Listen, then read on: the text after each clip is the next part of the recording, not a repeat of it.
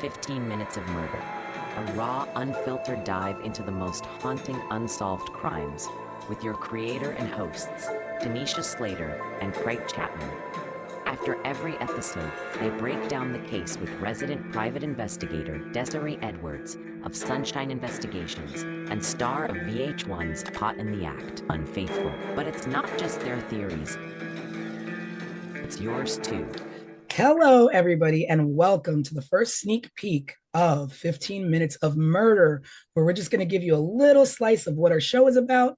I am one of your hosts, Tanisha Slater. And I am Desiree Edwards, your resident crime expert. And my name is Craig. We just wanted to give you a rundown of how this series is going to work. Every episode and every story and every case that we go through will start off with a sort of like preview television series that gives a rundown of the case that we're going to be featuring that week. In the first week, we will show this video, and then after that airs, people will be able to submit questions to us. You can also go to our website, 15minutesofmurder.com, and join our Substack. So we'll have a case file there for you to look at, and you can submit questions there. You can submit questions on our YouTube channel and any other social media outlet. And then the following week, we'll deep dive into the case through a podcast where we'll all join in, and you at home will have your questions answered, and possibly one or two of you will join us on the series. Craig, that's a big deal. The viewers get to join us and try and break down what actually happened. We can go from who done it to what's missing to what they missed. And with the crime expert, we'll be able to pick apart cases a little bit deeper. And our viewers get to kind of like keep us in line and let us know, Desiree, you think you know everything, but you don't. Here's what I think. See, I'm ready for that part. This will also give not only us, but everybody at home an opportunity to explore things that maybe weren't explored at the time that the cases happened. So alternative theories, things maybe we see that were missed, or any sort of like ideas that we might have or you might have at home. Yeah, I think the best part about this too is that we're going to be featuring all unsolved cases. So it also brings light to the 15 Minutes of Murder, which is also our title, obviously. But 15 Minutes of Murder doesn't mean like 15 minutes of murder. We're going to show you a 15-minute clip. It means every murder somehow gets its 15 minutes of, so to speak, fame. So hopefully with this, with cold cases and unsolved cases, we're bringing to light some things that maybe got overlooked. So you never know what we can crack. I'm hopeful that maybe some of these cases can become solved just from renewed interest, right? And new advancements and crime investigations and all that kind of stuff. So I'm excited. I think this show is going to be hugely beneficial, and I think our viewers are going to enjoy it. And we're going to be covering cases specifically from like the 80s, early 80s, where technology and crime solving was a lot different. It was more boots on the ground. That whole perspective of these investigating agencies just have experience overall that they may not have had 30 years ago. And they can employ those things and get some of these families and communities some closure. Maybe we should also take this time to sort of introduce ourselves in case people are wondering like where we come from and sort of what we're all about. I was a television producer for 20 years in New York, working on some good and some really terrible reality shows at MTV and VH1. And I started at Nickelodeon. And that's kind of how I met Tanisha. Yes, and my name is Tanisha Slater, and I have been in the television industry for over 20 years.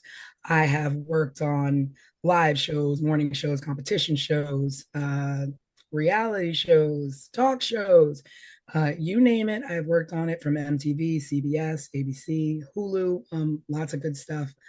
Like Craig said, lots good, but also some, you don't really want to mention. But I am a big true crime fan. Me and my gals, we get together on Fridays and we watch crime documentaries and throw our 2 cents in there. And that's why this show is going to be really exciting for me. I will be editing your shows, bringing you all the details from what happened to what didn't happen.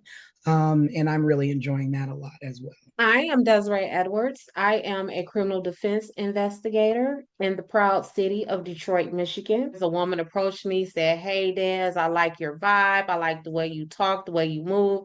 I own a private investigation agency. Do you want to come work for me?" I didn't know private investigation is a real thing. And that's what I've been doing. I went to work for her. It's been more than 10 years, and this is what I do.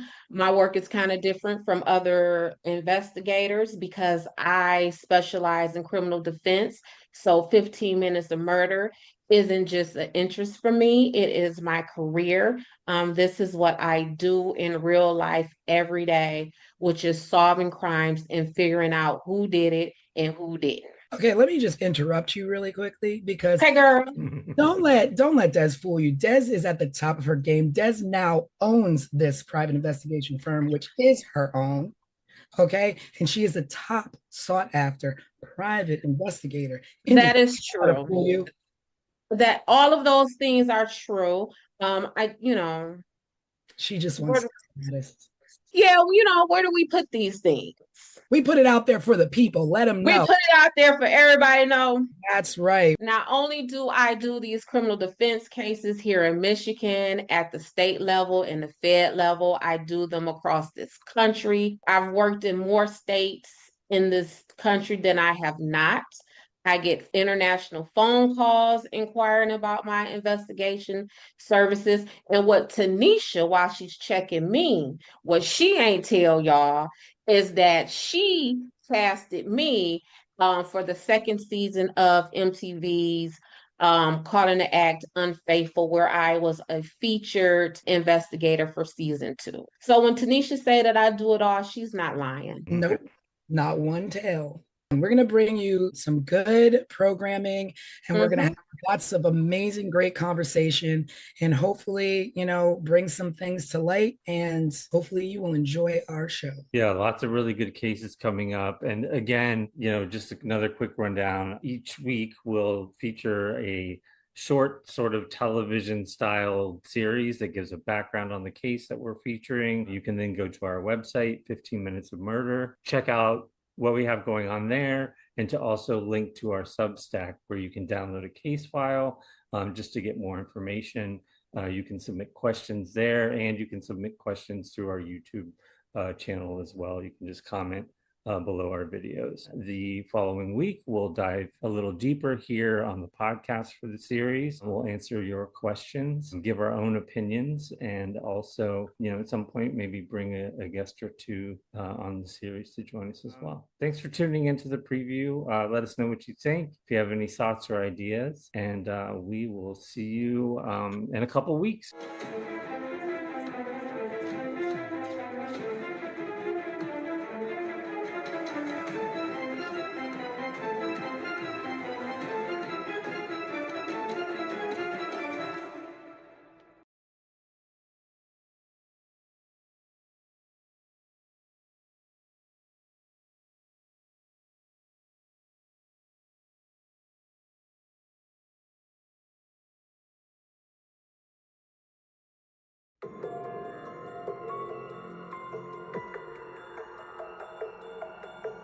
April 11, 1981. A quiet mountain town in Plumas County, California. A cabin in the woods, and one of the most brutal, unsolved mass murders in American history. This is 15 Minutes of Murder.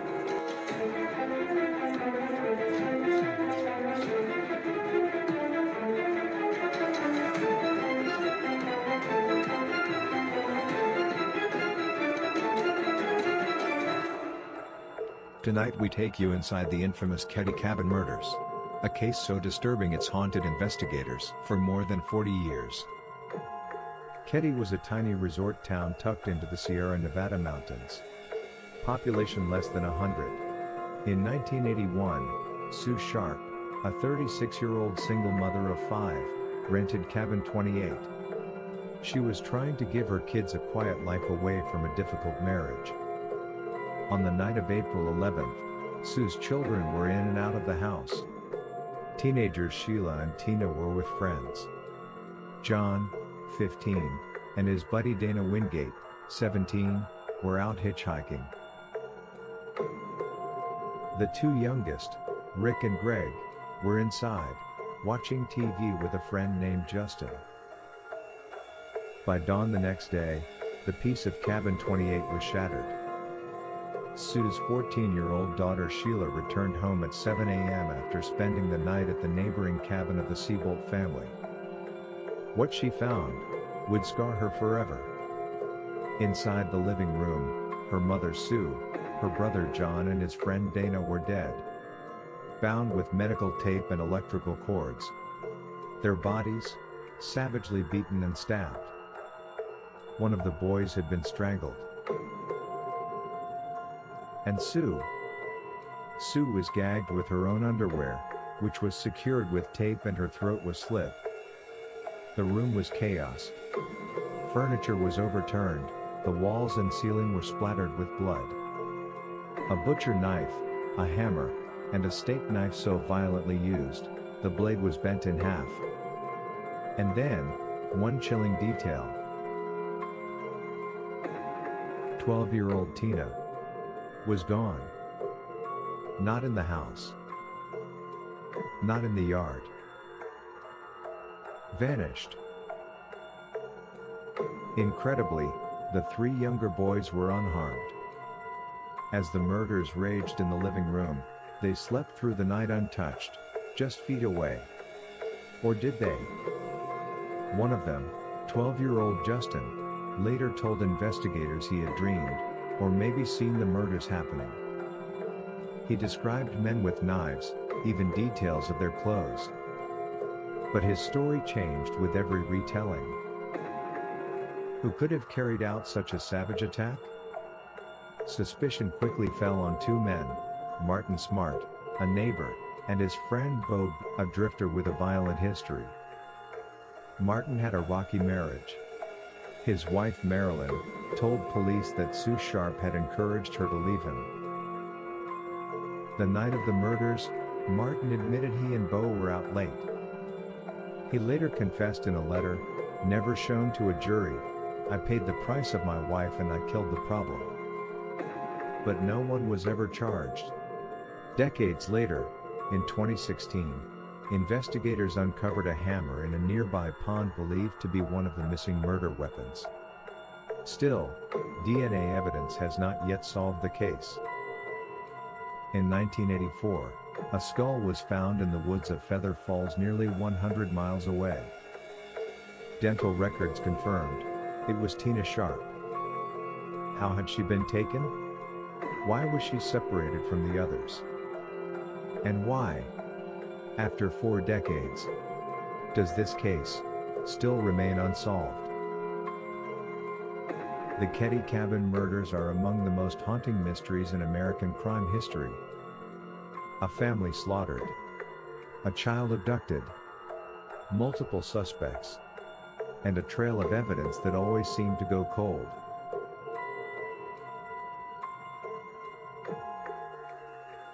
Was this the work of men fueled by rage and revenge? A botched home invasion? Or a conspiracy covered up by corruption in a small town? We may never know. But tonight, we ask you, what do you believe really happened inside Cabin 28?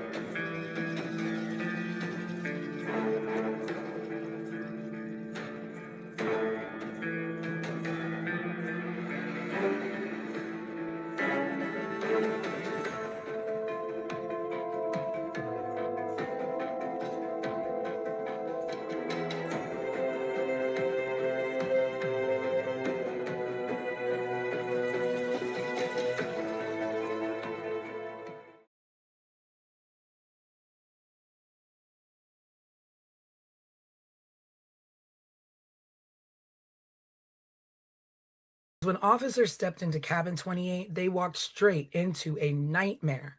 Blood smeared across the walls, bodies brutally attacked, 3 victims murdered, a child missing, and a crime scene so chaotic even seasoned investigators froze in place. And the horror that unfolded inside that cabin still leaves more questions than answers. Welcome to 15 Minutes of Murder, case file, the Ketty Cabin Murders.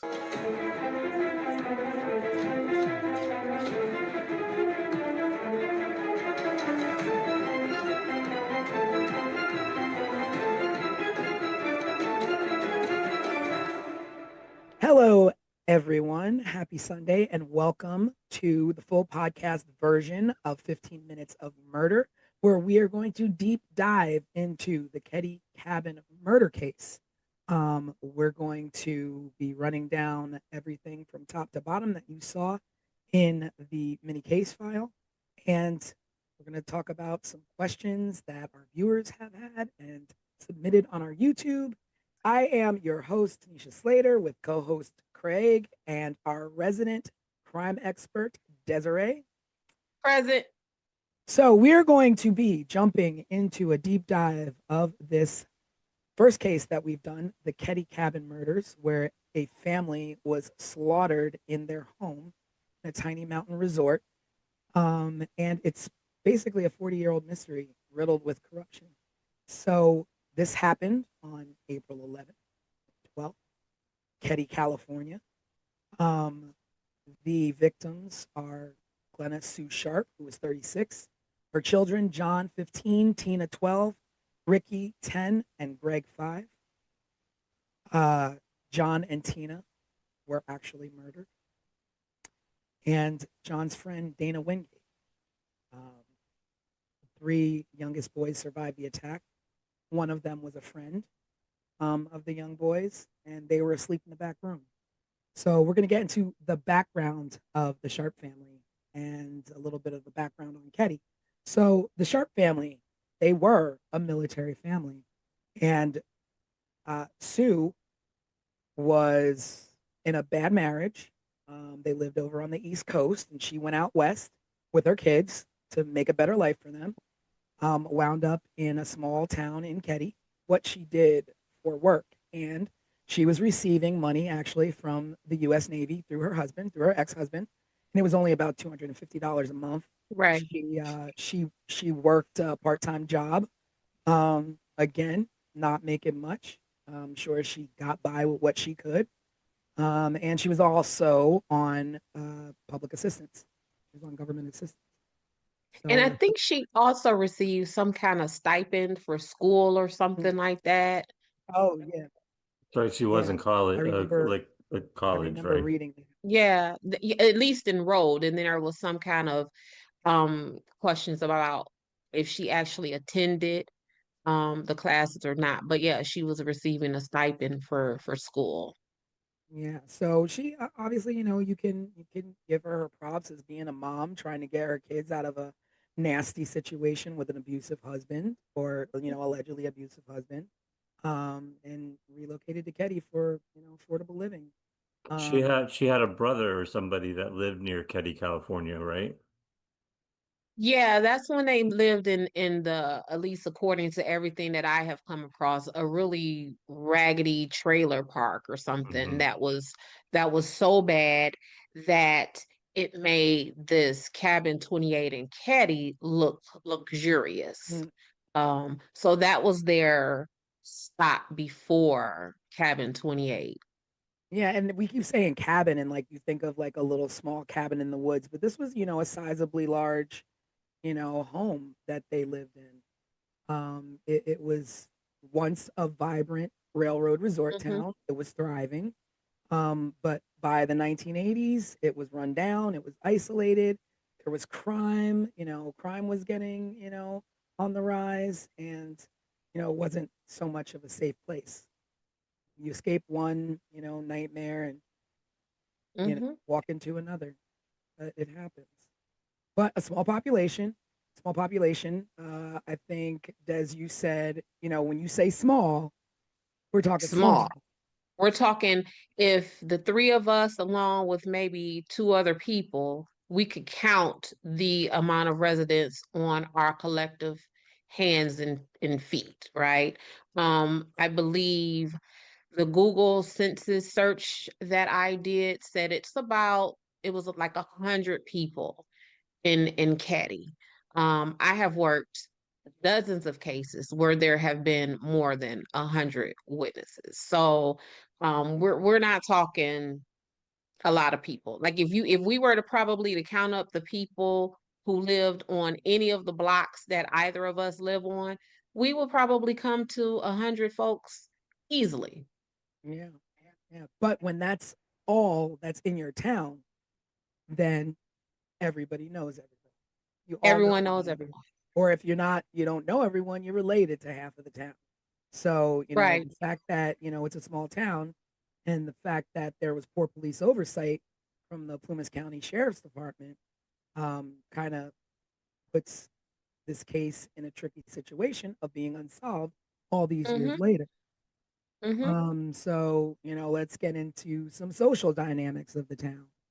So, supposedly there was some resentment towards Sue and tension with neighbors, um, jealousy, rumors floating about. Um, I don't know exactly what this jealousy was stemming from, Mm-hmm. but I could only guess that it might have been her neighbor and little thing happening there between her neighbor's husband, who wound up being a suspect for a minute. From the things that I've seen, I will kind of, I don't know, I would kind of describe Sue as maybe like a hot girl. I get from her that she was like maybe pretty and like the new girl in town. Um, that's the vibe that I get from her. And you know how it is when it's even like think about when we were in high school or elementary school, when the new person comes, everyone is like, ooh, a new person. Let me look at that person. But I get that vibe from Sue that she was just like that girl. Whether because she's Sue Sharp and just that girl, or if she was that girl because she was new in this community. But I get that it was a lot of jealousy around Sue. And, there's obviously things floating around of Mm-hmm. possible drug activity, Mm, uh, transient residents in and out. mm-hmm. And, you mix a lot of that. You don't know how much she got mixed into. And I also wonder if she knew that's what she was coming into, being that, she had family in Ketty. Did she know that's the kind of town she was walking into with her kids? Yeah, I don't know if because see, what I don't know is how long her family was in that area, right? So if her family was there long enough to know that this was kind of like a shady population, and they were just like, "Hey, sis, bring the kids to come out here." But it definitely was a shady population. And I think somewhere I read it was because the the sheriff lived there in cabin 28 previously, and it was some kind of scuttlebutt about the sheriff living in cabin 28 and therefore being surrounded around a lot of lawlessness amongst the community with him living in 28. So it was a shady environment. No, so I was gonna say, like, one of the things as you're setting up and going into the intro of the stuff that we're talking about, something that has always stuck in my head is the husband's name is John. I'm Mhm. sorry, James. James Sharp is Sue's ex-husband and this military person.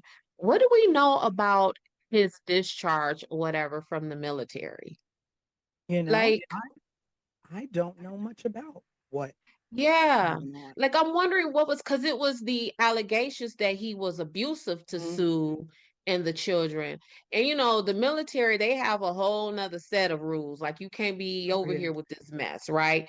So Not I'm at all. wondering if like he was discharged from the military and what that looked like Yeah, in that is his definitely That is definitely interesting. And you also wonder, like, what uh did he have any role in or say with her taking the kids, or was it, she Yeah. just got up and left?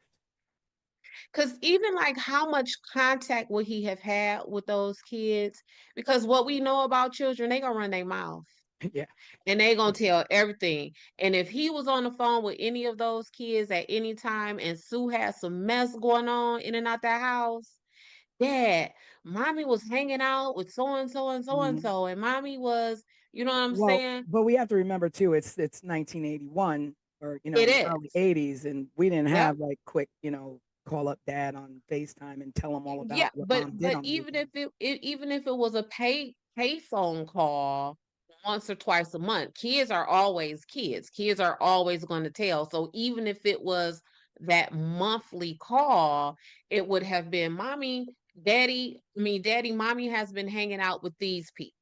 And as Yeah. far as the investigation goes, um, was James ever part of that? And did he ever report back to the investigators any information that the kids will have given him about the company Sue was keeping? True. Like, just where is James? I think that's a good question. Like all the research I did and all of the background I read about this case, they mentioned him and they mentioned that she moved a pretty long distance from the east coast of Mm-hmm. the US all the way out to Ketty, California, which I believe is like northern mid California somewhere up Yes. in the mountains.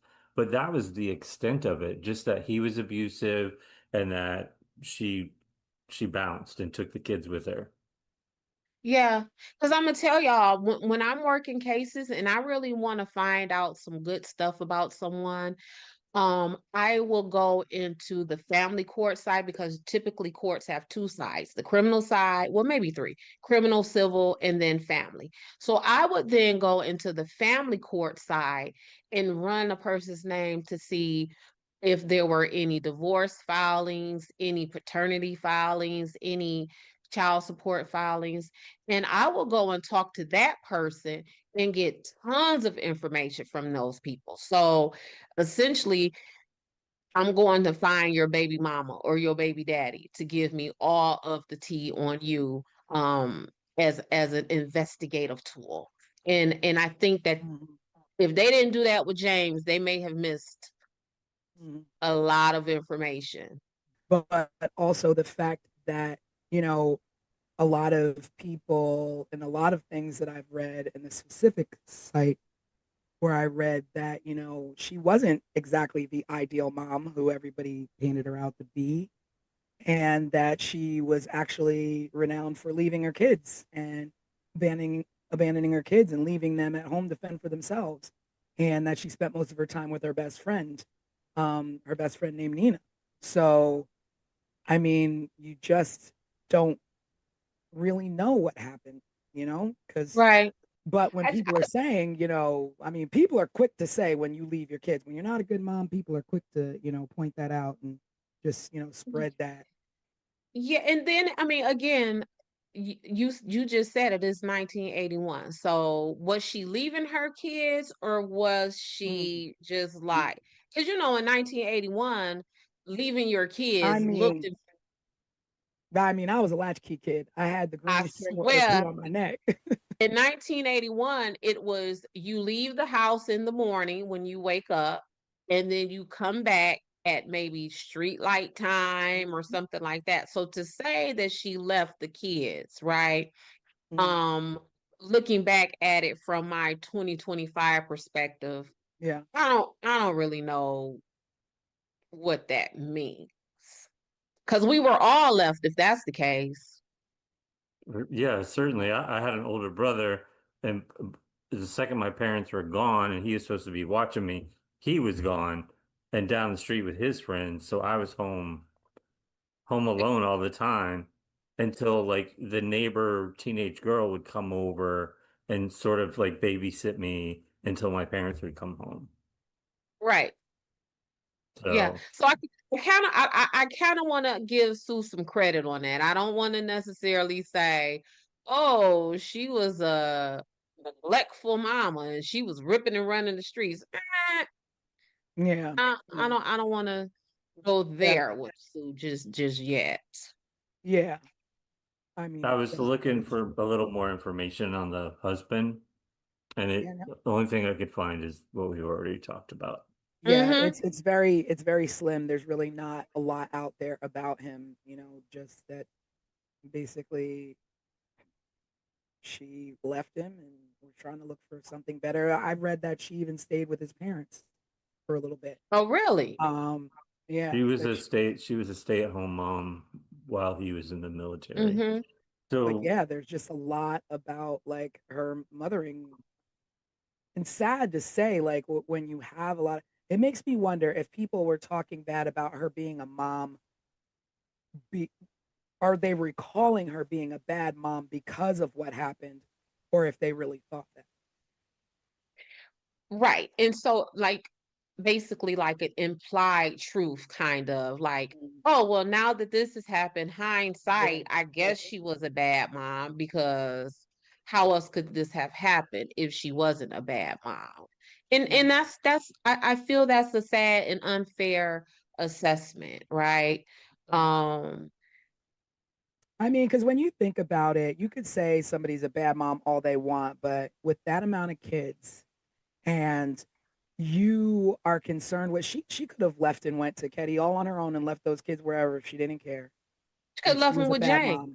She could have left them with James. She could have left them with their parents. Mm-hmm. Mm-hmm. So like you, I won't Mm-hmm. go down that road and and speak ill Right. in that way.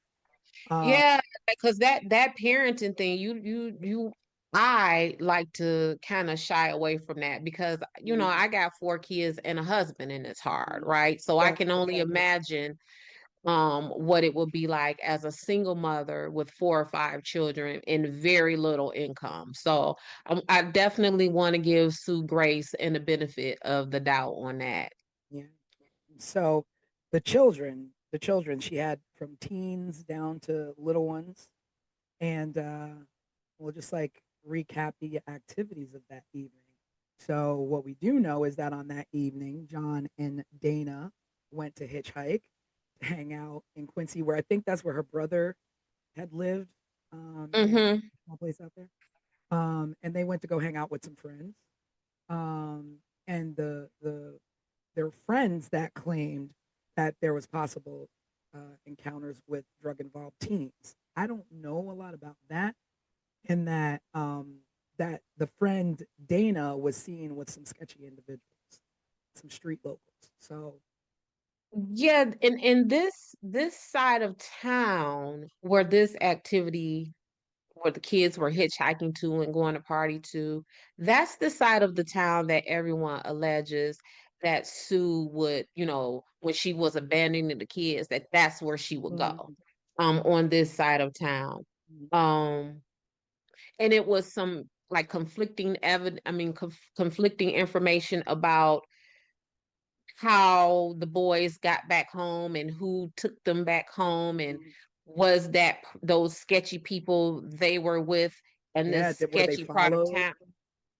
I mean, that's true too. If the kids Yeah, were like involved in something that mom didn't know about, did the kids owe money? Did the kids, yeah, get too cocky out there? Like we don't know. And yeah, and how, and who exactly was Dana Wingate? Like, like they couldn't have been, lifelong friends. These are new. This has to be a new friend. You don't know who he was or what he was into or what he got John into. Because I mean, you could go off on any angle and be like, oh, it was the kids hanging out with the wrong people, or it was right. Sheila hanging out with the wrong people. It was the neighbors who were jealous. There's just Yeah, so and that's what has frustrated me from the top to the bottom about this case because it has just been left with so many possibilities, right? So at some point, if we start off with 10 theories or 10 possibilities, at some point a thorough investigation will narrow that down. So now we went from 10 to now we're at 6. But with this case, all of these possibilities and all of these theories have been just left to fester and survive 40 years later. So we've got John and Dana who went off and they were out hitchhiking, doing whatever, young fellas do in the 80s. And Mm-hmm. then, you got Sue and the younger kids at home watching TV. Now, with Sue, her two younger boys, and their friend Justin. And, I guess they're all watching, TV, just sitting at home. Um, and I guess Sheila uh, was over at a friend's house. Now, the thing with Sheila being at the friend's house is that I had read that Tina, Tina, the young daughter, the youngest daughter, usually Mm-hmm. slept over at the neighbor's house, and Sheila never had anything to do with them. And that's because Sheila was new into Caddy. Mm-hmm. So Sheila was away, depending on if this is a theory that you believe, Sheila was away in another state having her baby. And she visited Oh, the Caddy wait a cabin minute. one time. So Sheila has a baby? Mm-hmm. So here, girl, here go the tea. So Sue's friends, the Meeks. Uh-huh. The Meeks had a boy in the family. I want to say Richard, don't quote me on that. But there was a son in the Meeks family that is allegedly the baby's dad of Sheila, got Sheila pregnant. Sue sent Sheila to Oregon to stay with relatives there and had the baby. So by the Wow. time, yeah, so by the time Sue and the rest of the family moved into Caddy, Sheila was away in Oregon. So she came to visit them like December, maybe the Christmas, because the murders happened in April. So then Sheila would have went to visit them around Christmas. So that would have been Christmas of 1980. Then April of 1981 is when the murders happened. And a few weeks before the murders happened, so now we're in late March of 1981, is when Sheila moved in to Caddy with the rest of the family. So then that makes it even Mm. stranger that she Even would be at the stranger. neighbors and no baby. And no baby. So that's a whole nother theory, right? Where supposedly the Meek family was pissed off at Sue for putting this baby up for adoption because the Meek family wanted the baby. And the Meek family saw this baby as the first grandbaby of the family. Oh wow. And So where did the Meek family live? they lived on the best way for me to describe it is that they would have lived on that sketchier side of town. Not to Yeah. say that the caddy cabin ain't the sketchy, because obviously it is, Yeah. but they live on that other side of the town. Yeah, Okay. because that now that you say that, it makes it even stranger to me because my mind started going to like what Sheila into. And so I was reading that, it was typically Tina because the neighbors had younger kids that Tina would go over and Mm-hmm. always spend the night there and, hang out there. But that night, while Tina was there, Sheila went over and sent Tina home and Sheila stayed there. Mm-hmm. So Tina would have been spared had she stayed like she typically would at the neighbor's house. Right. But Sheila sent her home, Correct. which is odd. Which is odd. Um, Sheila sent Tina home from the cabin that was right next Directly door next door. to them. And no one in that home allegedly heard any noise, any bumping up against the wall, anything coming out of that house. And what was also something to me about the Seabolts is that because that's the family who lived the in that neighbors. cabin next door. They said, I got it in my notes because it stuck out to me crazy. Y'all, give me 1 second. According to the timeline that I have, Sheila went to the Seabolt's house at around 8 p.m. Mhm. Then the Seabolts reported seeing a weird green van outside of cabin 28 at around 9 p.m. Then Tina is sent home at 9:30. Which is late for a 12-year-old, right? I think she was 10. No, she was Yeah, 12. and that's 10. But not only that, this is what struck me. This is a town of 100 people. So that means we're a close-knit community, right? So if I notice a vehicle that I hadn't seen before outside my neighbor's home, and then the next morning I found out that that neighbor's home that weird vehicle was parked in front of, people were right, murdered and slaughtered in that right, vehicle. right. I With mean, a slaughtered in that CCTV home. out. If we're a small town like that, whose green van is that? I've never seen that Yeah, green van. yeah, If someone pulls up in a green van in front of my house right now, I might just look out the window and be pissed off that someone parked in yeah, front of my house, right? But I live in a larger city. yeah. But in a small town like that, I and think the then first place I'm gonna go is to Quincy. Start looking for a green van. green van.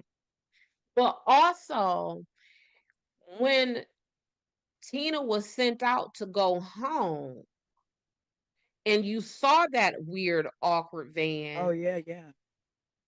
you're not like, Tina, hold on. Hey, I'm finna walk Tina home. There's a Right, car out here. right. It's just, Yeah, and we don't know how Uh, long that car was out there or when it mm-hmm, left. mm-hmm. So did someone send Tina away to be murdered? Mm. I mean, Tina was ultimately not murdered at first, right?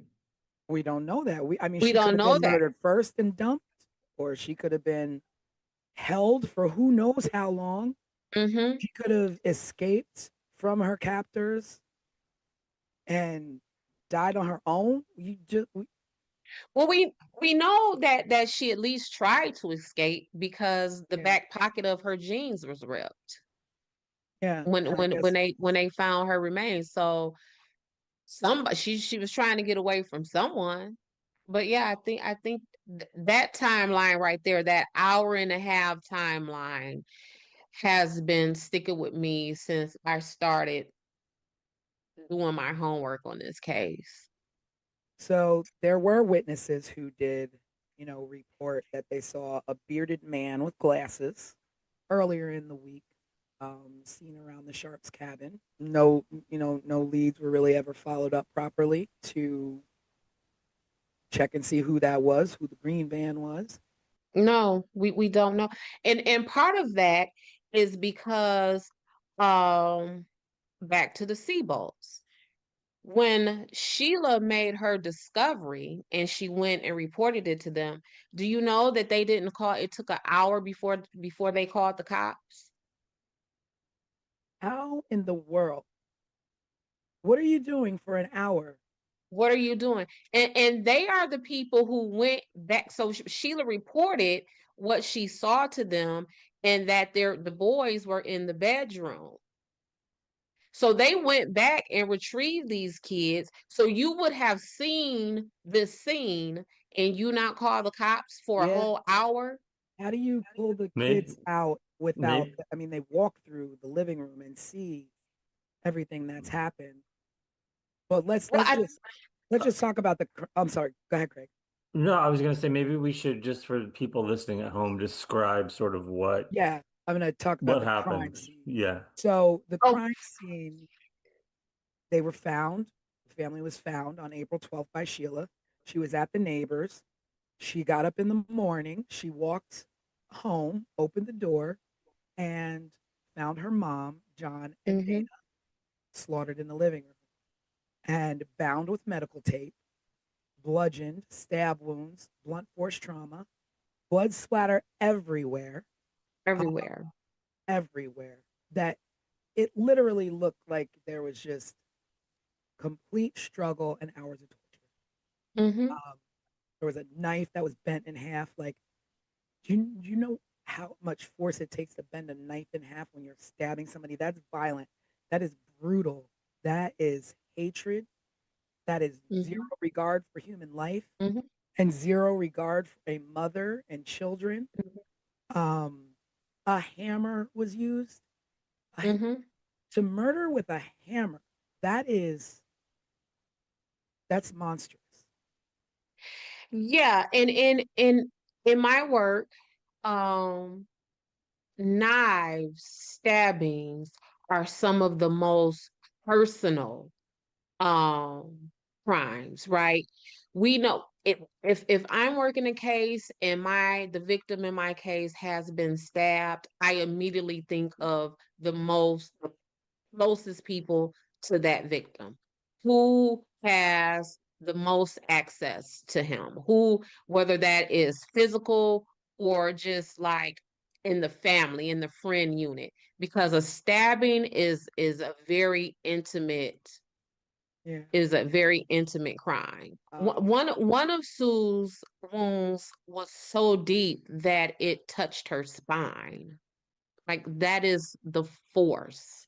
And just think about your torso, your body right now, like where your spine is. You know what I'm saying? Like someone would have to force that knife through your torso, through your chest cavity or wherever and reach yeah. your spine. And your spine is deep in there for a reason. Yeah. And And It's that so knife, protected. that knife, in the pictures, it almost looks like they would have had to like push down on them, like Mm-hmm. almost cave them in a little bit to reach down in that deep.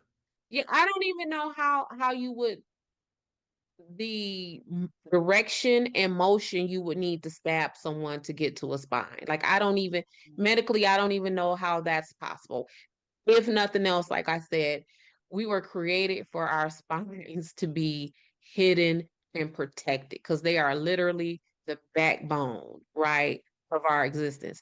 And for you to reach that, and so I I want to mean, say, just for our viewers who are like love timelines and accuracy and things like that. Sheila allegedly returned home that morning to make this discovery at 10 a.m.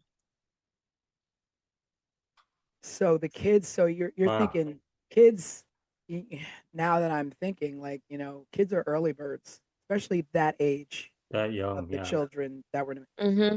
there's no way they didn't get up and walk around that house before Sheila got there and possibly Mm-hmm. seen what was happening. Uh, The neighbor, was it the Siebel father was the one that went to the back door to get the boys out. The boys that survived came out the back door. They didn't want to take them through mm, the house to see the murder scene, essentially, is what I read. Yeah, and so I get that, but what also I don't get about that is if you walk into the home and you see all of that carnage and you see in this other room over there that there are alive people. You just leave them there. You don't say, "Come on, y'all, let's go, let's get out of here." You Yes, what do you she left and she went back next door, right? right? She went back next door, but if she would have saw them, why wouldn't it have been, "Come on, y'all, let's get out of here"?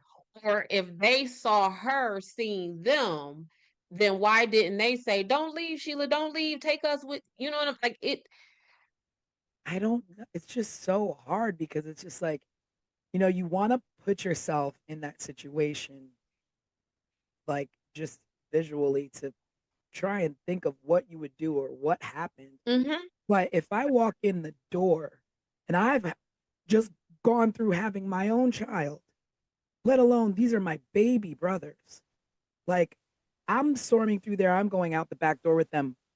Is someone still in the house? Are they still there? Right, right. Like, how do you? Where's the sister? Where's my little sister? Yeah, where's my little sister? Like, what? Yeah, what are they? Ricky, Greg, Justin, where is Tina? Yeah, Hmm. Yeah. I mean, Where's Tina? So it's again, it's we could do this. This caddy stuff is enough to well, carry. it's like the theory or whatever is that either one, the killers weren't threatened by young kids or even worried about these kids being able to identify them, or be able to pick them out of a lineup, or they knew them and were like, let the kids, that's not what we came to do. But what did you Mhm. come to do? Like, what is the Right. point? Like, why? And there goes the motive again. Why? Why? Like, Yeah. why do you slaughter a mom and her two sons? Were you there to murder Sue and the younger boys intervened and you had no choice there? Mm-hmm. Or were they all sleeping? Like, when the boys came home, like, what were they doing when they were approached, or when someone broke in? Did they break in? Did they sneak in? There was no signs of breaking in, so they Right. obviously just came in. Right. Yeah. Well, no one needed to break in, because the way the house was laid out, like you see how the in the pictures, the front of the cabin looks very cabinish. Mhm. And the back of the house looks very houseish, Yeah. right? And that's because it's a addition back there. And the older son, I want to say is John, he lived back there. And there was only one bathroom. And so they kept the house open so that John could come in and out to access the bathroom and, the kitchen and, sit around with the family. So the door would have always been open. No one would have needed to break in. No, there wouldn't have needed to be a sign of forced entry. So, like, thinking and knowing and knowing about the case, three basically grown-ups, because when you're a teenager, you're big enough. Mm-hmm. I mean, you see the boys, they're not little, you know. They were So 17 at the time, right? yeah, so I mean, Mm-hmm. they're nearly on their way to being young men. So there were multiple weapons. I mean, I don't know from experience, but I do know that murdering someone is a physical, exerted activity, Mm-hmm. um, because you're fighting someone to overtake them. And Yes. so, can one person overtake two boys and a young mom trying to protect her kids? So, is there more than one? Yeah. I was for that scene, the way that scene looked and the damage that was done to Sue and the children, I would dare say that it was maybe two or three people in that house, because we would have needed someone to not just cause the harm, but we would have needed someone to control that scene. Because otherwise, you know, someone coming out the window, Yeah, someone's running out the back door. And yeah, in fact, while we're talking about the back door, there was a weird fingerprint or thumbprint on the railing of the back stairs, and linked to who? unidentified. Yeah, that's what. So, Ketty, this is what we're talking about. And but that jives with, maybe that's the reason why there is no forced entry, because if you are Sue's friend and you visited the family regularly, you would probably know that they kept that back door open.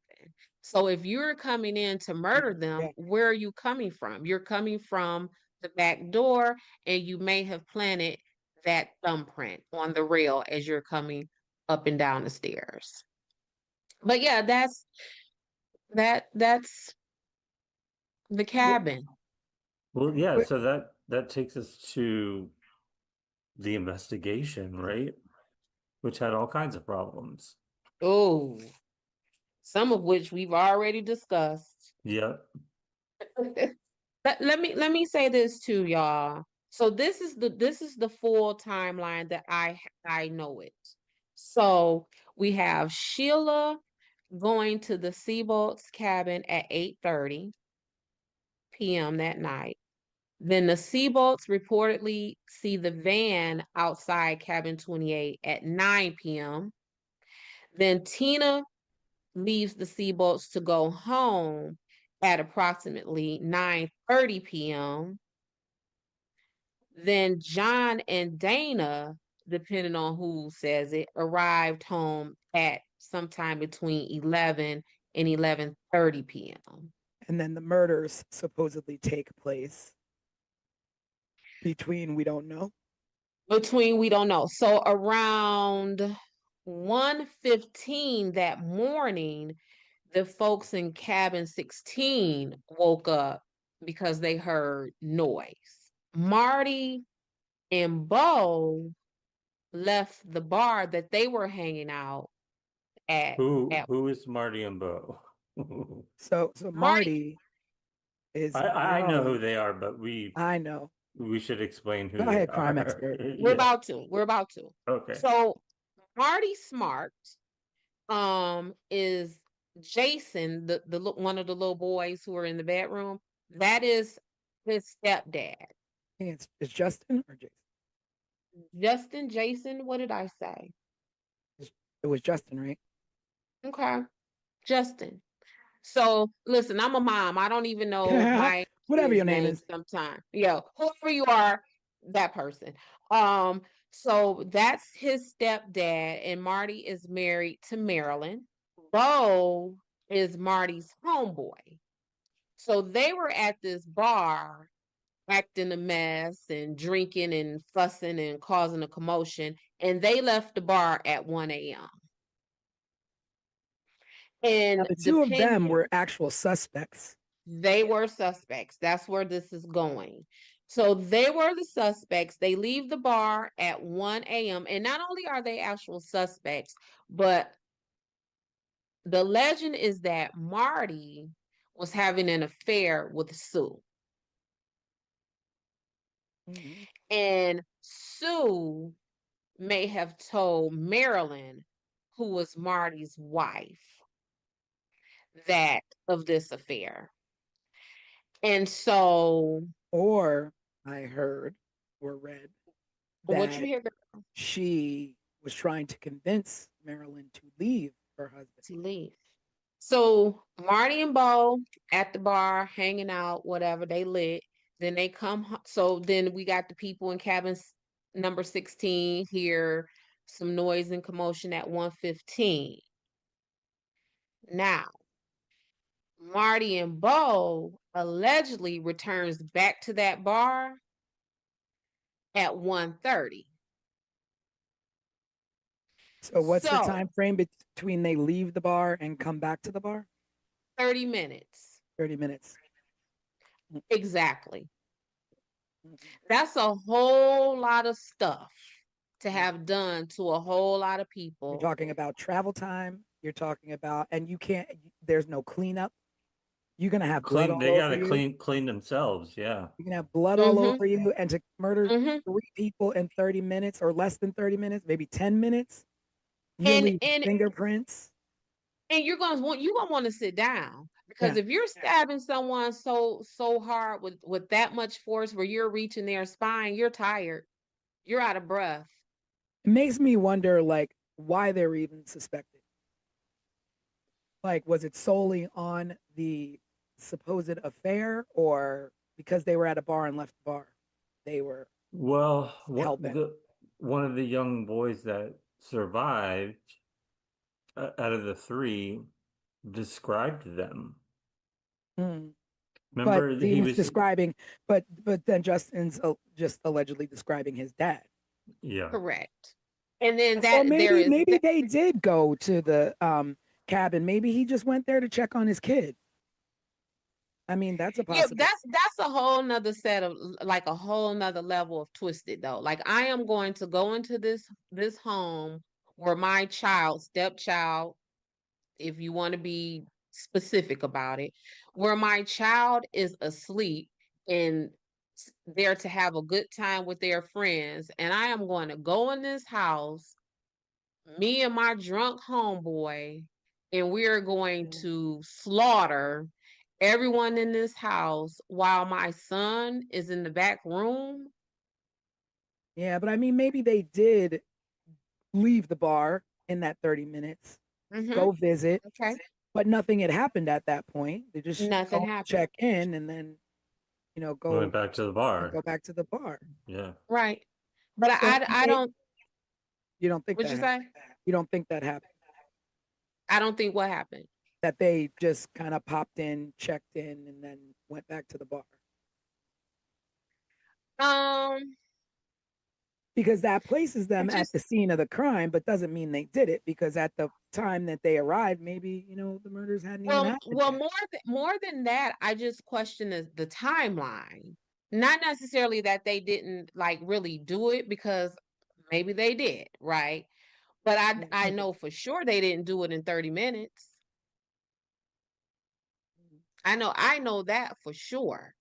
Well, to talk about the main suspects, Martin Smart, of course, Martin inmates in Smart. Maryland, supposedly having an affair with Sue, was their Mm-hmm. neighbor.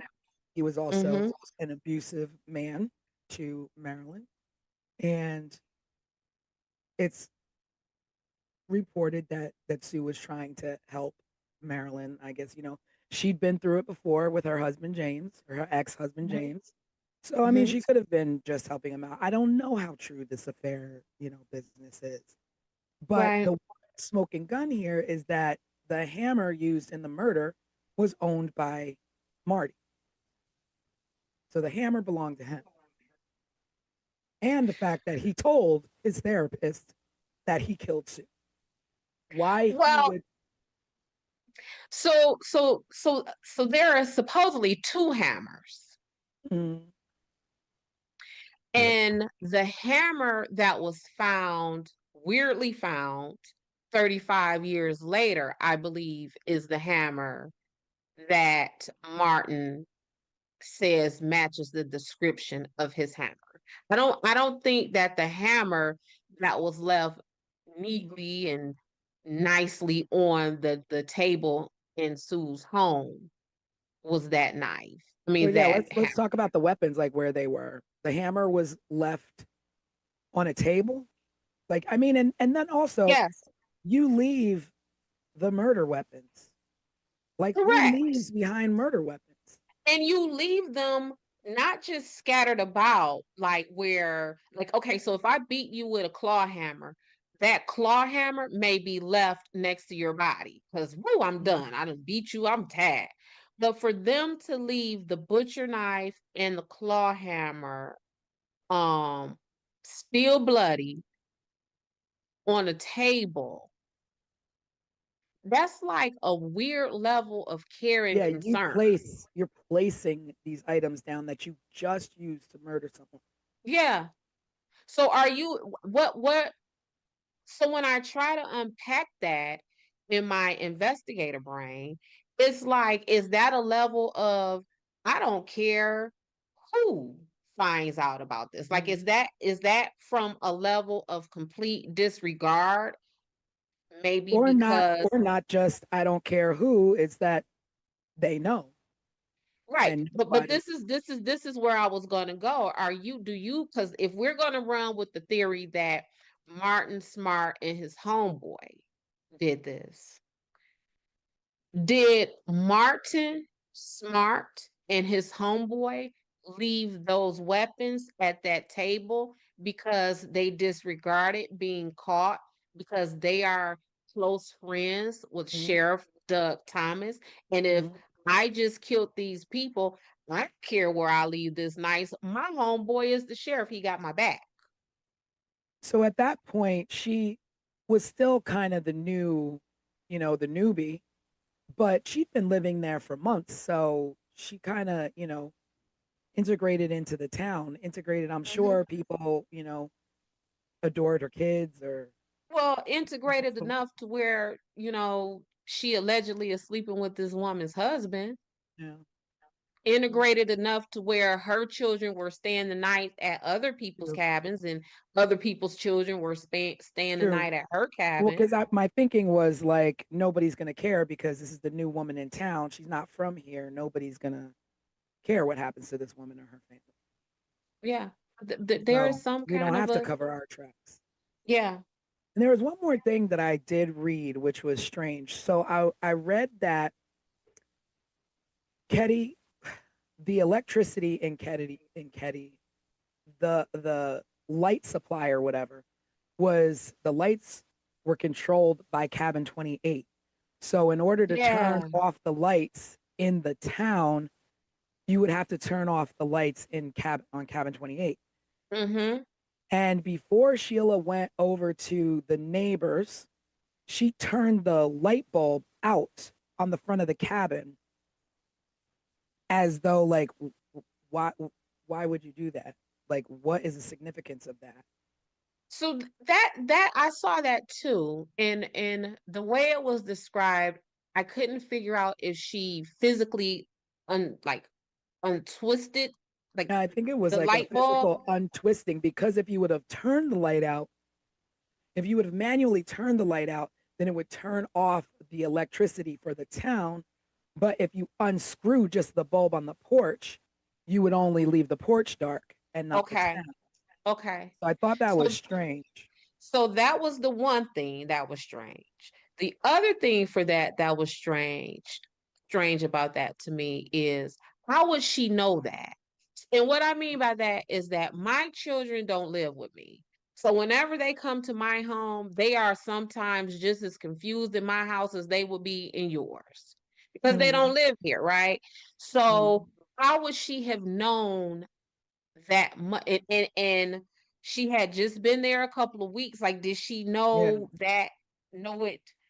Oh So it yeah, makes by the me way, think, Sheila, yeah. So it makes me think like it's like you'll know the house because it'll be the only one without the porch light. it'll be the only one without the porch, without the porch light.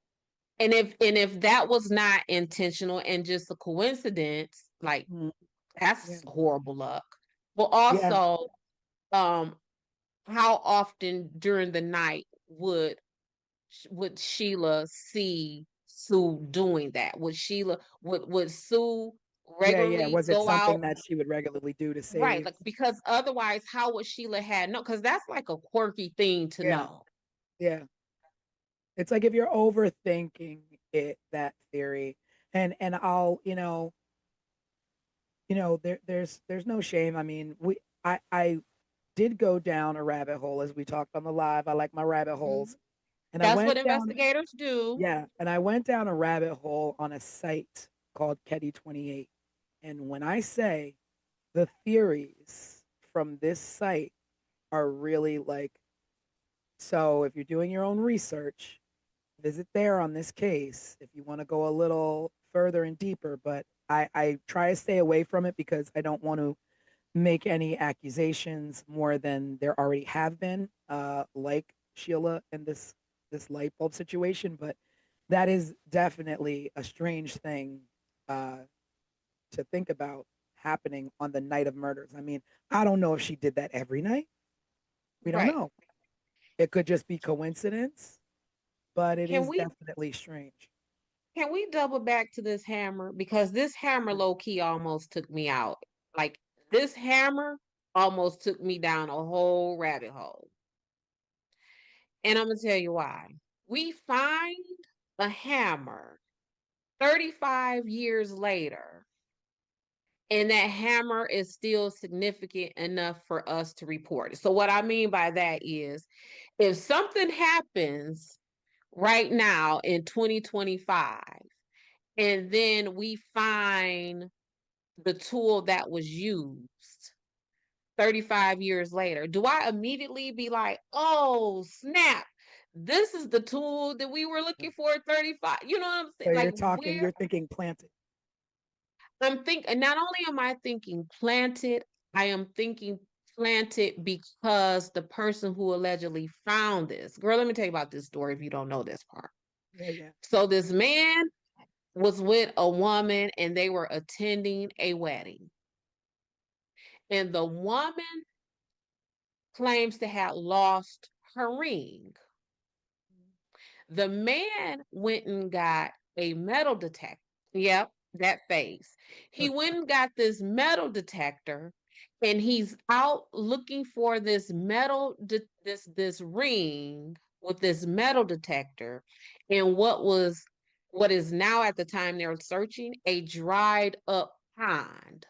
And it is in this dried up pond where this man is with the metal detector looking for a ring that belonged to a woman who attended a wedding. And then we find, well, maybe the pond was not empty at the time. Maybe it was a reservoir and it just happened to drain. I don't know.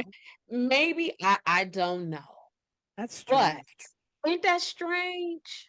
And so what this guy finds, instead of the ring, he finds the hammer and then goes and reports it as though the first murder in the town is in the back of his head. And he's like, let me go report this hammer because this has to be the murder weapon. And it's 35 years later. Yeah, because if I found a hammer laying somewhere, I wouldn't I think wouldn't anything think of anything. it. You Yeah. wouldn't think anything of it. I would just probably throw it to the side and keep doing what I'm doing. Yeah, I probably wouldn't even touch it. I just keep on moving. I wouldn't even have thought about it. Yeah. Oh, a hammer. A hammer.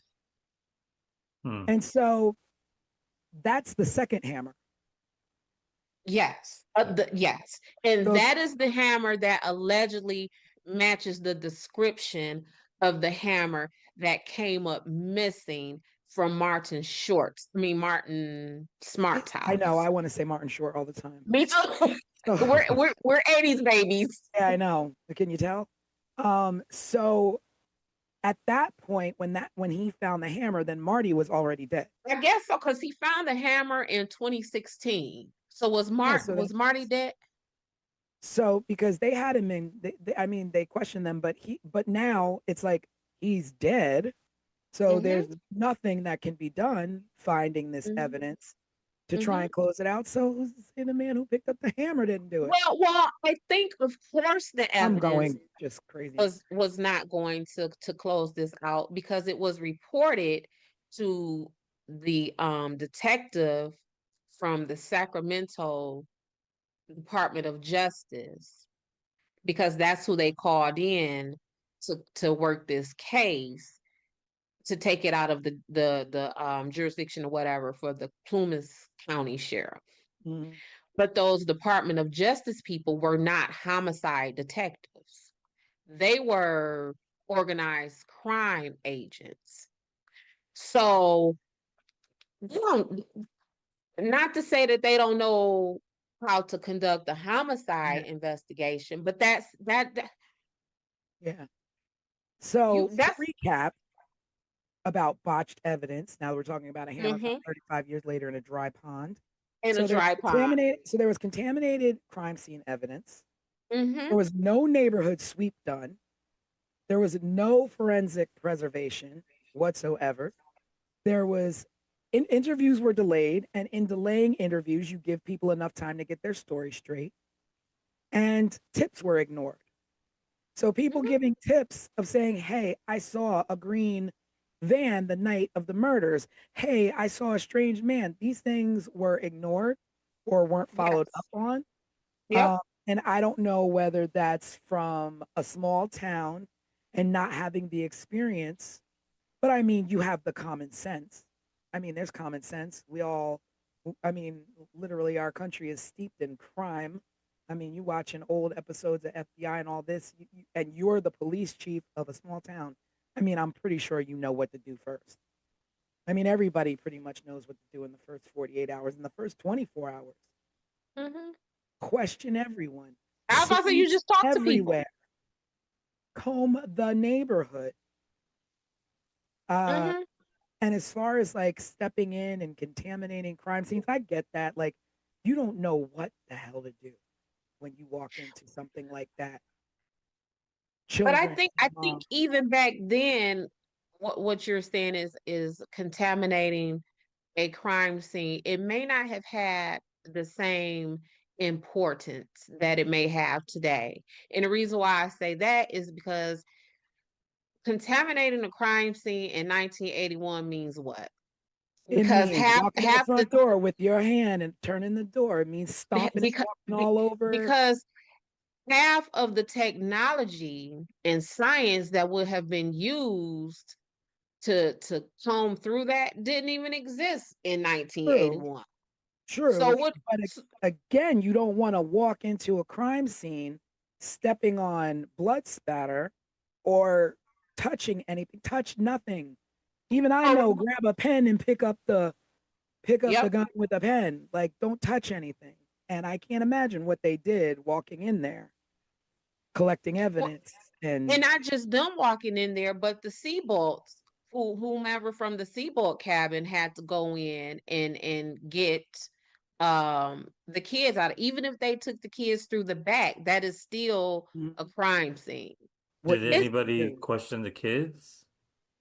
Well, yeah, so they because did. Justin, he was And 12, right? and yeah, they talked to the kids, and Justin is the one who gave them the varying descriptions. So at one time they interviewed the kids and Justin said he saw this. And then another time they interviewed the kids, Justin gave a different account of what he saw. And that's the part where I say they needed to call in that forensic psychologist, because at that point we need someone who is specifically trained to withdraw that kind of memory and recollection out of someone through their trauma, through their sleep, taking in account that they are 10 years old or 12 years old, or however old he would have been, to just have a regular homicide detective to interview those kids. They got what they got because Yeah. of that. But also, like when he's saying if a kid, if they're claiming the kid slept through the night and saw nothing, Mm-hmm. how do you have Justin who is telling you what he saw? And Mm-hmm. if he saw something, did he see men hanging out there before he went into the room and nothing and everything was fine? And they knew these people who were in there and that's what he saw? Or did Or he how see the murders happening and ran back to the room?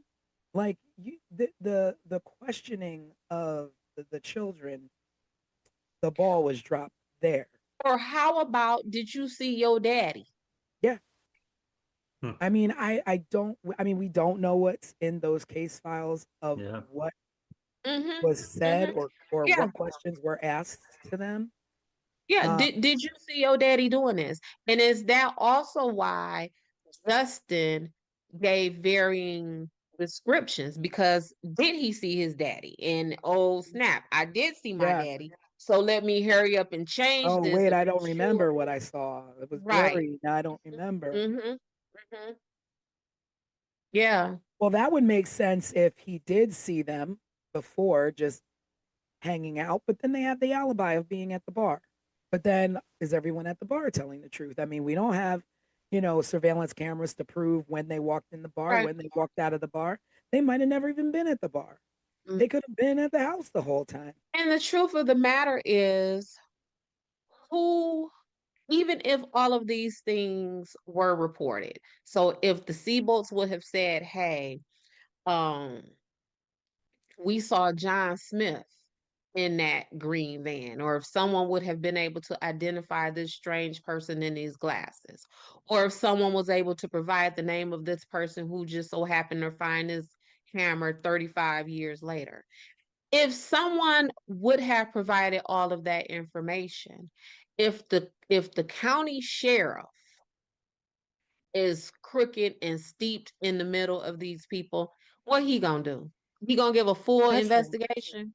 That's true. But then also to go back to like, were they at the bar or weren't they at the bar? Talking about who Bo was, Marty's friend. Mm-hmm. He was an ex mob enforcer. He lived Correct. in Martin's basement. He had a Yeah. criminal record and he had ties to the FBI. So if they Mhm. wanted to cover up anything, no problem. They were at the bar. No problem. We're at the bar. Better yet, no problem. We just gonna go ahead and sit these knives on the table because Yeah, we ain't worried about that. We ain't worried about nobody no figuring out what. problem. We'll leave you something to investigate. That'll Mm-hmm. lead to nowhere. We got to leave Mm-hmm. something. Mm-hmm. I mean, that's crazy. And like, what exactly is an ex-mob enforcer? Like, w- you're it, you get out and they ain't not pulling you back in And they not pulling back in. Well, we know just in a from small neighborhood town. gangs, Yeah, just from neighborhood go ahead, gangs, they Danielle. think we can't let you go. Where do you think you going? An ex-mob enforcer. Like An I don't ex-mob feel like that is from just Chicago. So in a small town. Yeah. somebody from Chicago finna move to Caddy, California, and live in a cabin. No, Yeah. live in someone's basement in the cabin, Yeah. and you from Chi-Town. Nah. That's not happening. Mm-mm. Well, What you about to say, Craig? I'm thinking of I'm thinking forward a little bit now because I'm starting now to think about three different things. Um, Okay. the letter that Marty wrote to his wife, where he Yeah, that's going back essentially to him telling admitted his therapist.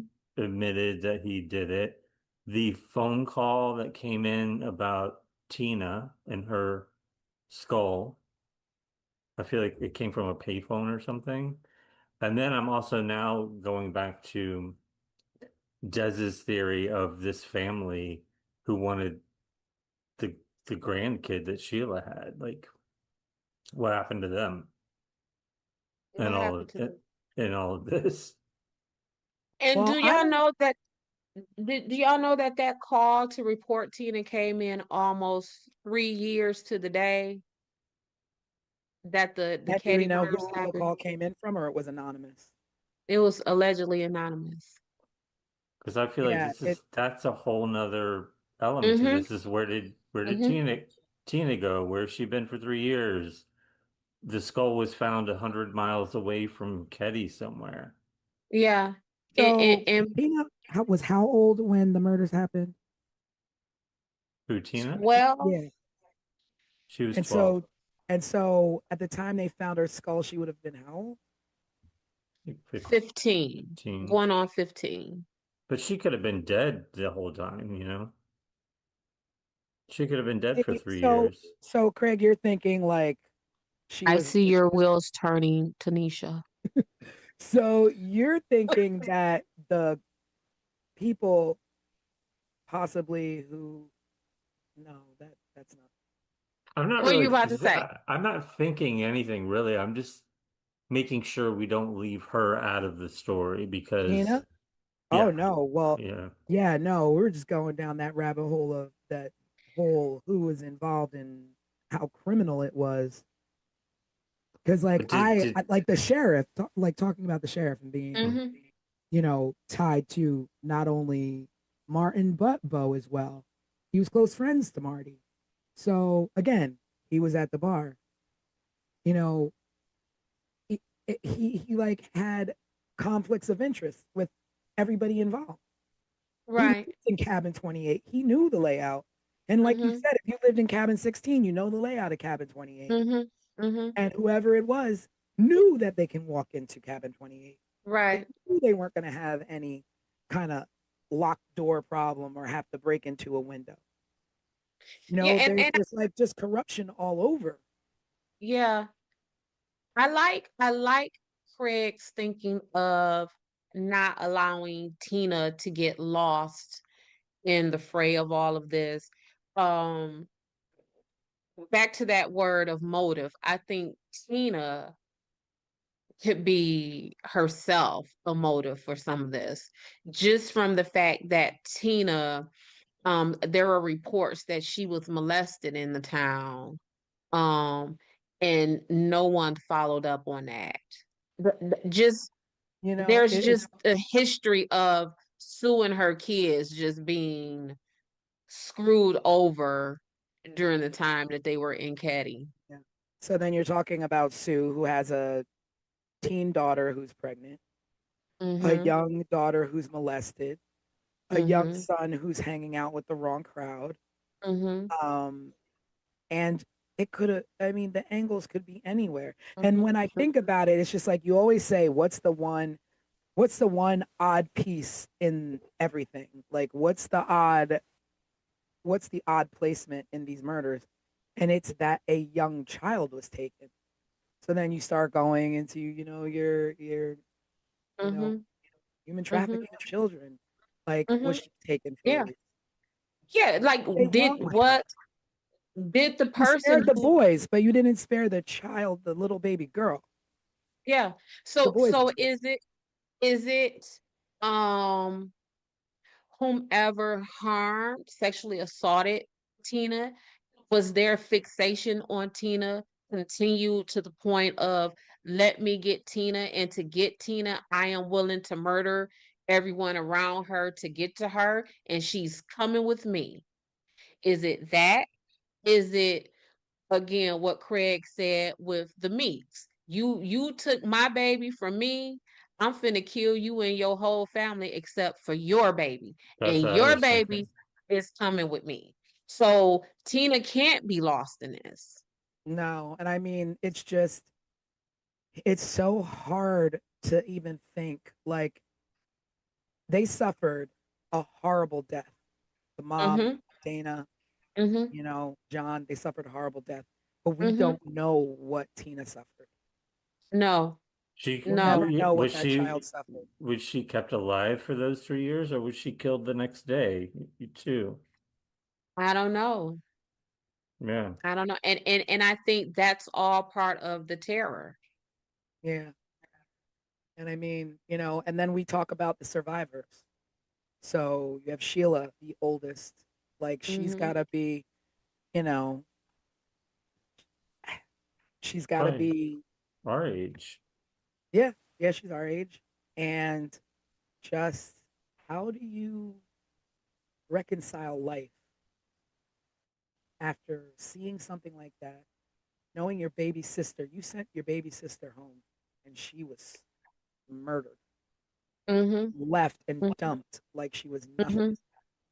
Mm-hmm. And the truth of that is, whether you did that intentionally or just out of a mistake, that guilt will be the same. Yeah, yeah. Just the what if. I mean, I What can't if? imagine the Yep. what ifs. Yep. And even the young boys who were in the other room, and though they were just young,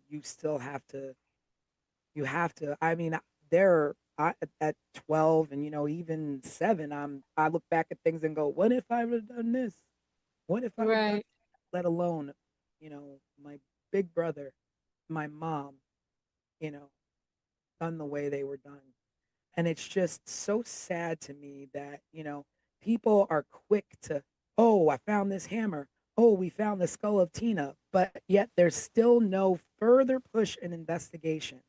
And Sheila to this day is still trying to investigate and have, answers for her family. And I don't yet nothing.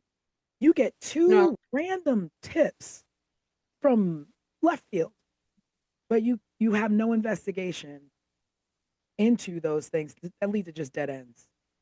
Yeah.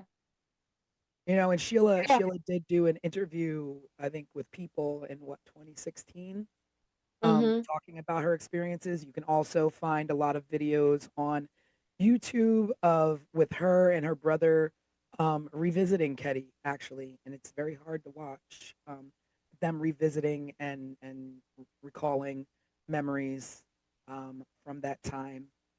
And it's just, I really hope that she can find the answers to what happened to her family. She deserves that. She absolutely deserves that. And I think, um we all do. Mhm.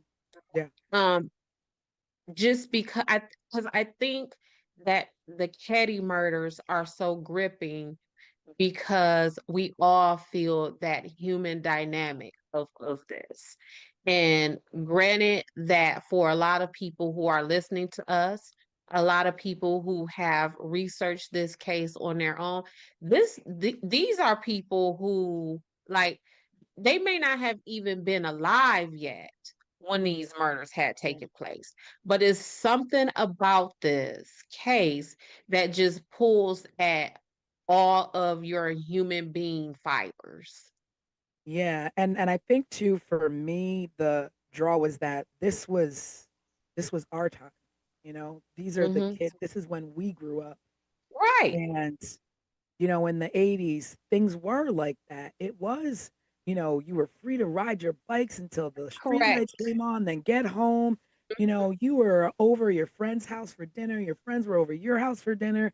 And it Hmm. was that it was a little bit of a more of a carefree. You didn't really worry too much about your neighbors. You could Right. leave your doors unlocked in some places. Right. And to just think like you put yourself in that, like, I think of the friends that I grew up with and I'm like, I just can't even imagine. Right.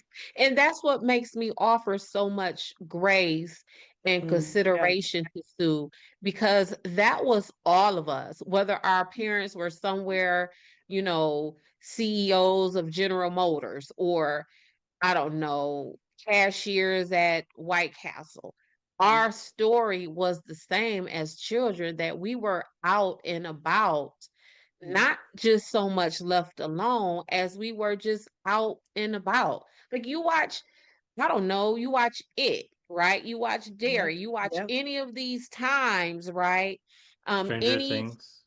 yeah, Yeah. any Spike Lee movie where he, That was the 80s. yeah, that is what that element was when it comes to children. So that's, again, I don't want to, you know, dog Sue out about that, because that of this whole case, that right there is the one thing that was closest to the normal Yeah. than anything else. And also, you in saying that you don't want to dog Sue out for the way she raised her kids. And I mean, I give her credit for breaking away from an abusive man and Mm-hmm. wanting better for her children, whether she let them run about or not. And kids are gonna, I mean, you could try and raise your kids as great as you want, but there's all kinds of influences out there. And Right. just like you don't, want to dog out Sue, I don't want to, you know, put this like Sheila did it. She's the only one who survived and the boys were too young. Like this is just, your brain tries to think of anything to grab onto to explain away what happened to these people. Because guess what else Sheila has to deal with? It's not just the guilt of, dang, did I send my sister over there inadvertently to be killed? Or, dang, I don't know who killed my family. She also has the burden of being the sole survivor, and everybody like, "Oh, you did it." Yeah. And not only that, she also has to live with the fear of Right. being no one's caught, someone's still out there. What did Mm-hmm. they want? Did they want my mom? Was it me? Was it my Right. who was it? Like you still live with that fear and that like, you know, that just you cannot trust anyone in your life. It, it's also her two younger brothers. They were ones that I could never find any information on during this Yeah. whole research Yeah. process. And I But they're mean they're that's still alive and they're still out there. yeah. But I mean, at that point I'm like, they have to be protected. Um, what the psychological trauma that they've probably grown up with, had to deal with, and whether they got, professional help or not, that's another Mm-hmm. thing too. Like, were they just left on their own to figure out how to Mm-hmm. navigate life with a tragedy like that? Did they grow up with anger? Did they grow up with hatred? They grow up to be kind young men? Did they grow up to be family men? I mean, I don't know. Mm-hmm. Yeah. I don't know. Yeah, I no matter who actually committed these atrocities to this family, right? Um, I blame law enforcement. That is where I hang my hat for the blame of this, not for these people's murders, but for this to be so unresolved. Like, I blame them for every ounce of pain that Sheila had to go through, that she still goes through, that her brothers and other family members are going through. I blame them for that because it just feels like there was not just a botched investigation. I feel like there was literally no investigation. And Yeah. that's worse. Yeah. Because at least with a botched investigation, there is some effort, whether that you did that botchness on purpose or you did that botchness by, natural ineptness. At least there was effort. I don't feel that there was effort here. Yeah. And they deserve more than that. This is something we could talk about for another 2 or 3 podcasts. Yeah. Whole And it season. was, yeah, and it was strange. What feels strange to me going through this conversation um, tonight is that I don't know why, but for some reason in the back of my head, I kept thinking about this being a murder that was solved and it's done and it's over. And it was sort of like a realization hit me that like we could talk about this forever because nothing was ever solved. Right. No. Nothing ever, there was no conclusion. And there Yeah. Yes. I probably mean, never will be. well, there was a re-emergence of the case in 2016, and the Plumas County Police Department or Sheriff's Department announced that they know who the killers are, and because there was new evidence found, there was DNA on tape and some other items, and the hammer found in the river matching the description of Marty, and and Marilyn Smart finally spoke out publicly, and we can definitely link you to that. It's living on YouTube Crime, cover-ups, and connections. corruption. Yeah. Crimes, cover up, and corruption. Yeah, and I mean that saying that you know who the killers are and those killers are no longer. It doesn't close anything. It doesn't. No, no, because And because again, because going back to the fact they were at the bar.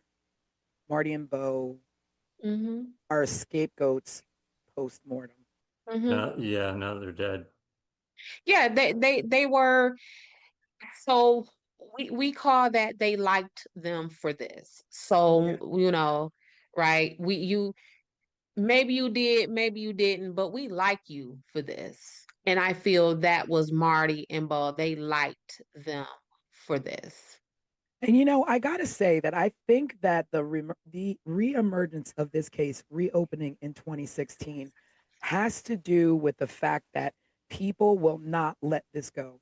People will Mm-mm, not let this family go without answers. And I think that the more people who are covering this in podcasts like ours and mm-hmm, covering this and bringing it to small towns, small town newspapers, or even like visiting Ketty to visit where they tore down the mm-hmm, town, um, people will not let this go because it's so unsettling. And like you said, this was the 80s. This was majority of us. And I think that's why you had that in 2016, and the fact that Sheila won't let their memory go without some sort mm-hmm. of justice. Right. I mean, and even at this point, I think there's a difference between justice and truth because you can get justice in the wrong man, but I don't think we'll ever know the truth.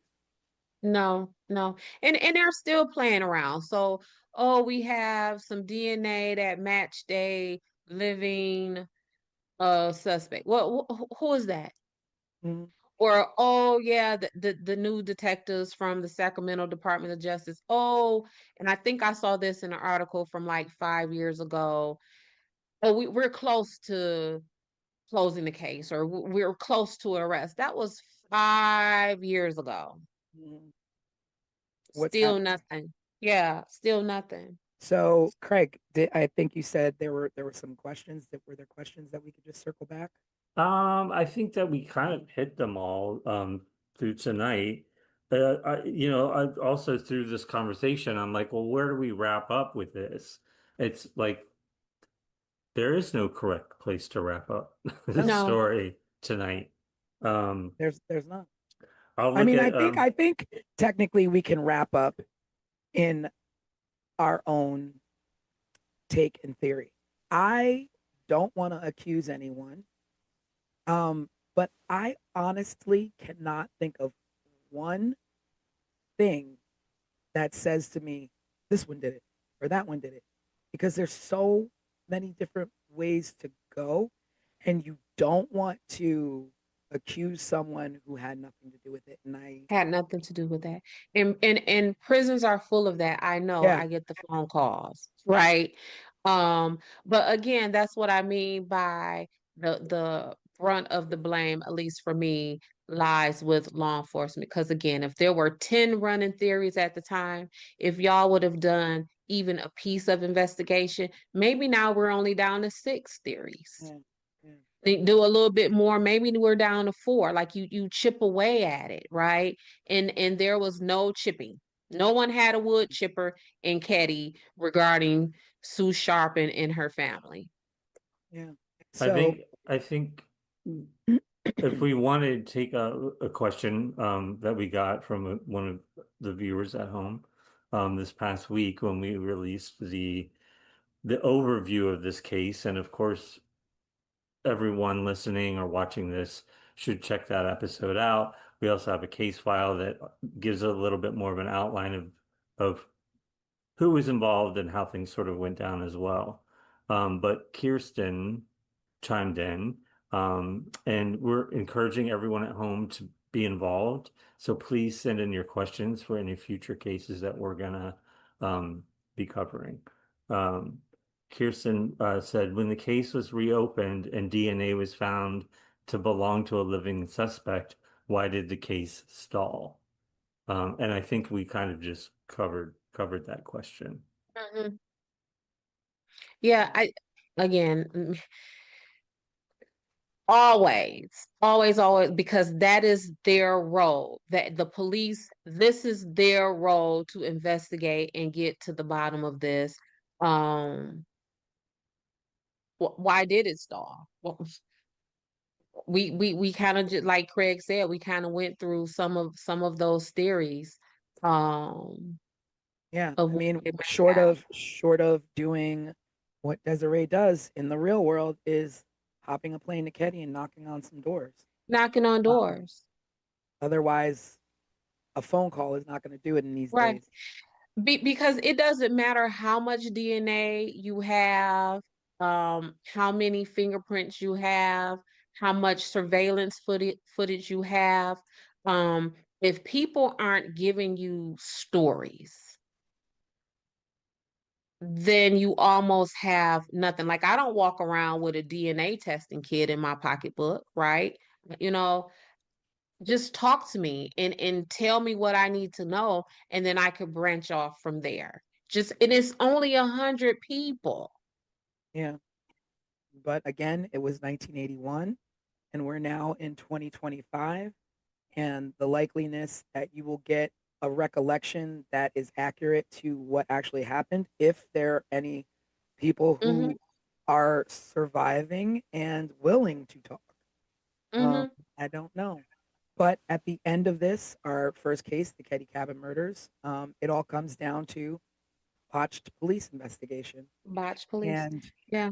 that's who we would have to put it on, because it's still open to this day, even Mm-hmm. though they claim they know who the killers are. Mm-hmm. It's still an open case, and we Yeah. don't have answers.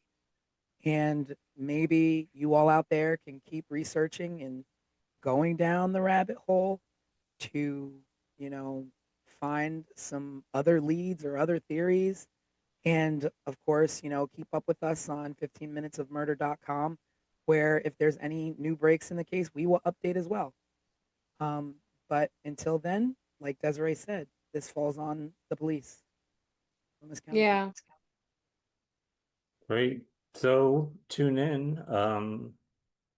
on Wednesdays. We go live for a little while. If you want to check in with us on Wednesdays at 7:30 p.m. Eastern Time, we'll be on our YouTube channel live, so you can chat with us in the reel. And then next Sunday, we'll be starting with a new case. So you won't get this podcast version. You'll get the produced episode that gives an overview of the case that we're focusing on next. And then, of course, keep following that channel, that timeline. And get involved. We want to hear Yeah. from you. We want to hear your thoughts. We wanna Yes. hear what your theories are. We want to hear from you, even if you want to speak out and include something that we might have missed in the episode.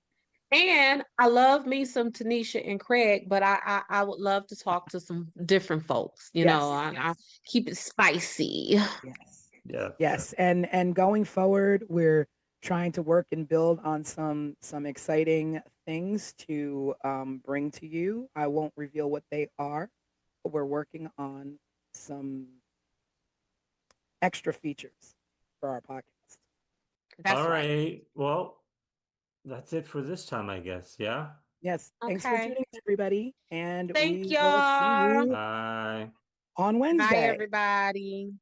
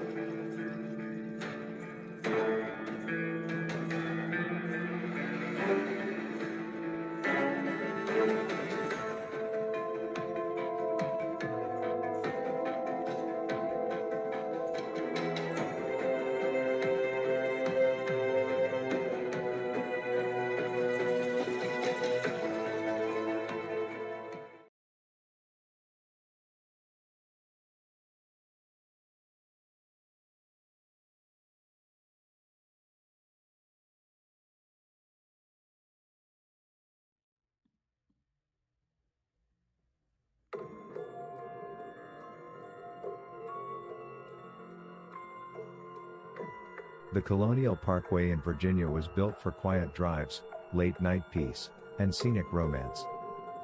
Between Jamestown, Yorktown, and Williamsburg, it's the kind of place that feels like America telling you to slow down and breathe. But in the late 1980s, this peaceful stretch of road became the hunting grounds for one of the most disturbing killing patterns this country has ever seen. 4 couples, 4 gruesome crime scenes, and not a single arrest. And what's worse, none of it ever made sense the way a textbook serial case should. This is 15 Minutes of Murder.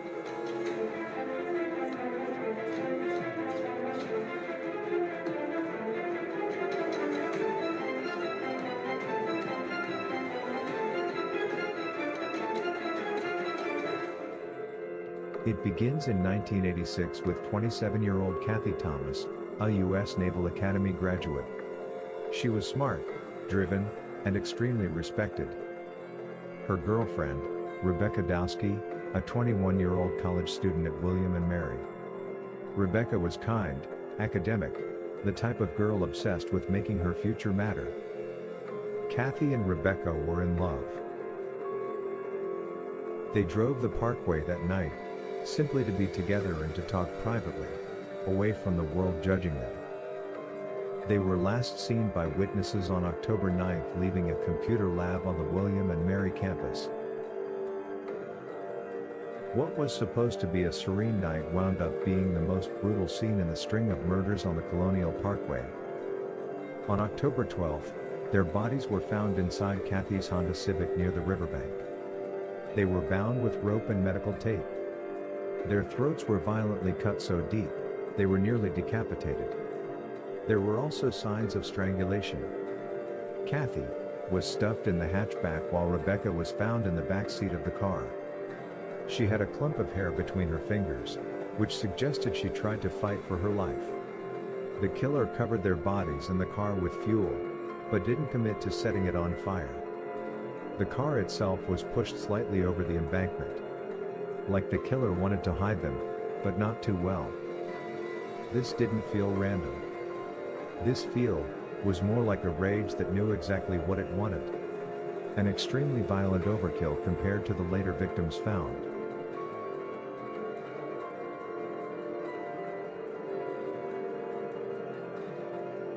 David Knobling was just 20 years old. He was a young father, and a salesman. Responsible. Said to be a young man trying to do the right thing.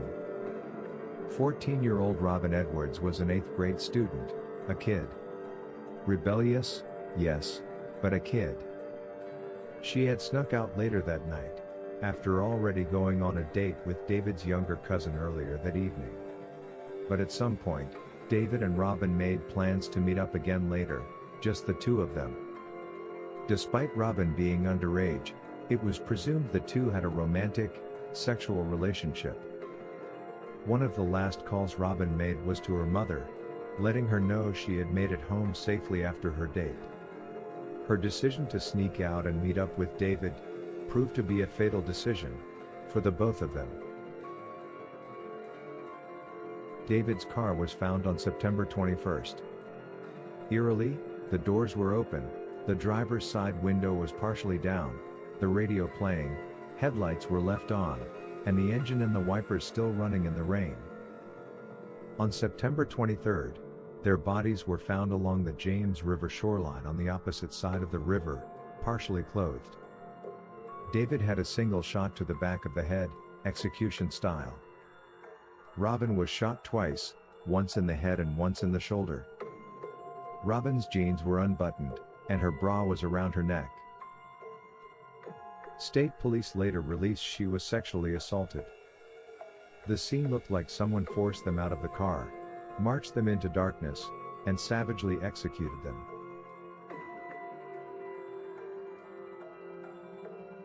Richard Keith Call was 20, from Newport News, Virginia. He was close with his family, worked locally, and was known as responsible and protective. On April 9, 1988, Keith picked up Cassandra Sandy Haley, an 18-year-old college freshman he had recently begun casually dating. Sandy was well-liked, social, and excited about young adulthood finally beginning. That night, they went to a friend's party. The plan was simple: leave the party, drop Sandy home, then Keith would return home himself. They never made it. Keith's car, a Toyota Celica, was later found abandoned along the Colonial Parkway. It was left neatly parked, keys missing, wallet left behind, with no signs of forced entry or violent struggle. Their clothing and belongings left inside suggested nothing chaotic happened inside the vehicle. Police later confirmed the clothes left behind were in fact the clothing Keith and Sandy were wearing at the party. It was suggested they may have gone skinny dipping and possibly drowned, but it was early April, and the water temperature was 40 degrees, making that suggestion highly unlikely. But the fact remains, to this day, Keith and Sandy have not been found. This disappearance became one of the sharpest and most frustrating voids in this entire series of murders, because you have victims, but no bodies, no cause of death, and no physical closure for their families.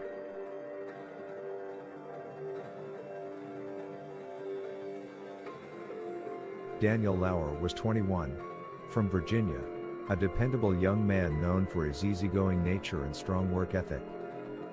In the summer of 1989, he had been spending Labor Day weekend having fun in Virginia Beach while staying with his younger brother Clint and Clint's live-in girlfriend, Anna. Anna Maria Phelps was 18. She came from a hard-working family from Amelia County, Virginia. Life with Clint was a financial struggle, but despite that, was independent freedom.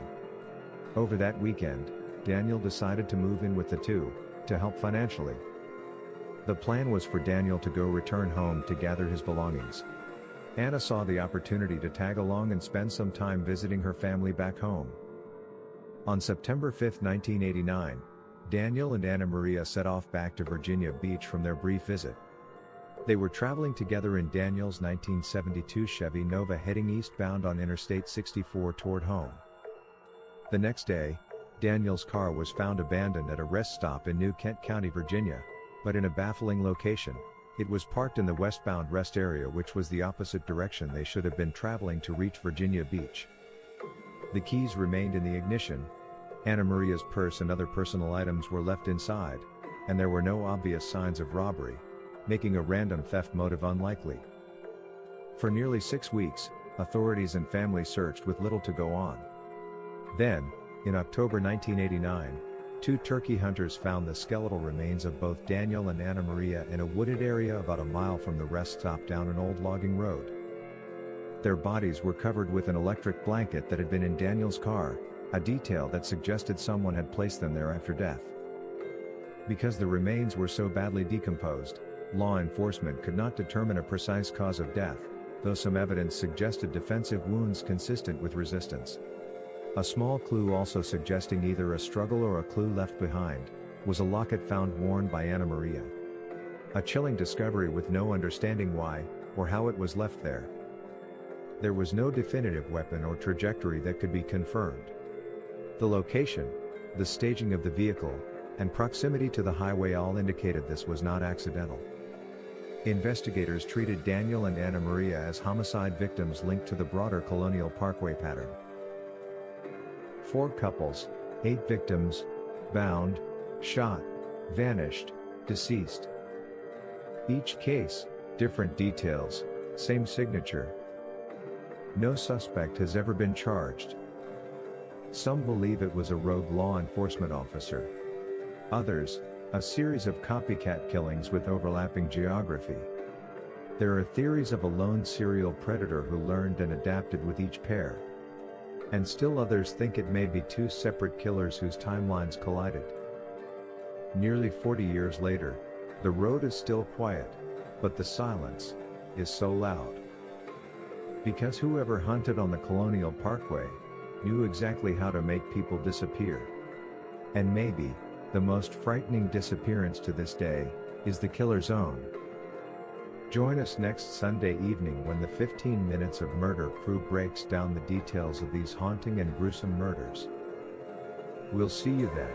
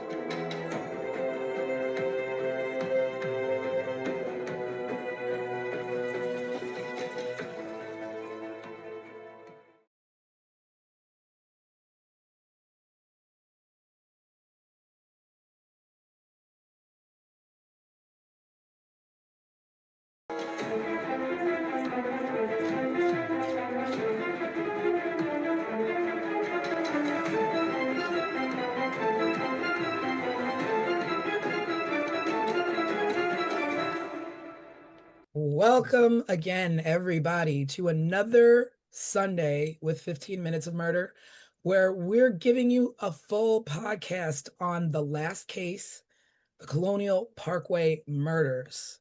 So we're going to run down, we're going to give you a quick overview again of what that case was about, and then we're just going to get into it. We're going to start talking about it. We're going to talk about the victims. We're going to talk about the crime scenes. We're going to talk about the investigators, our theories, all of that good stuff.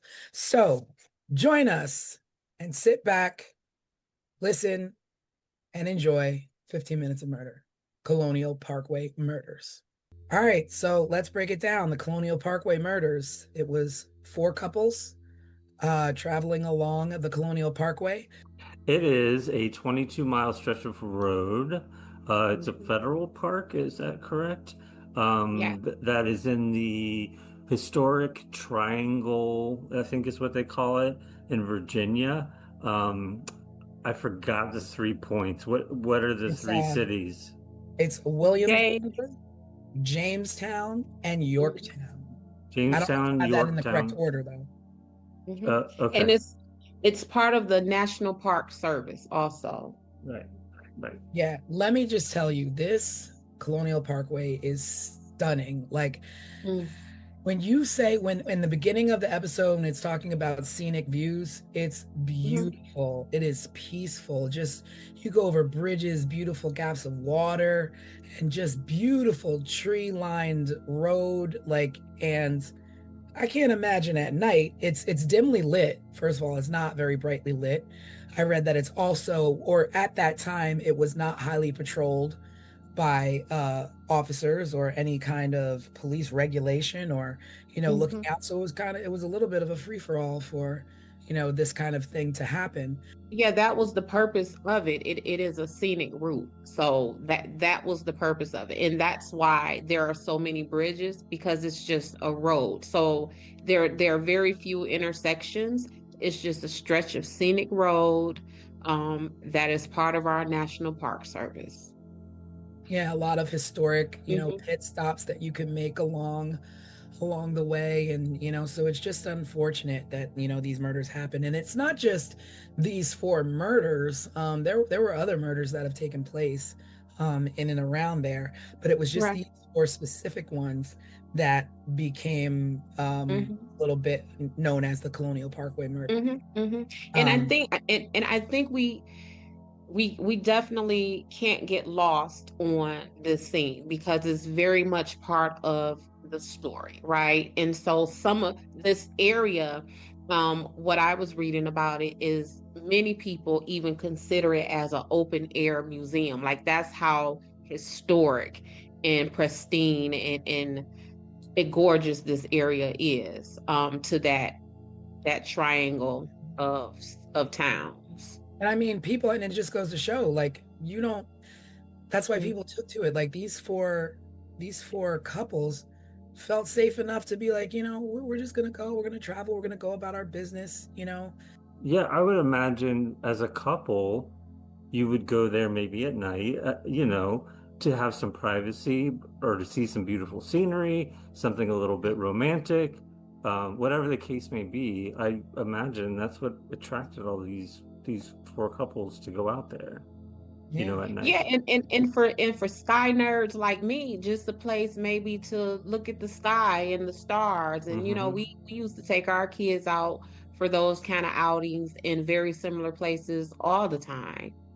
It's many just innocent reasons why someone would want to be there. And that's probably to me one of the really frightening things about this story is because this is an area that any of us could have been. And it keeps being labeled as a lover's lane Yeah. type deal. But just what we're talking about, like this is just like essentially a park where people and families would just go for whatever reason. We had the first case, which is the couple of Kathy Thomas and Rebecca Dowski. And this was the first of the chain of murders, and this happened in 1986. And they were young, they were a couple, and I think they were a new couple, right? Like they hadn't been dating long, and they were probably just gonna go out on the parkway and find a little pit stop, have privacy. It's beautiful, it's romantic. You're away from judging eyes, because I can only imagine in the 80s, we were just as no better then than we are now. We're getting there with same-sex relationships, and people were judgmental. And Right. but these were people who were not going out looking for trouble. They were Right. going out looking for a peaceful night, peaceful way, going from A to B, and these things happen.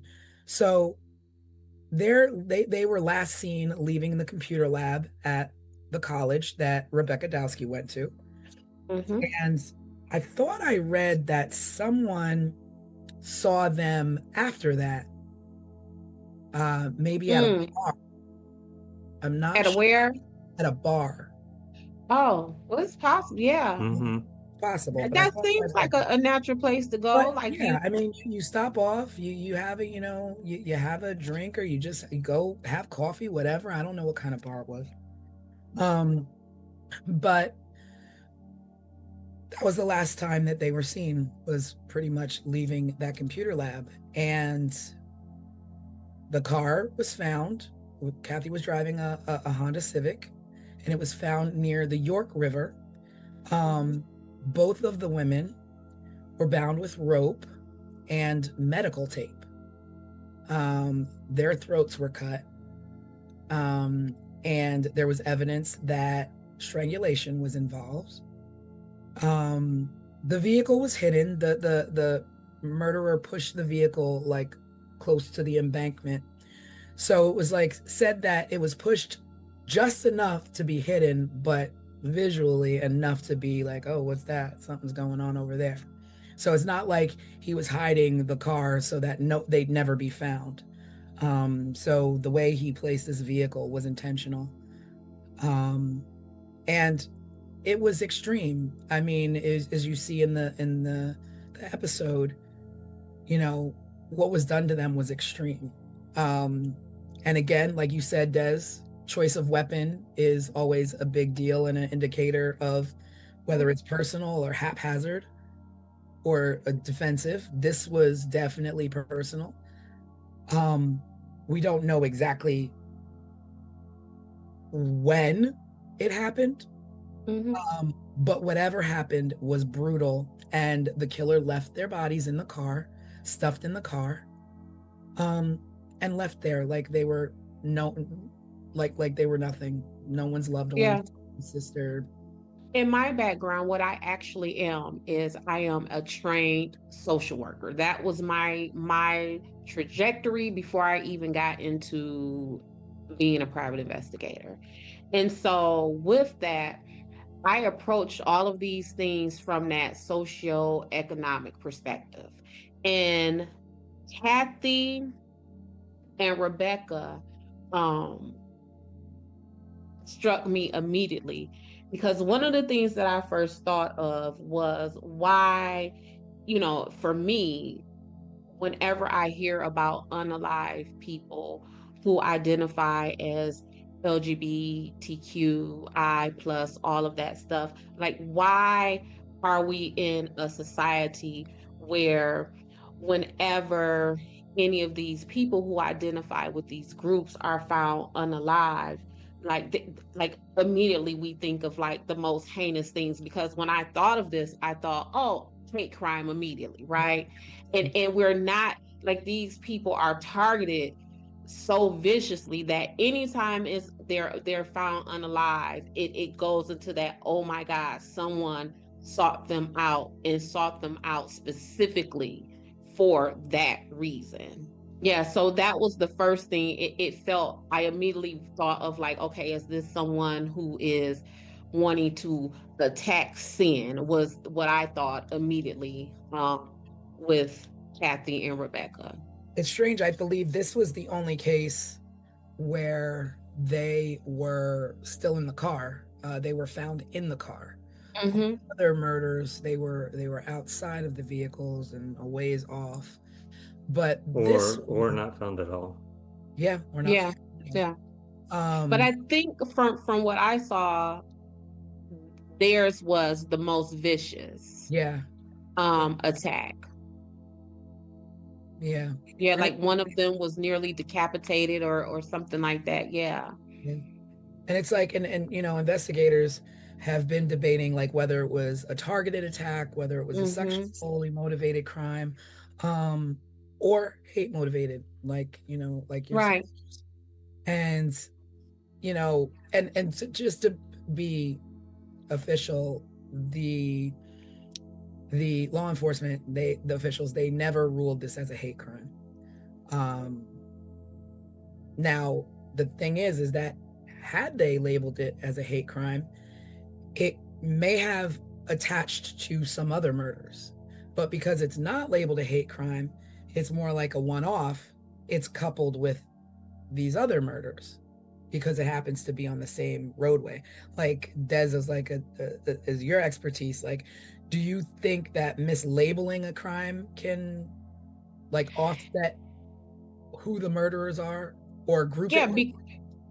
because what it does is it now puts you in a position to where now you're chasing false leads. Now you're looking up this road when when you really should be up this road. Now you're looking for this type of person, because what law enforcement does in their investigations, they create a suspect profile.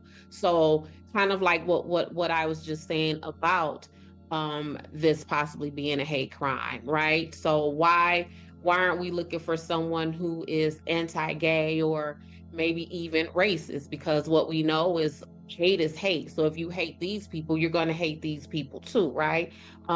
So when you don't include all of these things, then yeah, because it's even like if you go to the grocery store, right? If you're trying to shop for spaghetti and you're over here buying pork steak and all that kind of stuff. Now, once you get home, that spaghetti is not going to be a properly cooked spaghetti. So it's that kind of thing. Because that's the one thing that makes me think of, that's what I think of. I'm like, well, did this murder go unsolved because you didn't label it as such and you could have, Mm-hmm. taken other leads versus, oh, this, especially since this was the very first murder in this chain and the next one didn't happen until a year later or under a year later. So all this time, what were you considering this And as? it's still suspicious how Kathy and Rebecca was even tied to the final suspect, because I don't believe that his DNA was found on them. So, like how you said, there is rope and tape. How do you rope and tape and gag and bound someone and there is no DNA, there is no evidence, right? But for somehow, um, they still decided to go ahead and attach Kathy and Rebecca to this gentleman. His name is Alan Wilmer Sr. That's his There you name. go. There you go. Alan Will, yep. I kept wanting to call him Adam, but I didn't want to put the wrong name out there. I had to go to them notes and make sure. But yeah, those ladies, his DNA wasn't even connected to them. Yeah. And it's just like, So you start wondering, like, well, was this, a hitchhiker? Was this someone they picked up? Because at the same time, you're like, these are two women, one in the Naval Academy, so she's no punk. correct. She can hold her own, I'm sure. Right. Um, And one who was in the Naval Academy, and back to what we're saying about the hate crime, she left the academy because of her identity. She figured that she would not be safe there, right? So that is what this time period was. So to not I was just very disappointed that was not labeled as a hate crime. yeah, same, because I just feel like for me, this one feels different than the others Yeah. because of the brutality that was done to Mhm. them and the carelessness in which they were left. Right. Because they're, And as thick as it is, you do have people who stage people and think they're staging them with care because they killed them for whatever personal reason and they want to, take care of them and place their bodies where these Mhm. women were just discarded. yeah, and doused in diesel fuel. It Yeah. was just some other stuff Now going on you don't with pour them. diesel fuel on a car to not set it on fire. So what was the intention there? Like was this person Right. disrupted while they were doing so? I think I read that diesel fuel doesn't ignite in the same way as regular gasoline does. So maybe the intention was to catch the car on fire, but they just couldn't get it to start. Hmm. Or maybe it was poured on them to try to compromise any DNA or other evidence that may have been left. Yeah, but there's Um, just so much there that is. So my continued suspicions behind Rebecca and Kathy is that her brother, Bill Thomas, says that they were told by investigators that they suspected that a police officer was involved in Kathy and Rebecca's murders. And so kind of like what we talked about in on this week's live is like you got to have a whole lot of evidence and suspicion and circumstances for investigating law enforcement agents to believe that another law enforcement person committed stuff like this. And for then investigators to be the ones to say that, not even like word on the street is. Nope. And then for them to say that to the victims' families, like they don't take that lightly. You know what I'm saying? Like we see in the news all the time when police are beating people on the side of the road and, oh, we're not going to say anything, that what do they call it? The blue wall of silence. So for them to tell her family, we think we have something and it's a police officer, that stuck out. That wasn't something that I was able to easily overlook. And now, is that like, would you like fault that to like just inexperience or just nervousness, or like literally, who in their right mind, part of a force, says it might be one of us without any evidence, without anything to back it up and say, okay, well, we have this suspect that's one of our own and we're going to go forth and we're going to question these people. Like, I don't understand who does that. Like a rookie? Well, for me, it compromises a lot of the investigation. I won't say all of the investigation, because immediately I then begin to think, well, if you all are suspecting that your suspect is one of your own, then how do I, as a criminal defense investigator, take much stock in the rest of the suspects that you have lined up? Because now I am immediately thinking, are you trying to cover up what your officer or a officer would have done? Because if it's a scandal as is, imagine, and back in the 80s, police officer serial killers, we can't have that. And police officer serial killers on federal land, we can't have that. So we have to figure out who else we like. Remember, that's what they say. Who did you like for this? So we have to figure out who else we like for this. And then comes the string of suspects that we have. So we got to divert that attention. It got to go somewhere else. It can't stay here. And which one of you idiots told this family that? Because now we got to fix this. Yeah. Well, I think it comes up in some of the later cases too that they suspect either somebody impersonating law enforcement or a law enforcement person because wallets were left out. Glove compartments were left open, windows were rolled down part way. Everything you would do when you get pulled over by a cop, you're gonna reach for your glove box. You're gonna reach for your glove box first to pull out your insurance paperwork, your registration. You're gonna reach for your wallet next because you got to show them your ID, and you're gonna crack the window to be able to talk to the cop. Right, and so that's that walking down. So Rebecca and Kathy were first on the timeline. So they were told what Kathy's family was told, that it was a police officer. The next couple, they were told that we feel it is someone impersonating police officers. So it appears like that is them trying to walk back that initial statement to the Thomas family. And well, maybe not a cop, maybe it's impersonating a cop. And then now that it's just impersonation. What'd you say? It's funny you would bring that up, like, oh, now it's first it was one of us, now it's impersonating us. Because this is a year later. So the second case a year later in 87 was David Knobling.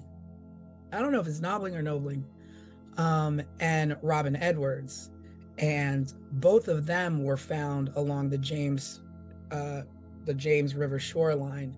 They were both shot, so very different than the first victims. Partially clothed, and the truck that they were in was found elsewhere. And like Craig said, the door was open, the headlights were on, the windshield wipers were running. There was no robbery motive because everything that you would take as a robbery was left behind. Nothing was taken in way of, oh, let me, gain access to these people's identity, their wallets, their purses, their what have you. None of that. But being shot is completely different than being stabbed. Like, to me, those two things, to me, serial wise, don't go together. Don't go together. Don't go together. Don't go together. But their case, kind of similar to Rebecca and Kathy, ignited not just my investigator, insight, but that social worker insight. So again, this was a man who was 20 years old and a father. And Robin was a 14-year-old child. Yeah. Now that I don't know where to go with that. So right. So for me, it was like I said with Kathy and Rebecca, is this, like this person's attack on sin type deal. And so back then, the 20-year-old guy with the 14-year-old girl, it wasn't as gross and creepy as it is today. Yeah. But it was still gross and creepy. Yeah. What you say, Craig? I said, yeah, it still was. Yeah. It still was. And so again, that was my. But I want to interrupt you with that, because you're saying it's gross and creepy, but the only way that if there's a murderer who is people based on sins, you have to know the established relationship between the two, because they could be brother and sister. So what is it that you saw of these two that would make you think otherwise? Because it's not exactly confirmed or denied, more like implied from the things that I've read about the dynamic of their relationship. So what I found out of the dynamic of their relationship is that Robin was originally dating David's younger brother or cousin. And so after hanging out with his brother or cousin, whoever that may be, then the two of them kind of secretly linked up. And that's how they ended up on the parkway. And so if the running theory is that whoever this suspect is targeting these people because they are on Lover's Lane, what would this 20-year-old and this 14-year-old girl have been doing? And I believe there was something about her underwear and her pants being down, like things like that. And so sometimes we can look at, again, when I have all of these CSC cases, which are criminal sexual conduct cases, and men are like, or women, because sometimes women are the perpetrators of those things also, it is I didn't know how old she was. She didn't tell me how old she was. Well, you can look at, let's be for real. Yeah. Like let's really be for real. You have a child of your own, good and well. Yeah, and I don't care how big and how developed your body is. I can look at you, baby, and tell you were 14, and that's because I'm not looking at you in that kind of sexual way, right? So it's all of those things that make me believe, like, tied my thoughts of the attack on sin, or what I'm saying, with David and Robin that I had with Rebecca and Kathy. Then my ideas began to change as the couples started to roll in. They're all Mhm. they're all very different. Yeah, it became real weird. Yeah. So much so, like, because you mentioned it a little bit, Tanisha, I'm still not sure how this can be labeled as serial killings. Yeah. Yeah. I mean, I don't, I'm not even sure at what point it was labeled serial, as Mm-hmm. you have the first one a year later, and you're just saying, okay, well, it's two people on the same road Mm-hmm. murdered, um, different ways, but because it's the same road, we're gonna label it as that. We're So gonna label that as that. And with David and Robin, a guy by the name of Sam Ryder came forward and put himself at the scene of their murder. really interesting. He went to law enforcement and told them that he was an eyewitness, that he was on Ragged Island, which is where they were found. He says that he was on his way home. He saw Robin and David get out of the car. He approached their car. The car was running, the radio was on. And he said, as they went to the back, like wherever, down into the brush or whatever, he heard two shots. And he told the police that he took money from their wallets. And they let him go. Wow. They let him go. And after that is when they developed a task force. And from that task force, what you say? After the fact, after they After the had fact. a person, whether he did it or not, but was the only eyewitness. And he places himself at the scene. He says, and at that time, I don't even know if the police had even put in the media yet that they were shot and all of that stuff. So he's giving the police information, That's not even. yeah, viable information. And so But from wait a there, from minute. that, So he reported that at the scene, or that was post? no, he says that he saw them. So he places himself as an eyewitness on the scene of their murder. But I mean, was like he went to the police, or they were on. He went to the police himself. Oh, wow. He went to the police himself. What was his name again? Sam Ryder. At the same time, I was curious if it was like how long it was between him reporting that, or if it was he was at the scene, the police were at the scene, and he just kind of strolled up. No, so he didn't. The way that I understood the story is that he went into a precinct or whatever they may have had then and reported to the officers, everything that I just said. And like I said, I don't know if at that point investigators had released any of the details on what happened to them in the media yet. But it turned out that their demise was described as them being shot execution style, and that that was an up close killing. Now, mind you, this man just put himself on the scene. This man just came to you and said he heard shots. Did he hear the shots because he legitimately heard the shots when they were down at the brush or wherever they were? Or did he hear the shots because he fired the shots? Well, they were both shot once, execution style, in the head. And he says he heard two shots. And he says specifically, I heard two shots. And not only did he say he heard two shots, he went on to tell a story that would organically place his fingerprints and his DNA at the scene. Right. Because he says, I rummaged through their vehicle, their wallets was out, I took their money.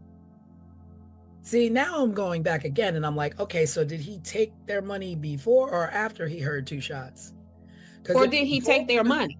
Or is any of that true in the sense of did he really take their money, or did he come to law enforcement to tell them these things, place himself at the scene, so just in case they find his fingerprints, The reason oh, why. that's why my Yeah. fingerprints are on the scene, because, oh, I didn't do nothing, I just went through their wallets, I just stole their money. Because Yeah, that's all that what I'm saying is that if I'm police, if I'm like detectives, police officers, what have you, and a guy comes to me and says, I took these people's money out of their wallet and I rummaged through their things, to me it would be, okay, well, did you do that before you heard the shots, or did you do that after you heard the shots? Because if you did it before you heard the shots and you saw them walking down there, okay, you're a thief, you saw an opportunity. But if you took that stuff after you heard the shots, you're a cold-hearted son of a gun, because you know what just happens following two Right. shots. Right. You're gonna do that. I'm gonna hold you. I'm not letting you go. I'm not letting you go. And like I said, these shots that he heard, did he hear them because they were out in the distance, or did he hear them because he's the one who fired them? But whichever way you decide to turn, the point is, this man is a viable suspect, and why did you let him go? Yeah. I feel like this every case we talk about, there's some failure like this. Mm-hmm. Yeah. I mean, it Yeah. just with, we talked on the live a lot about the news this week, and the Brown University shooting, and the professor that was shot at his home in the MIT professor that was shot at his home in Brookline, Massachusetts. And it's like, when you talk about just a perfect 1-2 of police work and media working together, Mm-hmm. I mean, this was one for the record books. But it's just like, back then we didn't have that at all. So it's just like, nobody's knowing who the cops are letting go. Nobody, because if media was all over things then as they are now, and you had a man walk in and say, this is what I saw, media would have been all over that dude as soon as he walked out of the police station reporting that kind of information. Mm-hmm. Yeah. Well, there was another woman. So David and Robin, they were found September 23rd, 1987. There was another woman who was found unalived. Her name is Lori Powell. Yeah. Was found March 8th of 1988. So although Lori is not one of the official 4 of the Colonial Parkway murders, they essentially went on to link her murder with the rest of them. Why was that? I don't know why, because it shouldn't have been, and I'm gonna tell you why I think it shouldn't have been. Because Lori, the story with Lori is that she was hanging out with her boyfriend, a gentleman named Chris Cutler. Chris Cutler and Lori got into an argument, and Lori got out of Chris Cutler's car and decided to walk. The argument was about him speeding. Lori was never found again. So why wouldn't the last person who was seen alive with her not a suspect? Not only was she last seen alive with him, but through his own admission, they had an argument. And through her family's known knowledge is that the two of them had a tumultuous, toxic, and violent relationship. But yet, so there's this on a suspect they don't even have yet, based on and how was she? Oh, she was just never seen again. She was never seen again. So at this point, she's not seen again, but you're going to connect her to the Colonial Parkway murders, where both couples of victims were found murdered together. And this is a one-off. This is one person who's missing. You didn't find this person murdered, but you're going to tie it into. Right. It's more like, oh, this person happened to be missing on this parkway, and treat it individually rather than group it with something, because then you could be going astray yet again. Yeah, it's just too, it's so much, it's so many possible suspects that, again, in all of these missing peoples and unalive bodies, it just does not seem cohesive enough for this to be called um a serial killing. Like, I don't get that from this. So then in 88, we did have our third case that was Mm-hmm. directly related as a couple, which was Keith Call and Cassandra Sandy Haley. Um, Mm-hmm. and they were, in fact, on a date. They went to a party, and they were leaving the party, and Keith was going to bring her home. And I had read somewhere he was going to go out and go to another party and spend the night at a friend's house Yeah.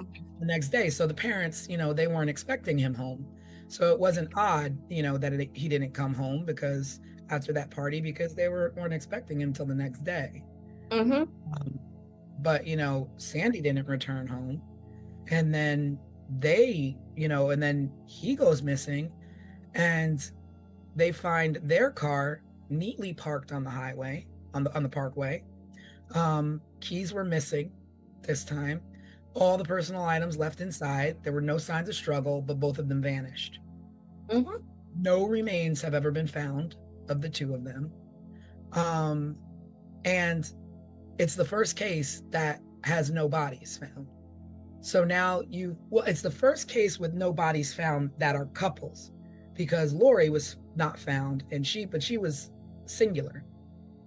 So you don't put, this is like a difference between missing persons versus murdered victims. Mm-hmm. Mm-hmm. So if Well, it's single, then it's going to be a pattern. There's no pattern here. no, there is no pattern here. The only pattern here that I found is the way the investigators seem to have gone out of their way to make Wilmer the suspect in this. So Cassandra and Keith, like you said, their bodies weren't found.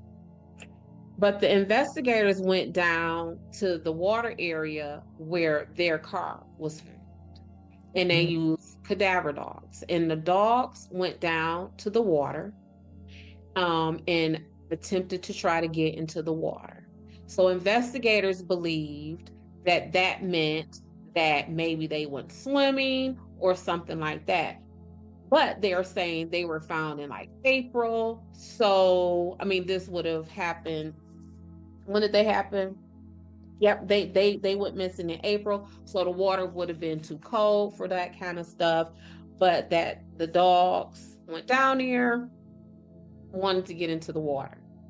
I mean, what's too cold? Like, it's April. Yeah, so I mean, you got people who, you got the Polar Bear Club. You got people who aren't bothered by that. Correct. And this with that in this day and age, right. And this is an outdoorsy type environment, right? So what's cold to me, a regular person who not outdoorsy, might not be for these folks. Right. So this is where Wilmer comes in. He was then questioned by the FBI as a suspect for them.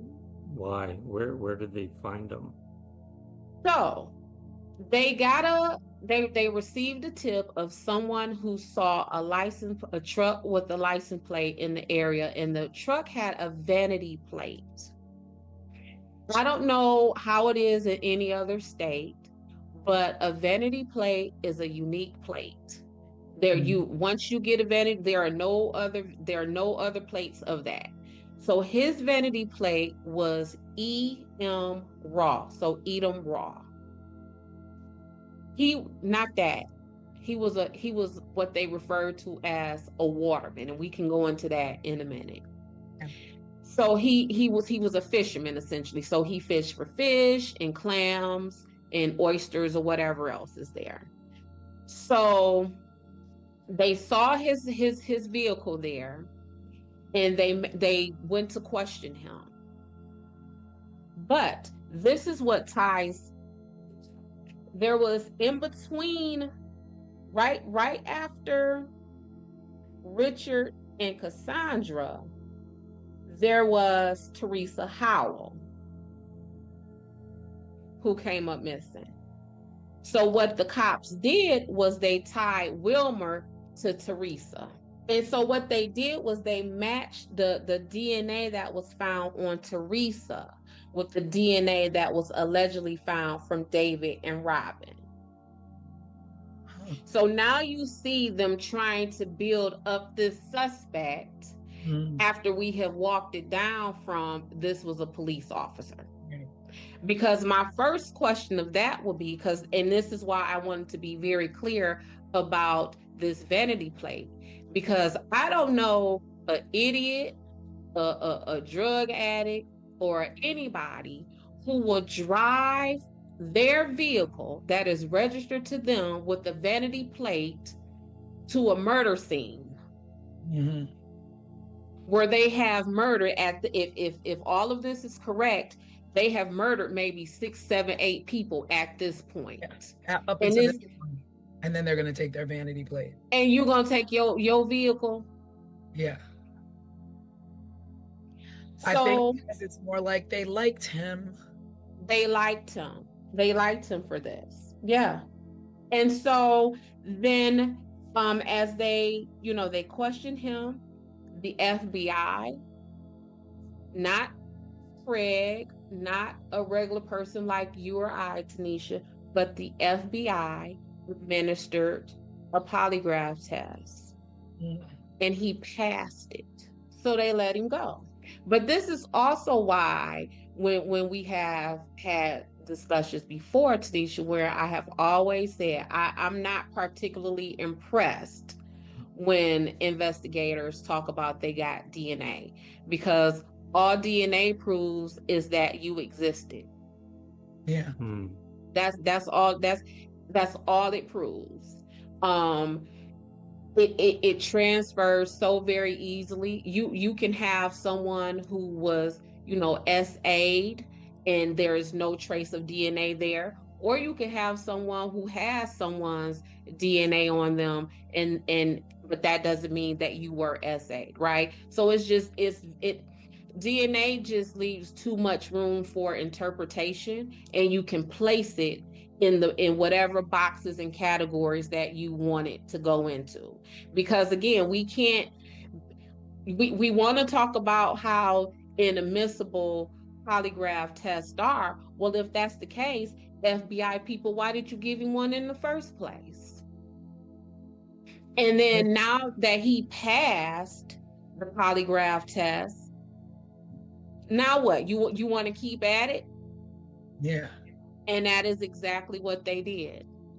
So like when we're like thinking of this, and like now all of a sudden they're like, oh, it was law enforcement, and then it was not law enforcement, it was somebody possibly impersonating law enforcement, down to this actual suspect that they want to place, but then he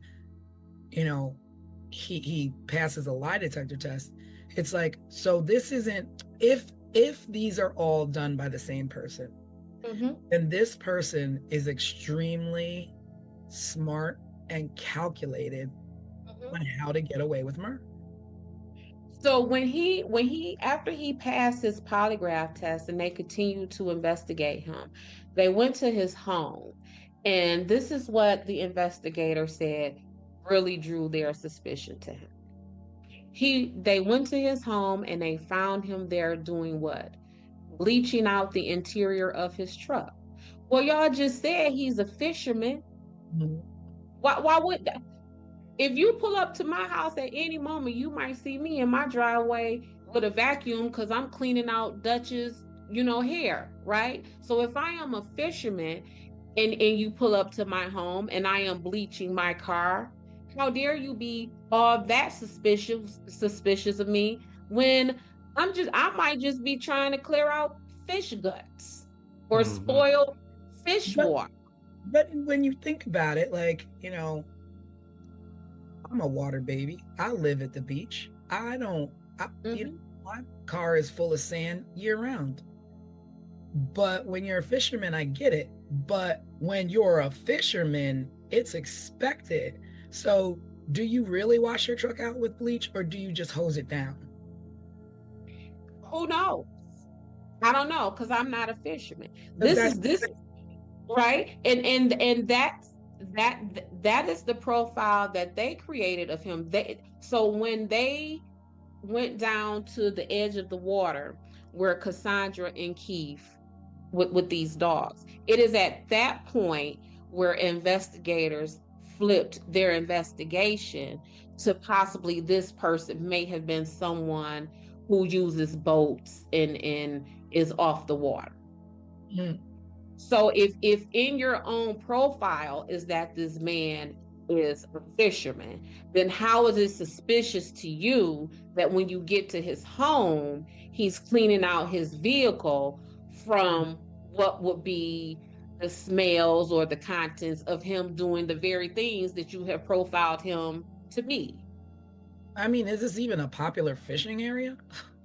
Well, so according to them, it is, and that was another thing that made me very suspicious about them singling out Wilmer. So what they decided is that whomever committed these crimes is what is known in that area as a waterman. Mm, And the watermen, as described in all of the information that I read, they're really described as kind of like degenerate type way. mm, Um, One of the investigators even referred to them as an unusual lot. So again, with them liking building a suspect, right? mm. They are suspicious people. We don't, we kind of they're on the outside. They're outliers of the primary society. And that is the pile of suspects they picked Wilmer out of. This person who they felt would have driven his own vehicle with a vanity plate to the scene of a murder. So am I. Yeah. Yeah. A bit, and then when we fast forward, this is the man who, after he has been dead, you say is the suspect. So, But so you backtrack, he passes the polygraph, and then you mhm. get using bleach, what have you. But then umpteen years pass, and now all of a sudden he's back to being a suspect. So remember Lori Powell, who Mm, I said was last seen arguing with her boyfriend, who they did not label as a suspect? Well, he died a year before Wilmer died. So Chris Cutler, Lori Powell's boyfriend, died October 20th, 2016. Well, there goes that suspect. So now yeah, we got to keep building another suspect. yeah. No sense in chasing that lead that we didn't chase. Yep. No, we don't no longer need to chase the lead of the man who was last known to be with and arguing with this suspect. So then they keep at Wilmer. And so how they find out about Wilmer is that they got a random notice of someone being dead in a home. Someone is unalive in a home. Just a random anonymous call. And they go to the home and guess who's there? Guess who's deceased in this home? Alan Wilmer. Wow. And it is from that deceased body that they pull his DNA. And now they start, because you can't, because when he was alive, what'd he do? He passed your lie box. You're right. He beat the box. Mhm. The box that y'all administer. So again, if the box ain't no good and we don't want to use it in court, then why do it anyway? Because y'all said, nah, never mind that, get him. And then he passed it. So you got to leave him alone. And meanwhile, it's 1988, and Kathy and Rebecca and David and Rob murders have gone unsolved while you focus on a man and literally wait for him to die to collect some DNA. Let me go back a little bit. So again, this connection between Chris Cutler, who was Lori's boyfriend, and Alan Wilmer, who ended up being the final suspect, they have almost the exact same backgrounds. So how they're like, oh, the person who did this had to be a fisherman. Well, Cutler, he was known to be a self-employed fisherman. And that ain't a rumor. That is what I found in his online obituary. So here's another possible suspect, but he died before Wilmer died. You go from, like you said, what do you call them? What did you call the fishermen? The watermen. They call it the watermen. Watermen, but basically not the upper echelon of the community. So you went from a high-ranking, controlled police officer, aware of surroundings and knowing the road and the terrain. You went from that possibility telling the families to a waterman. To a waterman. To a waterman. So to a waterman that the lead detective on the case referred to as an unusual lot. So you think that the unusual lot is capable of murdering two women in 86, male and a female, separate ages, hate, what did you call it? The Dexter, being the Dexter out there, trying to right the wrongs of the world. Yeah. To me, that fits the motive of a police officer. You the police officer, your job is to uphold the law and make sure everybody is on the straight and narrow and living life according to somebody's rules. So you as a law enforcement agent, to me, just based upon your own profile, y'all fit the category of who possibly did this than these watermen did. These watermen, from your own description of them, are a group of people who want to be left alone, who are kind of living off the grid. And when you're living left alone off the grid, you don't care about what nobody else is doing. Yeah. You're not doing anything to draw attention to yourself. Yeah, and the other thing is that this began, I mean, I don't know what was before 86, but this Colonial Parkway murders started in 86. So in 86, 87, 88, by 88, you have 6, 7, 8 murders along this stretch. And so what are you all doing to protect the people? What are you all doing? I was going to say, and then there's one more murder we still have to talk about. Yeah. And we still have to talk about. But before we get into that, let me just say this.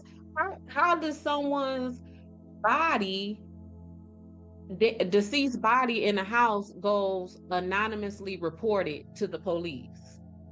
Yeah. Like, what would make someone do that?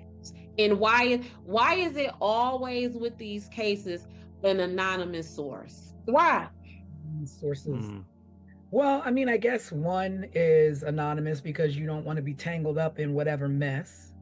Oh, that's cute. In a sense. That's nice. That's a really cute explanation. I like that explanation, and I'm gonna tell you why I like that explanation. I like that explanation because that's what they want us to believe. Yes, exactly.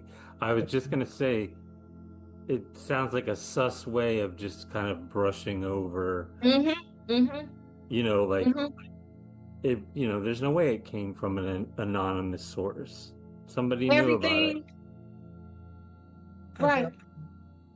No, but that's what they want us to believe. They want us to believe that, oh, this came from an anonymous source. Yeah, but anonymity in the 80s is much different than it is today. There is no such thing. We have They such- want us to believe that it was an anonymous source. because in today's day and age, your anonymous source is revealed and doxed immediately. There's no such thing.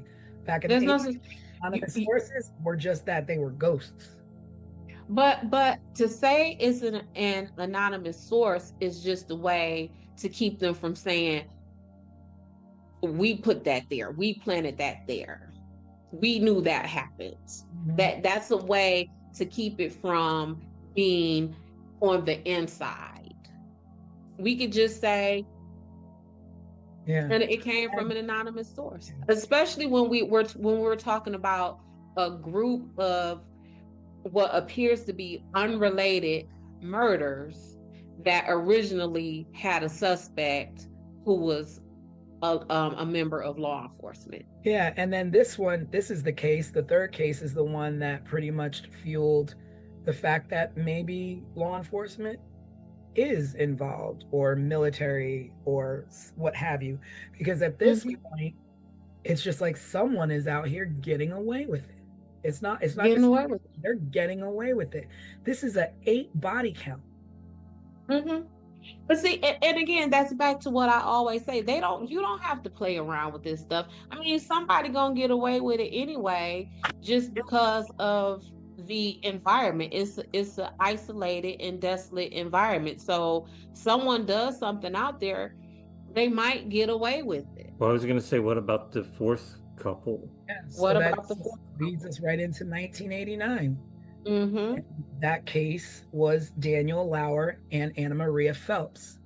And so They were not even a couple. They weren't even a couple. Yeah. Oh, Anna Maria was Daniel's brother's girlfriend. And they lived together in Virginia Beach. And so Daniel was visiting his brother and Anna Maria, and, kind of saw, they were having a little bit of financial difficulties and struggling. And Daniel was like, you know what, I'm going to move in with you guys. And, probably was a relief to help financially. And so he's like, okay, after this, let me go down and go home and get my belongings. And Anna Maria was like, oh, I'll tag along with you. I can go visit my family while you're, packing your things. And then we'll all come back and, we'll start this new chapter together where, you come and live with us. And I'm sure they were all very excited and, to all be together. And that didn't happen. Because on the way, they went home, they packed their belongings, and actually there was a married couple that went back with them as well. They hitched a ride with Daniel and Anna Maria. So, they dropped them off, and then Daniel dropped off Anna Maria. He went to his home, packing some things, went back, picked her up, and then they were off to go back to Virginia Beach. And when they were found, their car was found. Their car was found going in the wrong direction of the way they were supposed to be going. Their car was found on the westbound side of the parkway when they should have been going east. They are dated, missing, or found on September 5th, 1989. In 2010, that's how many years later? Allegedly, there was a letter found in Anna Marie's belongings where she was supposed to have met someone in a blue van at a rest stop. The note did not state that person's name. Now, so she's supposed to meet someone at a wait, this was found on her person? It was found in 2010. This letter was found in her belongings. So pull out your calculator and tell me how many years from 1989 to 2010. So none of you searched these belongings to look for any evidence or clues whatsoever. And she's supposed to be meeting somebody at a rest stop. Conveniently, you tell that all these years later to justify why they were on the west side? Pay attention to this part. The person's van that she was supposed to meet at the rest stop was a blue van. Wilmer's vehicle with that vanity plate it was a blue pickup.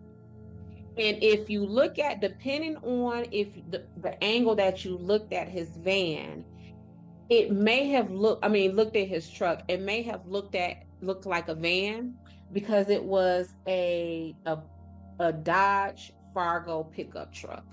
And for those of us who know nothing about vehicles but watch television, think about Fred Sanford's pickup truck. It looks like that. Where is that? The big, fat, bold front.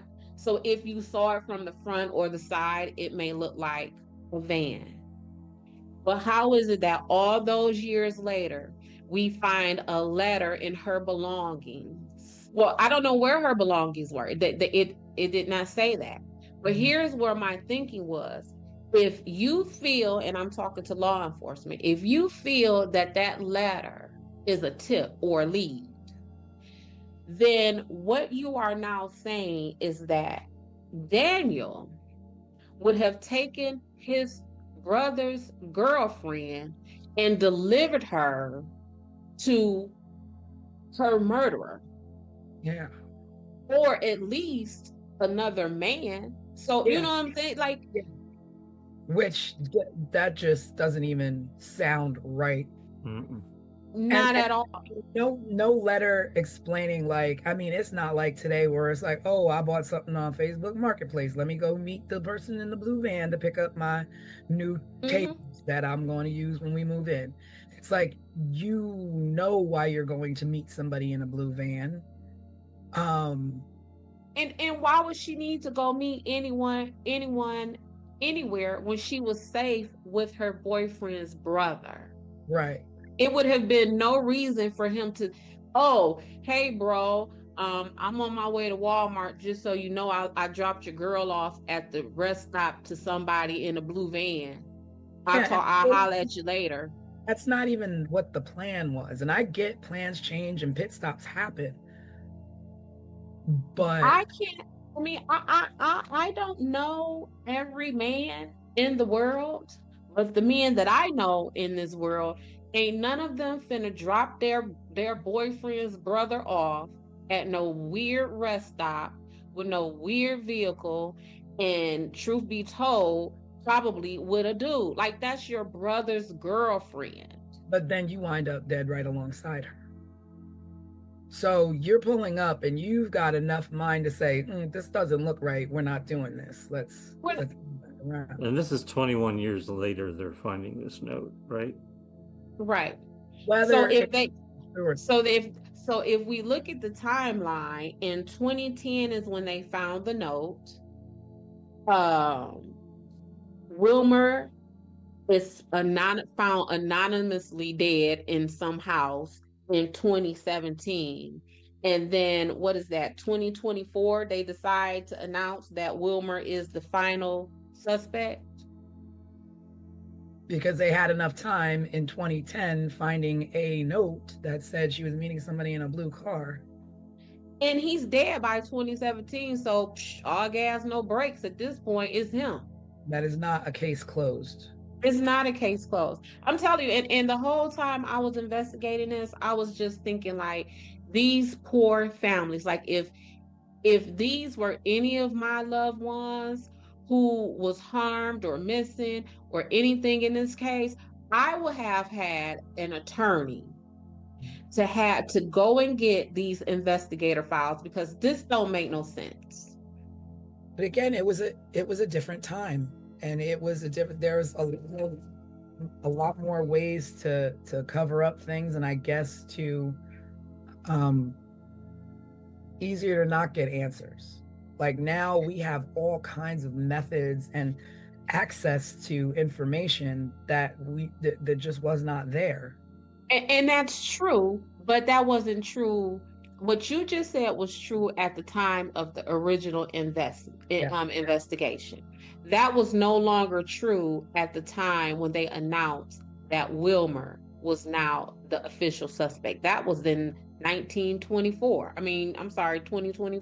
Like, I do not feel that this case is closed. And then once they the officers, they sitting proud and they talking they tough talk. We did good, y'all. We got the suspect. When talking about Wilmer being found dead and how the FBI had to let him go from him passing his lie detector test.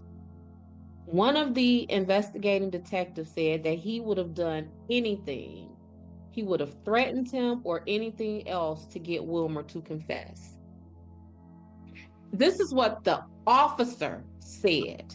So, do we as a country, is this how we want officers to solve cases? Yeah, no.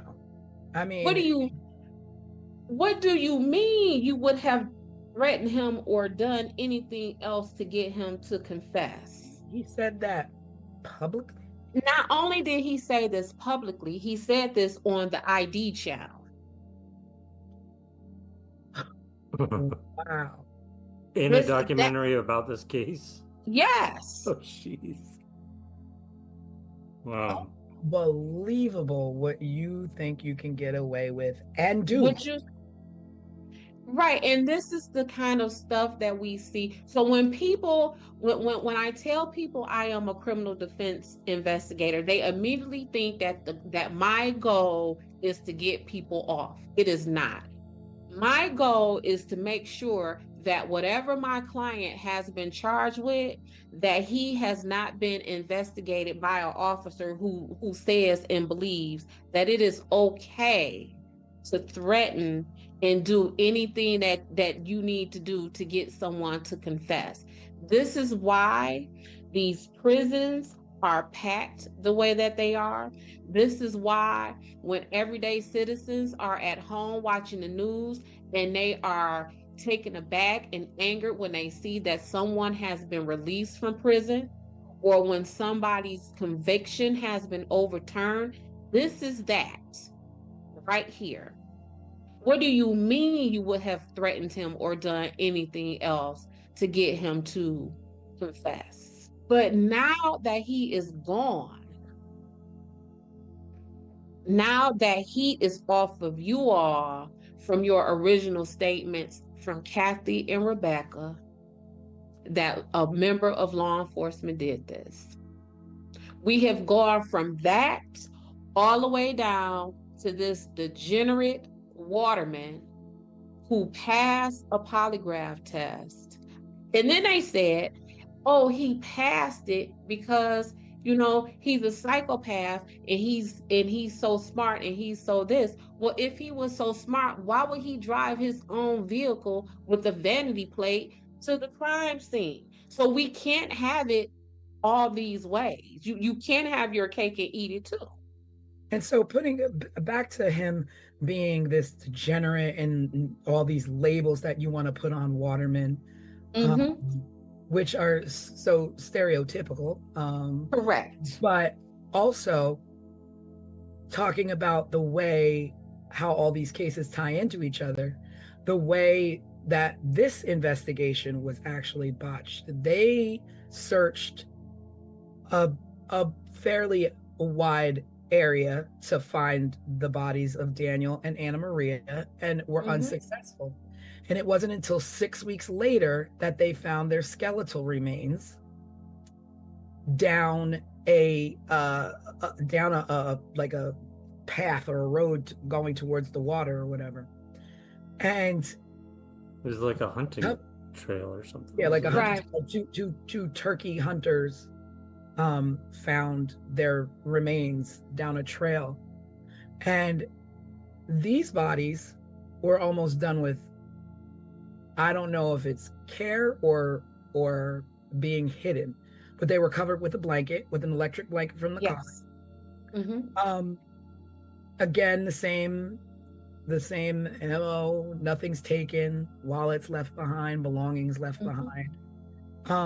And Anna Maria's locket was left behind. Now, was it left behind because she left it behind as a, I was here, you could find me? Or was it in a struggle? Was it purposely left by the killer? Again, Was it left in the car, or did they find it in the woods? it was in the No, woods.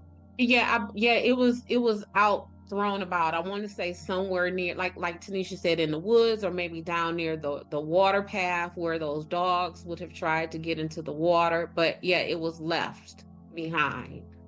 Yeah, and cause of death is undetermined because it was 6 weeks before they found them, and evidence washed away, a lot of rain, weather Mhm. elements, and nothing's traceable. And because they were so badly decomposed, there was no way to tell how they were murdered or how. Yeah, I mean, by then it's like animals have gotten to them, weather has Right. gotten to them. So yeah, they definitely liked him. And like I said, um, me being a trained social worker, all of these themes really popped out at me. One with the non-heteronormative couple of Kathy and Rebecca. Then we have um, this disenfranchised folks of these watermen as the suspects. Because the truth of the matter is, Wilmer, I mean, we look at what's his name, Gacy. He was a business owner also, but this man, he didn't have a criminal record. So I don't have a criminal record, but I'm just going to start, slaying, murdering, knifing, choking, and strangling and shooting people on the parkway. On a whole bunch of people, very violently. So he didn't have a criminal record. He was a business owner. He passed that polygraph test. But somehow, after telling these victims that this person the suspect at first was a member of law enforcement, to now we're walking it back to, oh, this person impersonated someone, to, no, we got to do even better than that. We have to get down to a suspect that gets us far away from who our original suspect is.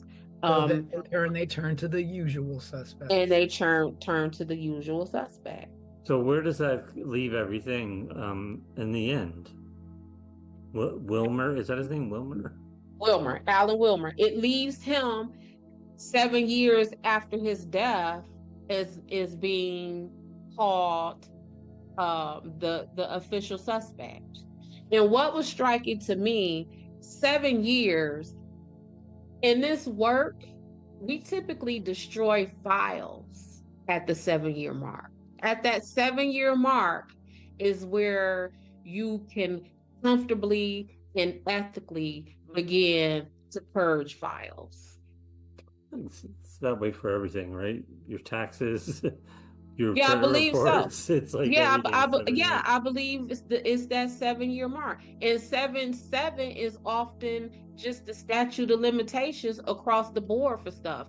I believe, like in some jurisdictions, it's 7 years for you to file suit for civil matters, like seven for it to be 7 years. So it's a whole lot of weirdness.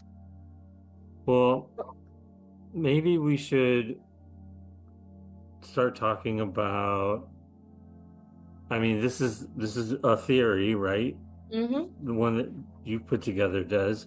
Well, were there any other theories that we haven't talked about that may have come up during this whole time since these murders started to now? Like you said, like I feel like I don't feel like they're serial. I feel like the first two could have been individual hate crimes.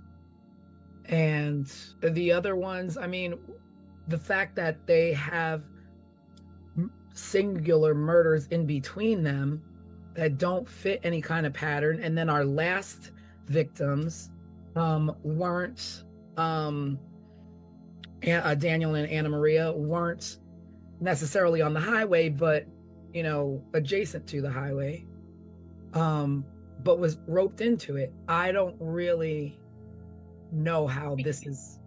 The only thing that makes the Colonial Parkway murders is the fact that they were murdered on the Colonial Parkway. And if if law enforcement use these outlying cases of Lori and Teresa as a way to tie Wilmer in as being the suspect, then why, when we look up Colonial Parkway murders, why isn't their faces there? It's crazy What's because you like to think that people and law enforcement are a lot like that, and I don't want this to always be like we're always coming down on law enforcement or what have you. This is like a case by case individual, like, Mhm. and they themselves listed and labeled it to families, to a victim's family, as possibly being their own, and not only that, possibly a person impersonating them. But when you think of what people are capable of, the kind of clubs that are out here in this world, when we're talking about nowadays, we're talking about sex trafficking children, you're talking about Epstein, and you're talking about Diddy. Who can put it past the blue wall of what they do inside like, I don't put anything past anybody. No, and that is where they can get away with this. And again, that trained social worker, that part of me that sees everything based upon social economic status, based upon power and privilege and all of these things. Um, who who else could do these things? Like, I remember one time I had a case, this man was a medical doctor. He took his computer to Best Buy to get fixed. You want to know what the Geek Squad found on that computer? Yeah. Child pornography. Yeah. So as a doctor, Mm. you smart, right? You take your laptop to the Geek Squad and you to be fixed, and you don't think that these people gonna find this mess on your computer? So that's that level of power and privilege. Going back to Diddy, all the Epsteins, all of this, that is that it is. Studies need to be conducted on how power and privilege corrupts a person's mind, And because there's, obviously, yes, because how would you think my little bitty self, my everyday regular self, I wouldn't have took that there. yeah. But if you have that level of power and privilege, I'm gonna take it there because you know it's there, because you put it there, or someone put Yeah. it. You know what I'm saying? Like, And we glanced over this other guy that I was talking about earlier, Edward Lee Bell, who's mm-hmm, also deceased. As they always are. he was the most publicly discussed person of interest. And the reason why he drew attention was because he was a serial rapist in Virginia at those times. He operated in the same region. He attacked young couples, and he used control and manipulation. And in 1989, while he was incarcerated, he wrote a letter to the FBI claiming that he was responsible for the Colonial Parkway murders. And then later he recanted that information. So he wasn't charged because nothing matched up. Like, I mean, it's weird to me that you have a man who's in prison who is, I did this, I did that, and I'm known for being a serial rapist, and I've done all these things, and I'm telling you that I am, I'm the person responsible for these murders. And you go so far in your investigation to prove he's not. But then you go so far in your investigation to prove somebody else did, that has a clean record and never did anything. So things seem so backwards to me. Well, one of the things is that I get from my clients all the time. I know the law. I've been here before. They can't do nothing with me. I know you know what I'm saying? So if this isn't your first rodeo, and you have been down this road before, and you have a record, and you have dealt with investigations, and you have been on trial before, they can't put that on you. It's much more difficult for them to put it on you because you are experienced than someone who is not. As I'm listening to you, like, this other thing always made me, I never understand this, and you always see this like in crime shows and stuff, but the FBI and the Virginia State Police were working together. And of course, they're butting heads and there's conflicts. And so they investigated this jointly. And yeah, that's that task force. so different, depending on where, you know, it was in near York's town or Williamsburg or Jamestown, like it's different jurisdictions handling these murders. But then you have the FBI involved. But then it's like, you know, I'm reading that information sharing was limited. Why in the world would you limit information sharing when your goal, both of your goal is the same? Get who did this. So why would you, I mean, hold information unless it's something you're hiding? Like otherwise, here, my doors are wide open. Check and look wherever you want, wherever you can find a connection. My files are your files are mine. Like, let's do this. So the goal may be the same, but the intentions may not be.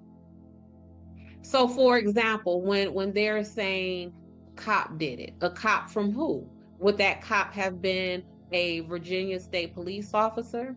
And if we are the FBI and we believe that to be true, or you know, we're hearing about that, then we might be a little bit kind of hush hush or apprehensive about, you know, sharing information with the Virginia State Police. What else was going on at that time? Did the FBI need like did they just take a hit that messed with their reputation, and now do they need the glory from solving this to help bolster, you know, the knock that they just got to their reputation? So although our goals are the same, we will have individual intentions. Well, yeah, because then it was saying like the FBI was not in agreement with the Virginia State Police in the fact that they didn't think it was serial. There were multiple offenders. Right. There wasn't just one. And then like the victims claiming that, you know, that evidence was withheld, or that, you know, there's conflicting information. So one police officer says it's a police officer, the other one says it's an impersonator. And like just and I'm sure all of the families are like, these people that you're questioning or come forward, you're releasing them too quickly. Like, oh, I heard 2 shots and I stole their money and I was rifling through their car. Well, what else did you take? You could have taken some evidence that could have placed who was there. You could have taken a shoe that belonged to to a murderer. Like, you don't know what else this man took that compromised the investigation. Because at this point, they're robbing a crime scene. Because even like the whole Wilmer thing, like when I said that officer who was like, oh, I would have done whatever I had to do to get him to confess, that in that same documentary that I watched, he went on to blame the FBI for even releasing him in the first place. So again, they can have the same goal, but their intentions may be different. And that's where the problem comes. So to say, you know, that saying there's too many chefs in the kitchen, or we got too many chiefs, and you know, that kind of thing, that's really a place when you have when you're talking about investigations and jurisdictions and who's going to take control. Maybe FBI didn't want to get showed up by the itty bitty Virginia State Police. Maybe the Virginia State Police didn't want to seem inept, that they could only solve a murder that happened in their jurisdiction with the help of the FBI. So it's a lot of mess that goes on in the background, whereas the rest of us, just like you said, aren't we fighting for the same goal? And the answer is yes. However, I don't want him to win. I want to win. Yeah. So our intentions are different. And then, but the worst part and the saddest thing about all of that is that when departments can't come together, the FBI can't come together with the Virginia State Police, or Virginia State Police is dropping the ball, at the end of the day, victims' families continue to suffer with no answers. And that is why I said, knowing what I know, right? as a criminal defense investigator, I would have definitely hired an attorney as the families of these victims and requested a thorough overview of this investigation, because that it does not feel complete. I mean, like, say at this point, like, I'm a family member of Mhm. one of the victims. And I'm Mhm. like, I'm not taking no for an answer. Can I go to the courthouse there and demand, like, I want to see my loved one's case file? I want to see all of this stuff because you're obviously not doing anything. I want to see what I can do so I can hire someone like you to help me with my case. Like, can people do that? Yeah, I get those phone calls all the time. Is it met with resistance, like trying to go because a case isn't closed or because maybe it's still open? Are there like Yeah, it is oftentimes met with resistance, and when I explain all of these possibilities to the families, they then decide that they want to back away, because it's extremely costly. It's almost, they're not going to release any files of a case that it remains costs you to open. find out what happened to Right. your family because y'all can't tell me what happened to my Yes. family? So they're not going to release the files of a opened case. Okay. But let's say this case is now closed. And this is my family. Say this is my aunt Rebecca. My auntie Rebecca was unalive 10 years before I was born, but I see the toll it has continued to take on my family. They don't really know. I want to get down to it. And so I go to request that file because this is a 10, 15-year investigation. That file alone may cost us hundreds of thousands of dollars, because oftentimes these jurisdictions, these police departments, these courts, they charge $2 a page. And if we're talking about 10, 15 years of investigation, how many pages is that? How much does that cost? Yeah. So it's coming from the courts, like the courthouse, but this is not coming from police evidence. Whoever is the holder of that file is where it will come from. So it will come from the court. If the situation went to trial, it will come from the court. If it is still under investigation, it will come from the investigating agencies. So in this case, you may have Williamsburg police who may have their hands on it. You will have the FBI who has their hands on it. You may have the Virginia State Police have their hands on it. You may have the county sheriff at any one of these little triangle historical towns who will have had their hands on it. So you will have to get the files from all of those investigating agencies. And again, we're talking about how many years worth of investigation at $2 a page, even if they give you bulk discount and say 25 cents a page.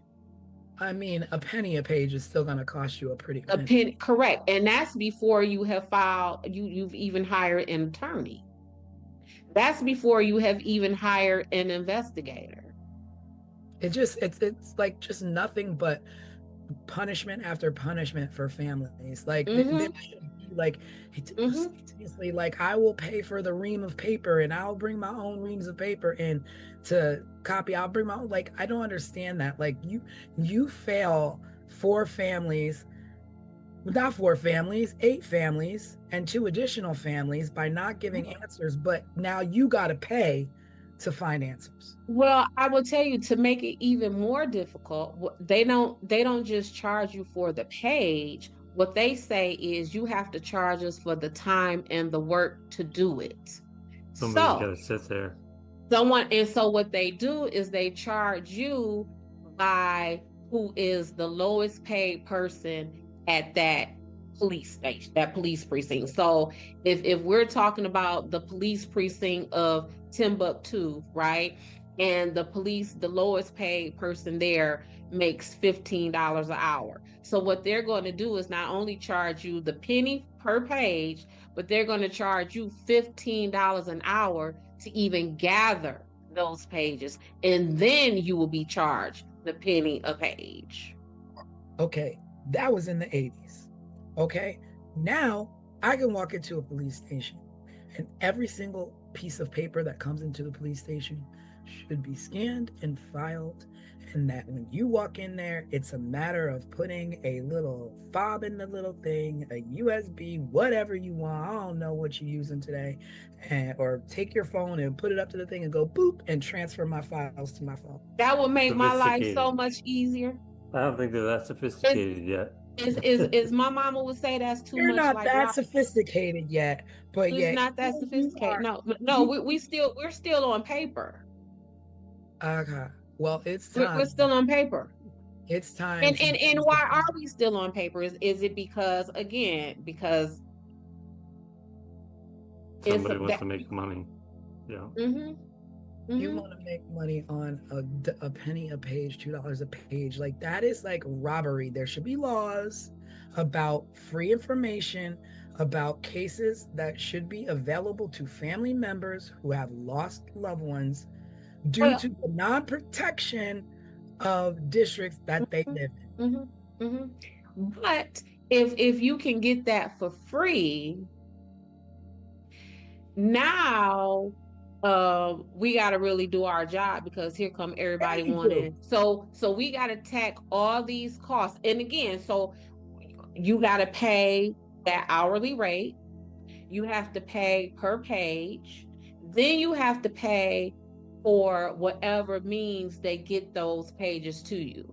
So if you say it's 15 years worth of investigation, that's going to take 2 external drives at like 3 teragigs, an external drive.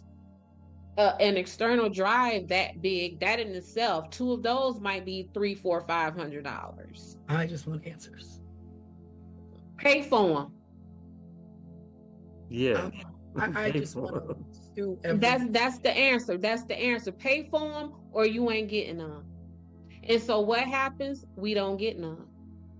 Because we don't have that power and that privilege or that wealth. This system is so driven by money. Yo, let me tell you, I once had a client and he was well off. He was in prison for maybe 7 months at the time. His family was able to hire a full staff of defense folks, including myself. He looked at me when I sat in front of him at that prison and said to me, Des, they got to get me out of here. I've been in here for 6 months. I got to go. And because he had money, by that next season, that man was home. He was home because he was home because he could afford to get home. Yeah. Yeah. I mean, it makes sense. It makes sense. But here we are. Are we closing this case again with the same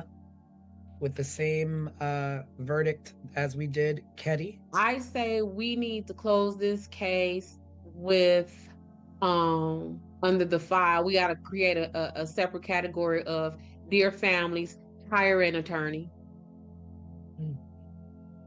Because the person who you have been told who has caused your family the largest amount of harm that anyone can imagine is not the person who did that to you all.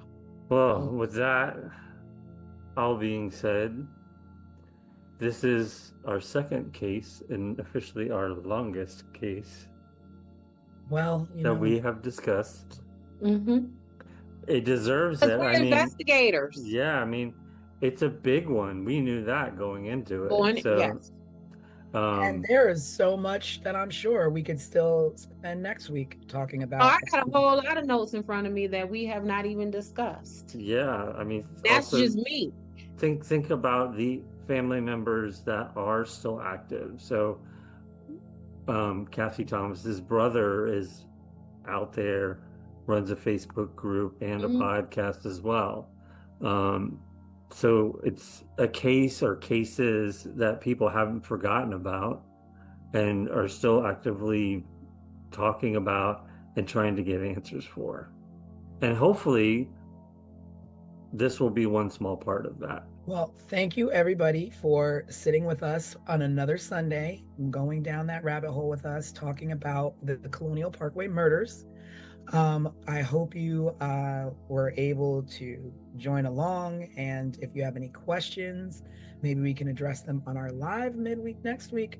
But we do have an all new episode coming out next Sunday. No details this time. You have to tune in and subscribe to find out what it's going to be. Yes, tune in on our Wednesday live. Every Wednesday, we go live 7:30 p.m. Eastern Time. And this Wednesday, maybe we'll give you a little hint of our next case. Maybe. Yeah, and you all see what kind of time I am on with this kind of stuff. If you have any disagreements or you want to add anything to what I have to say, hit those comments down there and let us know, and we can include that in our next live, or maybe even have you on our next podcast. Yeah, and speaking of, let's give a quick shout. We did have a couple people that have been very responsive that helped us shape tonight's discussion.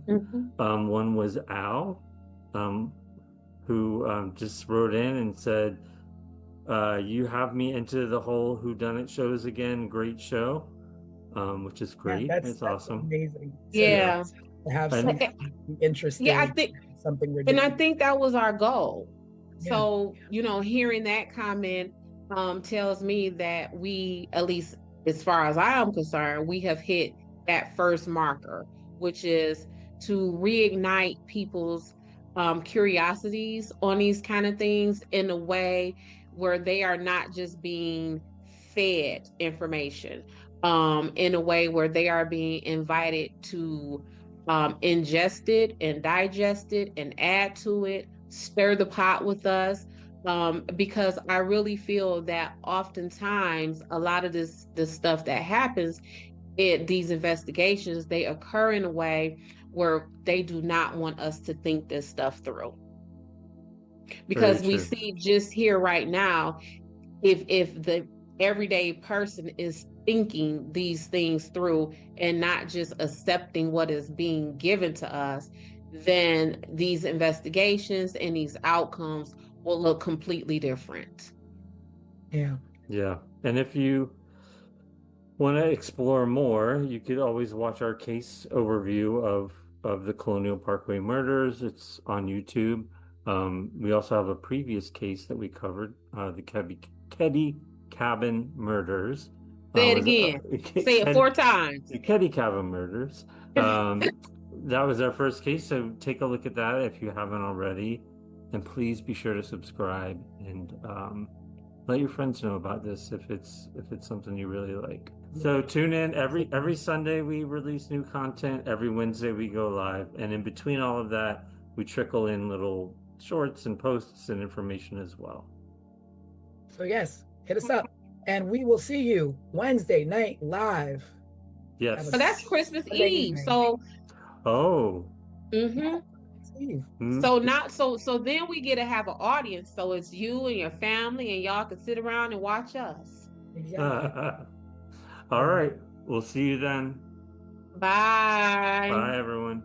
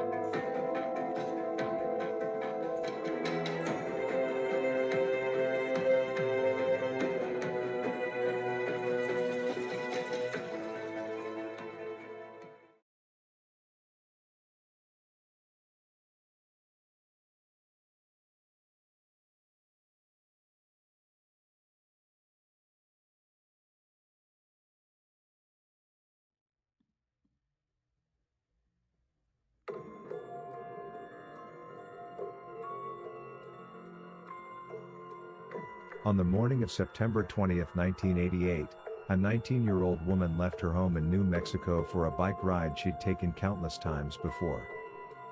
She never came back. No body. No bike.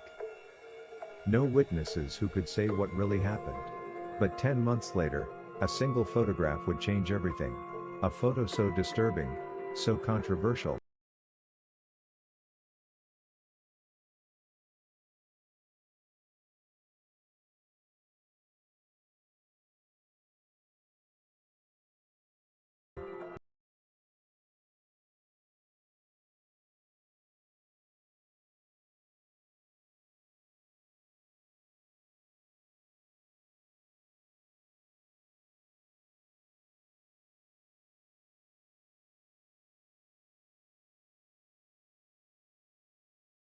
That more than 3 decades later, investigators still debate whether it shows Tara Calico alive. This is 15 Minutes of Murder.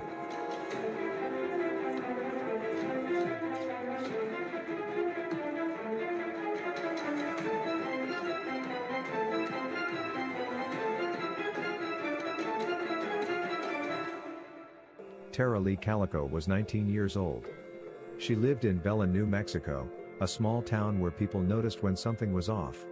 Tara was athletic, outgoing, and driven. She was attending the University of New Mexico, studying business. She had a job. She had plans. This was not a case of a girl running away. On the morning of September 20th, Tara told her mother she was going for a long bike ride, a routine she followed often. She planned to be home by noon because she had a tennis date later that day. She never made it. By early afternoon, Tara's mother Patty Dole knew something was wrong.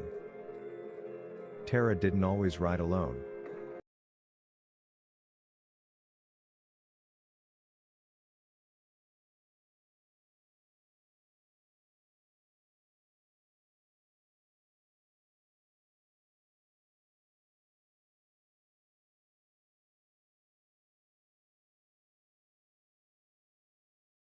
Her mother Patty enjoyed the ride as well, mother and daughter, side by side, talking as they went. But at some point, Patty stopped. Not because she didn't enjoy it but because she had been stalked by a motorist while riding. A man in a vehicle had followed her closely, watching her and making her feel unsafe. And because of that experience, Patty worried. She urged her daughter to carry mace, but Tara didn't think she needed it. She brushed it off. She was young, confident, and she had ridden those roads dozens of times before. Tara was last seen around 11:45 a.m., riding her bike along State Road 47. When she didn't return, Patty frantically drove Tara's route herself. Sadly, she didn't find her daughter. But along the roadside, investigators later found something chilling: pieces of Tara's Sony Walkman, and her cassette tape. Her bike was never recovered. Several witnesses reported seeing a pickup truck following Tara along her route, but no description ever led to an arrest. By nightfall, Tara Calico had completely vanished. Nearly 10 months after Tara disappeared, a Polaroid photograph was found in a convenience store parking lot in Port St. Joe, Florida, over 1,500 miles from New Mexico. The photo showed a young woman and a young boy. Both were bound and gagged. They appeared to be lying in the back of a van. Had someone purposely dropped it? Or was it clumsily left behind by her abductor? When the image was released publicly, a family friend of Tara's saw it and immediately contacted the Calicos. Tara's mother took one look at the photo and believed the girl was her daughter. Not just because of the face, but because of a distinctive scar on the leg, a scar Tara had. Investigators sent the photo to multiple agencies. Scotland Yard reportedly concluded the image was Tara Calico. But Los Alamos National Laboratory disagreed. The FBI had ultimately ruled the photo inconclusive. And here's the detail that kept hope alive: the Polaroid film used to take the picture was not manufactured until after Tara disappeared. If the girl in the photo was in fact Tara, she was still alive months later. The boy in the photograph sparked another wave of fear. Some believed he was Michael Henley Jr., a child who had disappeared years earlier. But when Michael's remains were later found, that theory collapsed. Over the years, two more disturbing Polaroids surfaced. One showed a young woman with tape over her mouth, sitting near a construction site in California. Another appeared to show a bound woman on a train, wearing large glasses. Both photos were taken using film produced after 1989.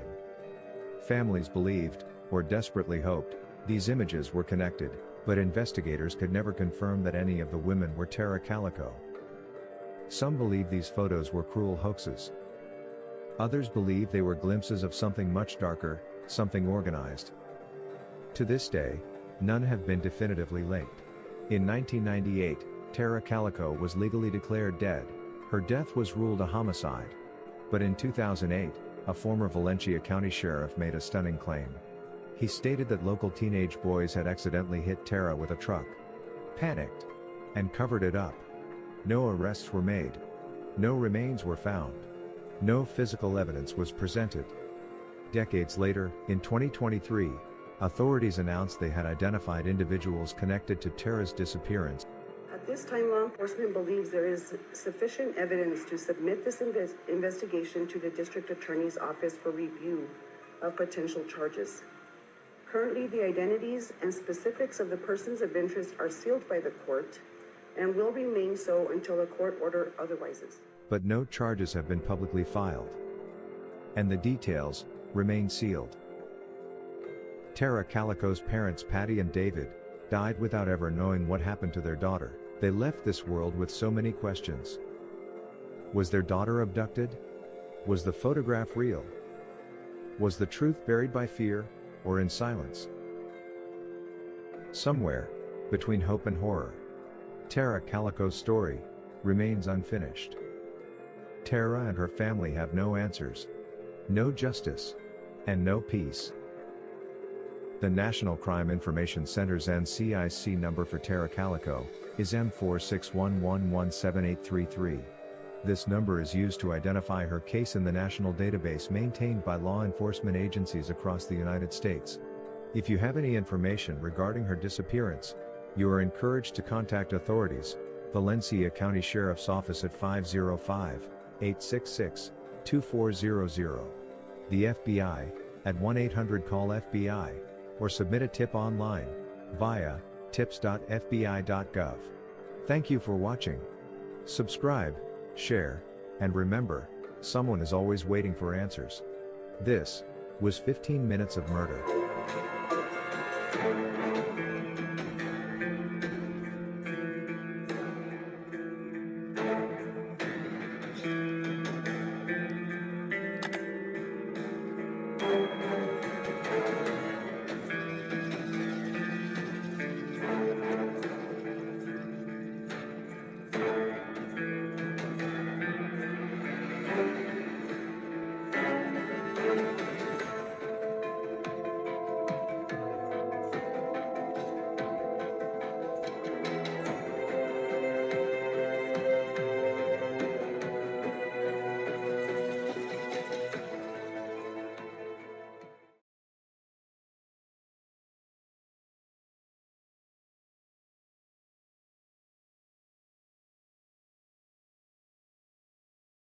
Hello and welcome everybody to 15 Minutes of Murder. Happy Sunday. We are going to be doing the podcast long length version of breaking down this case. So if you've been following us, you've seen episode 1 and 2. Our third episode is Tara Calico.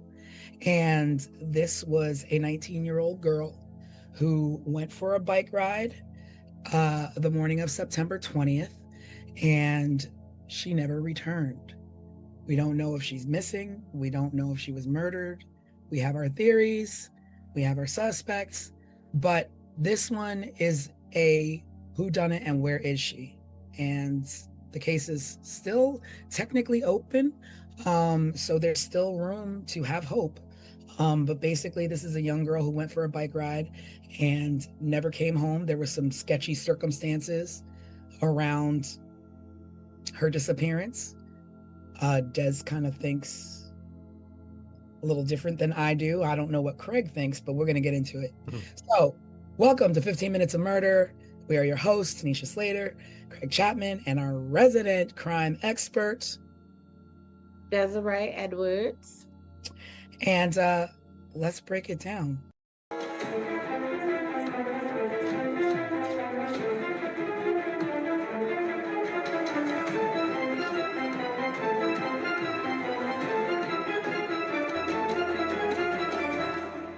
So, Tara Calico, she was 19 years old.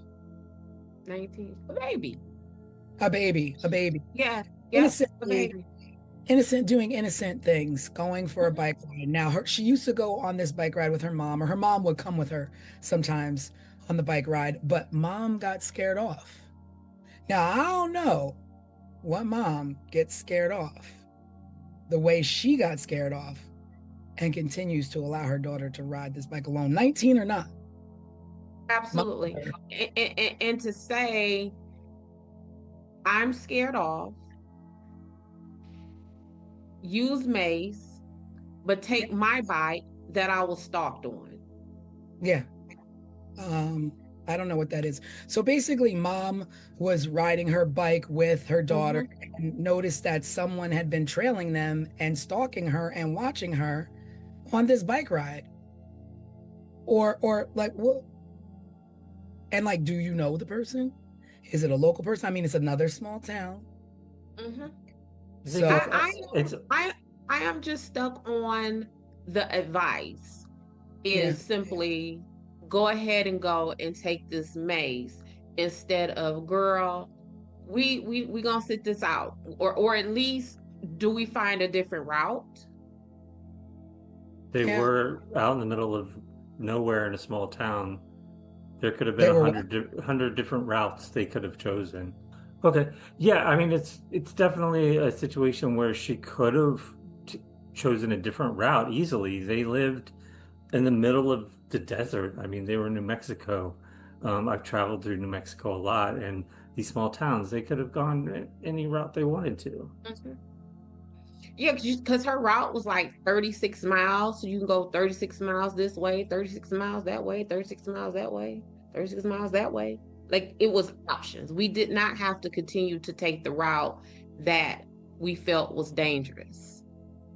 Yeah, definitely. I think it's also maybe worth just getting to know Tara a little bit more. She was really athletic, really outgoing. So this bike ride was a normal thing for her. I think she had plans to go play tennis right afterwards. It sounds like me when I was her age. I was running, I was playing tennis, I was surfing at the beach, like she was an outdoorsy type of girl. And well liked, had friends. She had her boyfriend. It wasn't like I was reading that. Okay, well, she from what I thought, she was liked. Studious. She did have a boyfriend, and that's who she was supposed to have been meeting. Right, that's right. She play tennis with and play tennis with him in the afternoon. So she was gonna get through her bike ride, and go do that. I don't know. I think she's done this bike ride so many times before. And I think a lot of people know this, my mother's always like, once people know your pattern, like always like try and break your pattern so that people don't exactly figure you out, especially when you're like kids walking home from school or like going out with your friends or whatever, just be situational awareness. Seems like maybe she didn't have that, being that she didn't even listen to her mom telling her like, some stuff is up, like maybe you should chill a little bit or carry mace. But my mom's advice is not carry mace. It's go the other way. We're not bike riding. Go the other way. And it would not be. Yeah. But I'm gonna tell y'all. So Tara says to her mom, I have a date with my boyfriend. I want to say Jack Cole or some very nondescript name like this is the boyfriend's name. She says, I have a 12:30 date with my boyfriend. If I am not back home by noon, come and get me. That's right. I do remember thinking about that now, that is weird. And then, so 12 o'clock was the cutoff time for Tara. She's saying, come and get me. Well, the reports are stating that the last person who saw her alive was at 11:45 a.m. That's Mm, 15 minutes before this cutoff time to come and get me. yeah. Who would have known that? Like that just seems, and then that whole come and get me at 12 and we have a 12:30 date. We don't know where she would have been along her route. So if mom goes to get her, starts to look for her at 12, where at along this route would Tara have been? And would that have been enough time to to find Tara and then get her to her date in 30 minutes? I think didn't they say something about like mile marker 15 or something is where she disappeared along the road? And how far was home from mile marker 15? Yeah. It And was it's just that timeline of 11:45 is when she went missing, and it was noon is the time when she told mom to come and get her. Like someone that definitely feels like someone would have someone knew. So so you think that because Tara was like, come get me if like come get me as in I can't get back home quick enough, so come pick me up in the car and throw my bike in the back so I can get to my tennis date. That's the kind of that's what No, you meant? what I mean by is if I tell Craig to come and get me at 12, Mhm. and no one who knew that I told Craig to come get me at 12 p.m. And then I go missing. Thank you, Craig. And then I go missing at 11:45, which is 15 minutes before someone was supposed to come looking for me. So you're thinking mom shared the information with somebody? I'm thinking someone knew. Absolutely. No, Absolutely. no way. Absolutely. That is what I think, because that's just too much of a coincidence. In the way in my head, it feels like, oh snap, what's her mom's name? Patty is going to go look for Tara in 15 minutes, or we got 15 more minutes, y'all hurry up and go get Tara before Patty goes out there looking for her. I don't know. I'm not there yet. Mm-hmm. And this is why in this investigation, when I say I could not get past her front door, because it's a That lot of, close to yeah, it's it's a, proximity, as you say. what you say? It's proximity, as you say. It's Yeah, and it is too much. Like that's just a lot. That's a lot of somebody would have known.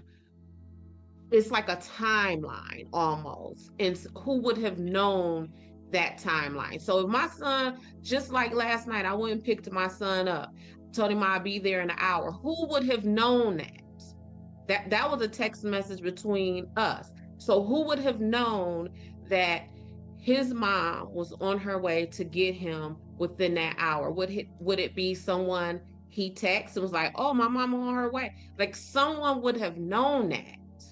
well, the boyfriend, because I'm sure Tara Exactly. was like, oh, okay. Because I'm sure Tara was like, well, I'm gonna be on time, but just in case I'm not, I told my mom to come get me. Mhm. And At then 12. let's talk about the boyfriend. So now you are supposed to be the last person who was with her. So, But she never made it to him. but she never made it. And this is what I'm saying when I say I could not get past her front door, because there is so much in there just as we begin this discussion that leads me to believe that for right now where we are, that somebody knew her people at some branch of her network. They knew where this girl was, they knew her schedule. I do not think. So now so she goes missing. but Mhm. nothing is found. No bike, no body, no evidence whatsoever. Tire marks are found, but they could be any bike. It's not like she was the only person, traveling that road. They did find a black Sony Walkman that was busted up, I guess, on the ground, but like whether it was hers or not officially, I don't know. Right. I thought it was yellow, and that's how they knew it was hers. Really? I thought it was black. I read it was black. I thought I saw black too. Maybe Yeah, I thought it was black. I read that it was black because I was shocked. I was surprised too, but then I was like, oh, I remember those from back in the day. Yeah, But but yeah, I also yellow. remember, yeah, and I also remember us doing things to our Walkman that would make them personal. So like we might put stickers on them, or get one of those glue sparkle pens and write our names on them and stuff like that. So I wasn't too like, I didn't be like, oh, well, how did they know that was her Walkman? I just immediately, Yeah, well, you assume because that's what you're told. She went on this bike ride. This is the length of where she went and Mhm. rode. She would have covered this amount of ground, so this right here would probably be hers. would probably. I guess, of course, the mom probably identified it as such, but there was no. That was the only thing that was found. There was no like struggle. There was no like signs of struggle or signs that that there was a scuffle. No like tire marks or anything where somebody made a accidentally run her off the road. So like just I'm reading. It says Tara Calico's Walkman was bright yellow and distinctive. Investigators found a broken piece of it along with her cassette tape near tire tracks, suggesting she may have left them as clues after being abducted. yeah, that's strange because reading other reports, it was, and I think it was a what do you call those things? Like a police report. Yeah. But I mean, it Well, happened. yeah, but that's a big item to leave behind, to leave a clue. And what I mean by that is, um when you leave your clues, they're usually smaller things that the person who is abducting you don't notice. So if this person would have thought to let me grab Tara and her bike because I don't want anything left behind, I would think that they would see her Walkman that would have been left there, even if they caught it out the peripheral view. Like This I don't. people who didn't care. Like you dropped something. Who cares? That we're not here for that. We're here for you. Yeah, but her Walkman, if what Craig just read is correct, and how they're saying is distinguishable, they wouldn't want to leave that Right. because it would have been able to lead them back to Tara. So that would have been leaving a distinguishable Walkman behind would have been the same thing as them leaving her bicycle behind, because it could have been traced back to Tara. I don't know. So what are you thinking then, Des, in this 15-minute window?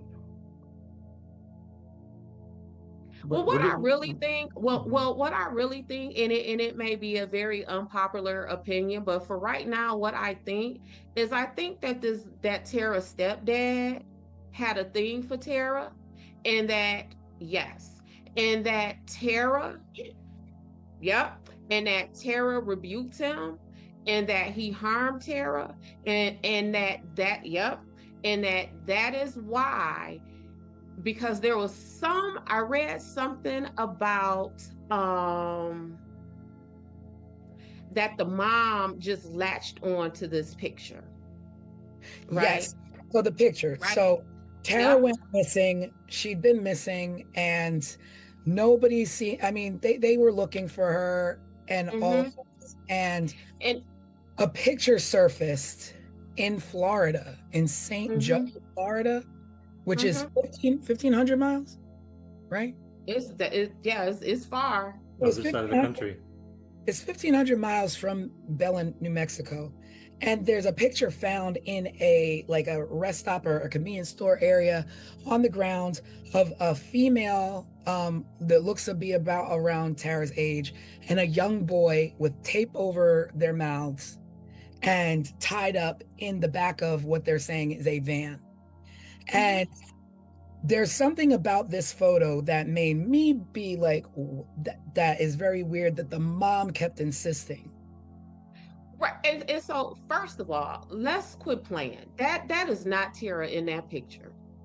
You don't think so? I look at it over and over, and there's parts of me that think that it resembles Tara's 16-year-old picture photo, but not Tara at her 19 years age. No, I don't think that's Tara. And here is where I go with this. I don't think it's Tara, and the authorities don't believe it was Tara either, because the analysis of the photos remained inconclusive. This agency said it's her, and this agency said it is not her. Said yes, FBI said no, and then the national what is that, my gosh, I can't think of the name of it, but it was a third agency that wound up being inconclusive. So it's like, yes, no, maybe. Yep.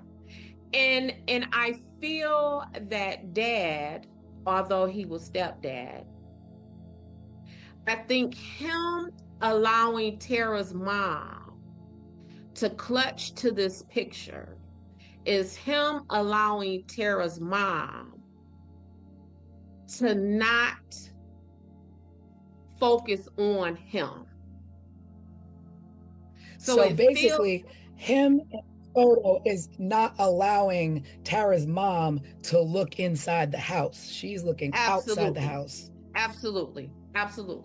Because, like I said, go ahead. In the photo, there's the mom is saying, oh, until the day she died, because the mom, all of them are gone now. The mom, biological father, stepfather, they've all passed away. And the mom, to the day she died, believed that was her daughter in the photo for two reasons. One, she said that there was a scar on the girl's leg that Tara had. And two, which is weird to me, there's a book, a V.C. Andrews book next to the girl in the photograph that the mom said was Tara's favorite author. And that book was next to her. Well, I'm going to tell you about this book. So, V.C. Andrews was the bomb in the 80s. Oh yeah, I don't know who was the bomb. So I just so happened to Google that book. That book was a bestseller. So at that time, a whole lot of people would have had that book. But the irony of it being her favorite author and it being there with that girl in a van randomly. On top of nobody in that picture, and I don't care how sensationalized the media want to make that picture, ain't nothing gruesome about that picture. Though nobody in that picture look like they're under duress, they don't look stressed out. I read that, but then it's just like, well, what if not Tara? And then this is a whole other thing, but if not Tara, this is a young boy, like even if it's a joke, like there's a young boy and a girl tied up in a van with tape over their mouth. I don't know what I would look like. I mean, I guess so that picture was found, a year after Tara went missing. We don't know when the picture was taken.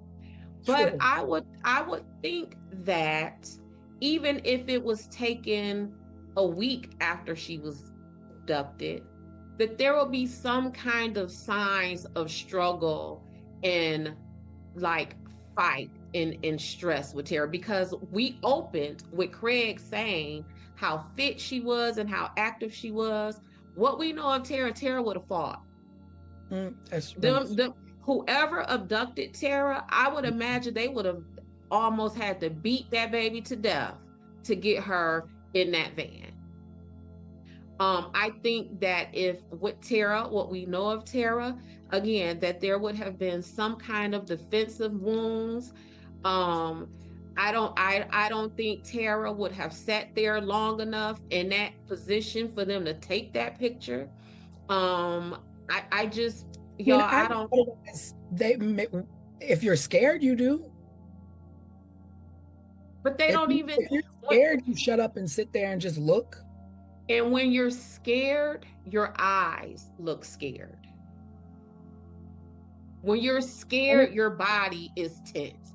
None of it. Though Tara and that boy, like, maybe like, look. Let me look at this photo. Let's put this. They're just like leaning to the side, chilling.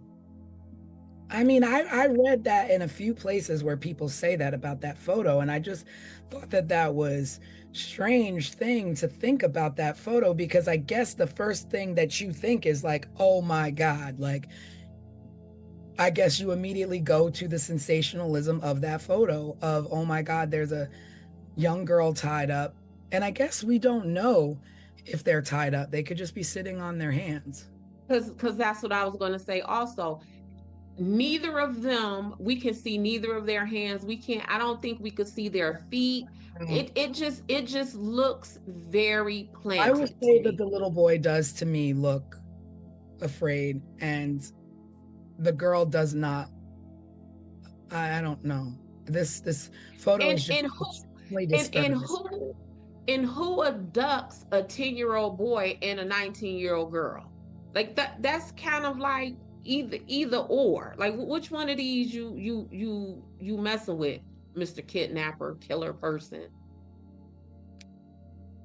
I don't know, this photo. Like, and the other thing that is upsetting to me in this photo is, who are they? And why are they like this? And it's just and why does the pictures keep popping up? Like, this is so weird, y'all. Well, the first photo, I get it, but then everything else, then two more photos pop up. Another photo pops up in California, and then another photo popped up at a construction site. One, I don't know where the other one popped up, but then there's also like people calling the station and giving false leads, people saying that they're Tara, people saying that they know where she is, or, you know, all these things. And I don't know what. My only thing is that the sensationalism of press then pull people out of the woodwork to want to be a part of something. Right. In a way. So those other two photos that did pop up, I mean, they're not, neither here nor there. Right. This one is the one that her mom latched onto as, you know, this is my daughter. I know this one. This is my daughter. And y'all remember when we were talking about Idaho, and I was saying how I really liked that investigation because the police kept it under wraps. They kept their mouths shut. This right here is the complete opposite of that. Like, it was so much, like, down the line, when you move down the timeline, is police constantly saying, oh, we got new leads and we got this and we're on our way to make an arrest, and it's nothing. So much so that the dad, who I have suspicions about, began to ridicule the police by saying, why are y'all saying this? Like, if y'all not going to move on this information that y'all have, then why are you saying it? So you're talking about her biological dad? No, I'm talking about the stepdad. Yeah. But why? But if the stepdad is somehow involved, why would he question police? Let them keep going on their wild goose chase. Because people participate in searches all the time. Like, people insert themselves in the investigation of the dirt that they have done all the time. One of the things that law enforcement knows is that when you are at a crime scene, and you know how, like, it's usually golfers standing outside watching, the person who committed that is usually in that crowd. I've heard that. Watch and view how things go down, and in plain sight. Watching how it went down out of just like curiosity to cover their own butts, but also watching how it went down to kind of sit back like, look what I did. Look at this chaos. Yeah, I done good. Like Cocky, they're present. What'd you say, T? cocky arrogance of it all. Cocky arrogance. And then we're also talking about the mind of a person who would even do something like this. So that alone tells us that person not thinking, like us normal folks would think, right? So yeah, It's strange. So then we talk about, okay, so the mom, so you suspect the dad. So then the mom is like, my daughter didn't return and you're worried. So she goes out and she drives the road herself to look for her daughter, doesn't find her daughter, and then reports her missing. So like,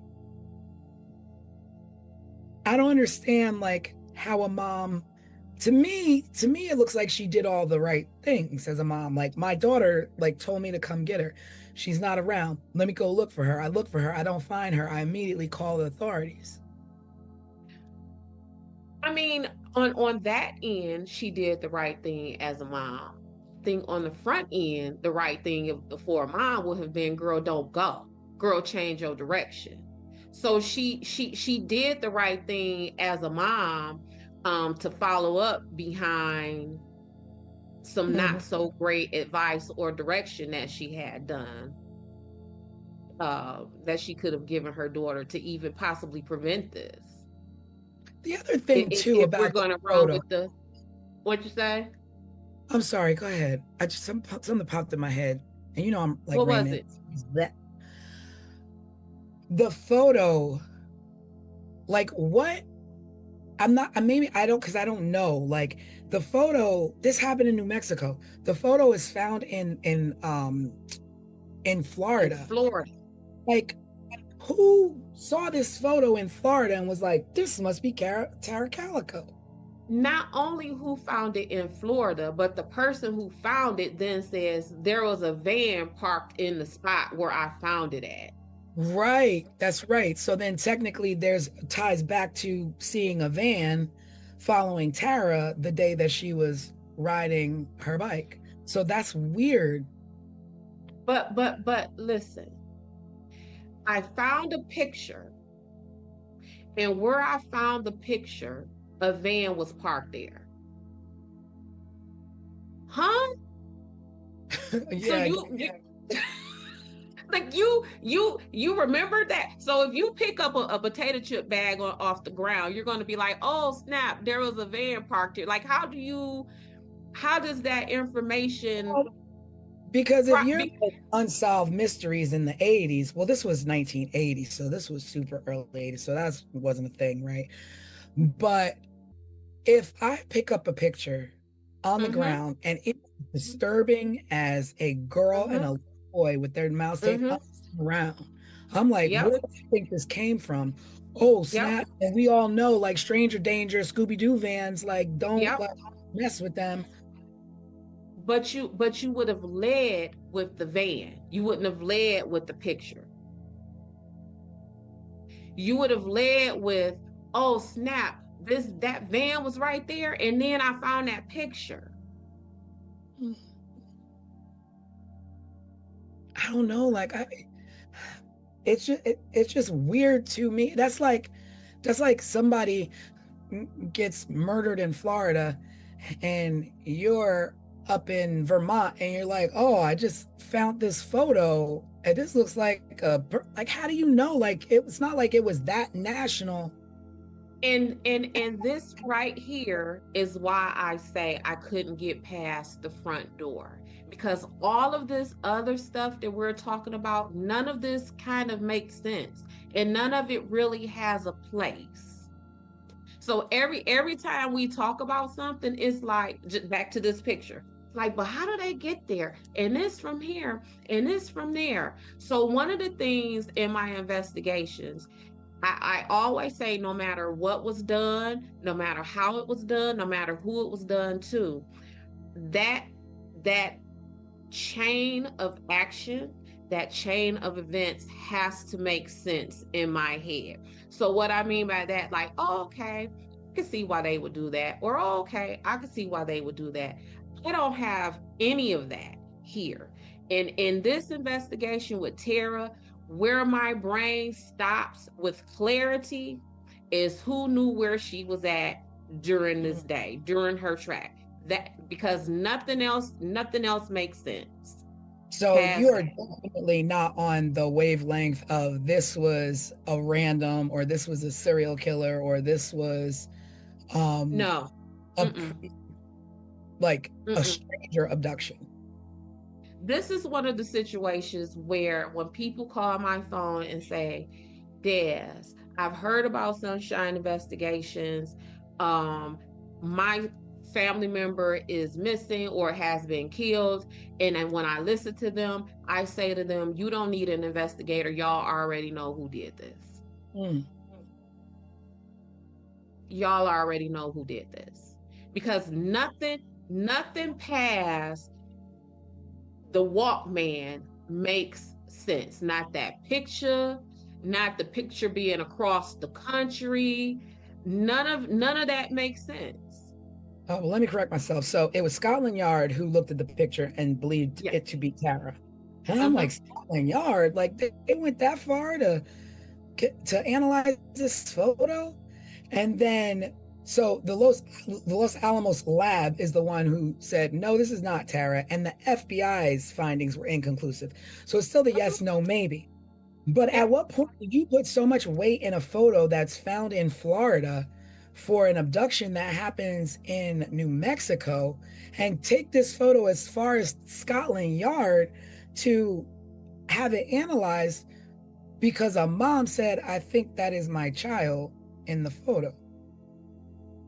So now it's what you say. So now you're going on this crazy lead of a photo when you have all these like questions of the town that you could be answering, but asking and knocking on doors, but you're attached this girl to a photo that's most likely not her. That's most likely not her. So again, when I'm working my investigation, no matter what the crime is and all that kind of stuff, I need it to make sense. I need to be able to look at the police reports, the news articles, whatever it may be, and say, okay, I can see that. Okay, that makes sense. But see how right now when we're talking about this picture, you can't do that. You right here, you can't say to any of us, that makes sense. Yeah. Nothing in this makes sense.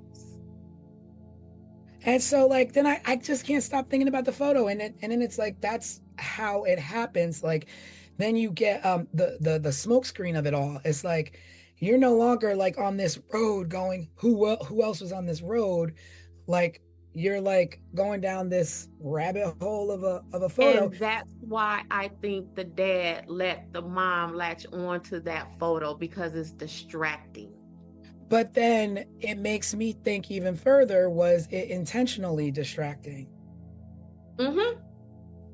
Like, was it a plant type distraction? Like something planted, somebody knows somebody well enough to say, let's feed this back to, like, I don't know how it got back. I don't know how it got from Florida because what we even know is that the little boy who they suspected in that photo turns out to not even be him. But who also was a little boy who went missing on a camping trip in New Mexico. So how did these two separate incidences in New Mexico, two kids who have nothing to do with each other, wind up in the same photo in Florida? Were you going to say something? It makes no sense.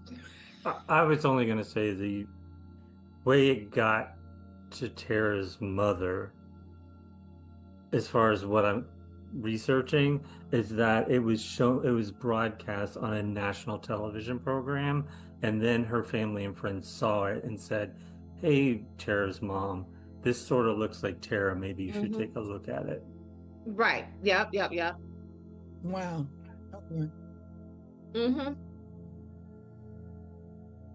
Yep, that all that look that you're doing, how I can see your wheels turning. Yeah, like it's just so weird. And as I was preparing for this episode, I was like, okay, I think this is going to be the first episode that we do that closely resembles what an investigation meeting looks like when me and an attorney get together and we're talking over our police reports and we're talking over our discovery and evidence, and it is breaking down all of the information that we have to try to figure out again what makes the most sense. Like, just pick all this apart and try to string it together. And Tara's case is not being strung together. It's not. Hmm. So I don't. It seems a bit all over the place. Yeah, it's too much. It is What is at what point do we fast forward to more recent stuff, like Sheriff Rene Rivera saying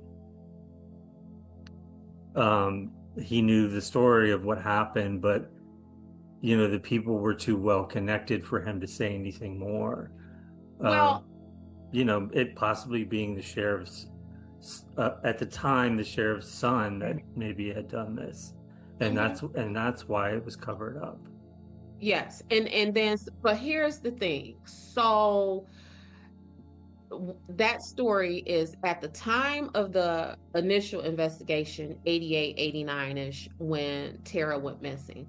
The story was that some people had saw the kids, and it was reported to the sheriff that the kids had maybe hit her with their bike or something. I mean, hit her bike with their vehicle, killed her, covered it up. Then they got to talking amongst themselves and their friends, and then there was just one gentleman named Henry Brown who on his deathbed made some kind of confession like, oh yeah, the sheriff's kid and his friends told me that they hit Tara, killed her, and then hid her body. Now, what's weird about that is that same story, the sheriff had recounted that at the beginning of the investigation. So then the question would have been, if these people have told you that they hit Tara and caused Tara some harm, why wouldn't you had moved on that then? Why weren't they arrested then? And at the time, it was labeled as circumstantial evidence. But that is not circumstantial evidence. That is, in fact, a confession. Somebody confessed that, right? So there is that component of it. But that son, he committed suicide, I want to say, like in the very early 90s. So there is shortly after, kind of. Shortly after, yeah. Lawrence Romero Jr., is that his name? And the deathbed confession came from a guy named Frank Mathola. Well, I have, and that's also another thing with Tara, is that the names, just like how Tanisha and I said we remember reading that it was a black Walkman. You just read it was a yellow Walkman. You just gave the name of a man who you attribute the deathbed confession to. I have that in 2013, a deathbed confession was made by a man named Henry Brown. So it's just all over the place. And some of this has to do with the police running their mouths every so often, throwing out information, and now it's all over the place. Now we don't know what is what. It seems like this, though, like they, law enforcement and people connected to this case actually won't let it go and keep pursuing leads and want to find out what happened to her. Or I want to say, I don't want to be naive and say find her, like if she's well and still with us, but I don't know, like to me it just seems like a small town that still wants to find this girl. Yeah. But the problem is, just from what we're talking about, all this conflicting information, they're they're not going to find her at this point if they keep doing this. Because what they're doing is they're putting out information that's distracting. They're putting out information that um someone could copycat. Maybe that's why it's pictures, from this side of the country to that side of the country, with Tara. That's why we're hearing about a black Walkman and a yellow Walkman. And it's very difficult to follow up on any valuable leads or make any valuable connections when you have essentially tainted the witness pool by filling it up with inconsistent information or just information in general. Because when people hear things, if you know Tanisha say a black Walkman, by the time the news get to me, it's a yellow Walkman. Yeah. So it's been too much talk. It's been this the Oprahs, the Datelines, and the all of that. It's just been too much. And again, that's why I love those Idaho police, because they was like, no, we not talking about nothing. We're not Yeah. talking about nothing. And that situation was solved soon. Granted, we're talking about maybe a decade and a half later where they would have had, maybe different technology and stuff, but this was definitely botched. So I was reading, because that's why the reason why I say that is because I was reading, I don't know if either of you saw this, but in 2023 there was a break in the case, and it led to an entire case file being sent to prosecution to be reevaluated, and they're not ready to disclose this information. They said that they're still reviewing it, but it was enough to conduct a search of a home and suspects on a lead that went dead when it should have been investigated at the time. So we're talking about 1980, all these leads and loose leads that weren't followed up because they were busy chasing a photo or busy chasing the sheriff's son or what have you, that in 2023 is like, oh, we looked at some other evidence that was left loosely, and it was enough to get a warrant to search a residence. And what came of that search? It's Do we know? we don't know. This stuff is under wraps. They're not ready to disclose any of the information. They're still reviewing it. But it's just, to me, like that whole thing where you say if you have 10 leads, if you do, you should at least be at 6. Like, there was so many loose ends that were left in 1980 that are picked up in 2023. Right. That and finding this girl, had they been done in 1980 when she went missing, the week she went missing, the month she went missing. And if somebody, I don't know whether it's someone in law enforcement, someone within Tara's family, but if someone would have backed off of that picture and allowed this investigation to blossom, where will we be now in 2025? Where will we be now? We would know where Tara was. Probably so. I believe we would. I believe that picture was distracting and was a roadblock. Was it a deliberate distraction? Was it a deliberate roadblock? Did someone who maybe was involved with Tara's disappearance luck up, and it just so happened that this roadblock was thrown out there and they was just like, oh shoot, I'm a rap with that. I'm a rap, you know what I'm saying? Like, that picture did a whole lot of harm. And how the picture got out, I don't know if the family, whoever, so the people who found the picture, where did they take that picture? Did you take that picture to the media? Did you take that picture to the police? I'm gonna look it up. I don't know. Right. So if you took that picture to the media, would you have taken that picture to the media to do exactly what that picture did? Distracting at the point that there was while Tara was riding her bike, there was a group of kids up ahead just chilling, I guess in their cars or whatever, that they're saying, well, this person who is bringing this new evidence to light said that they were basically laying in wait for her, and most likely is certain that these kids that were laying in wait for her up ahead in that road had something to do with her disappearance. And if you found that picture and you say you found this picture where there was a van parked, would you have cared enough to send that picture to the police? Or do you think that was a matter of sending that picture to the media? It's what I'm finding is that she took it to the police, who then alerted the media, leading to national news coverage. But they're also saying that the lady who turned in the photo is anonymous.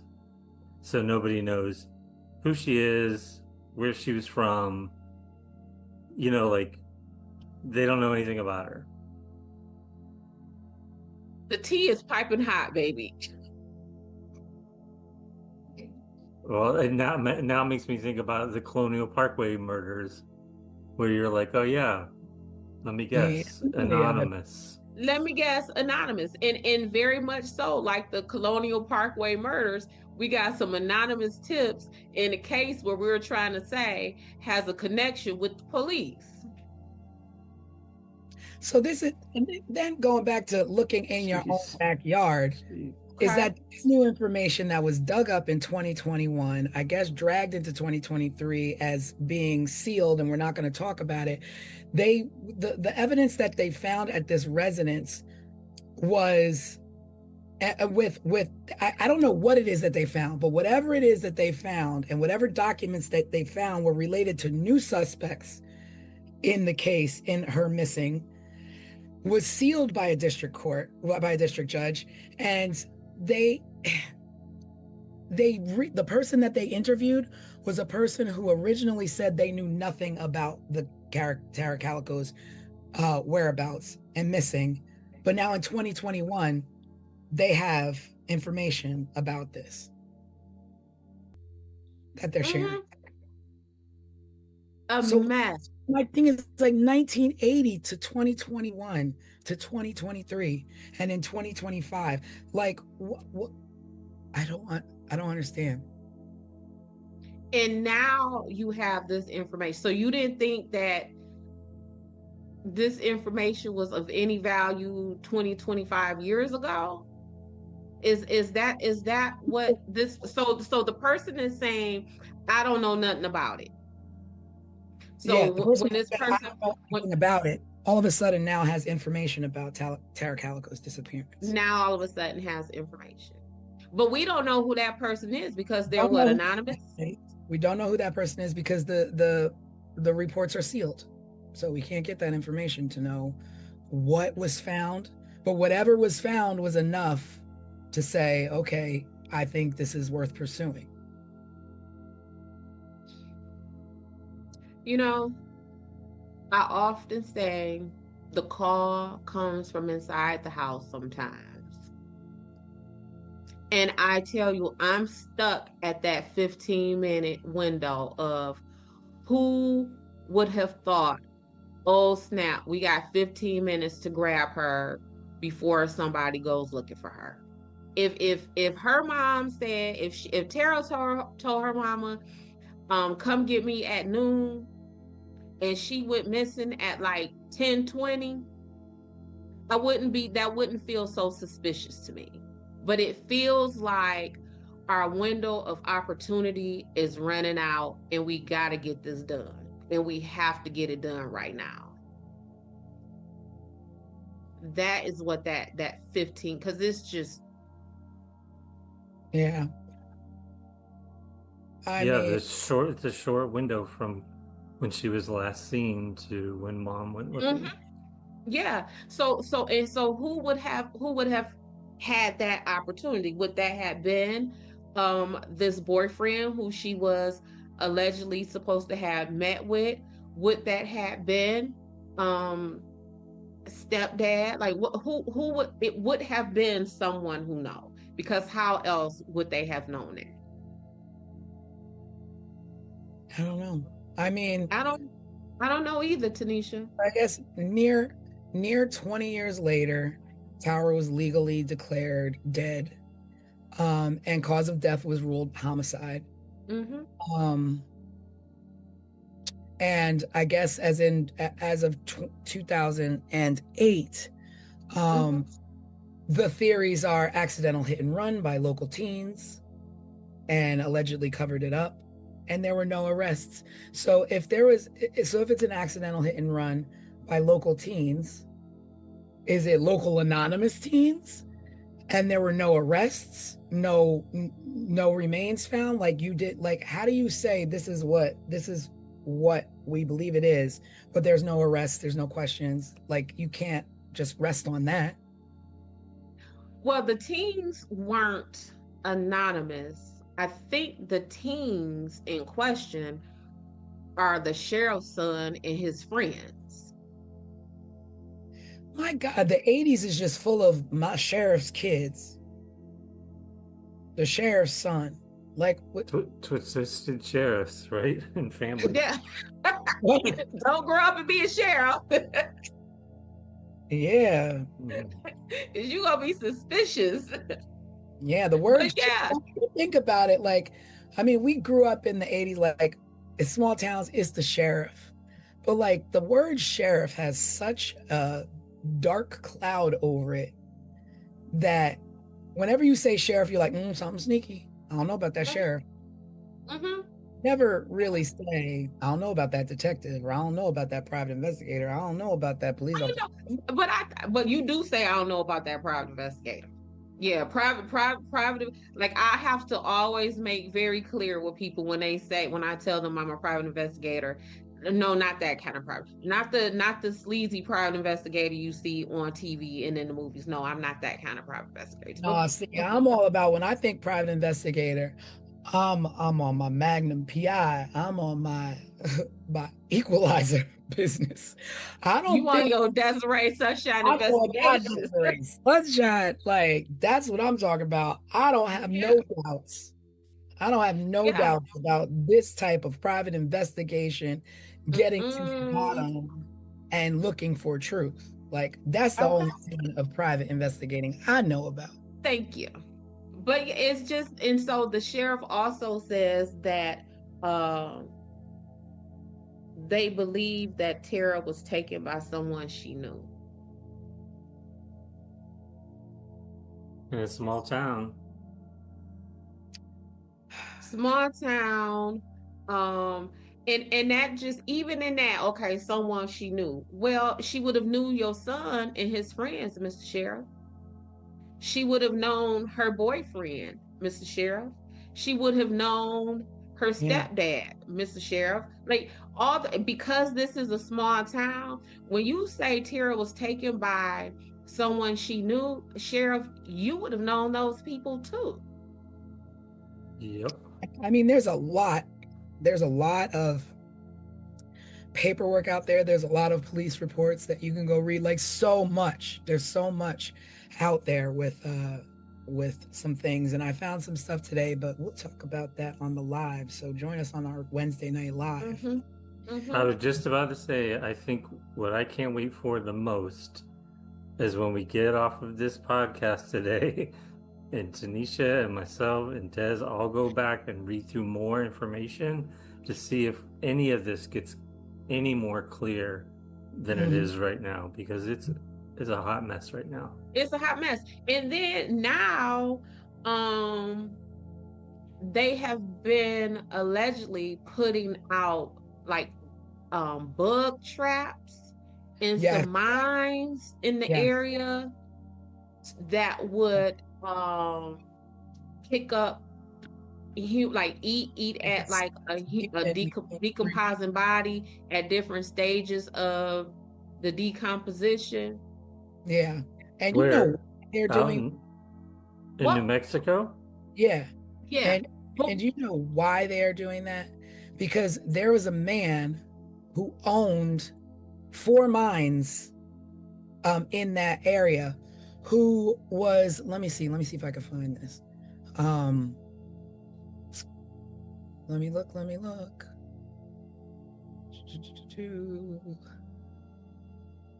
You're talking about mines like in the Like side of a mountain. like going down into a mine shaft. Mines, yes, Yeah. mines. Mine shafts, yes, real mines.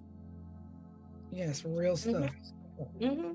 They need to put them in the So there was this guy, his name was David Parker Ray, and he owned 4 mines that he leased in the 1950s. And they were about 25 miles away, or 25 miles south from where Tara Calico was last seen. He died in a state prison in 2002 while serving a sentence for more than 223 years in connection with kidnapping and other charges involving 2 women who he sexually tortured at his residence. Okay, so he claimed to have abducted like 40 victims from several different states, according to the FBI, but nobody's were ever found. But the reason why they didn't really go off on him is because at the time that Tara was abducted, he wasn't living in New Mexico. So they were like, oh, he wasn't living there, so he couldn't have, like, you can't visit other places.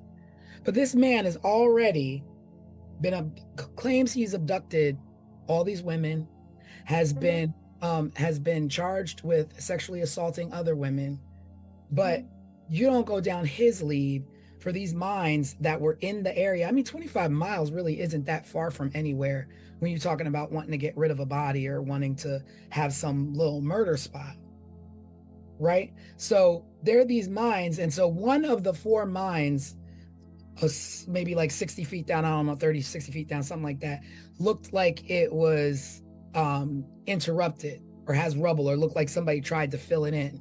So they want, so this sheriff or this lieutenant went and bought these little fly traps, these certain fly traps that will attract mosquitoes or flies or what have you from the remains of decomposed bodies, to see what's possibly down there. And then if there is something, then they've got to go through the right channels to be able to excavate.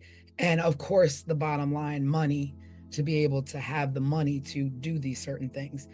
But there's also these other things that have come to light that other people are like, oh, we know the suspects. So it's just like an open, like, I want to go back to this man in these mines. I'm not a miner, so I don't really know about mines and all that kind of stuff. However, his family leased these mines about 25 to 30 years before Tara was missing. So would he and his family still had access to those mines? Like, and again, I'm no miner. So when your lease is up for the mine, is the mine now leased to the next group of people or the next company? Like, would he still have access? Whether he had access or not, he probably had mental access. Like, I own this for all this time. I know the ins and outs of it. I can go around and do whatever I want and get in and out of property without being noticed if I want it. Are mines blocked off? Like, is the entrance to a mine secure? I would think that, and I don't know because I'm not a miner. Absolutely. But I would think you gate off with a fence, trespassing, what have you.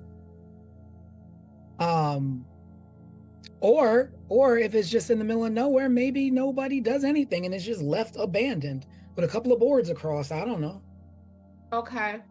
And so if it's a couple of boards across it, if it has been fenced off, he would have had to breach that to get to the mine. So while they're saying this man had access to the mines, was whatever that blocking off of that mine, was that breached? Or if it was, would y'all have told us that? You know what I'm saying? Like, to just say that this man whose family leased the mine 30 years ago. Well, what about the other folks? So are y'all simply saying that we want to stick to this man who leased this mine 30 years ago because he has some of these similar crimes in his past? Yeah, well, which would be likened to the Waterman, because this guy is dead and he did these things. So it's just like, okay, in post, you kind of, we're gonna fit you into this mold because you were in the area, and we like you for this. Right. And kind of the same point that I made with the picture being found. Like when you find something or something that's important, what you lead with varies. What is of value or what is of importance is what you lead with. So, oh, well, the mines boards, they broken? Did they look meddled with? You know what I'm saying? Like y'all can't just throw out like these people had access to this mine 30 years ago, and so now you the suspect. True, but you know what? It also leads to the fact that if in 1980 these were around, it was a loose end that should have been tied then. Correct. So now Correct. they're chasing every loose end, trying to find this girl. Trying to find this girl, this 30, guy 40. This guy claims to have murdered 40 women. This guy, assaulted 2 women. He was in jail for this. He confessed to this. I think the natural progression is to look into it, because what if she is down there? Right. And do we look into it like in 2025 or 2023, whenever this connection was made with this mine? Why? Because y'all knew about that mine. And if you didn't know about it in 88 and 89, did you know about it in 95 when that man was still alive? Because as what happens is when we're investigating things, one of the first things that law enforcement uses is they gonna use a database, whether it is a registered sex offender database.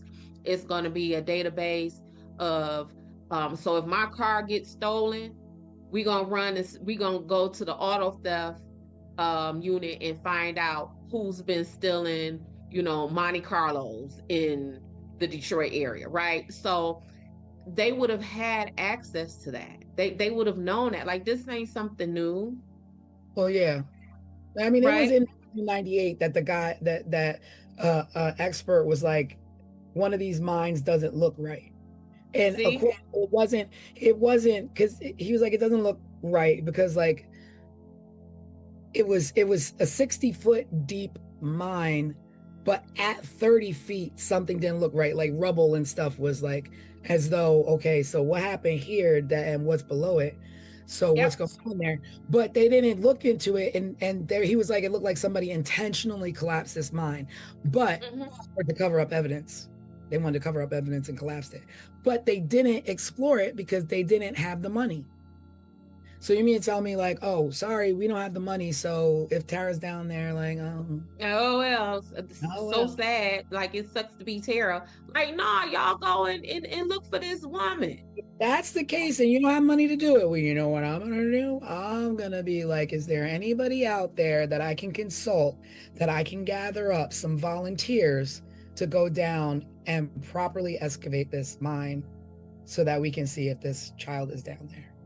And then another weird any other victims at that point. If this man said, I abducted 40 other people, you haven't seen any bodies, you haven't found anything, but you find a mine that he owned that looks collapsed at 30 feet when it's a 60-foot deep mine, but you don't go look into it because of and y'all got money to consult with the Scotland Yard. Yeah, right. That is the one that just trips me out. I was like, when I was reading, I was like, what's Scotland Yard got to do? Right? But this was another something that tripped me up. So they said, I don't know. I'm sorry, I don't know. I'm not a police officer. I'm not an investigator. So I don't know if it's normal to be like, Scotland Yard, look at this photo that we have over here in New Mexico. for an abduction case Well, I am. in Florida. And we ain't never had Scotland Yard involved in none of our cases. Not even my federal cases has Scotland Yard been in. But another weird thing, a part of the what don't make sense, is witnesses said that they saw an older gentleman driving a 1953, maybe 1955 Ford truck slowly behind Tara. In 1953, 54, 55 truck. And we're talking about is 1989. How difficult do you think it would have been to find a 30-year-old vehicle? Well, So right now, if it is 2025 right now, and cars now, our cars now, if you look at them, it ain't too much changed in them right now. But I would imagine that a 1954 vehicle did not look like a 1988 vehicle. yeah. And a quick run through the state's DMV could have shortened that list, because how many people are still riding around in their 1953, 1955 Ford pickups in 1989? Is it if we run it through the DMV, is it a list of 50 people or is it a list of 100 people? But whatever it may be, that will be easy to sort out. But now that I'm thinking, I'm like, the mom also said there was a man in the truck following her. Is that coincidence that that same truck might have been following your daughter? Like, he's following you? Was he following her as well? Like, At the same time, is the person who was following you the person who took your daughter? Mm-hmm. Who was the person following you? Did you know the person following you? what kind of car did they drive? And which is why her mama's advice should not have been go ahead and go, but just take Mace. It should have been, baby, something is going on.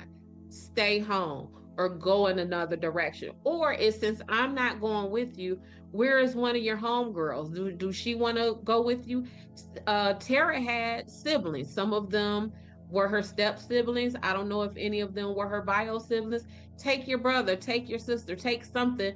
But I think her advice should have been more than just take some Mace when I think we're being stalked.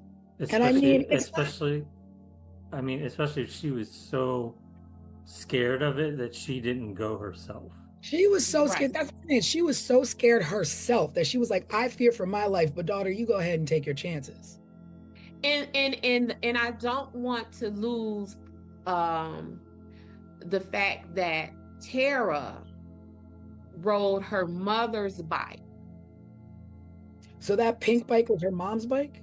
That pink bike was her mom's bike. So if somebody is stalking me, they probably know my bike very, like, more than a normal person would, because you're a crazy stalker. And then you let her drive that bike. You let her ride that bike. But Tara supposedly rode her mom's bike because Tara's bike was damaged in some way. So who damaged Tara's bike to make her have to take her mama's bike that maybe a stalker would have had identified? Like, girl, this is a mess. Yeah. Like, I it's just so unfortunate, because still putting this kind of effort in 10 years, 15 years, 20 years, now we're at up to 35, 37 years of still trying to find this girl, trying to find a pink bike, in nothing but open, like, the road is completely open. I don't understand. Like, dig the mines, check the friends. I want to see your backyards. Looking for, like, everything is gone at this point. Everything is gone. And they're even talking about, like, the witnesses are dead and all that kind of stuff. Like, that's one of the things, especially something like this, where you want to lock your witnesses into their statements. Like, just for example, last weekend Saturday, some folks called me, Des, you know, we got this case going on. 3 days ago, someone made a post on Facebook. That person is a witness. Can you go talk to them? Told them, yeah, I can, but I'm not working this weekend. Let's talk Monday. And I'm talking like Monday, this week, Monday. Mhm. Made a phone call, interviewed that person Tuesday, had their affidavit created Tuesday. So now if this person becomes incapacitated in any way, now Right. if this person decides to change their mind and, For a long now I don't want to participate, he's already locked in to this affidavit. We have them now. And if Des, the private investigator from Sunshine Investigations, can do that, what do you think the police can do? much more. What do you think the police can do? At the very least, you can be thorough. You could be thorough. And if I want to, give you the benefit of the doubt, okay, maybe you don't have the funds to excavate this mine, but you definitely have the funds to lock these people in with their statements. You definitely can go knock on the doors of this small town and talk to residents. You definitely can go and say, hey, mom, dad, I know your child is a minor. Can I have permission to talk to you? You can do those things. No And like cost I said, anything. yeah, and if I could lock you into an affidavit to preserve your statement, guess who else can? Mhm. It is not it That ain't that's rocket science. that's key though, not waiting 15, 20 years to do it when you've been tainted by media, talk of the town, conspiracy theories, that wrong rabbit holes, terrible leads. Now you know how to adjust your statement Yeah. to Now either you know what to say. clear somebody or throw somebody off, Mm-hmm. be like, hey, I Mm-hmm. found a photograph. Right. And now, so let's say you have the surviving witnesses and they may have had something to do with that, but your spidey senses may be thrown off because it has been so long, they're now relaxed. So when you approach them, when you talk to them, they don't seem as scared and nervous because again, so much time has lapsed and they're relaxed in their approach and in their conversation of these things versus if you would have spoke to them 3, 4, 5 years a week after Tara went missing. I mean, this is definitely one that, you just, I mean, at this point, I think it's pretty much that Tara is no longer with us. Um, and it's just sad because this, it could, you know what? I won't say that. I won't say that because I don't know, because there's no evidence to point to this is what happened to her. But she could have been abducted. I don't know. We don't know, and that's what makes me so angry for Tara, and that's why I keep saying this poor baby, because we don't know, and how will we ever know? And I think of all the cases that we've handled so far, this is the most we just don't know. Yeah. Yeah. I mean, this is the one where it's not ended. Her story has not ended. She does not have the truth out there. There's no justice. There's just a million different directions and too many loose ends. Too much time has gone by. People are still looking, but thankfully people are still looking. And there's a website out there, and we'll talk about that on Wednesday. Because like I said, there's always just too much to talk about in 1 hour or an hour and a half or whatever. Right. But we'll pick it back up on our Right. Wednesday live. So that means join us. You got to watch. You got to come back. You can't get rid of us just yet. Not yet. Keep pulling you back in. Mhm. But yeah, there are people out there that do care tremendously about Tara and do want to see her found and her given a proper end to an unfortunate way that she had to leave this world. Yeah, because this young lady was literally minding her business. Like that was the most innocent activity that she could have partaken in. Like she's riding her bike. Yeah, we're not talking about she riding her bike to go do some crazy crap. She wasn't, messing with anybody, picking with anybody, just being alone, her and the nature, and just wind in your hair and just minding your business, taking care of she's anything like I was at that age. Mm-hmm. When I would go running, it was my time to be alone, to clear my head, and just to enjoy the world, the outside, Right. Yeah. Yeah. She's, I mean, as a parent, if my 19-year-old daughter, if her riding her bike, baby, please go ride your bike, because there's so much other stuff that a 19-year-old child could be doing. And Tara wasn't doing none of that, at least by all the accounts that I have read. She was just minding her business, riding what was her mom's bike, which is what she rode her bikes every day. It's like, and y'all out here doing dirty. It's always y'all out here messing with that girl, and she ain't did nothing to nobody. Nothing. It's like her, we got Kathy and Rebecca and all the other people in the Colonial Parkway. You got, the Ketty cabin. It's like, these aren't people, these aren't the type of people where it's like, that Chicago line, he had it coming. These are innocent people going about their lives, and not saying that just because you had it coming, you need to get it. But these are Absolutely. it just makes it that much more enraged when you're going about your daily life. You're a good person, good citizen. I'm pretty sure she'd help anybody in distress. And when it comes down time for her to need help, there are people harming her instead of helping her. Yep. But this was.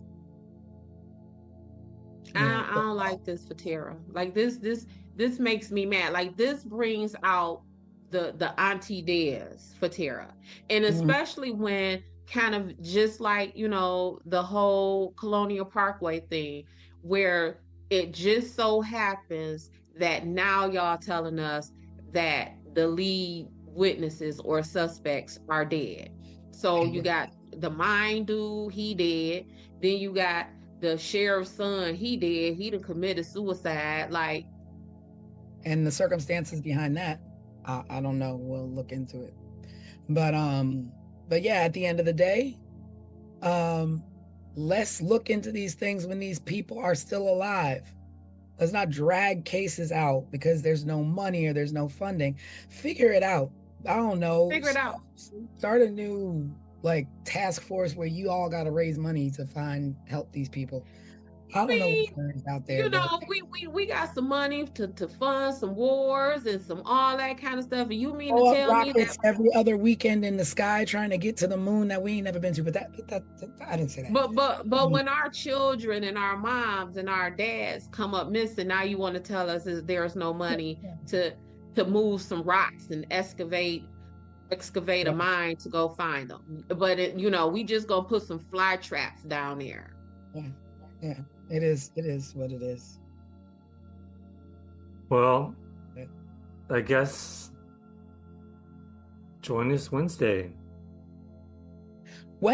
night live. We will be live talking about the conclusion of the Tara Calico case and some other current events that I'm sure will be going on.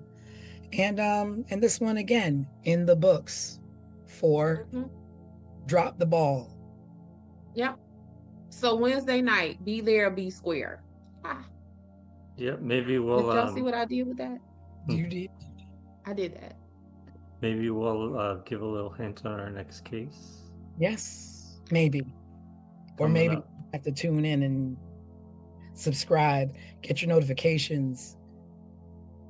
That's for sure. The next episode is coming. All right. Well, until next time, you can always find us here on all of our social media. You can always visit the website for more information, 15minutesofmurder.com. And we'll see you next time. Tara made me sad, y'all. Yeah, me too. It makes me sad. Yeah. Bye, everybody. Bye, everybody. We'll see you next time. Subscribe, share, and remember, someone is always waiting for answers. This was 15 Minutes of Murder.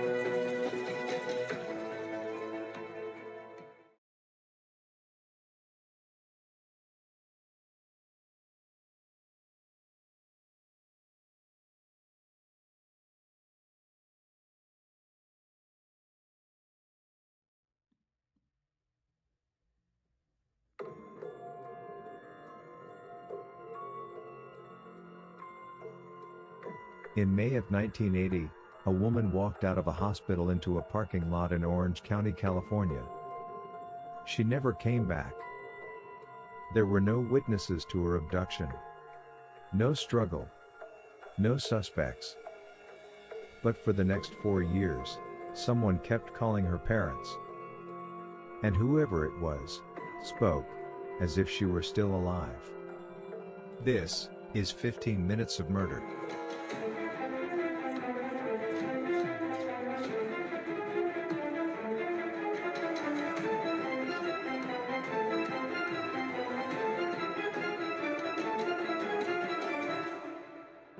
Dorothy Jane Scott was 32 years old. She was a single mother to a 4-year-old son. She worked as a secretary at a small company in Southern California. She lived with her aunt who helped to care for her child. Friends described her as cautious and reliable. A dedicated good mom who was protective of her son. There was nothing reckless about Dorothy Jane Scott. Which is why when she told people she was afraid, they believed her. I'm watching you. I'm going to get you.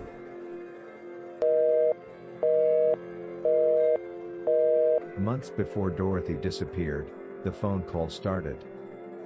They came to her home. And to her workplace. He never gave his name. He never raised his voice. Instead, he spoke calmly, confidently, as though he already knew how this would end. He told Dorothy he had been watching her. That he knew where she went. That he knew what she did. Eventually, the calls escalated. I'm going to get you. On another call, the man told her something worse. You're going to die soon. Dorothy was shaken and terrified. She confided in co-workers. She told family members she believed someone was stalking her. No police report was filed. On the evening of May 28, 1980, Dorothy attended a company meeting in Anaheim with 2 co-workers, Conrad Bostrom and Pam Head. After the meeting, Conrad didn't look well and his hand was painfully swollen. Dorothy and Pam offered to take him to the emergency room at UCI Medical Center. Doctors later determined Conrad had been bitten by a black widow spider. Dorothy and Pam waited for several hours. Shortly after 11 p.m., Conrad was discharged. Dorothy offered to retrieve her car and bring it closer so her co-workers wouldn't have to walk far through the parking lot. Before heading outside, Dorothy briefly went to the restroom. Her co-workers waited near the hospital exit. Minutes passed and Dorothy didn't return. Concerned, both Conrad and Pam walked toward the parking area. That's when they saw Dorothy's car. It was moving fast and the headlights were so bright they couldn't see who was behind the wheel. The car sped past them, made a sharp turn, and exited the parking lot. Dorothy was nowhere in sight, and she was never seen again. Santa Ana police discovered Dorothy's white Toyota station wagon fully engulfed in flames, at approximately 4:30 a.m. the following morning, roughly 10 miles from the hospital. Dorothy was not nearby. Her keys were missing. There were no clear signs of a struggle. Days after Dorothy vanished, her parents' phone rang. The voice on the other end did not introduce himself. He said, I've got her. She's fine. Over the next 4 years, the calls continued. The voice was always the same. Sometimes he claimed Dorothy was fine. Sometimes he accused her of infidelity. Sometimes he spoke as if she were still alive and with him. He never identified himself. He never admitted to killing her.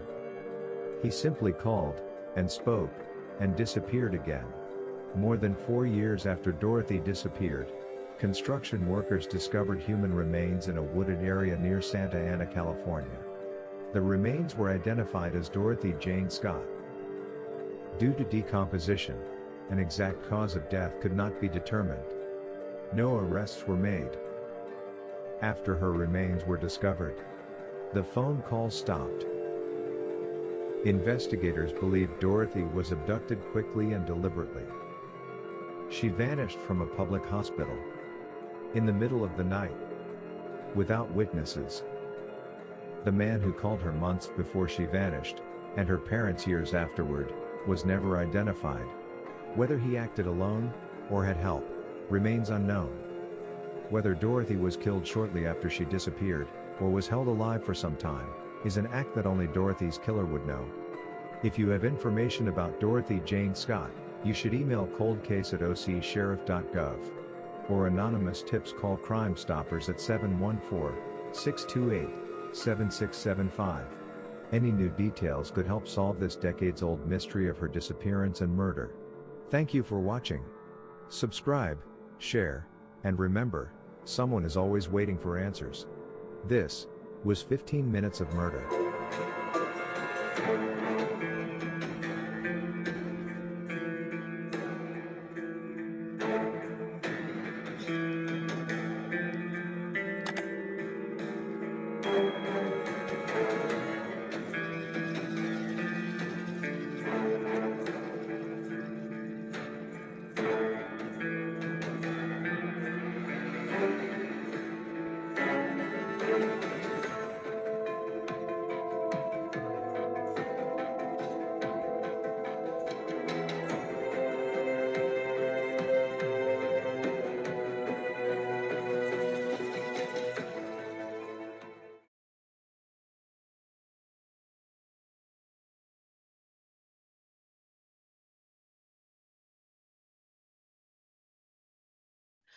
Dorothy Jane Scott was a working mom. She loved her son. She showed up for her friends. She did everything right.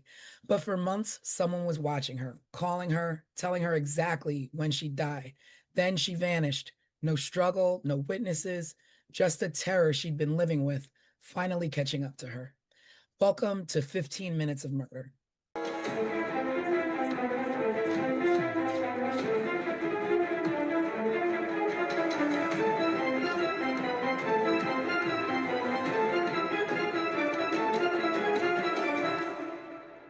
Hello, everybody, and welcome to another edition of 15 Minutes of Murder, full podcast edition, where we break down last week's case file, which was the Dorothy Scott murder. It was all about a caller calling her, as you heard in the recap before we started. We're just going to get right into it. We're going to get right into it. So, who thinks what? I'm going to tell you what I think real quick. I think this is an open close with an anonymous suspect. I feel like the person is the caller. I don't feel like it's anybody outside of that. But I don't know who the caller is. Well, maybe we should start with a quick overview of the case. All right. Well, we've got Dorothy Jane Scott, who was a mom. She had a young 4-year-old. She was not a troublemaker, didn't cause any problems. She began receiving phone calls from a stalker, and this went on for quite some time. And, I guess just like, I don't know what she did about it. I don't know what she did about these calls, but I guess she just dealt with it and just kind of like watched her back or what have you. But one day she was at work, she was with 2 coworkers, and one of the coworkers got bit by a spider, and they didn't know that at the time. The coworker just didn't feel well. So she was like, let's go to the emergency room. So her and a coworker and the one that got bit by the spider go to the hospital. At the hospital, he gets treated. It's late at night. It's like 11 o'clock at night or something like that, or 10, 11 o'clock at night. They're at the hospital. He gets released. They're all walking to the, I guess, to go home and get dropped off. But Dorothy's like, let me run to the bathroom really quick. And the other 2 are like, okay. And she's like, I'm going to go get the car so that you guys don't have to walk far. So they're like, okay. She goes to the bathroom. She leaves to go get the car. That's the last time they saw her. They're waiting and waiting. Dorothy never shows up. So they go out to the parking lot to look for her. They see her car approaching them. And I guess they're thinking like, oh, here she comes. But the car was driving really fast. The car drives up to them and makes a turn and drives out of the hospital parking lot. And she's never seen again. She never comes back. They wait for her a little bit. She doesn't come back. So then they call the police and they're like, listen, we were, at the hospital. Our friend went to get the car. She never came back. We don't know what happened. And then in turn starts a great search for her. The crazy part is that the calls never stopped.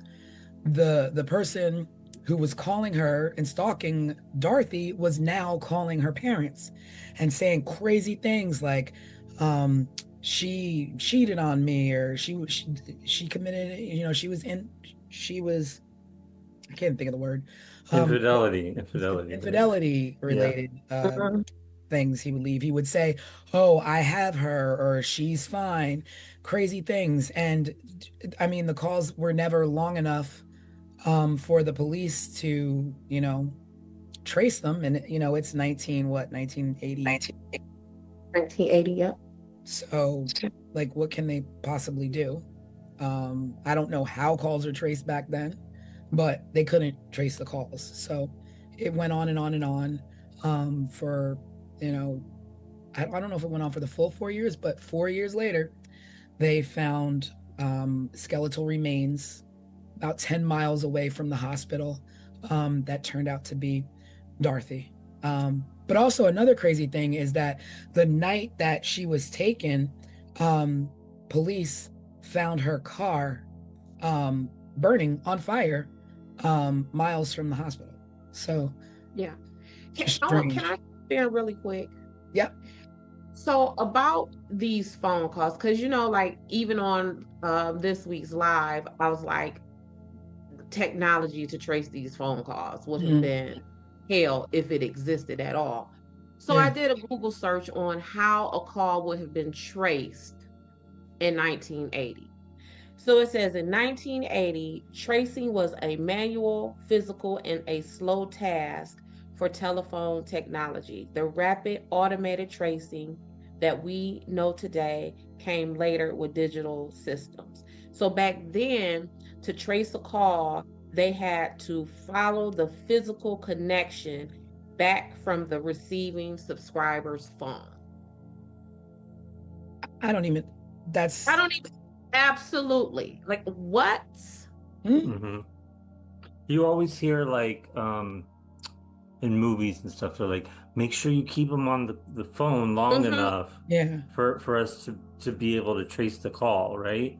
But what does that mean? Like, how long? That mean? Yeah. Like you always, we grew up learning like, oh, we got to tap the phones, but what does tap the phone mean? What does it?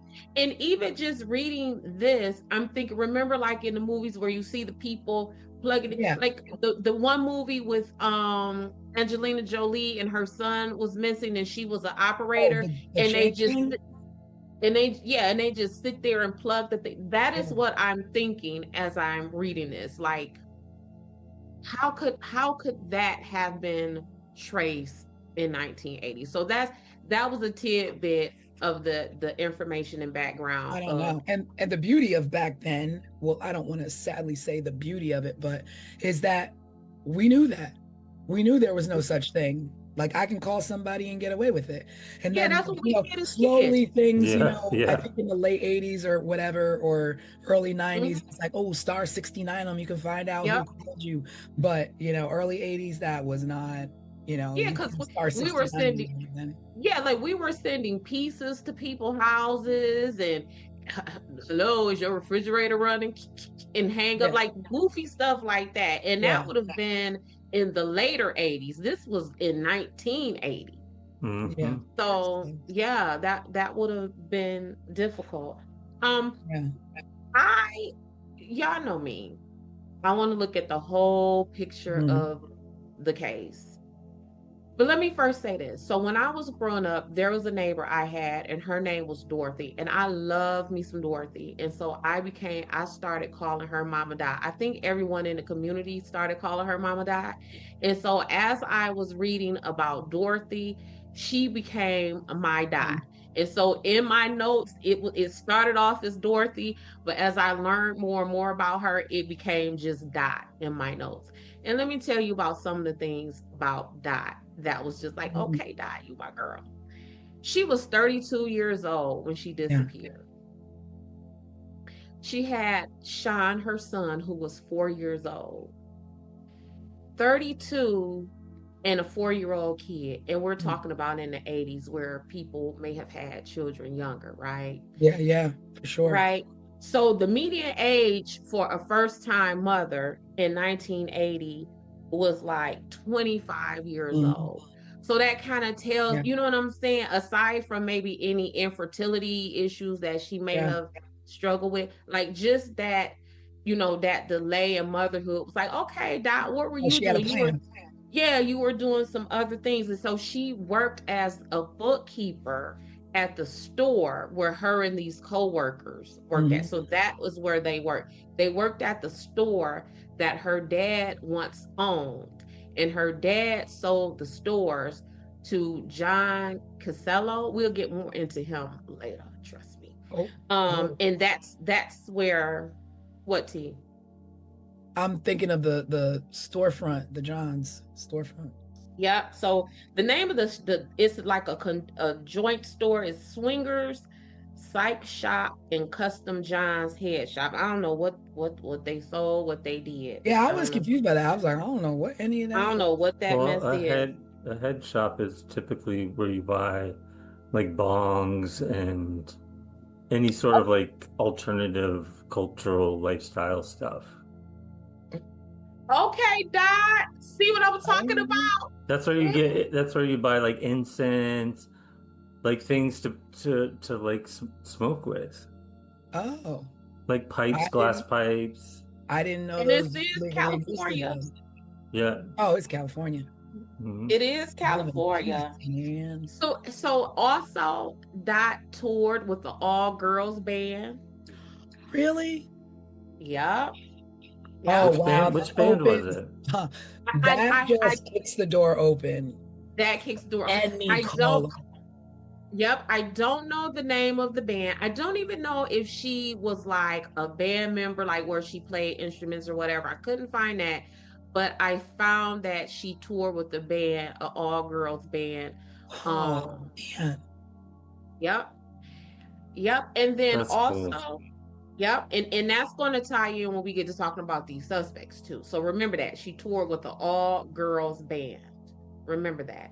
Another thing that I think may have played into this is by some accounts, Dorothy was possibly bisexual. And we know that oftentimes men react harshly to rejection from women. Mm. And in 1980, if you are a man and not only are you being rejected by a woman who may be interested in another man, are you now being rejected by a woman who have interests in other women? So this her touring with this girl band and her possible identity is bisexual. Hang on to all of that. Yep, T. Hang on to it. Hang on to it. So let's go. Well, I think I have a couple of like minor dum-dum questions. Was she receiving calls at home or was she also receiving these calls at work? Both. Oh, They Home were and work. both. Okay, okay. yeah. So Now, this person, that already tells me that that is not a random rando, mm, because mm, it's not like you can just Google somebody. We had yellow pages, and in those yellow pages was 4,000 Tammy Smiths. So your shot of getting the right Tammy Smith, you knew this person personally. no, for me, that's one of the reasons to this day why The Terminator is one of the most frightening movies I have ever seen. That man started going through those white pages. That's how he found Sarah Connor. Like he went through the phone. Y'all don't remember that? I I wasn't haven't seen him in a long time. Oh, when I tell you trauma, that is the most terrifying movie ever. The fact that he sat with that white pages and looked at the long list of Sarah Connors, and that is how he found Sarah Connor. Yeah, I mean, that was our method though. That was our method. That was our only way to finding phone numbers, not even addresses. Mm-hmm. And all it was just right there. So yeah, that she was getting, and Craig, again, y'all know me. If this woman is getting these calls at home and at work, what am I always talking about? Proximity. Ain't no, don't no stranger know that. Don't no stranger know where you are at home or at Yeah, work. yeah, Well, And one of and the then eventually the parent knew how to call the parents too. Yeah. And one of the callers called her while she was at home and was like, I got a present for you. Go outside to your car. And when she went outside to her car, there was a dead rose on the trunk of her oh car. right, right. Yeah, I remember that, Rose. I remember that that I was trying to go down that road because it was like conflicting about Hmm. people's recollection of that rose, but And the cause, so she went missing in May, late May of 1980. I want to say like May 28th or 29th. And the cause started in October 1979. And wow. so they were coming to her house and to her work. And she reportedly told her mother that the caller's voice sounded familiar to her. Mm, Mhm. But I would imagine it would, because only someone familiar with right, her would know right. where she was. And even when she disappeared, they would have known what clothing item she had on. So it definitely was someone who she Yeah. would have known. And Now, he like at that point, like w- did I couldn't find like what she did about it. Like, did she do anything about the I don't know. calls? Like, But see, report them or I what mean, would she what have do done? you do? I think you just kind of live with it. You would kind of live with it, because we just talked about how these calls were untraceable when we were growing up and we could do prank calls, right? So in 1980, you get a prank call or a call like this. What do you do with it? Do you report it to the police? They don't seem to have been able to trace that or trace it in time. So would do you just Mhm. live with that? Yeah. What do you do I, with it? I I mean, mean, I would definitely be terrified, with a 4-year-old and these kind Well, of she calls was. coming yeah. in. So, And like, and she was terrified. So I found that she moved at least 3 times. oh wow. That she, She definitely had situational awareness where it's like, yes, I'm probably not going to be safe here. I need to take my child and go someplace yes, safe. And she did the right things to protect herself. that she thought about purchasing a gun, Wow. but she was afraid that Sean would Mhm. find it and, gun safety there. So what she ended up doing was taking karate classes for self-defense. So I Wow. read she about she that. This makes me even more sad than I was. Yeah, so she was definitely doing some things to try to prevent this.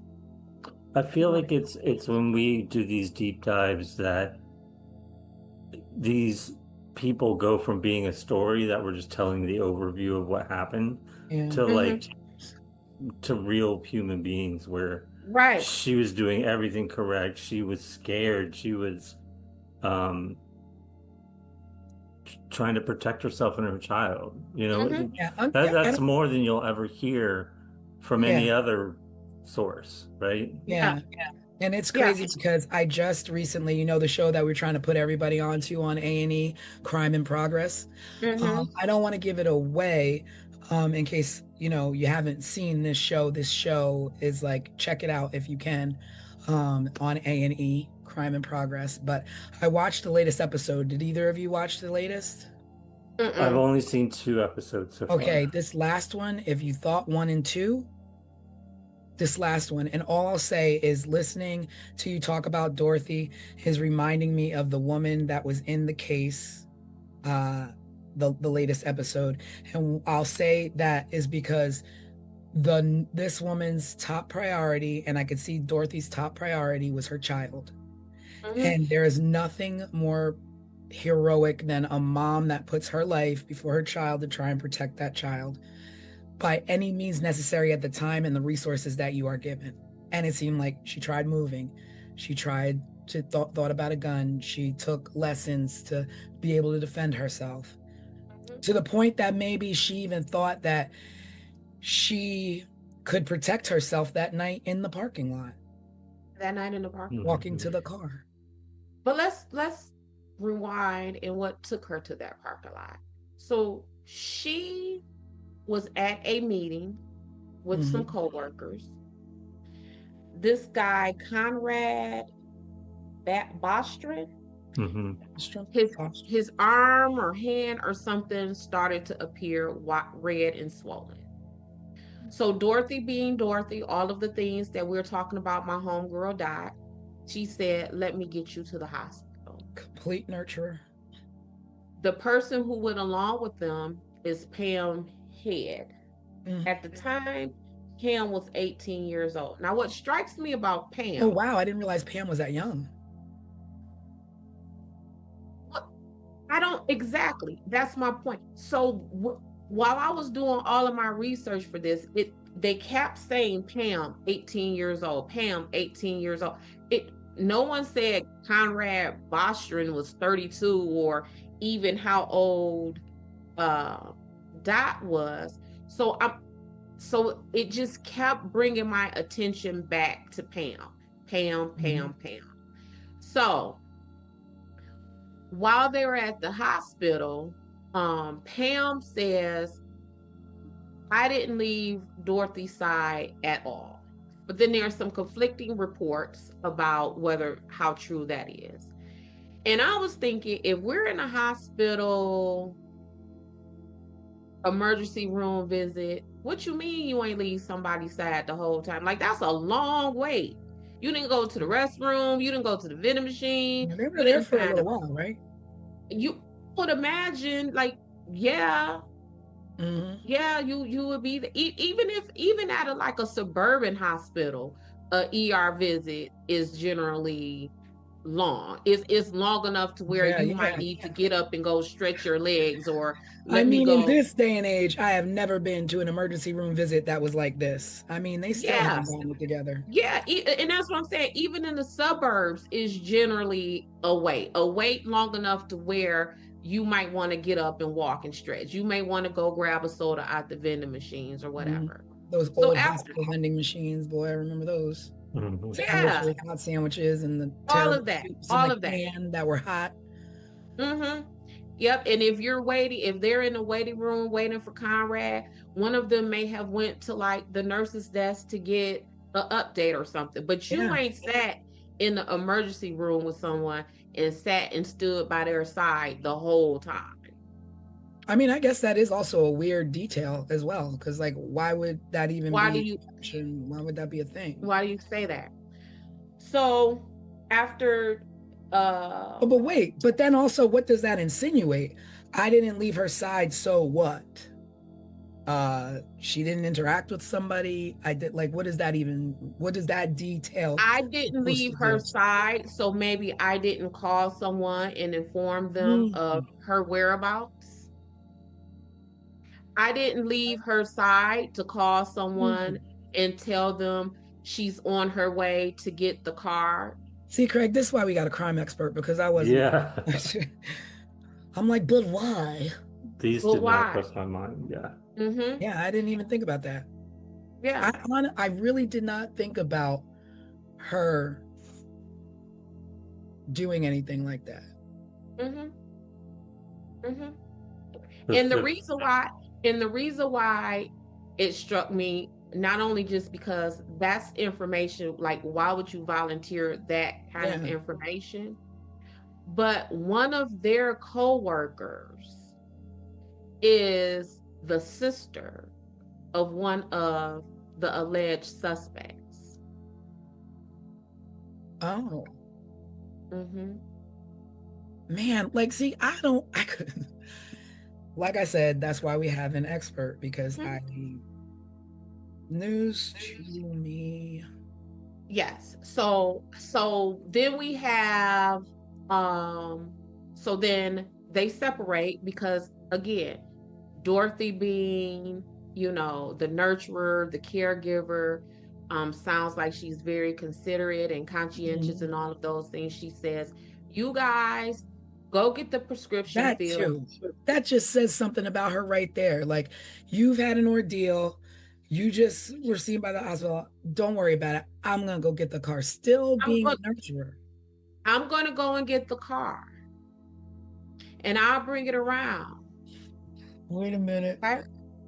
As Pam, I would have even been like, no, I don't, it's late. Don't go by yourself. I'll come with you. Like, you shouldn't go by yourself. Like, I'm not like. Now pause. So there are some conflicting stories of whether baby Sean was with them at this meeting, because what happened was they had to stop after they left the meeting. Right. Going to the hospital, they stopped at Dorothy's parents' home. So it's conflicting reports from Pam whether or not Sean was with them at the meeting and Dorothy went to her parents' house to drop Sean off.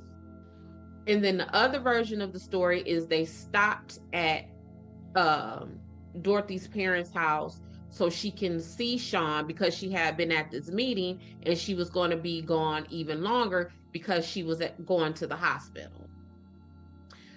So let's go back to this hospital. So as Pam and what's his name, Conrad, are waiting for Dorothy, it's taken her a while to come. They're standing there waiting. So when they finally see her car comes barreling towards them, headlights blaring, and just takes off.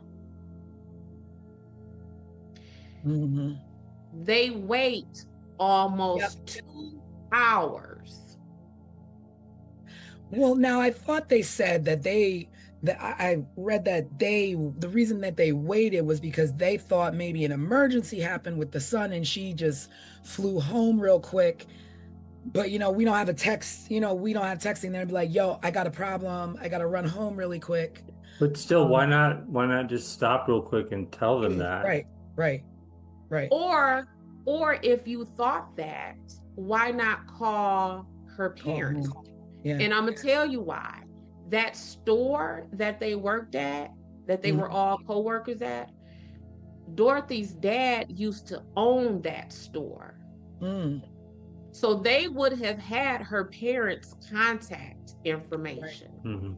So they could have called them. But why wait 2 hours? And Tanisha, that's a long time. And I immediately thought about if this was you and I, right? It's not normal Dorothy behavior. Yeah, and I've never met your mother, Tanisha. And whenever we're talking about your mother, I'll always refer to her as mommy or how's mother doing. And I do that because I know your relationship with her. Yeah. There is no way in HE double hockey sticks that you finna come up barreling past me in your car and I'm gonna wait 2 hours before I call your mama. And I know and we just left your parents, like your relationship with your parents and your family is that tight that we just left their house for you to visit them. Yeah. And what I do know is easy to do back then, because we weren't that archaic, is to call yourself a taxi. Call yourself a taxi. And go right back to the last address you were at to make sure she's okay. Because she took you to a hospital to make sure you were okay. You were okay.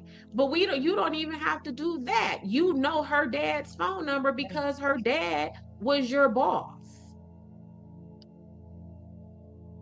Well, that explains how this person knew the parents' number after she disappeared, right? Yep. So a few hours after she was last seen, so I think they checked out of the hospital at like 11 o'clock that night, and then at like around 4:30. Wait a minute, because that we don't really know specific timelines, but now you say if they checked out at 11, right? And they were at work.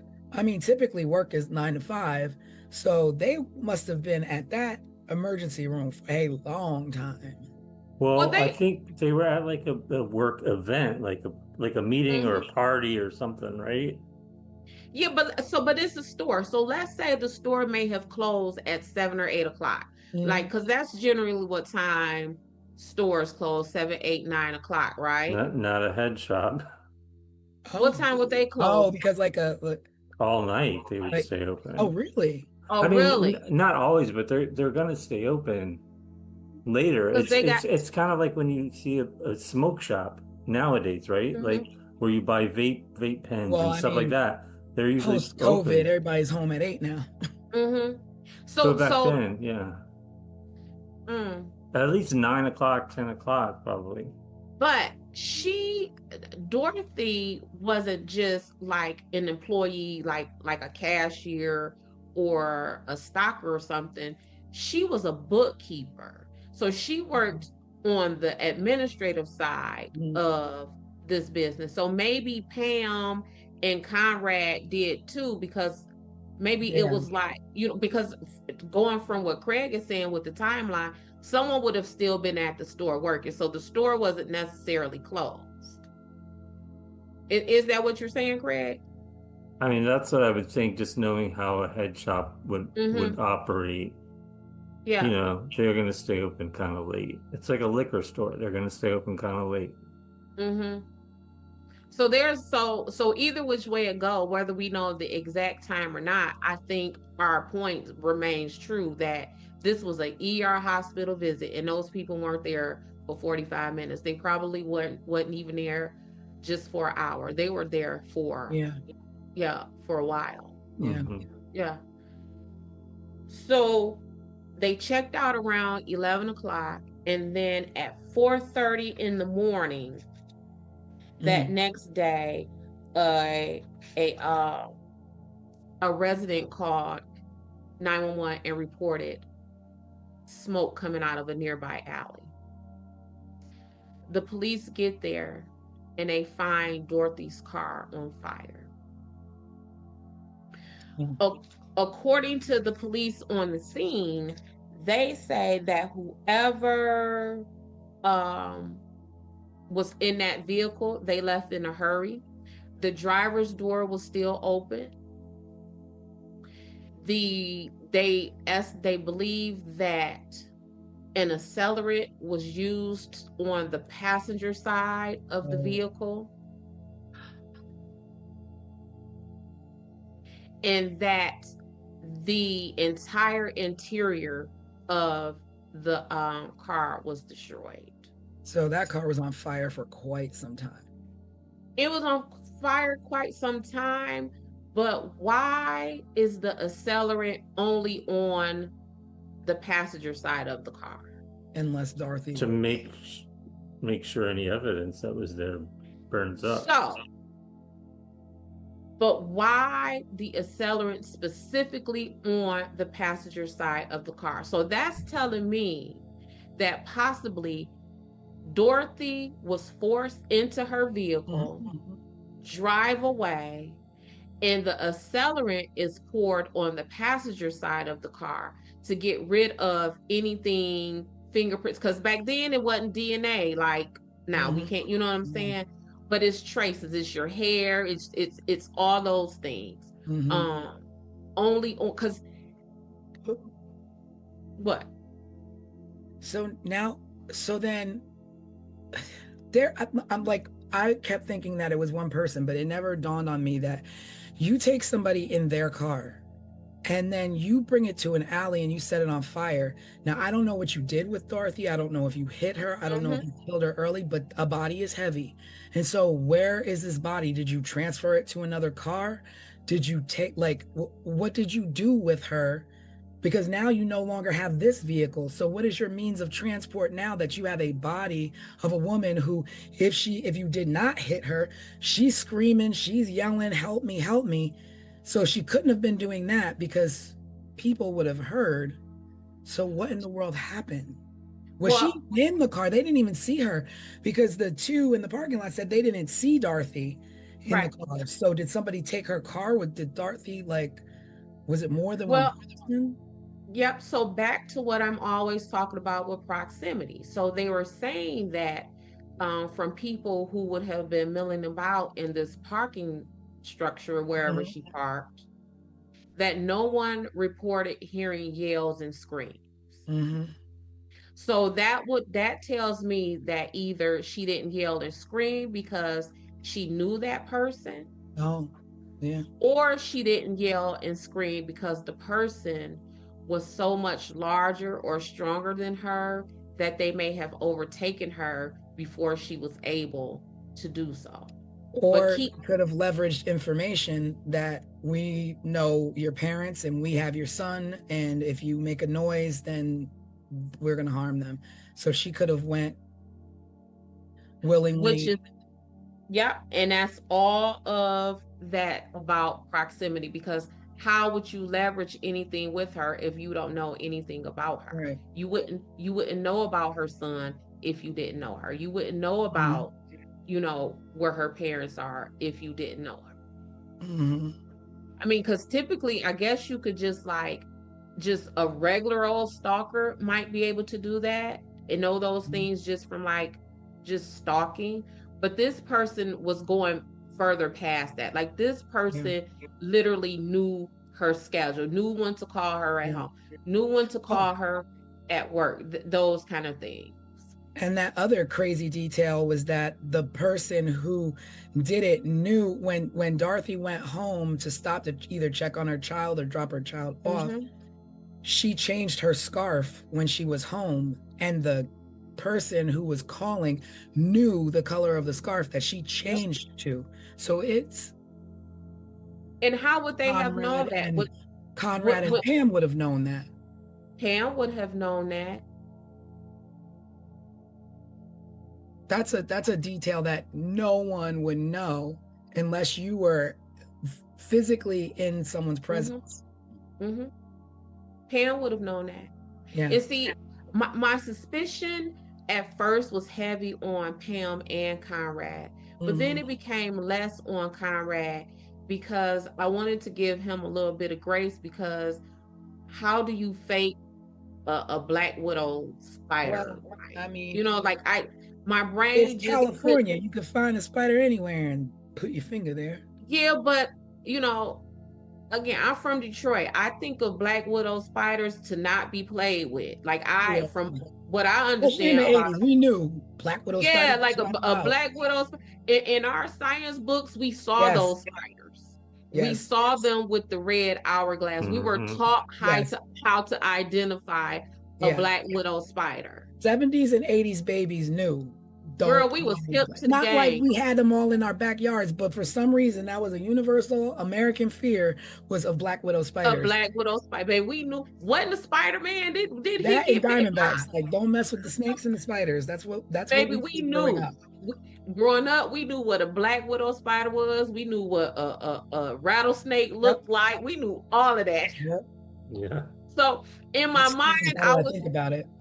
what'd you say? That's strange now that I think about it, because maybe the only people who need to really worry about that is on the West. Absolutely. And that's what I'm Here saying. we are in Jersey, like, oh, if you come across a Black Yeah, Widow. like I don't recall from those fourth grade science books them telling me that Black Widow spiders are in Detroit, but I knew Black Widow spiders ain't to be played with, and you Yes. would why would you fake a Black Widow? Right. So That's you true. would put That's it on true. your arm and be like, "Ooh, bite me, spider," so I can Yeah. go get Dorothy. Like that just don't make sense. Yeah. Mhm. That's a Yeah. So that's a reach. yeah, I think that's a reach, a far reach. But Pam, on the other hand, she knew what color that scarf was. Yep. She knew that. She knew when she would have been, when Dorothy would have been leaving out. Mm-hmm. So Dorothy was eventually found August 6th, 1984. But let's go back some before we even get to where she was found. So her family decided to keep this quiet because y'all know I love that. What do you mean, They like didn't. the investigation or What'd you say? the investigation or the the investigation, all of that, and for the same reasons why I say, like, it's a fine line between broadcasting something to get leads from the public, with now you have released so much information, you have said so much, now we got copycats, now we got false leads where we're wasting our resources and all of that. Like in Tara, where everybody's now calling and everybody's finding pictures now. Yep. So her family decided to keep everything quiet, at least at first. No leads were coming in, no developments in the investigation. So the dad, Jacob, decided to take it to the media. And when they took it to the media, what happens? Here comes the phone calls. But the phone calls didn't start until after Dad went public. The call, so the call stopped when Dorothy went missing. Then they came back a week after her disappearance with this person calling her family, taunting them, saying things to them like, "I got her." So then they kind of slowed down. They would come in waves. So Dad goes to the media and, start to put a little bit out. Not a whole lot. Just, "Hey, my daughter, help us out here." So after he did that, what happens? The editor of the newspaper got a phone call. Oh, convenient. Yep. And the person on the phone call told the editor, "She was my love. I caught her cheating with another man. She denied having someone else, so I killed her." The editor said that this person, it did not seem like a hoax, because this person started talking about the scarf, where we just said no one knew what color the scarf was. The editor said that the person's voice sounded to be Black and Southern. Now, at the time that Dorothy disappeared, Sean's father, Dennis Terry, was in town visiting. Guess where he's from? Missouri. I ain't never been to Missouri. I don't know if I've ever met anyone from Missouri. But I'm wondering, do people from Missouri have Southern accents? I think they have an accent. Yeah. And if you're from California, right? Like when I'm traveling for work, depending on where I'm traveling to, people always ask me, "Are you from down south?"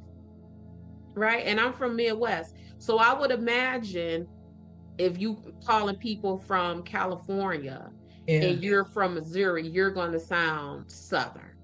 Yeah. And depending on the tone of his voice, he might even sound Black, right? So then the calls kept coming to Dorothy's family every Wednesday.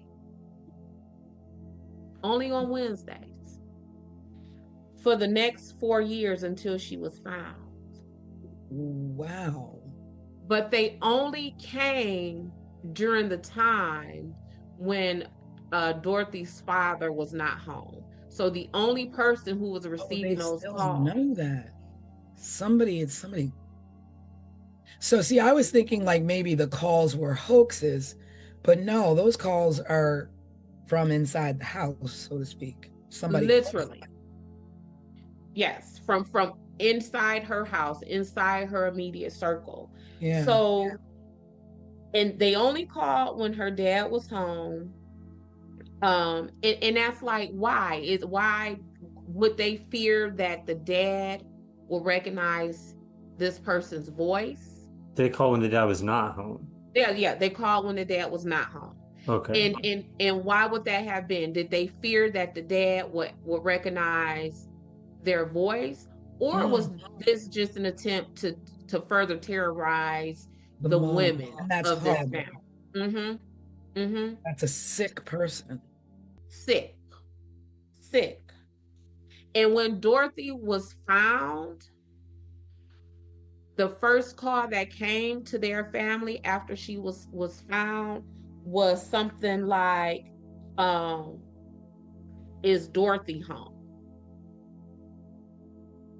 You know she not home. Yeah. You know, Because good. you got her. You Yeah. did this to her. And you call us to ask us, is our baby home? I can't That's imagine like laughing in mom their for face. 4 years. Laughing in their face, taunting them, like, And again, let's talk about the time, right? So yes, the calls are coming in on Wednesdays, but do you not answer your phone on Wednesdays? You don't know what's on the other end of that phone. Yeah. Because by now maybe Sean is in school. Are they calling from school to tell you that Sean is sick and you need to come get him? Or it could just be any kind of emergency. Do you not answer the phone? I'd be scared to even send Sean to school. Yeah. I was just thinking, that's what I was thinking. I was like, Right. you harm the mom. So then what is the intention of the point? And obviously it was not the son. Like the child was not a factor in this because I mean, all you did was punk out and keep calling her parents. Or parent. Yeah, her parent. So back to when Dorothy was found. So she went missing in May 1980. Her skeletal remains were found in August of 1984 by a construction crew preparing to do what, y'all? Lay telephone lines. Wow, the irony. I didn't know that. I did not know. Yeah, I just assumed it was, Yeah, Clearing property to build something. Wow. Now, the land that she was found on was owned by someone. No. It was owned by the man who now owns the store.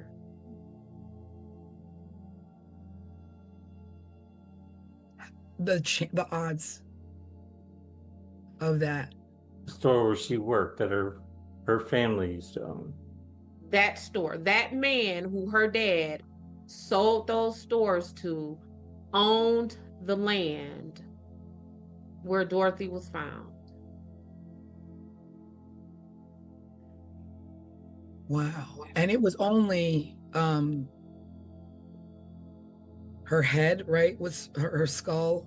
It was her skull and maybe some other skeletal remains. They were spread out. Animals. And they said that those skeletal remains seemed to have been charred by a brush fire, which again, Brush fire. That's weird. Being that her car was on fire. So someone set her on fire. It wasn't a random brush fire. And then there was a dog. Yeah, I saw something about dog's bones. Yeah, like weirdness. No, the craziest part is that the landlord of that property being connected to her. I wonder where. Which, please tell me those people were questioned. Well, if they were, none of them are in prison. No one faced charges. Yeah. So whether you question them or not, because this is still this is unsolved. We don't know who did this to Dorothy. So let's go back to this man. His name is John Kycola, Kycola. Wow. I'm sorry, my mind is just blown because you were telling me a lot of stuff that I didn't even read because I'm not a private investigator. Because you're not a private investigator. So you ain't a fisherman. I am. Yes. But I'm just like, So she was the bookkeeper, right? Uh-huh. In 1996, this John man was federally indicted for tax evasion. So my question is, the man who owned the store, owned the land that Dorothy's skeletal remains was found on, was eventually federally indicted for tax evasion, and Dorothy did his books. Oh. So although the indictment came 10, 15 years later, Right. was she back then aware of some of his mess? Because one thing I always say about me and my investigations, I ain't never wrong. I might be early, but I ain't wrong. So Wow. is this a situation where Dorothy found something ahead of time? So that's my suspicions on him as far as suspects go. Wow. It's even to the point like where I'm not even there with your method, because I didn't put two and two together with tax evasion and her being his bookkeeper to be like, okay, there's a little bit of motive there on his There'll be a whole lot of motive there. A whole lot of motive. Well, yeah, because if you think about it, like back then, it was just like tax evasion was like, right. You went to bed worried you were gonna get busted. And if this man, if she is his bookkeeper, and this man purchased the store from her dad, is she undercovering or finding out some things that may be in dispute? Maybe her dad got shorted. Maybe her dad got the wrong end of a deal with this man in the purchase and selling of this store. Is that why this person couldn't call the house, because the dad would have recognized the phone number? I mean, the voice. Yeah. They also had Dennis Terry, who is Sean's dad, as a suspect. Because, like I said, he was in town visiting the day that week. And by all accounts, he and Dorothy got into a heated exchange because he wanted custody of Sean. So he left, and you know, we true crime people. I'm an investigator. Yeah. We know that child custody mess is something. So much so, Sunshine Investigations, I try very hard not to insert myself in family court stuff, because that is a level of desperation, talking about taking people's kids from them, that you don't want no parts of that. Yeah. You don't want no parts of that. Put you in danger, I would imagine, right? Yeah, that's the day. And even it's a whole lot of attorneys who leave family court in family law for that reason right there. Like, put it like this: criminal defense world is a safer world than family law world. And when you involve a child, it's, you know, and a child, people's assets, people's lively, like, yes, you coming for me for child support. I want the house, you want the house. Like, family law is a dangerous law. I will say again, when it comes to your safety in the streets and in the world, situational awareness, but when it comes to choosing your significant other and it comes to starting families, make sure that you are making the right decisions for yourself and your well-being. And your well-being. Always the well-being of the children, because when things turn into this kind of stuff, this is not what we were intended to do, and this is not what a child should have to grow up living with, their mom gone at the hands of either you, a husband, an ex-husband. There's so much going on currently today in the news with an ex-husband who murdered his wife and or his ex-wife and her current husband. So it's just a sensitive spot for me at this Yeah. particular moment. Yeah, family is something else. Like Keep your that's hands and your weapons to yourself, people. yes, yeah. So Dennis Terry, Sean's dad, was eliminated as a suspect.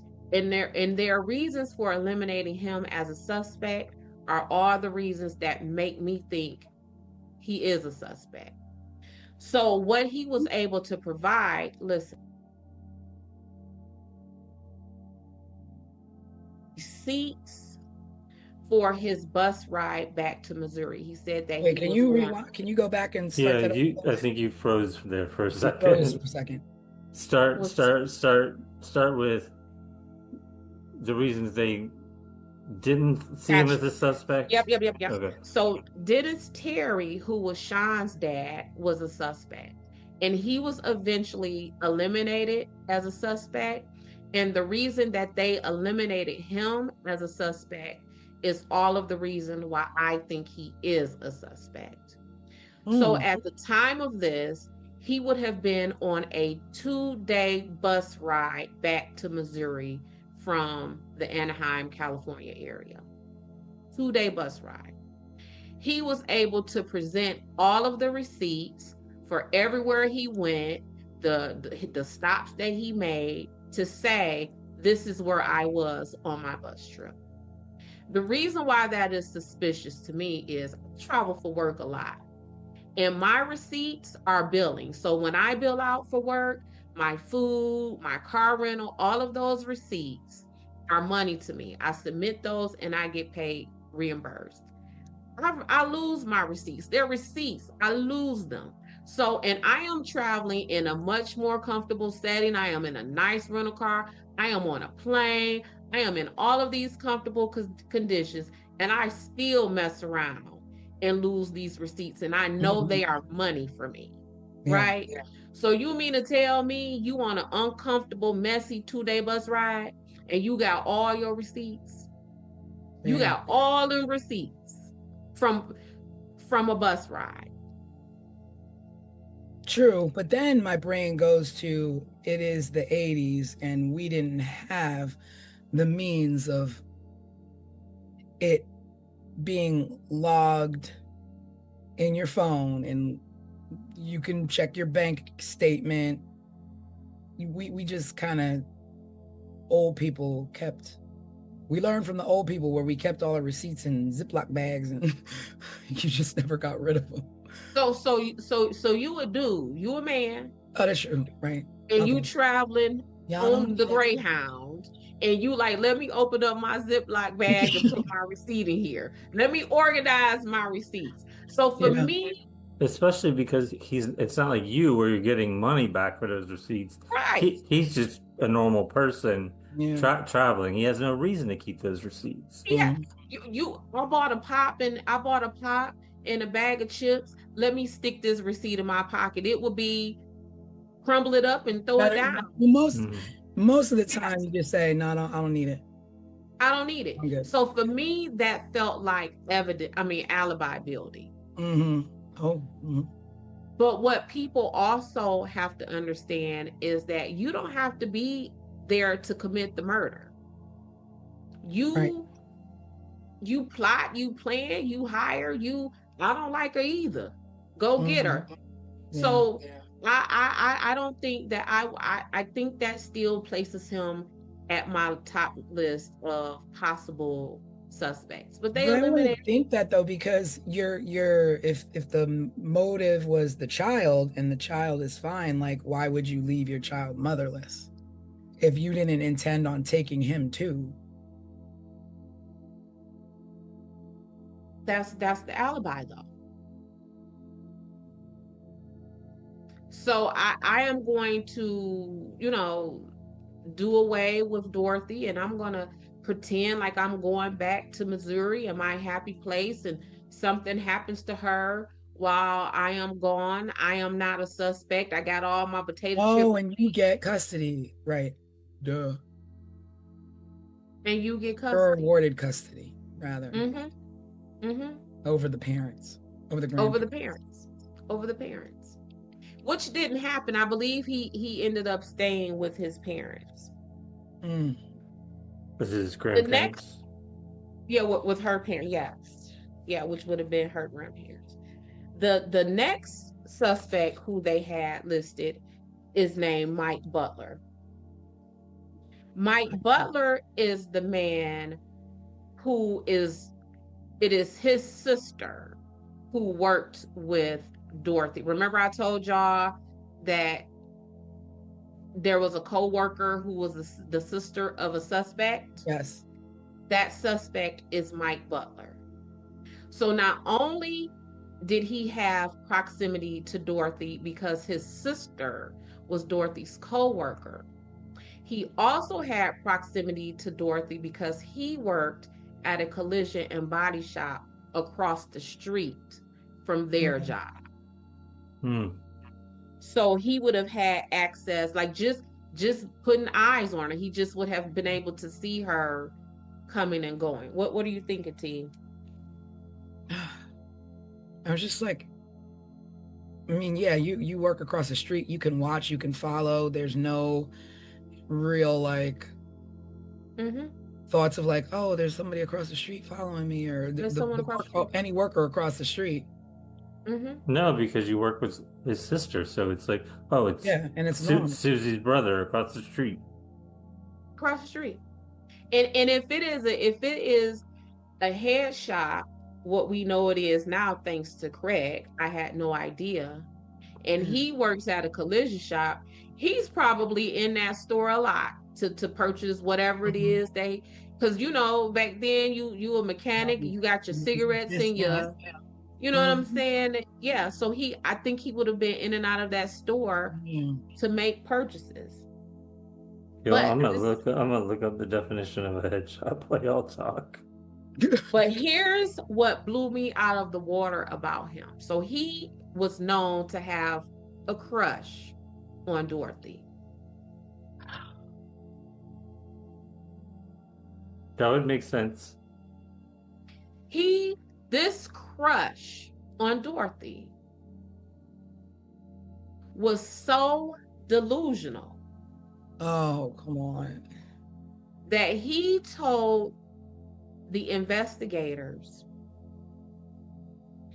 that he wanted to marry Dorothy. Oh, come on. Did Dorothy know this? I would imagine not, and not to that level. Yeah. And if she did, wow. Yeah. And I mean, if that's what she wanted, like a man in her life as a father figure to her son, and she's friends with Pam, it wouldn't be odd that maybe he would ask her on a date, or maybe he would tell Pam, like, you know, I really, you know, your coworker, I'm interested in your coworker, but not on the sneak tip to where you don't know. Or that you want somebody to feels marry like that them. about you, because she would have been thought like, you know, there's a guy who has a crush on me, maybe it's him. But wait this. So you know, y'all know I love me an obituary. Oh yeah, yeah. The names connected to obituaries. This man, his name is Mike Butler. Mike Butler died in 2014. I am going to read to you some of the things that his family wrote in his obituary. And you tell me if they just describe the profile of a suspect that fits everything we just talked about. He might show up at your doorstep wanting to fix your toilet leak or that annoying noise your whatchamacallit is making. He just gonna show up at your house. He just gonna show up at your house. That's a weird sentiment. If you met Mike Butler, you undoubtedly recognize he was just that sort of person. So if you met him, you would think that he was a creep that would just show up at your house. because they sensed his good old-fashioned desire to be wherever you might need him. He readily shared his zeal for his beliefs. He was a deeply religious man. So he's a creep who will show up at your house. He was deeply religious, and he had this ridiculous crush on a woman who may have identified herself as bisexual. Which don't fit with the religious part of things. Mm. But also, to be fair, maybe the person who wrote that obituary is a really bad writer, because Well, there's more. Well, you don't have to be a bad writer to describe somebody weird. There's more. So remember when we were talking about how she would have been overtaken, there may not have been enough time for her to yell and scream for help. And we talked about that she took karate. I mean, she wouldn't have been like Jackie Chan or nothing, but you know what I'm saying? This is also what the family wrote. He had training in infantry, and then something very unusual happened. Mike's attitude and attention to detail was noted. He was assigned overseas in Germany. He served as the base commander's public information and media officer and photographer as well. Oh wow! So he was steeped in stalking and being able to find people and being able to find information. And strong and powerful and trained in combat, but there's still more. He became a music roadie for several rock bands, including the Beach Boys and Bertha, an all-girl rock band his sister was a member of.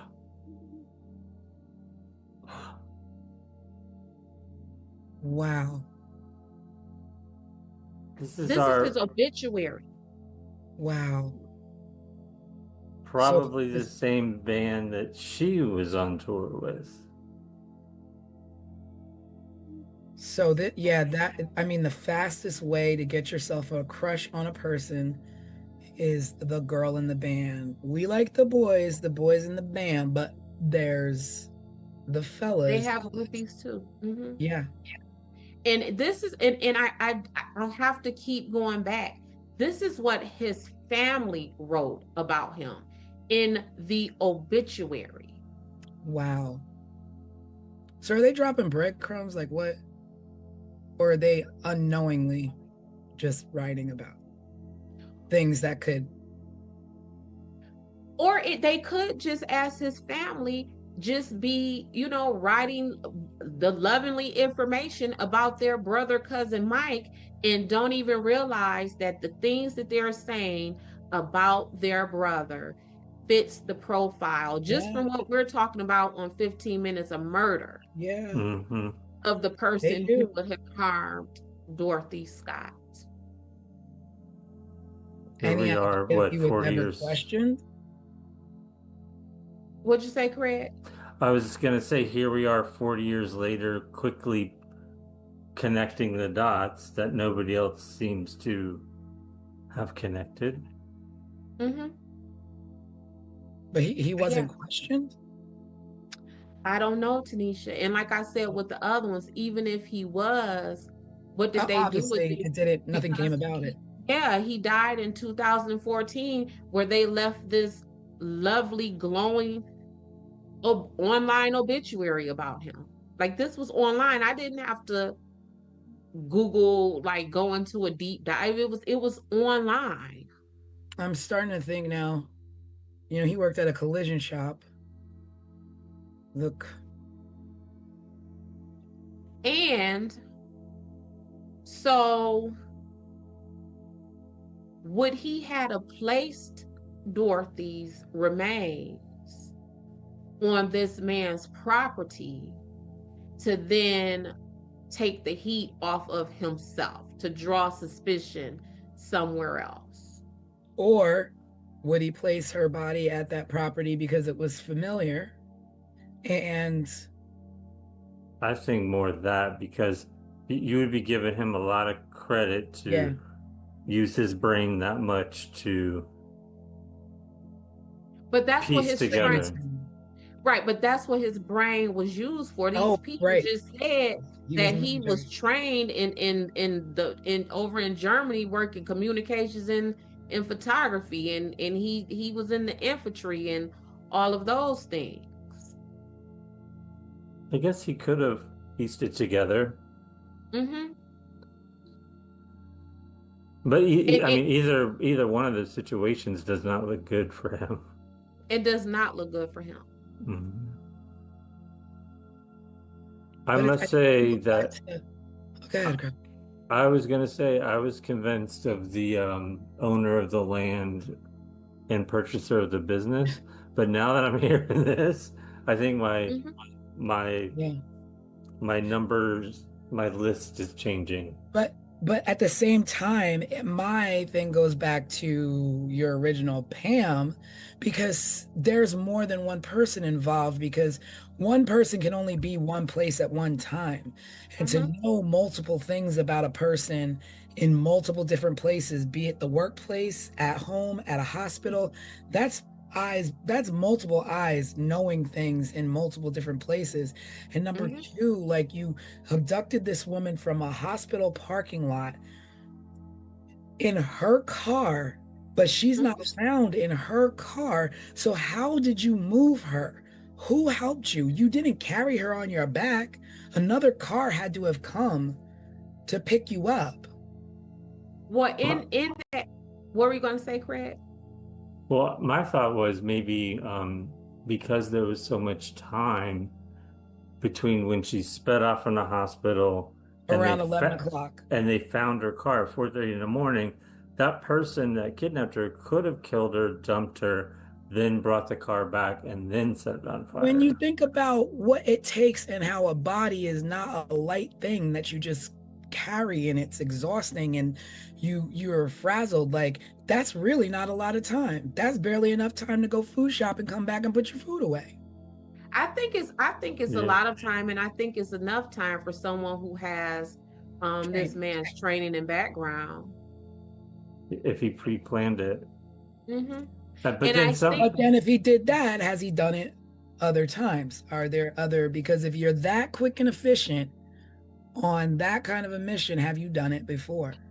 and again, back to his obituary, the family said he is the one who would just pop up. Show up. I have a question. How far away is that head shop and his mechanic shop from where the car was found on fire? I don't know. Like, could he have It's gonna be in the vicinity, like, could he have dumped the car, caught it on fire, and then just walked back to his mechanic shop? with her on his back. No, no, like he would have killed her, dumped her, and then took the car to the alley and caught it on fire and walked back to his mechanic shop. Or maybe his car was, or maybe he parked his car nearby that alley. Yeah. Mhm. So he would have been able to just transfer her from her car into his car. Right. Yeah. By that And- alley for her car. Mm-hmm. Was there And I- significance there for that Yeah. where he dumped the car? What'd you say, Tanisha? I wonder if there was significance of where he placed the car. Was there anything by there? Did she frequent there? Was it by any club that she ever played at with her band? I don't know. Yeah, I don't know. I mean, Well, alleys kind are of- weird. Yeah, and what we know is that oftentimes suspects return to the scene, like they go to places that they are familiar with. Mhm. So what you're saying, T, that might be a possibility. Like, was that the alley of, a venue that Yeah, was it a his venue roadie alley? band and her band was at, or Yeah. you know what I'm saying, was this alleyway behind a restaurant or a bar where he saw her in, and I remember how good you looked in that dress. Like, it could have been Or, like you anything. said, he was a roadie or whatever. Did he Mhm. unload equipment in that alley? Yep. for a show? I would bet that there is some kind of familiarity with him in that Yeah. alley where he transferred them. It's not an open field. It's not a random Mm-mm. place. An alley is a Nope. very specific place where one, there's no police activity. You're not being watched. You're not being followed. That's like a dead end. Like it's oh yeah, maybe the alley's open ended. I don't know if it was open on both ends or if it was closed off on one end, but that's a spot for you to get caught, especially setting a car on fire, even if it is 4:30 in the morning. Do you know? There's something about do the you, alley for me. do you know what the name of the head shop was? Yeah. Because I just found where her car was. It is, oh, let me see. I got it close by. Give me a second. Oh, I'm curious to see how close It's they are. Swingers Psych Shop and John's Head Shop. I thought the head shop was like a car place for fixing cars. What city were they in again? Anaheim? She lived in Stanton and she went missing from Anaheim.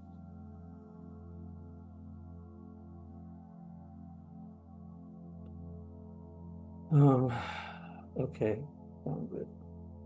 Oh yeah, so it's Swingers Psych Shop and Custom John's Head Shop. By that way, a head shop is defined as a store that sells drug paraphernalia. That's all it says.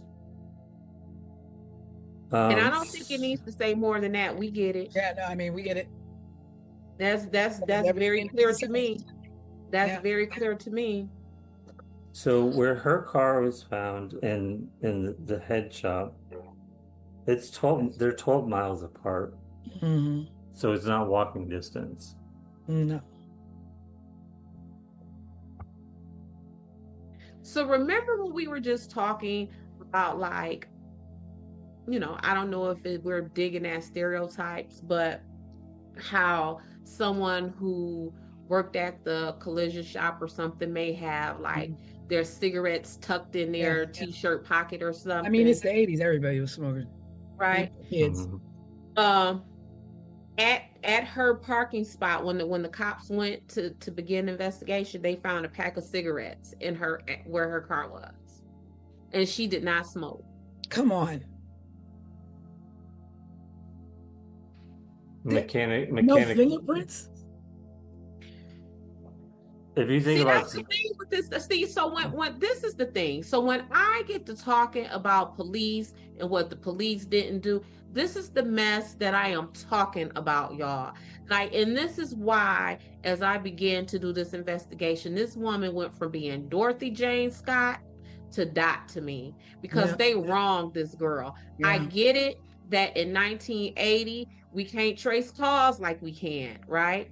I get it in 1980 we can't track down DNA the way that we can. I get it in 1980 we might not even be able to work with fingerprints the way that we can. We can ask questions. We can ask questions. We can make connections. Yeah. And just right here, the connections that we made, what happened to this woman? And y'all gonna let these people go? And let them go to the point to where when this man died in 2014, his family writes an obituary that gives you point by point explanations and reasons why this man could have done this. And you know what a simple question would have been for the brother, the mechanic? What kind of cigarettes do you smoke? Because when people smoke, they smoke a very specific type of cigarettes. You don't just buy random cigarettes. You smoke. I know when I smoked as a kid, I would smoke Benson and Hedges menthol lights because that's what my father smoked. Easy question. And I remember easy question for any suspect who doesn't know that they dropped anything. And people's packs of cigarettes were so personal to them. I remember seeing cigarettes with people's IDs tucked in them, people's money tucked in them, phone books. Remember the little miniature phone books that would be tucked in there? Like a pack of cigarettes, because you kept them so handy, often served as miniature wallets for people. You ain't just dropped a pack of cigarettes and we don't know whose pack of cigarettes that is. Yep, And they had that's that like, plastic sleeve over it, so you could tuck in like a $5 bill or like. I wonder if, like, I mean, I get it. I don't know, like, evidence and what have you, but if that was still in evidence today, if you could test it for anything, traces of anything, if you would find a connection. Because again, you didn't have those things back then in 1980, but you had them in 2014. So let's go back to the Colonial Parkway in our Waterman. Y'all knew enough in after 7 years after he died to say that he's a suspect, and y'all done went back and tested his DNA after he died. Where's those cigarettes?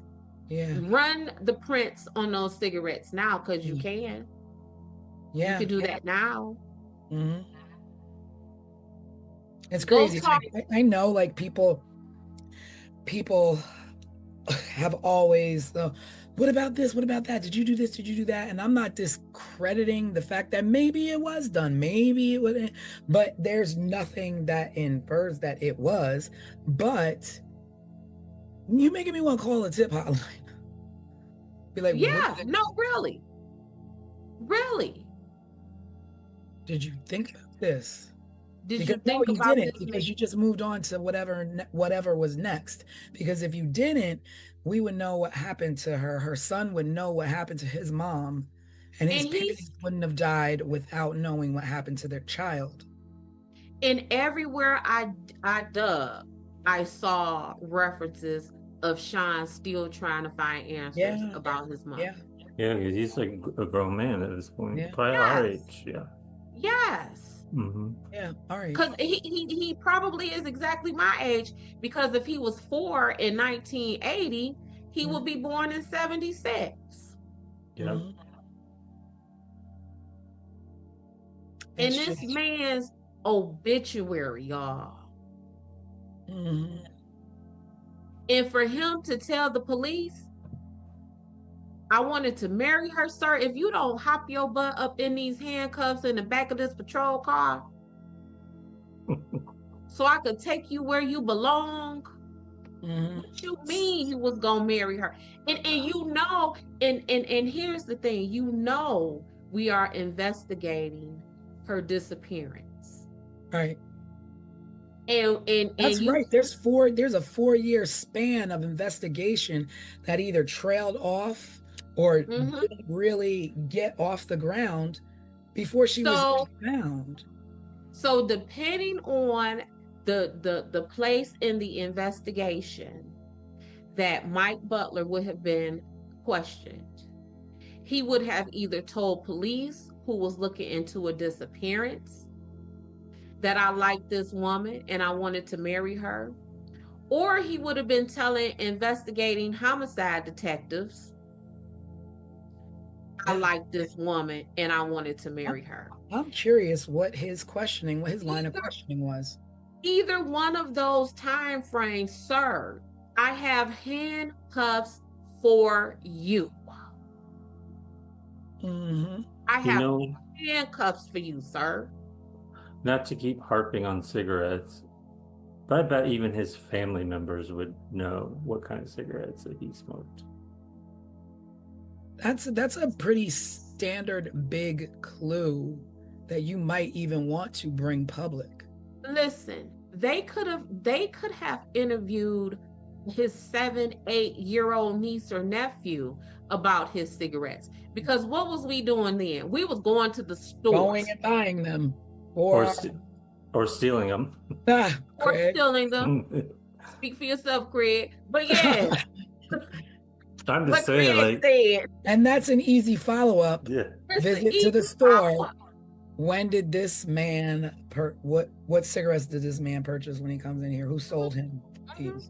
But here's the thing, guess where he probably purchased his cigarettes from? Right The head across the shop. street. The head shop. Right across the street. Because a head So shop would. how far would the police had to have gone to Not find really out far.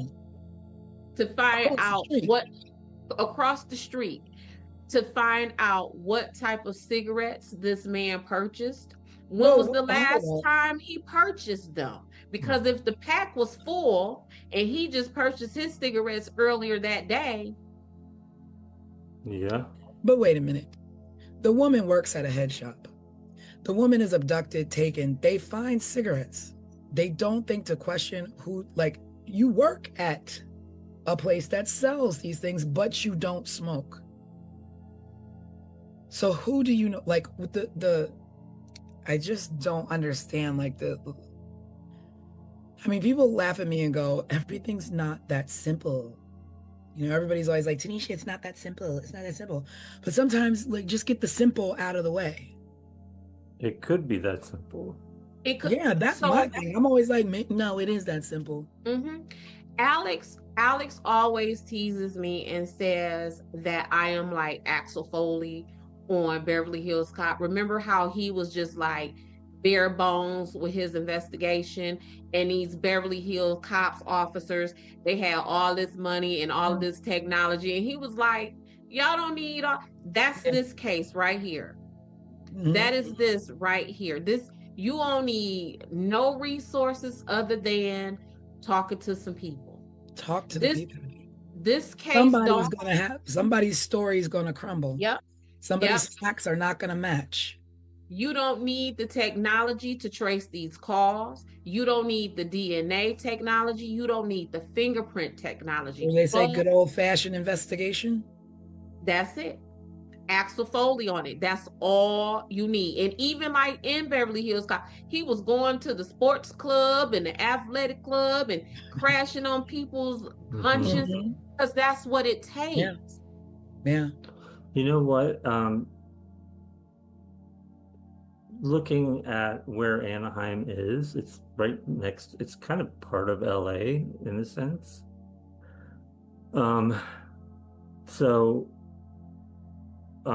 It makes sense. Anyways, it makes sense to me that she would be playing or be hanging out with an all-girl like punk band in the 80s. In LA, it was like they were all over the place. I'm just thinking about how cool she was. I didn't realize they lived this close to LA and like that's what I'm saying. She easily went from Dorothy James Scott to My Homegirl Died as I began to look into this. For some reason I kept imagining they were like living in a small town like in Northern California somewhere, but they're like kind of smack to the like east of like Los Angeles kind of. No, and that's what I mentioned that on our live, that I remember always hearing about Anaheim when we were younger. So I kind of had an idea that it was like not, out in the boondocks or whatever. I had no idea that it was as close to LA as you just pointed out. But yeah, this ain't a place where, we slow and lagging behind times. No, this was a hip, vibrant community. And Dorothy was a part of it. And by all accounts, she would be what we consider today as unproblematic. She wasn't no bitter baby mama. She wasn't keeping up no mess. Everything about Dorothy said that Dorothy wanted to go to work, come home, and be with her baby. And that's it. And be with her baby enough to where en route to take these folks to the hospital, which would have been the last time she was seen alive, that she had enough wherewithal to go and spend time with her family. For whatever reason, she was going to spend time with her family. She was going to spend time with her family. Like, this is Dorothy. That is who she was. And they left that woman to be found in a field with nothing left than charred skeletal remains. next to a dog. It's Well, just this case is like blown my mind tonight. yeah, this one definitely.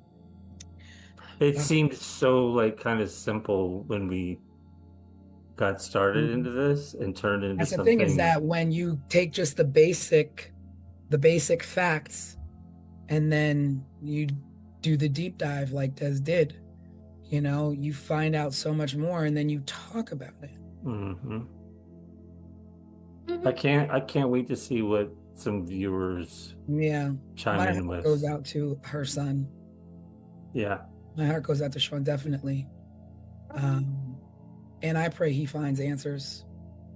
And here's the thing about Sean. So I am sitting here and I am telling you how, as I was investigating um Dorothy, I became in love with her and she became my homegirl Dot.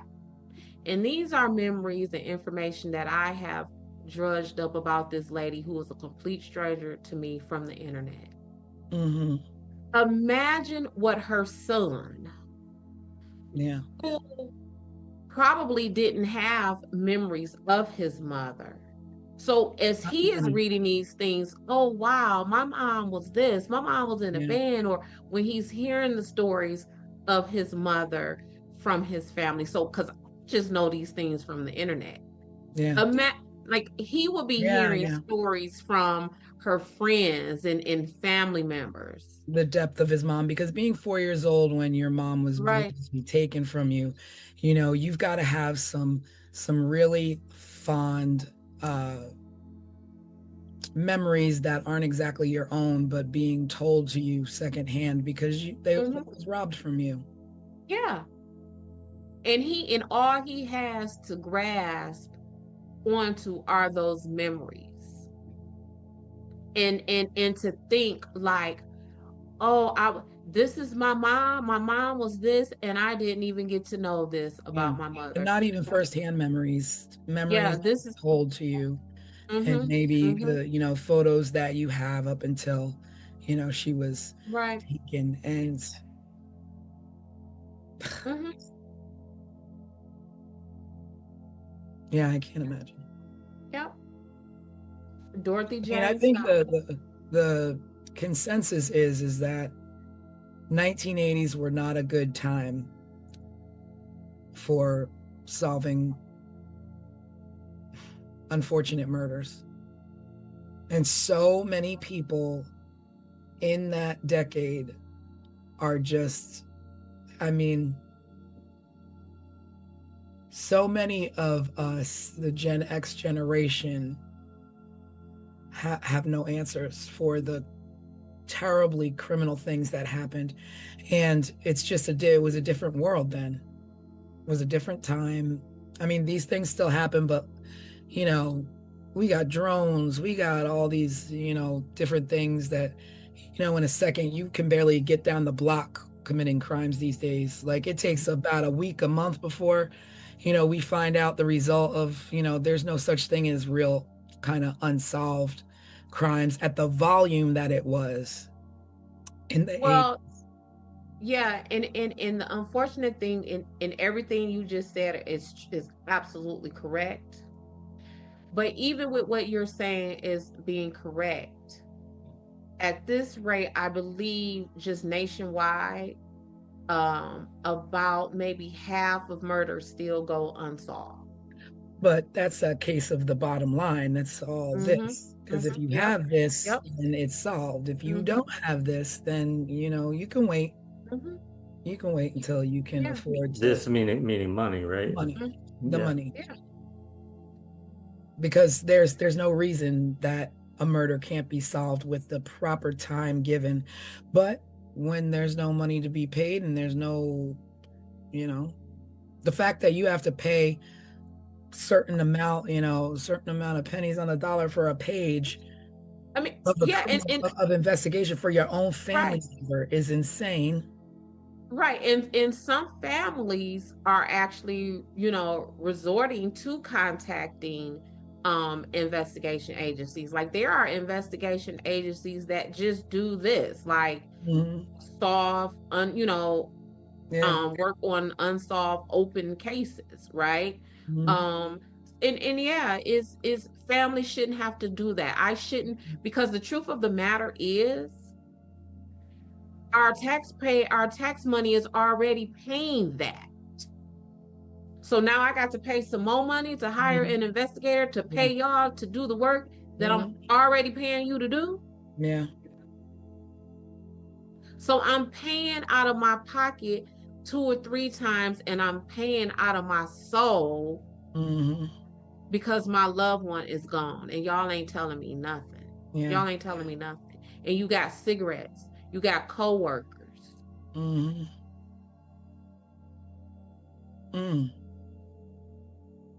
My brain is just trying to think of more things that could have been done. Yeah, I feel like every time we get to this point in our deep dives, like as we're wrapping things up, my only thought is like we could talk about this for another hour and a half next week. We could go do more research and come back with even more, you know? Yeah. And I mean, at this point, like I would even love to know the more in-depth things that were done from what Sean would know that was done, because I'm pretty sure you don't let this go. You don't let things go until, we saw Tara Calico's parents till the day they died, still wondering, and not giving up. And you just don't give up till you get answers. And unfortunately, too many people pass away before they get those. Right. Just like Dorothy's parents. Just like Dorothy's parents. Just like Sean's mom. This was Sean's mom. This is, to the people in the media, this is Dorothy Jane Scott. Yeah. To Desiree, this is, her make-believe new BFF Dot. But to Sean, that's his mom. Yep. That's his mom. Yeah. And he, this community, how does he live peacefully amongst these people, whether he was 7-year-old Sean or 40-year-old Sean, when you don't know who took your mama away from you? And that fear of always, am I gonna be like my mom? The people who did what they did to her gonna do that to me? Like, just that fear and that uncertainty of life. Like you don't get to have that freedom of having just not having your mind inundated day in, day out by even being reminded, being in a store and seeing a 4-year-old kid with his mom, being triggered and remembering, I was 4 years old when I lost my mom. Like, everything is just, your whole life is now this. Now this, and your own father was questioned in your mother's disappearance. What if anything has that done with his relationship with his father? Yeah. That's where we're at the end of another case, with no answers, nothing solved, but at least we did get to kind of go down that rabbit hole, pick apart some theories, look at some suspects. I don't know. What do you guys at home think? Do you think it was the crush? Do you think it was her ex, or the father of her child? Like, was it someone else? Was Pam involved? Did Conrad have anything to do with it? We don't know. We don't know. But we talked about it. And so we extend this moment to you all watching this to bring your theories. What do you think? What are your thoughts? Who are the suspects that you think? Is it somebody that we didn't mention? Is there a theory that we didn't talk about? Are there clues out there that we didn't mention? What do you know that we don't know? Yeah. What else? What do you think we got right? What do you think we got wrong? Yeah. There was so many jaw-dropping moments in this case tonight. Yeah. So with that, we're going to close it. We're going to say thank you for joining us. Thank you for watching. We just, our hearts and thoughts and prayers go out to Sean and hoping that he finds the answers that he needs. With his mom, Dorothy was an amazing woman, and and what we do know is that she loved her son. Yes. And that's the only thing at this point that we can actually smile about, in remembering her, is that she lived her life, she loved life, she loved her son, and her goal was protecting him. And unfortunately, someone removed her from this life way too early. Way too soon. Yes, so be sure to drop any comments or questions below. Check us out at 15minutesofmurder.com to see the overview for this case if you haven't watched it, and also to catch up on cases in the past that maybe you haven't seen yet. Yeah. And we will be going live Wednesday night, this Wednesday, with Wednesday Night Live. Join us then when we just catch up, just check in. Nothing's planned. We just pop in, talk about the current events and what's going on, and we will see you then. Yes, see you next time. Bye. Bye, everyone. Subscribe, share, and remember, someone is always waiting for answers. This was 15 Minutes of Murder.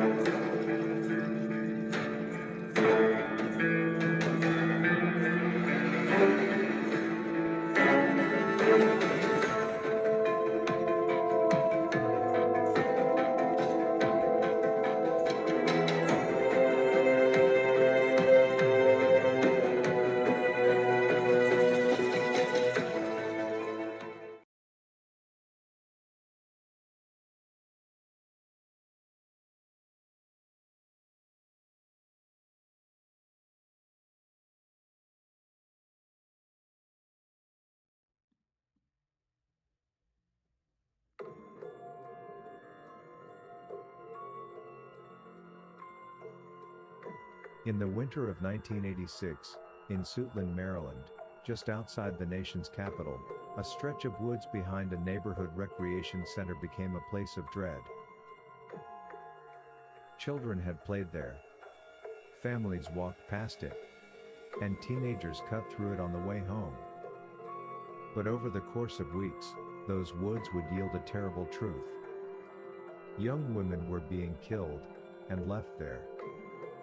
5 lives, 1 community, and a mystery that has never been solved. This is 15 Minutes of Murder.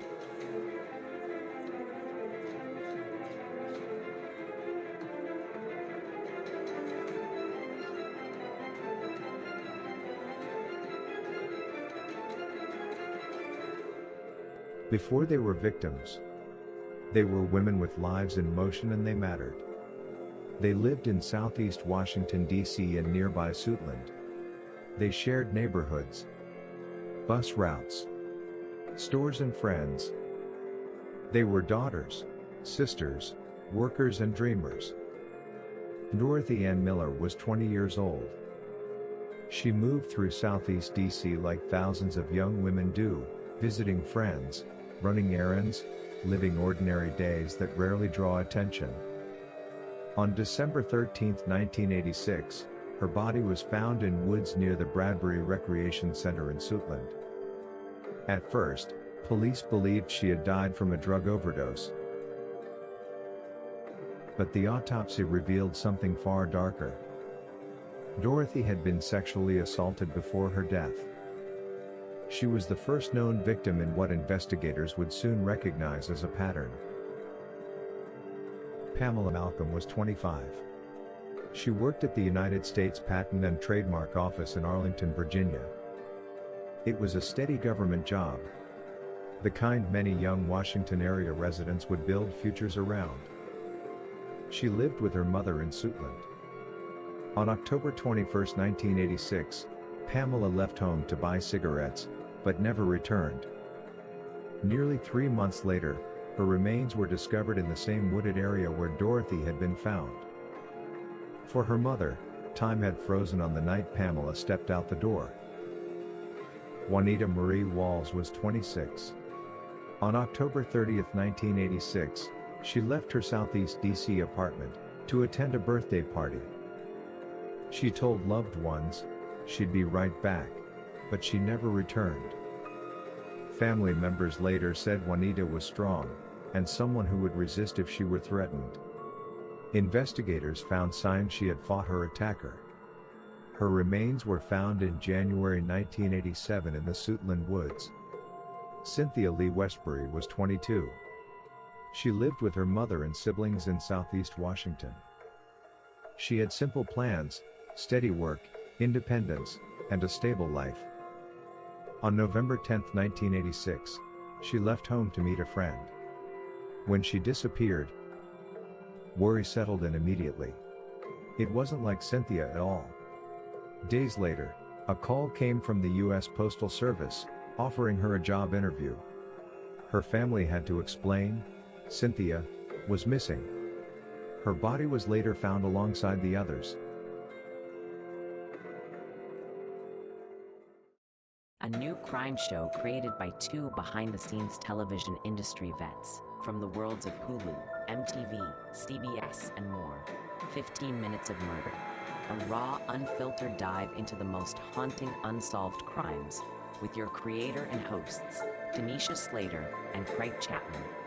After every episode, they break down the case with resident private investigator Desiree Edwards of Sunshine Investigations and star of VH1's Caught in the Act, Unfaithful. But it's not just their theories, it's yours too.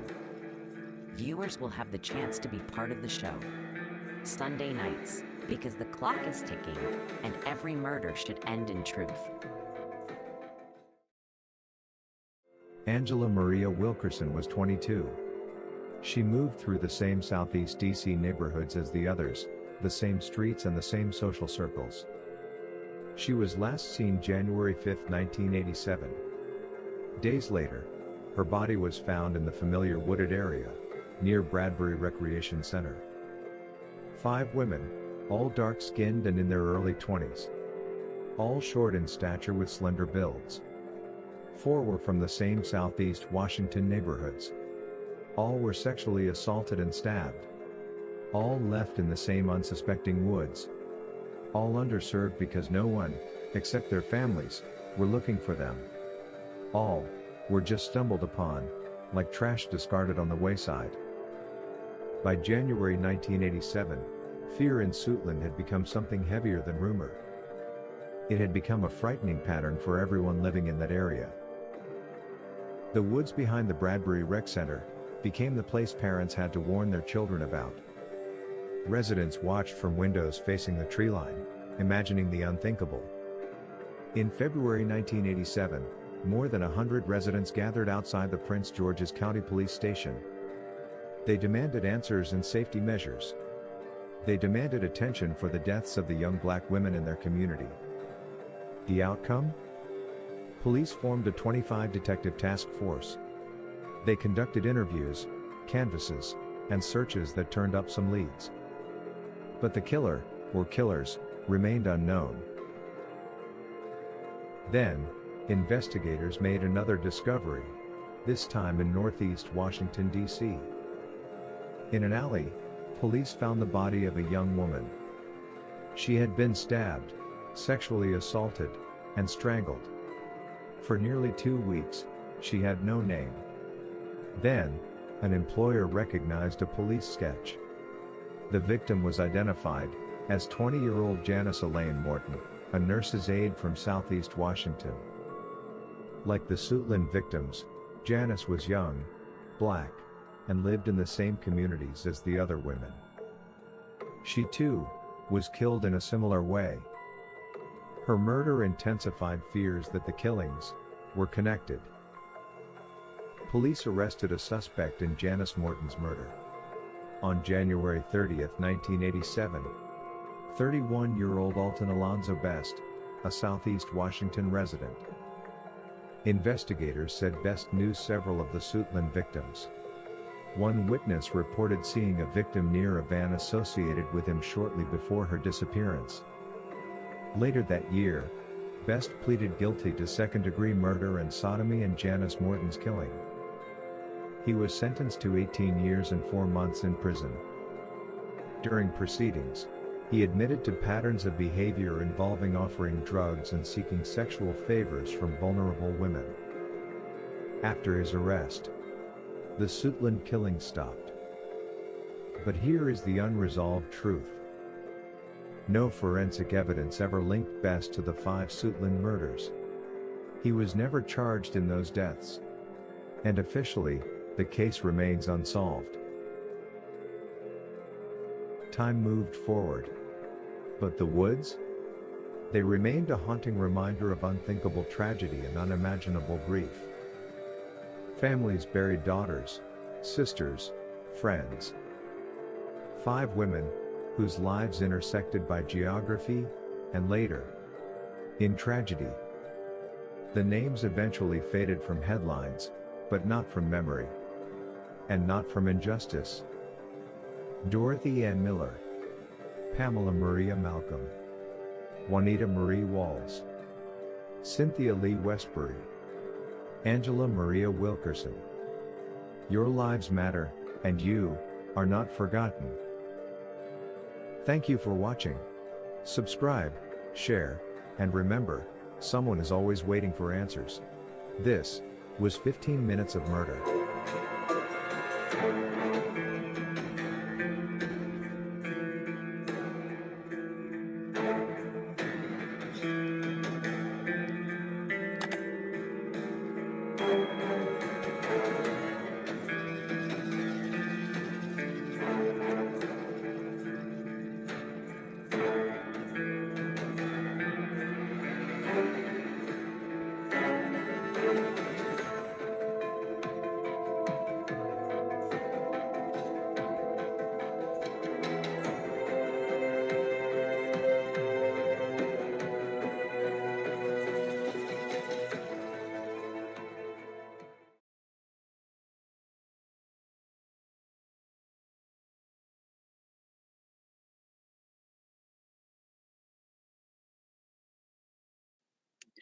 Hello, everybody, and welcome to our Sunday edition of 15 Minutes of Murder, where we take a deep dive on our last case file that we presented last Sunday, which is the Suitland murders. We're going to dig deep. We're going to talk amongst ourselves about what happened, what didn't happen, our thoughts, the crime, the punishment, and all of those things. So I am your host, Tanisha Slater, along with Craig Chapman and our resident crime expert, Ms.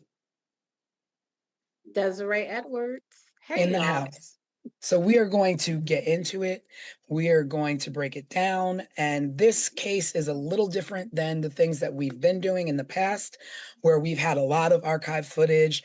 We've had newspaper clippings and witnesses and all these kind of things to report. In this case, we didn't have that. So that is definitely something we will be getting into as well. But thank you for joining us. And please, if you have any questions, if you have any comments, feel free to leave them below. We will address them on our Wednesday night live. But again, welcome to 15 Minutes of Murder. Sit back and enjoy.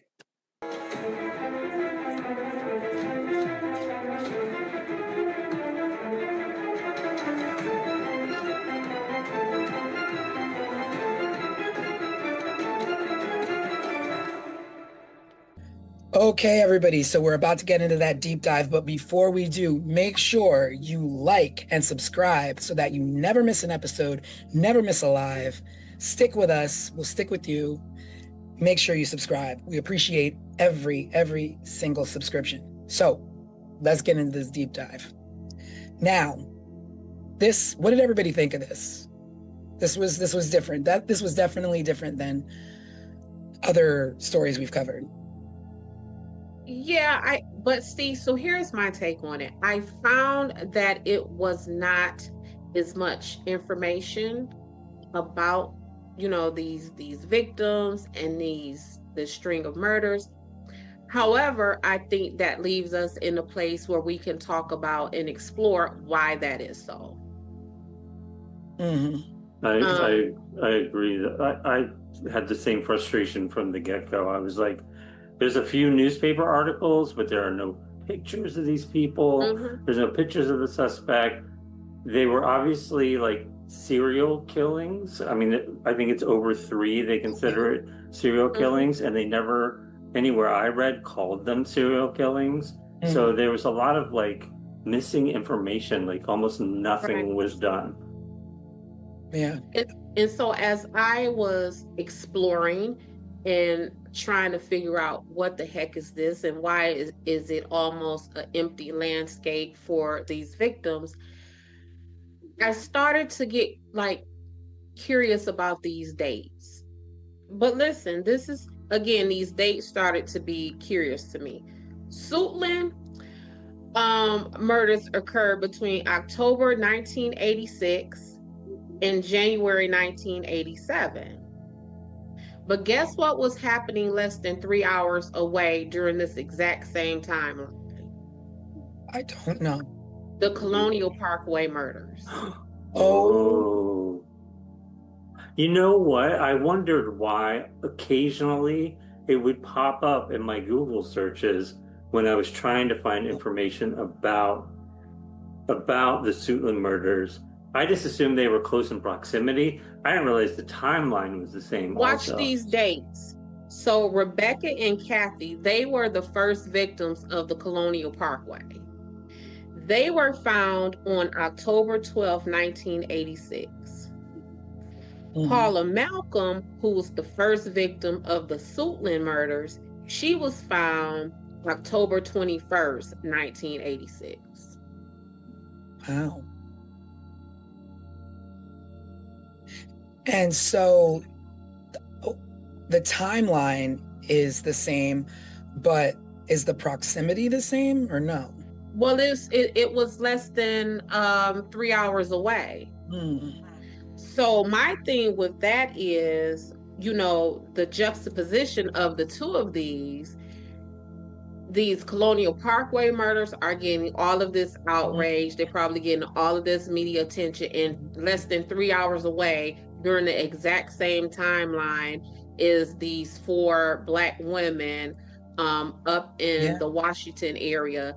And to this day, just as we were saying in this intro, there is nothing about them, very little. Yeah. And then with the Colonial Parkway murders, it's like not just, it wasn't as easy to find a lot of stuff about the Colonial Parkway, but you had brothers, family members who are still to this day advocating for their family members, where you have that sense of, 3 hours away, the same thing is happening to another community, but 20 years later, you don't have that push. And why? Right. Because the mentality that you bear is a lot different, where nobody really cares about me. I'm not going to advocate. It happened. Things happen. May she rest in peace. Like, let's protect our kids. Let it not happen again.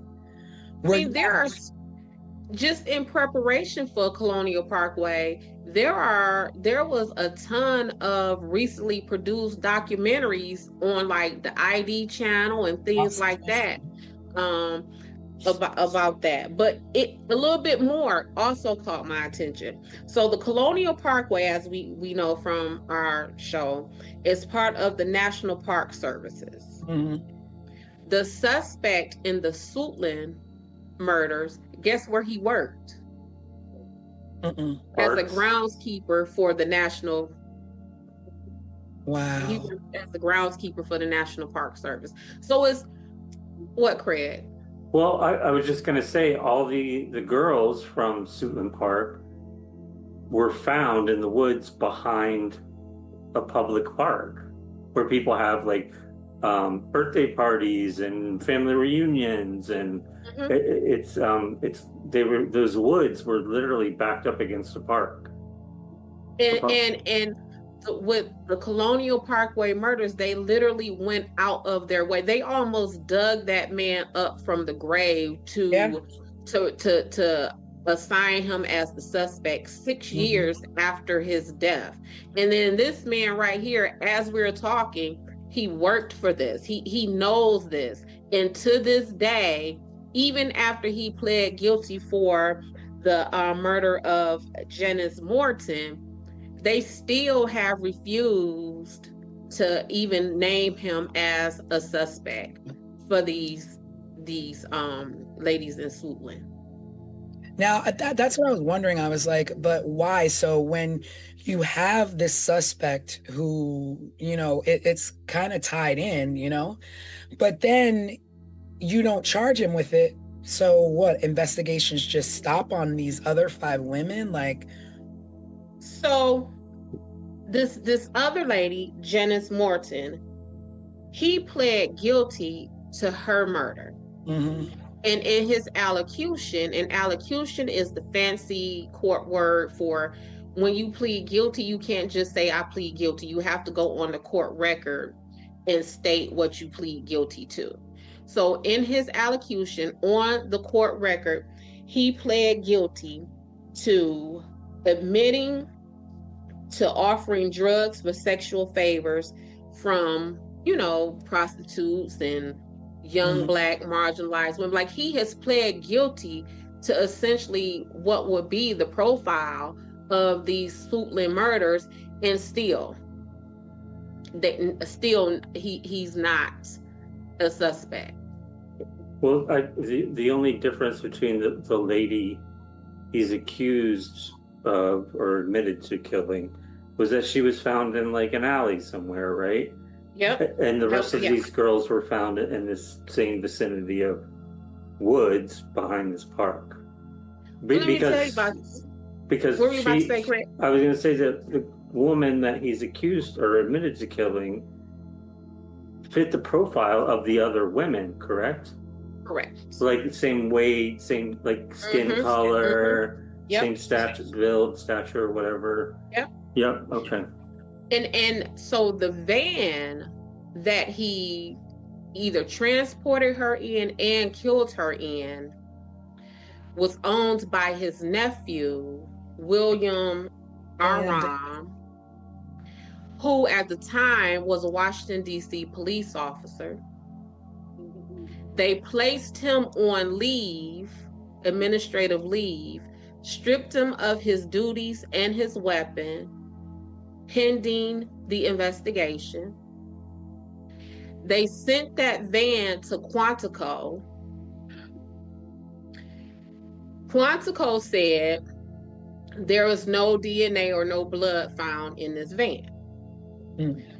But this cop nephew admitted during the investigation that his uncle, the suspect in this, whose name is Alton Alonzo Best, had told him to clean out the van, that there was blood in the van, but Alonzo told the nephew that the blood belonged to his one of his friends. So it's all of this stuff here. So was that blood just never tested? Or I don't know. They cleaned it up, but that's what. So when we're talking about these cases, y'all, and I am always skeptical and sheep poo-pooing away scientific evidence and stuff like that. This is what I'm talking about. So you sent this van to Quantico. That's the best of the best, sir, when it comes to American investigations, right? So you sent this van to Quantico. Quantico says there is no DNA here. But the nephew in his investigation said, well, it should have been because we cleaned it up. And going forward, this suspect, Alonzo Best, eventually confessed to this murder.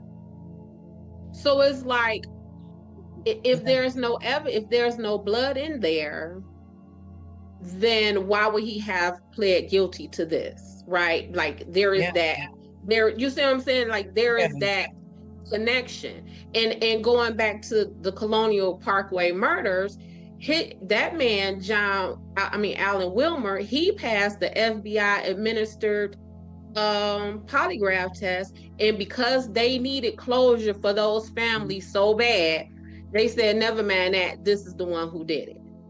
But in a very similar situation with this, they're like, okay, well, there's no, go ahead, whatever, it is what it is. So it's like, even in handling the evidence of this stuff, it's different between the two cases. Yeah, it's just it makes no sense to me that like that's scary. Like that like put yourself in that position. And I don't mean you, I mean the viewers.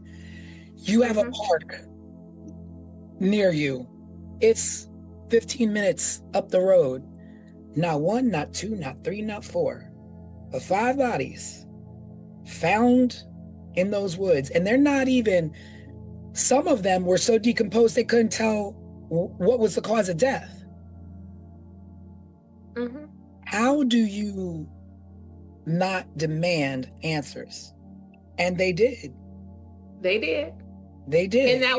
And that was something too. So they demanded answers. And in my research for Colonial Parkway murders, those families and those victims, it was like, come and talk to us, but it wasn't that outcry from the public where give us these, you know what I'm saying? Because there was no need for it. Correct. The police were knocking on doors. They were trying to figure out what's going on in our community. Yeah. So one of the things that I did not like with this Suitland investigation is I read that they said that whoever was committing these crimes was doing this for sexual pleasure. And this is something too that we talk about when you miscategorize crimes and motives and stuff like that. Rape is not about sex. Rape is about power and control and domination. Because if it was just about sex, then no one would rape, because you can get sexual release by yourself, right? Like you can do that to yourself. You don't have to do that. And then these women were stabbed, kind of like what we're always talking about, like the closeness and the intimacy that it takes to do stabbings. And so I know that the investigators were thinking that the women were not killed in the areas that they were found. But wherever they were killed, if they were stabbed, that still would have been a more intimate place, because again, that it's a struggle to stab someone. And then this back and forth motion is going to be blood everywhere. But I did some thinking about what was going on with these women from their physical descriptions, because obviously whoever did this had a type. Yeah. He had a type. These were young Black women who were very petite and small in nature, with short hair and dark skin. And this was happening in the 80s. So my investigation brain said, Des, go back to the 80s. What did this look like and feel like for the 80s? Thin built, maybe these women were chosen because possibly childlike in their stature. Maybe they seemed to be powerless, not strong enough to fight back. Short hair, maybe that was a preference for like a boyish appearance versus CT, you got your long hair, you're flowing type deal. Dark skin. And let's just talk about what it is. For a whole lot of people, dark-skinned Black people are deemed less attractive, less valuable.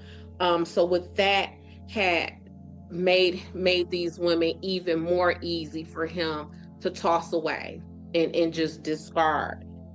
And then the sodomy, because they were sexually assaulted, but I found it wasn't just like vaginal rape, it was sodomy. Violent. But not just that. As I was putting all of this together, what is the connection of all of these things? And I was wondering if this person's motive to do this to these women was a release for some kind of internal sexual repressed rage, in the sense of, was this person fighting sexual demons? Was this man at the very minimum bisexual? And that these women in their physical descriptions gave him the, yes, these are women, but in their appearance, in their presence, they give him boyish type stuff. So now he's in a position to where now he is satisfying all of those rages, all of those taboo desires, and then to just toss them away like that. Like, is that the internalized stuff that he has from himself? And he projected that on. Like, I think so, but I don't know. Des, I think you think so. Craig, I don't know. This is definitely not one-offs. This is serial. Yes. And what made me really hone into the appearance of these women is in nothing else that we have seen thus far did the suspect have a set type. Yeah. Right. They've always been very different, very. It was, yes, this was very targeted, and not just very targeted, because you could say, okay, Black women, streetwalkers, that could be anything, but the appearance of these women was very concrete and very fixed. Mm-hmm. And I think that when we are looking at this and profiling a suspect and a motive, the way the descriptions of these women are, I think we would be remiss to not really dig into that and pick it apart in what it is. And I mean, that too, though, when you say like picking apart a suspect, is that I feel like in part of that profiling the suspect is also profiling the victims, but we don't even know who the victims are. We don't even know. Exactly know, so that we can pinpoint, okay, well, this victim was about this. This is where she went. This is where she frequented. These are the she knew, like, and they all like rolled in the same area, the same like parameters, and like, so we don't know anything about them. It makes me wonder, did the police also take the time to get to know the victims to then get to know who the suspects could possibly be? Well, the police, I know they started raiding what they call the red light district of Washington. And so with that being said, if this is the red light district and the cops come in and they're showing pictures of crime victims, of course you're going to say, no, I don't remember her, or no, I don't know her, right? Right, yeah. So it was, where do we go with this? Like, how do we start to put this together, except for the only thing that really struck out to me in my investigation of this is the description and the physical descriptions of all of these women. Everywhere I turned, it was Black women, small stature, Black women, small stature, Black. What does that mean? And if we don't put a meaning to that and we don't sit and pick that apart, then would we have missed that? And and when I say that, I'm talking about, so like when I was in college and I majored in this and I minored in that, a lot of my academic focus was on delinquency, crimes against women and children. And this stuff that I'm talking about right here with this description of these women, this was like textbook stuff. Like, this man had some kind of repressed sexual energy that made these women look like this. Because if he just wanted to kill black women, black voluptuous women, tall women, whatever, but it was almost like bullying. You know what I'm saying? So that's where my mind went. And what you say, T? It made me wonder too if any of these women knew each other or even knew him. Well, they said he knew some of them. I have so many questions or so many thoughts even, you know, digging into the psychology of this guy and maybe repressed homosexuality. Was it the environment he grew up in? Was it his parents? Was it his religion that was telling him these things were bad or wrong, or, you know, drove him to do these certain things? And the little I did read about these women, and you're talking about the cops went into the red light district, but wasn't one of them like a nurse and one was trying to get a job? Like, were they really like traipsing around in the red light district? It doesn't seem like it. I don't know. So the one lady who he pled guilty to her murder, she was a nurse's aide. And then the other lady, and let's just go down these women's names. I want to say their names. So there was Dorothy Ann Miller, who was 20 years old. Her body was found on December 13th, 1986. The next victim was Pamela Malcolm. She was 25. She disappeared on October 21st, 1986, and was found in January 1987. And it is from the investigation of Pamela Malcolm, because they are found in these wooded areas, that when the cops made like that widespread search is when they then found the bodies of Cynthia Westbury, Juanita Walls, and Angela Wilkerson. So had they not have went looking or did that widespread search for Miss Malcolm, they would not have found these other victims. But let's talk about this one other victim, Juanita Walls. They found skin cells underneath her nails. But timing, the mid-'80s, make it not so easy as it is today. Yeah. Did they keep any? Did they keep any samples of that evidence? I don't know, Craig. Now, are we able to try and get any police records or files and of that? How does that work? Like, if we wanted to actually look into this a little bit more? Well, it will kind of depend on how the case is classified right now. If they classified Miss Wells that is, let me make sure, because I want to make sure I'm saying these ladies' names. Miss Walls. If they classify Miss Walls' death as a closed case, then yes, we can try to pursue her test results, or even the case file from the PG Prince George's County Police Department, as they were the lead investigating agency on this. So we can submit a FOIA request, and we did submit FOIA requests for the Parkway murders. And a FOIA request is acronym for Freedom of Information Act. You essentially you could go on these agencies' websites. It used to be a time where you will send them a formal letter, but now you go on any of their websites. In the ticker, it says, in a Dropbox, FOIA request, you put in your name, you tell them what you're looking for, and then they will send you back what they deem is public information.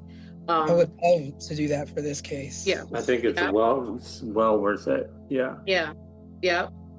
Do these requests cost money? I know we've talked about this, or you've talked about it. It could cost like a couple dollars a page sometimes. It can get expensive, right?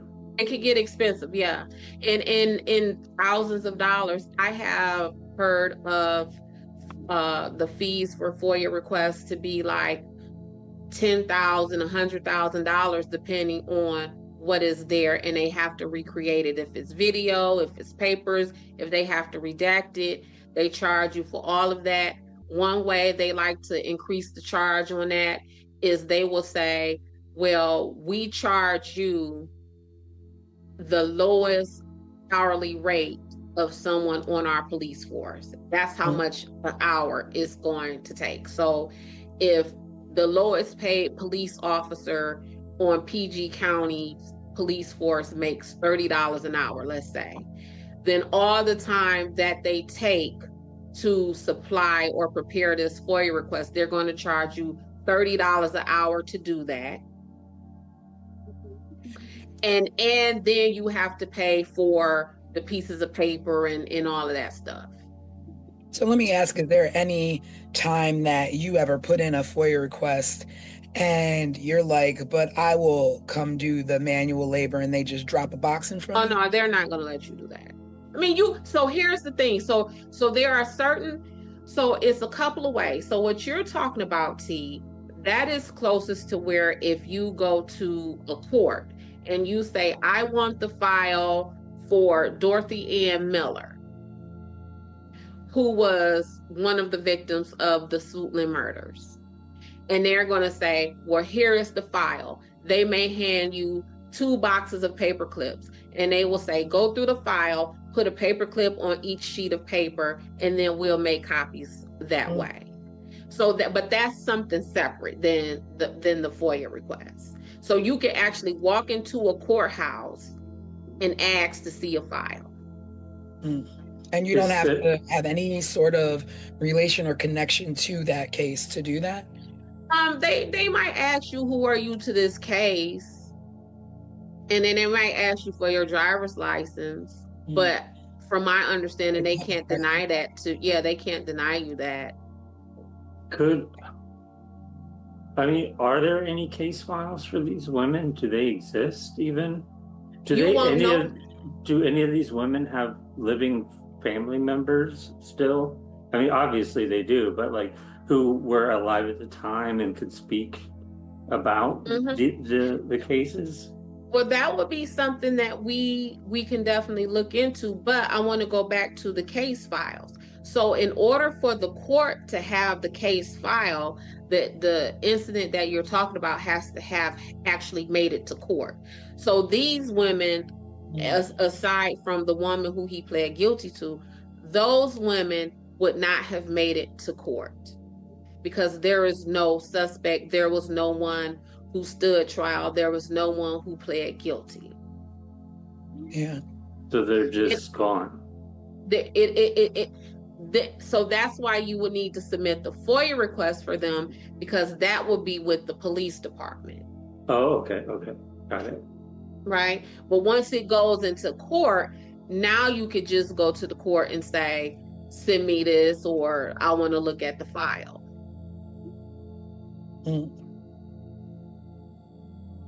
We should see if we can obtain any additional information. I feel like there's so little. I feel like Tanisha did such a good job telling the story with the overview, with how little information there is. I wonder, like, was this not reported at all? Like, was it not in newspapers, at least local newspapers?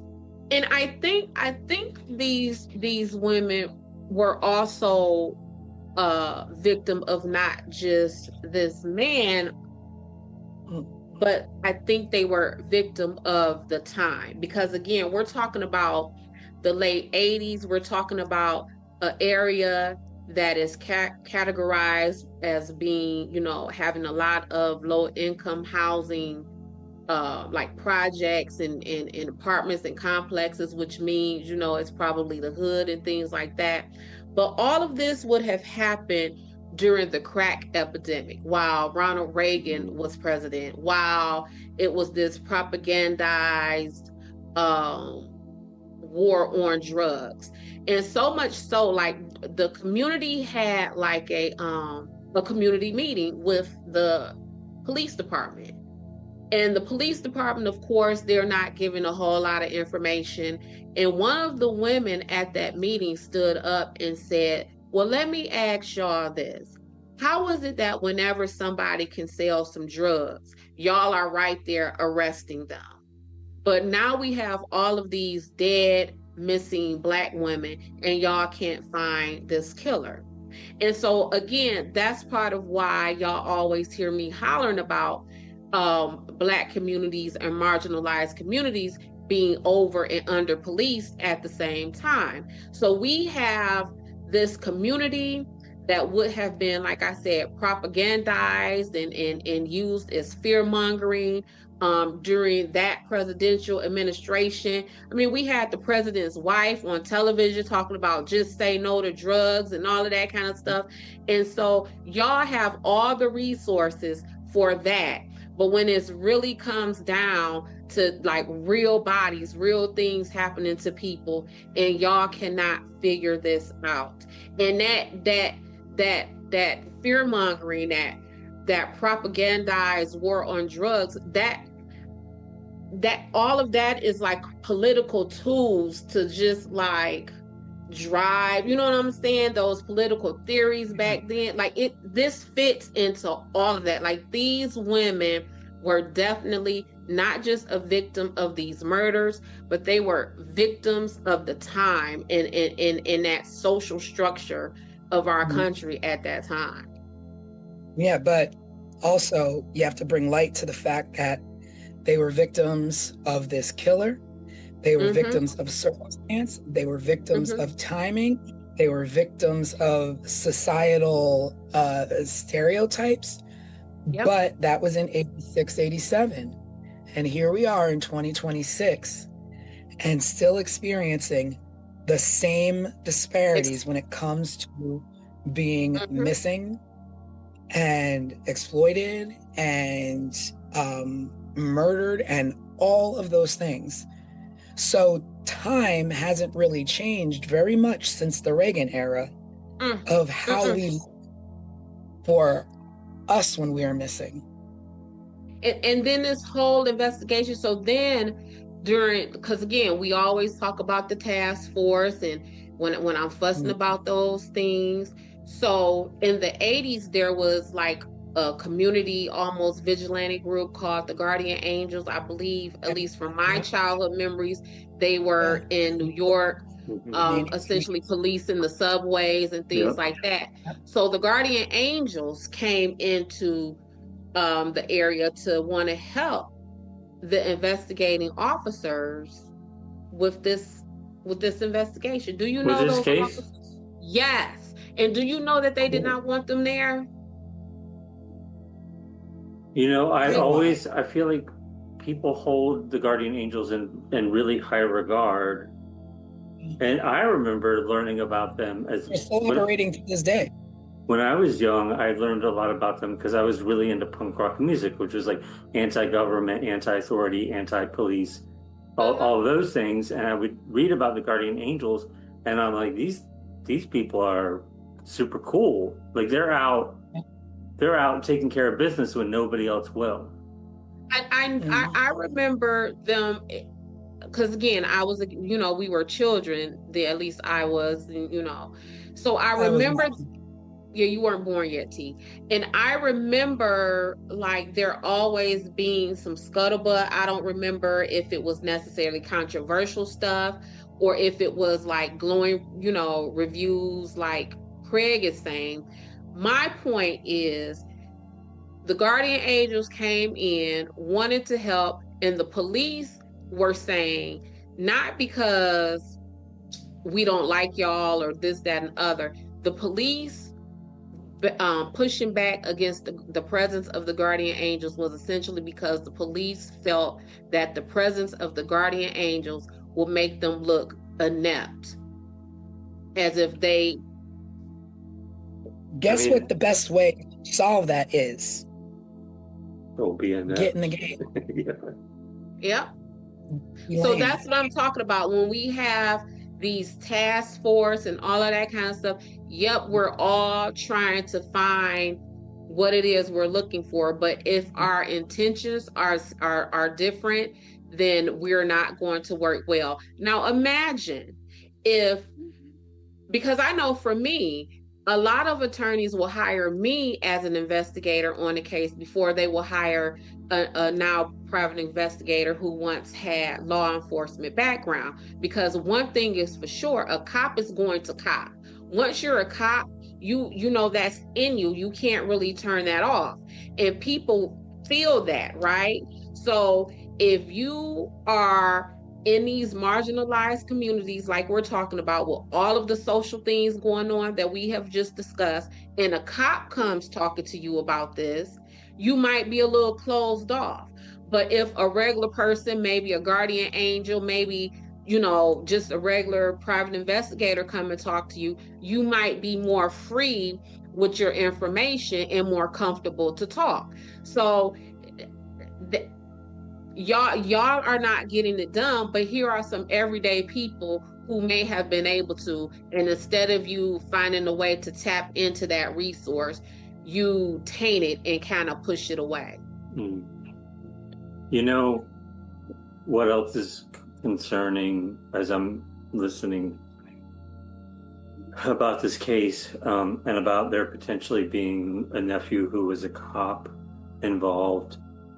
The cops were involved in the Colonial Parkway murders. Yep. In some way, they theorized that it may have been a cop that was pulling people over. In the Ketty Cabin murders, I feel like the cops were part of that community, and somehow one of the cops may have been tied to some of the people involved, if I remember correctly.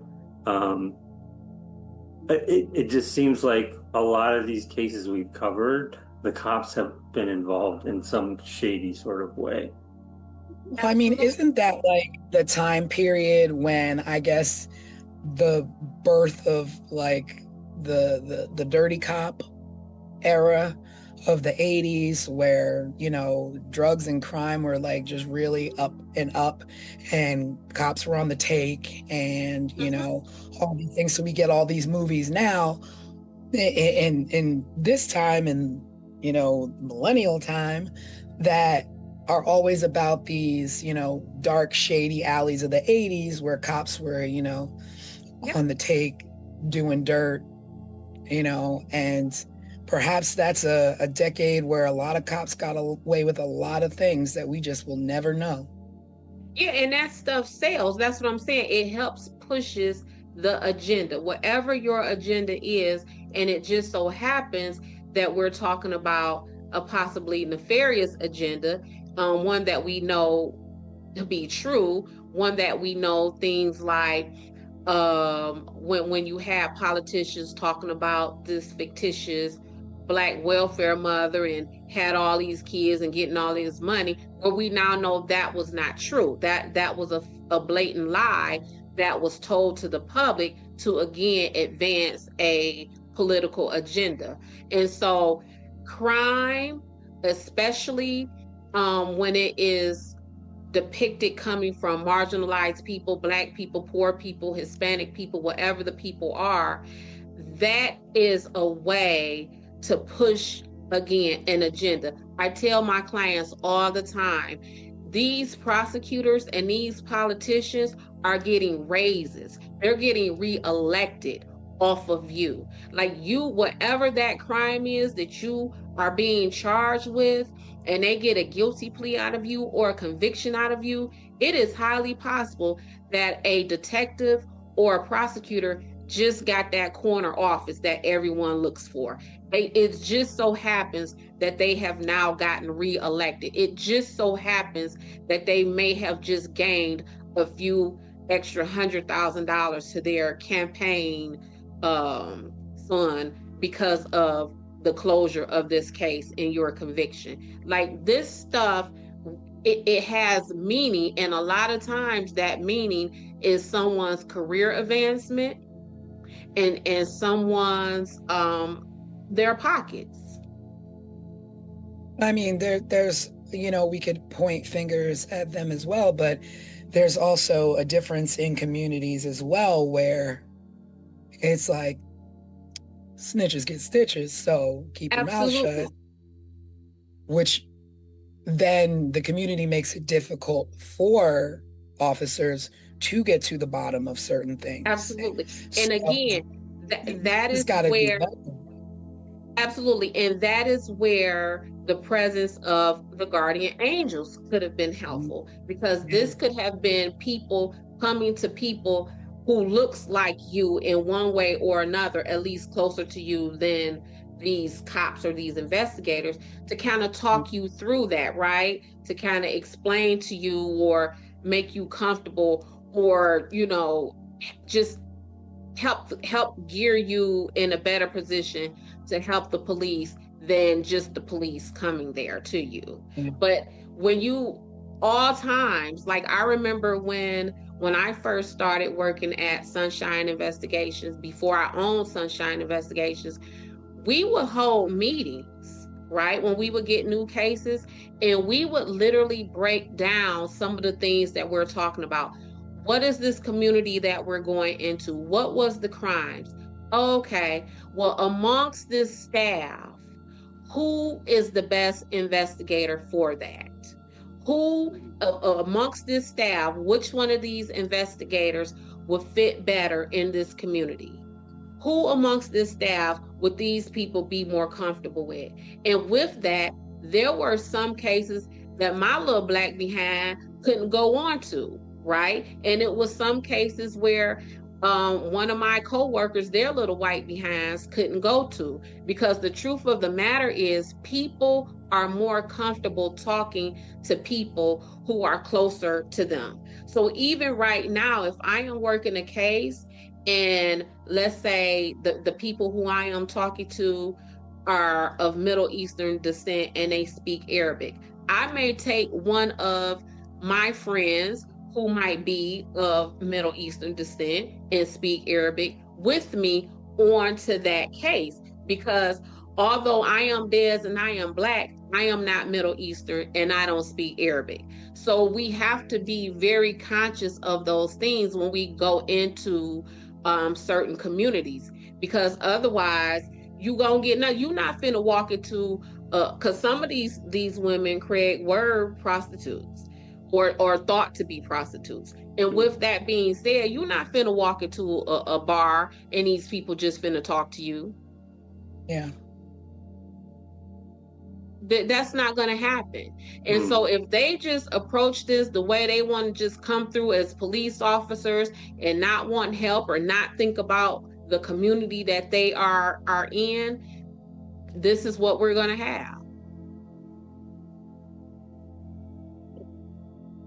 Yeah. It's just hard, because that this is just one story of many, and some of them never even saw this much of light of day. A story of a many, but watch this. The suspect for these murders, he was a suspect in murders all the way in California. Oh, Wait, I what? didn't know that.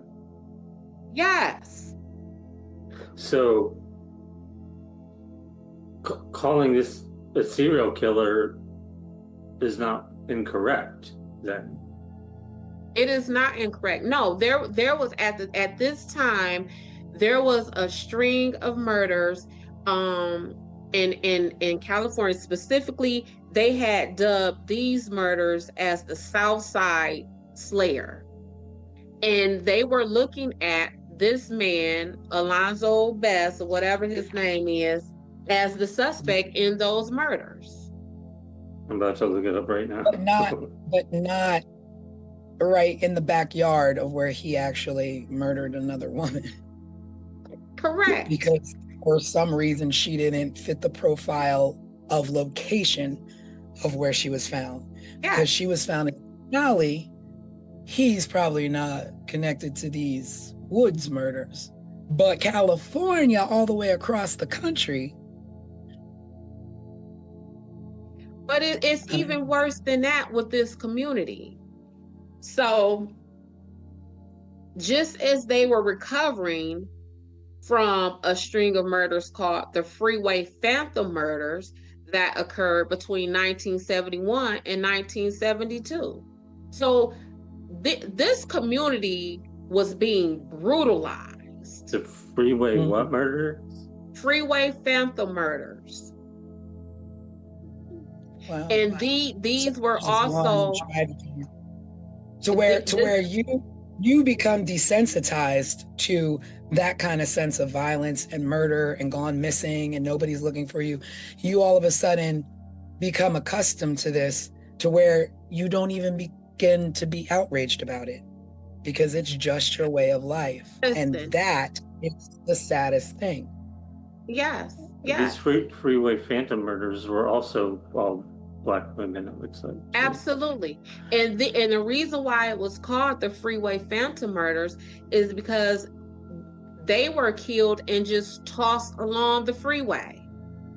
Oh my God. Were the California killings, did the women in those killings match the same description as the women in the Suitland murders? They were Black and marginalized women, and I am not sure exactly what made the Suitland suspect attractive to them in that, because I actually, what you say, T? I'm just mind blown. They're like, we're gonna connect you to the murders down the block in the woods, but you know what? We got this case all the way out in California that you might look good for. You might look good for. And really, and Craig is onto something. Like, people really get desensitized to what is going on. And I work cases all the time when I go and talk to, witnesses or whatever. And they literally say to me, Des, I'm not participating in that because nothing is going to happen. Nothing is going. Yeah. That's sad when you believe that your efforts are a waste of time because nobody is going to invest what they need to invest to get you the answers that you need. Yes. And it's happened because you see it time and time again. Correct. And then there's no protection for you when you are afraid of something, of repercussions coming down on you because you spoke. There's no protections for you. No protection. Because you are absolutely right, T, when you said snitches get ditches. I mean, snitches get stitches and left in ditches. That is absolutely correct. And so now if I am from underserved community and I am the brave one and I come forward, because now I'm a snitch, and I come forward and then nothing happens, now I have exposed myself for what? I've exposed myself for no reason at all. Because now you in the ditch and the person you were advocating for has no answers. So, but let me just say this, the whole snitches get stitches thing. I get it. All right. Well, yeah, whatever. All right. But you know what else is crazy? That you have the mentality that I did this bad thing. And if you say something, I'm going to take you out for it. And it's like, no, get your life together. Knock that off. Like, I have no right to take somebody else out of this world because I didn't bring them into it. And I get, like, things happen and you have to be able to get by in this world. And if somebody ain't going to help you, you're going to take it by any means necessary, whatever, blah, blah, blah, blah, blah. I'm not about that. I see something, I'm going to say something. Snitches can get stitches all day. Okay? Because my mom raised me to do the right thing. And I'm tired of people thinking that they don't have to live by a standard that everybody else wants to live by. And you know what? It could be an unpopular opinion, but that's my opinion. Get your life right. Get your life straight. There's a lot of... Someone has to be brave to change things, right? That, I mean, and Malcolm X, Martin Luther King, Rosa Parks, all the other less known, civil rights heroes, they were putting their lives and their safety and the lives and safety of their loved ones, their children on the line, right? So it definitely comes a point to where someone has to do it. Someone Right. has to. Right. And I feel like it's a little bit of a dying age, because we had these leaders who were like, these things aren't right, these systems aren't in place for us, so we're going to begin to put systems into place that work for us. And they didn't do it by taking from others, they did it by holding up communities on their shoulders and literally spending their last breath dying with that same goal and that same purpose. And it wasn't for you to be like snitches get stitches. It was to make sure that you have a better way of life, that you have colleges to go to, that you have programs that are going to help you get to where you need to get, because there's a section of our America that doesn't want you in it, that doesn't want to see you advance. But people like Martin Luther King, people like rest in peace Jesse Jackson, who spent his last moments making sure that we're going to be okay, to keep hope alive. And keep hope alive doesn't mean snitches get stitches, because I'm doing some dirt over here to get what I believe needs to be mine. But again, it may not be popular opinion, but that's my opinion. Yeah. No, These the women whole system deserved a better life. They deserved answers. Their families deserved to know what happened to them. And full stop. Well, no one deserves to take another person out of this world. Well, this man, what's his name, Craig? Did you look him up for me? I have it right here. Alton Beth. Alton, yeah. Yeah, I think his middle name is Alonzo. Yeah, that's why I keep saying Alonzo, because his middle name is Alonzo. So this man, Alton Beth, let's go back to this young lady whose death he did plead guilty to. He met this woman at a party, offered her drugs in exchange for sex. She refused that offer, and that is when he killed her and possibly raped her. He confessed, he admitted, he went on the record and said he did these things to her. Do you know he was only sentenced to 18 years in prison? Is he still in prison? I mean, he is not. Is he still alive? I mean, he is. And let me tell you about him. He's still with us? Yes, he's like 70 years old. So he's out walking around and potentially could have killed these other women found in the woods in Suitland, could have potentially killed these other women in California before that.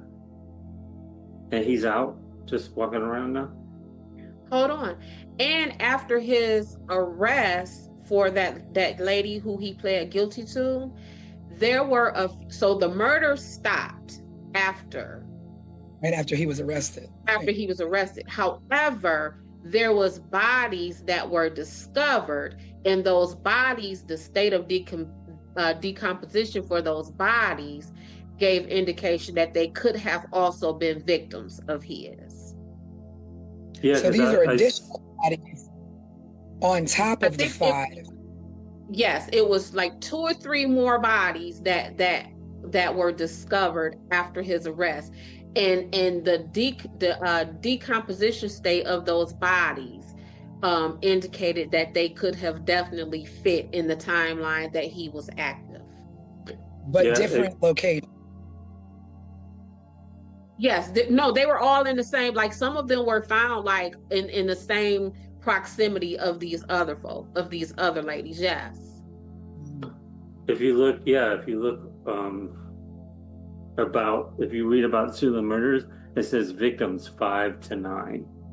Mm-hmm. So there's like a range of like an additional 4 that possibly could have happened. Yeah.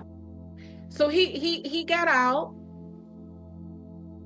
He is a registered sex offender for the rest of his life. But he's now a homeowner. He's just living out in the community like everyone else. Wow. And in the home, I did the Google search and was able to look at the home. His home right now is in better condition than a lot of the homes that our viewers live in right now. Is he still living in the same area? Yes, he's still in the Maryland area. Yes. So let's talk about his cousin or his nephew who essentially helped him in this, the cop. So I guess the cop either retired from being a cop or was no longer allowed to be a cop, because he then went on for life of crime and he has been convicted of theft charges and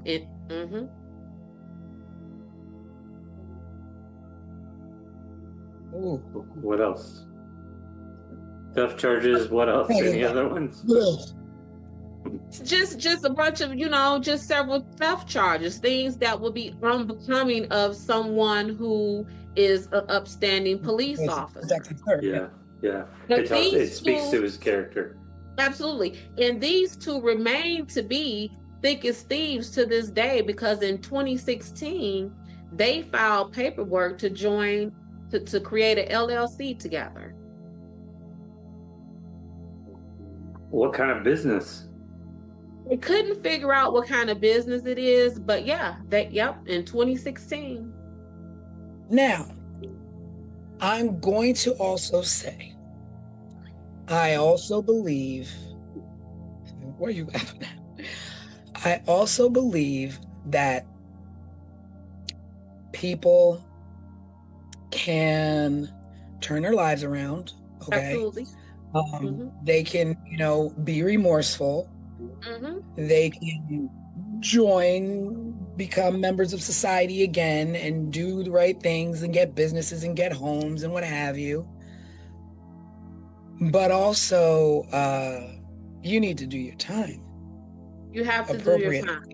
And again, I am for all of those things, because I am a criminal defense investigator, right? Yeah. Just last night, I posted under one of my older clients, one of his posts about how great he is and how amazing he is and all of those things. But that is different, like you just said, when you do your time. This man has a string of dead bodies behind him that it is questionable that he did the deading, he did the killing, and he is just out to live free amongst us with all of the benefits of being a free American. What makes Well, that's what I was gonna say, that of course people can change their lives, turn them around, but I think there's arguments out there that say people who are serial killers can never get rid of that in their system. People who are pedophiles can never get rid of that's in their system.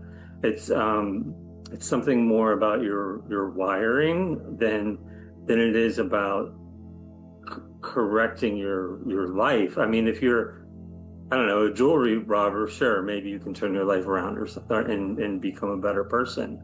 But can a serial killer, would Ted Bundy ever be let free and trusted to walk around as a normal person without fear of him going back to that? And not just serial killer, but a serial killer rapist. Yeah, even worse. But then, but the system puts the onus on us by saying, okay, well, we have alerted you that this person lives in your neighborhood, so now it's up to you to be safe from this person. Watch out for this person that lives in such and such. Well, I would say this. What I am finding in work is that a lot of rape crimes are receiving a lower prison sentence. And the reason why is because you are now on the sex offender registry. And when I tell you that is a very uncomfortable existence, but that is us entrusting you to register. So not just Because you could be, so let's say I am now a convicted rapist and I have done my prison time and now I am released. It is up to me to do the reporting. If I don't go to report. So you don't just get on that list because you're on the list, but if you move, it is the onus is on you to report that you have moved. You are supposed to report your employer. It's up to you to report that employer. So if I right now worked at CNN or wherever, let's just throw something out. And then I leave CNN and I go over to Fox News, it is left to me, the convicted sex criminal, to report that I am no longer at CNN. I now work for Fox News. That's crazy. You're supposed to report your vehicle. So if I once had an Explorer and I got a new car because I'm out here, I'm living my life or whatever, and now I have a Cadillac Escalade, it is up to me to report that I no longer have a Ford Explorer and that I have a Cadillac Escalade.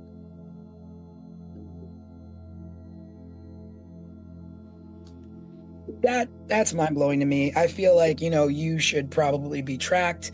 Your freedom is at a cost now, so you should probably be tracked for the rest of your life, and this will follow you. But the fact that is the way that you are tracked. We are saying we're tracking you, but you are responsible for giving us the information so that we can track you. My question, though, was, once you are released from prison and did he do the full 18 years or he got released? I don't know if he did. I don't know. So, but it was 18 years. Either way, he either did 18 or got released early. Mm-hmm. Now, at what point in 2016 or all these other things that we now have the ability to go back and test these things, are you not allowed to be like, okay, well, there was evidence under her fingernails, under one victim's fingernails, or how do we now solve this crime when we have somebody who was potentially a suspect released? Is there no interest? Do you know what I mean? I guess there is none, because here's the thing. This is the thing. Murder stays murder. And what I mean by that is there is no statute of limitations on a murder charge. So if that one lady, Juanita Walls, where I said that there was DNA or skin underneath her nails, right? If they were to test that and he or anybody else tests positive that is their skin or their DNA deposited under her nails, even though that was 1986 and we're now in 2026, that person can be charged. So this man, Alton Best, he has done his time for killing Miss Morton. So let's say that skin and that DNA under Ms. Walls's nails comes to be his. Now they can charge him with that. But what you said, T, is the key. Is there the interest to do so? Do we care enough about these people to pursue that? Do we care enough? Because again, remember, like we said, they went through hell and high water to assign Alan Wilmer as the suspect for the Colonial Parkway murders. They made sure that those victims and their families got justice by way of a suspect, even if the suspect was dead at the time and could not go to court. But that means that the families were at a level where they cared to try and give these families answers. When you have a community where nobody cares to give you answers, there is no suspect of any walk of life that we want to hand to you and be like, here, this is it. And for because they don't care about their reputation. None. And for these sets of murders to happen weeks apart, 2.5 hours away, almost completely different outcomes, at least in my head, I can't think of any reason why the Suitland murders are handled the way they were, other than race and other socioeconomic factors. I cannot.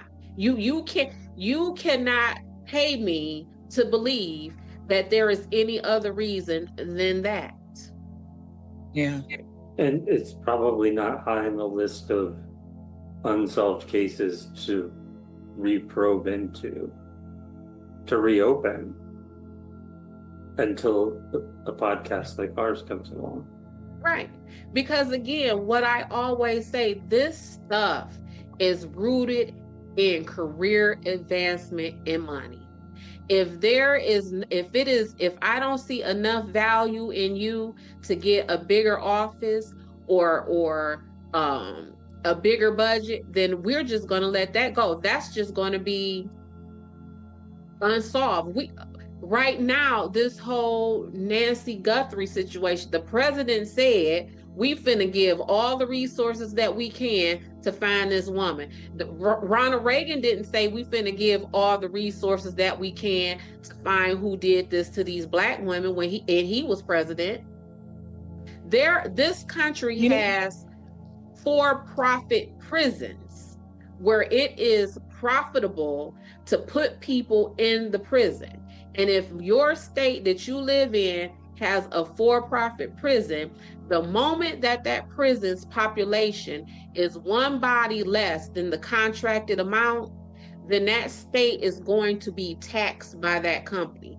The state ain't gonna want to pay that company for having one body less than that contract. So they're going to make sure that prison always meets the contracted population. So this stuff is about money and advancement every single way we go. That is what this is about. And they didn't have value in these women, and they still don't. So then at the end of the trail, what do we do? Are the answers? And to me, I do go back to awareness, and people like the Guardian Angels and people like Gabby Petito's father, who started a foundation in Gabby Petito's name for underprivileged and underserved people in the communities to be found. It takes people at this level to have awareness of people, so to speak, at this level, even though we're all here because we're human beings. Right. You say, let me reach that hand down and and pull you up and help you and give you that visibility that you need. Give you that platform where the president will say, we're putting all hands on deck to find your mother, whether she's white, Black, Mexican, Chinese, Indian, whatever she is, whoever you are, you deserve the same level of justice, but especially truth in what happened in your communities, what happened to your family, what happened to your loved ones.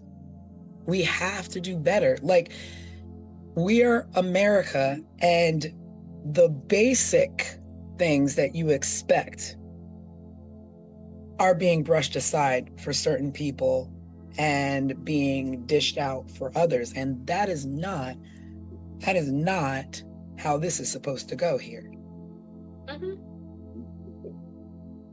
So where does that bring us with this case tonight? Should we take it a step further and put in FOIA requests and look into this deeper? I think it's the first case where maybe it makes sense to do that. It changes the game. Yeah, and I think it's worth us maybe even reaching out to the families of some of these women and talking to them and asking them, do they want us to tell their stories?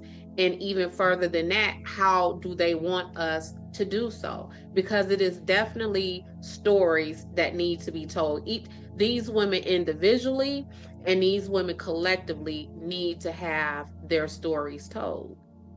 Because these women, what happened to them just does not fall at the feet of Alton Best. This is systematic. I think this also will lead into thinking about the future of 15 Minutes of Murder. Other cases that we've talked about covering coming up will probably follow in the same steps as this case. We've talked about the forgotten cases, that revolve around trans people of color. I know we have some other cases. T, you can probably speak better. T is the one that usually, Tanisha is usually the one that goes out and figures out what cases we're going to cover next. But it feels like our direction is meant to go this way. Because I don't know how you can separate the politics of it all from what is happening, because the truth of the matter is, yes, stuff happens to wealthy white people or wealthy Black people. Stuff happens to all of us, right?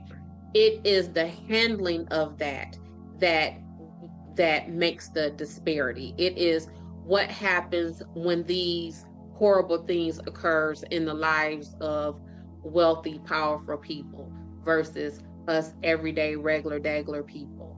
And that is an unfortunate truth that we're facing. Yeah. Well, the buck stops here. Yeah, I'm not even sure where to go. And it's just unfortunate, and just, we will just continue to collectively hope that our society can get better. One, with the way we operate in our lives and the way we see other human beings in our lives, whether that is to do harm or to do good, that you just do the right thing, and value yourself a little bit more so that you can value others, because murder and crime and all of this nonsense, we don't even have to be living like this. We don't have to be growing up with, my mom was taken out when I was 6 years old because somebody selfishly, took her from her family. There's no reason for any of this. No reason. And so there's no reason for us to even be sitting here on a show called 15 Minutes of Murder. That's the crazy part. That's what's the sick part. Yeah, and not talking about the topics that we're talking about. Yeah. I mean, and it's not just us. There are many, many, many crime shows, podcasts, TV shows, 60 minutes, 48 hours, you name it. You name it. We do not need to be steeped like this. Right. And it just blows my mind that we have, I can't even put I'm telling you, because when I realize the connection just in the proximity and the time span between Colonial Parkway and Suitland, my mind was blown. Like, wait a minute, that's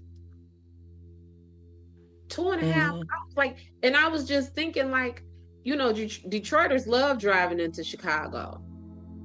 2.5 hours, Chicago. That's closer than we are to Chicago. When Yeah. you think of it, like Craig, how far from where you are, how far is the drive to say Miami? It's about, depending on how fast you drive, it's about a 3 hour drive tops. See what I'm saying? Yeah.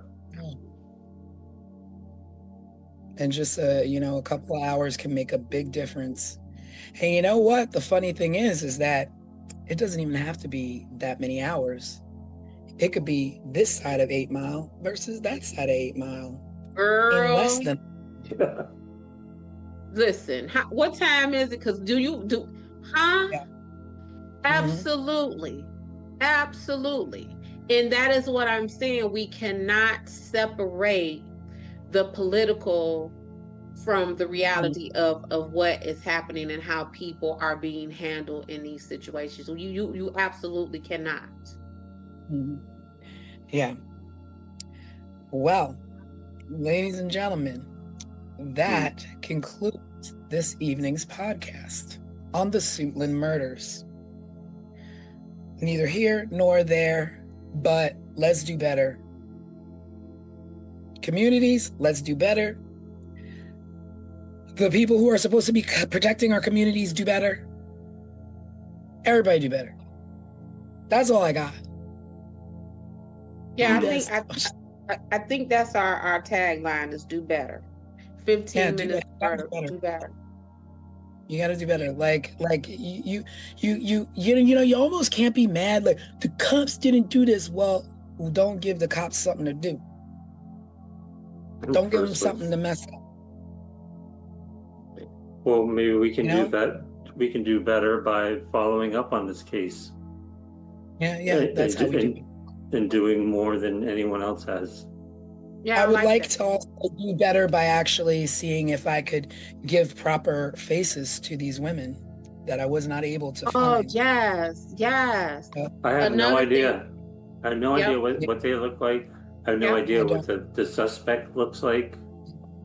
Nothing. And I know now what the suspect looks like, as I did my PI and activated my PI databases, and I found a mug shot of him and his driver's license picture or whatever that is. But that's because in this matter, I'm the fisherman. Everybody else running around in the community, they not fishermen. So again, you can only know what you know, and if you don't know it, you don't know it.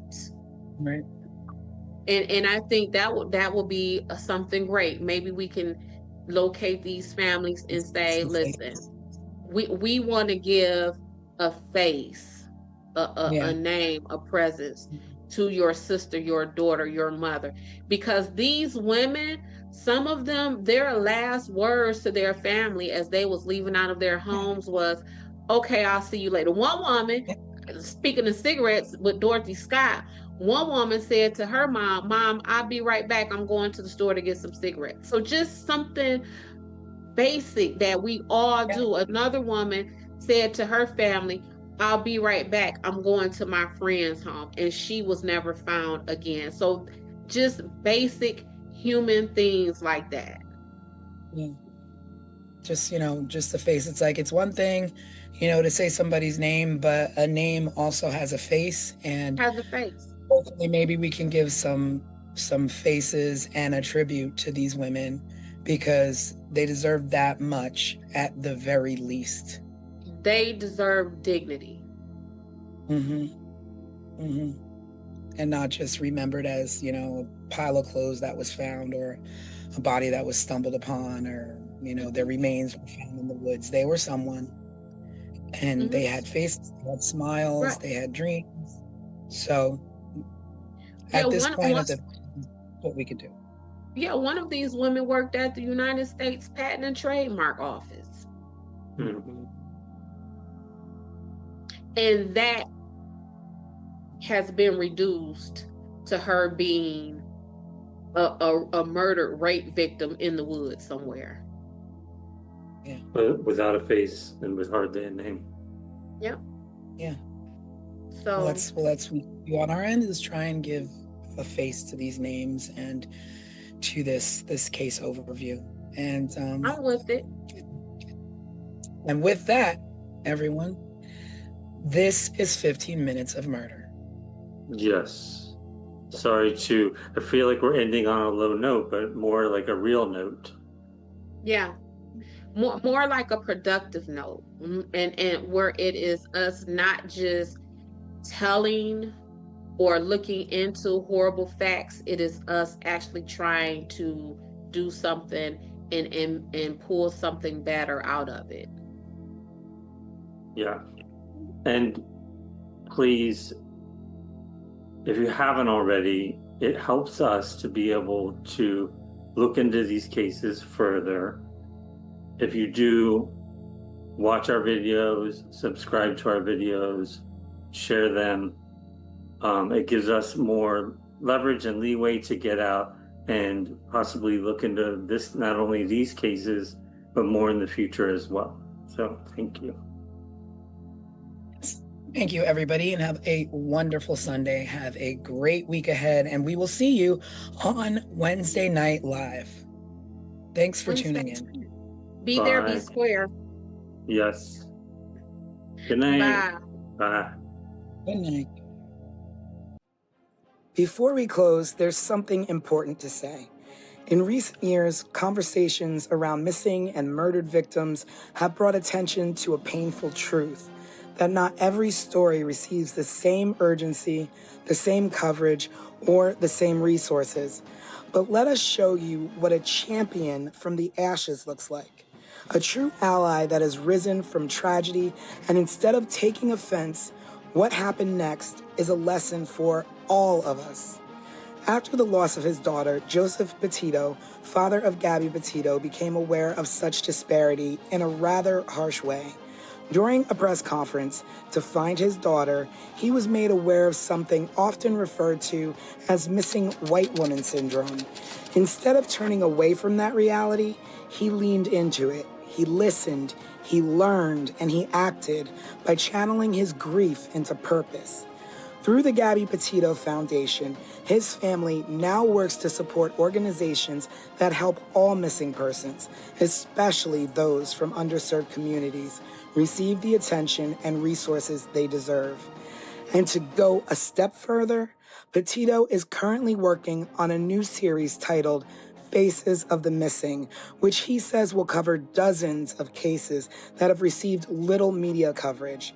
This will bring such hope to families that don't often receive the national or even local coverage deserved to bring their loved one home or to find answers. Joseph Petito, thank you for being the change we wish to see. Your daughter is proud. Rest in peace, Gabby. Subscribe, share, and remember, someone is always waiting for answers. This was 15 Minutes of Murder.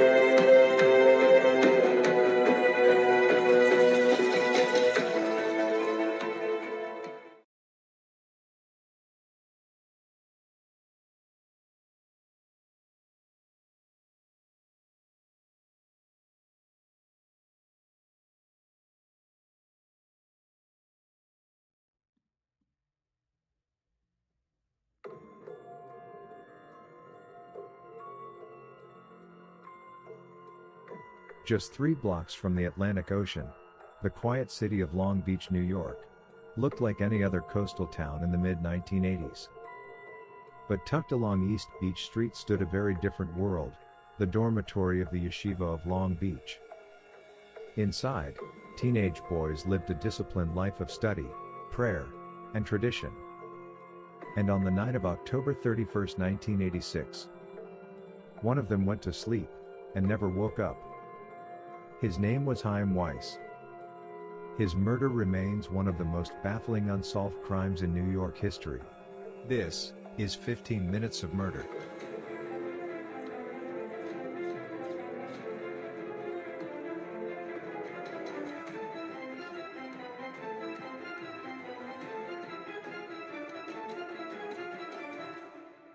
Chaim Weiss was 15 years old. He grew up in an Orthodox Jewish family in Staten Island, New York, and raised in a household where faith shaped daily life. His father, Anton Weiss, was born in a displaced persons camp after World War II, the son of Holocaust survivors who rebuilt their lives in America. Chaim was the eldest of his siblings. His brother Menahem was 11 and his sister Rachel was 7 at the time of the incident. Those who knew him described him as bright, deeply religious, and serious about his studies. He was a funny kid who loved chess and loved to play basketball. He was quite popular. At the Torah High School Yeshiva in Long Beach, he was in his third year of study, living in the dormitory with 40 other students and faculty. The routine was strict. Days revolved around prayer and the study of the Torah and the Talmud, the core texts of Jewish law and scholarship. For unknown reasons, Chaim's dorm room was slightly different from the others. Most boys shared rooms. Chaim did not. He was one of only 2 students in the dormitory with his own room, a small third-floor space at 63 East Beach Street. It had one door, one window, and only one way in or out. October 31, 1986. For most teenagers across America, it was Halloween. But inside the yeshiva, the evening held a different significance. It was Shabbat, the Jewish Sabbath, a sacred period of rest that begins at sundown Friday and lasts until nightfall Saturday. During Shabbat, Orthodox Jewish law restricts many activities, including writing, using electricity, or turning lights on and off. Life slows down. The students prayed. They studied. And eventually, they went to sleep. Well after midnight, Chaim was seen alive studying in the hall outside of his dorm room by a fellow student. He was likely utilizing the light in the hallway to abide by the rules of Shabbat. He returned to his dorm room alone.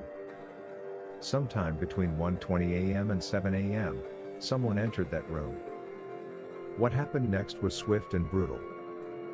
Chaim Weiss was reportedly struck in the face with a hatchet-like weapon, crushing his skull and severing his spinal column. Investigators later described it as an extremely violent attack. And yet, there were no screams, no sounds of struggle. No one in the dormitory reported hearing anything. When investigators entered the dorm room the next morning, the scene raised more questions than answers. Chaim's body was not in his bed. He had been moved onto the floor, dressed in his pajamas with his feet resting on the mattress. Police believed he had been attacked while sleeping and remained in the bed for several hours before the body was moved. Then detectives noticed something else. The window in the room was open. It was November on Long Island and outside temperatures were around 40 degrees. Chaim had been taking antibiotics for a sore throat, making it unlikely he would have opened the window himself. To investigators familiar with Jewish customs, the open window carried a deeper meaning. In some Orthodox Jewish traditions, a window is opened after death to allow the soul to depart the body. Whoever opened that window may have known that, which meant the killer may have been someone familiar with Jewish ritual. Possibly someone from inside the community. The investigation began during Shabbat, when many Orthodox Jews avoid formal communication. Detectives struggled to take statements from students that morning because religious law restricted activities like writing or signing documents during the Sabbath. The result was a case that started with silence. But note, after the Sabbath, students and faculty fully cooperated with the investigation.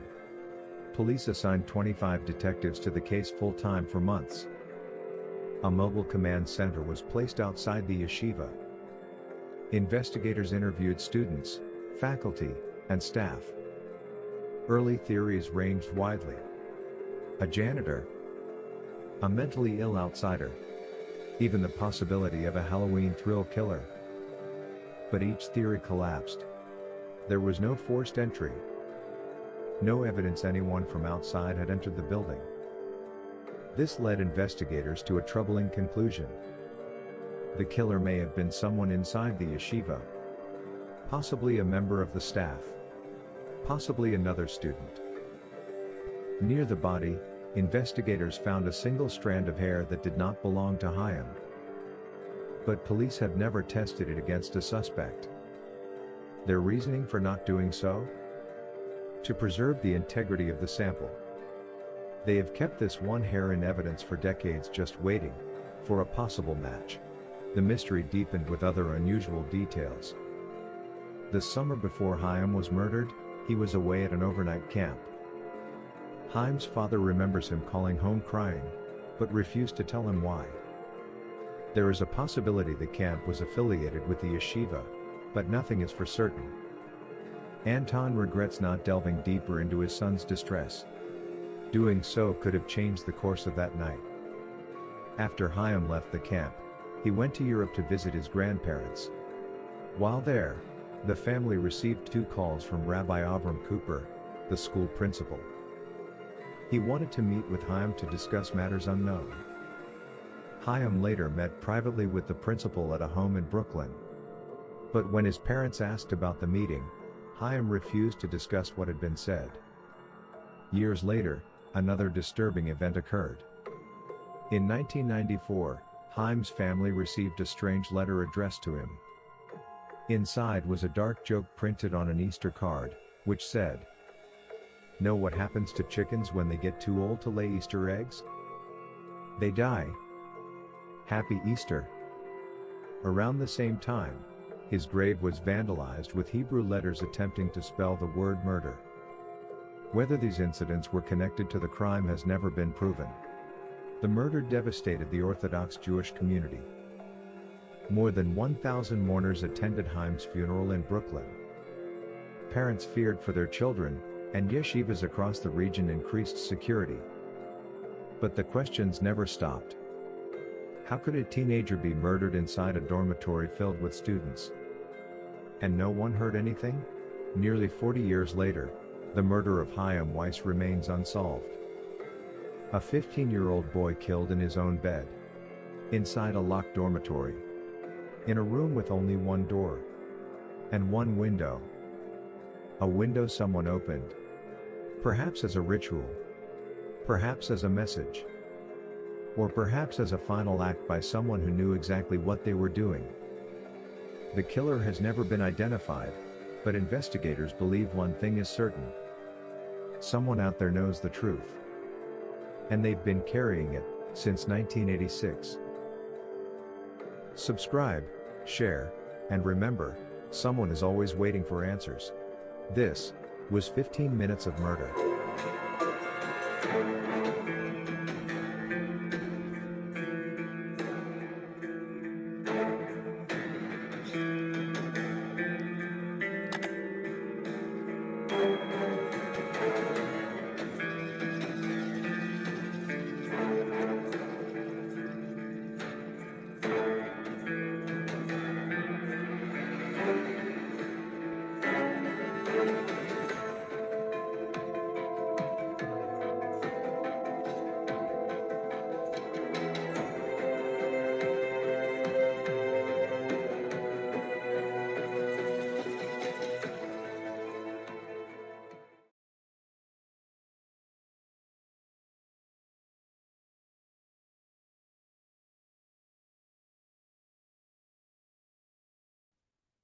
Hello, everybody, and welcome to 15 Minutes of Murder Deep Dive Edition. It is Sunday. I hope you had a great weekend. I am your host, Tanisha Slater, along with co-host Craig Chapman and your resident crime expert, Desiree Edwards. Boom. And we are going to break down a case that we had this week that is just sensational. We're going to be getting into the Chaim Weiss case, which took place in Long Beach, New York. And he was a young 15-year-old kid who his parents entrusted him at the yeshiva in Long Beach to be safe and go to school, but he wound up being bludgeoned to death. And we're going to get into it. We're going to talk about it, and we're going to break down the details. So, welcome to 15 Minutes of Murder.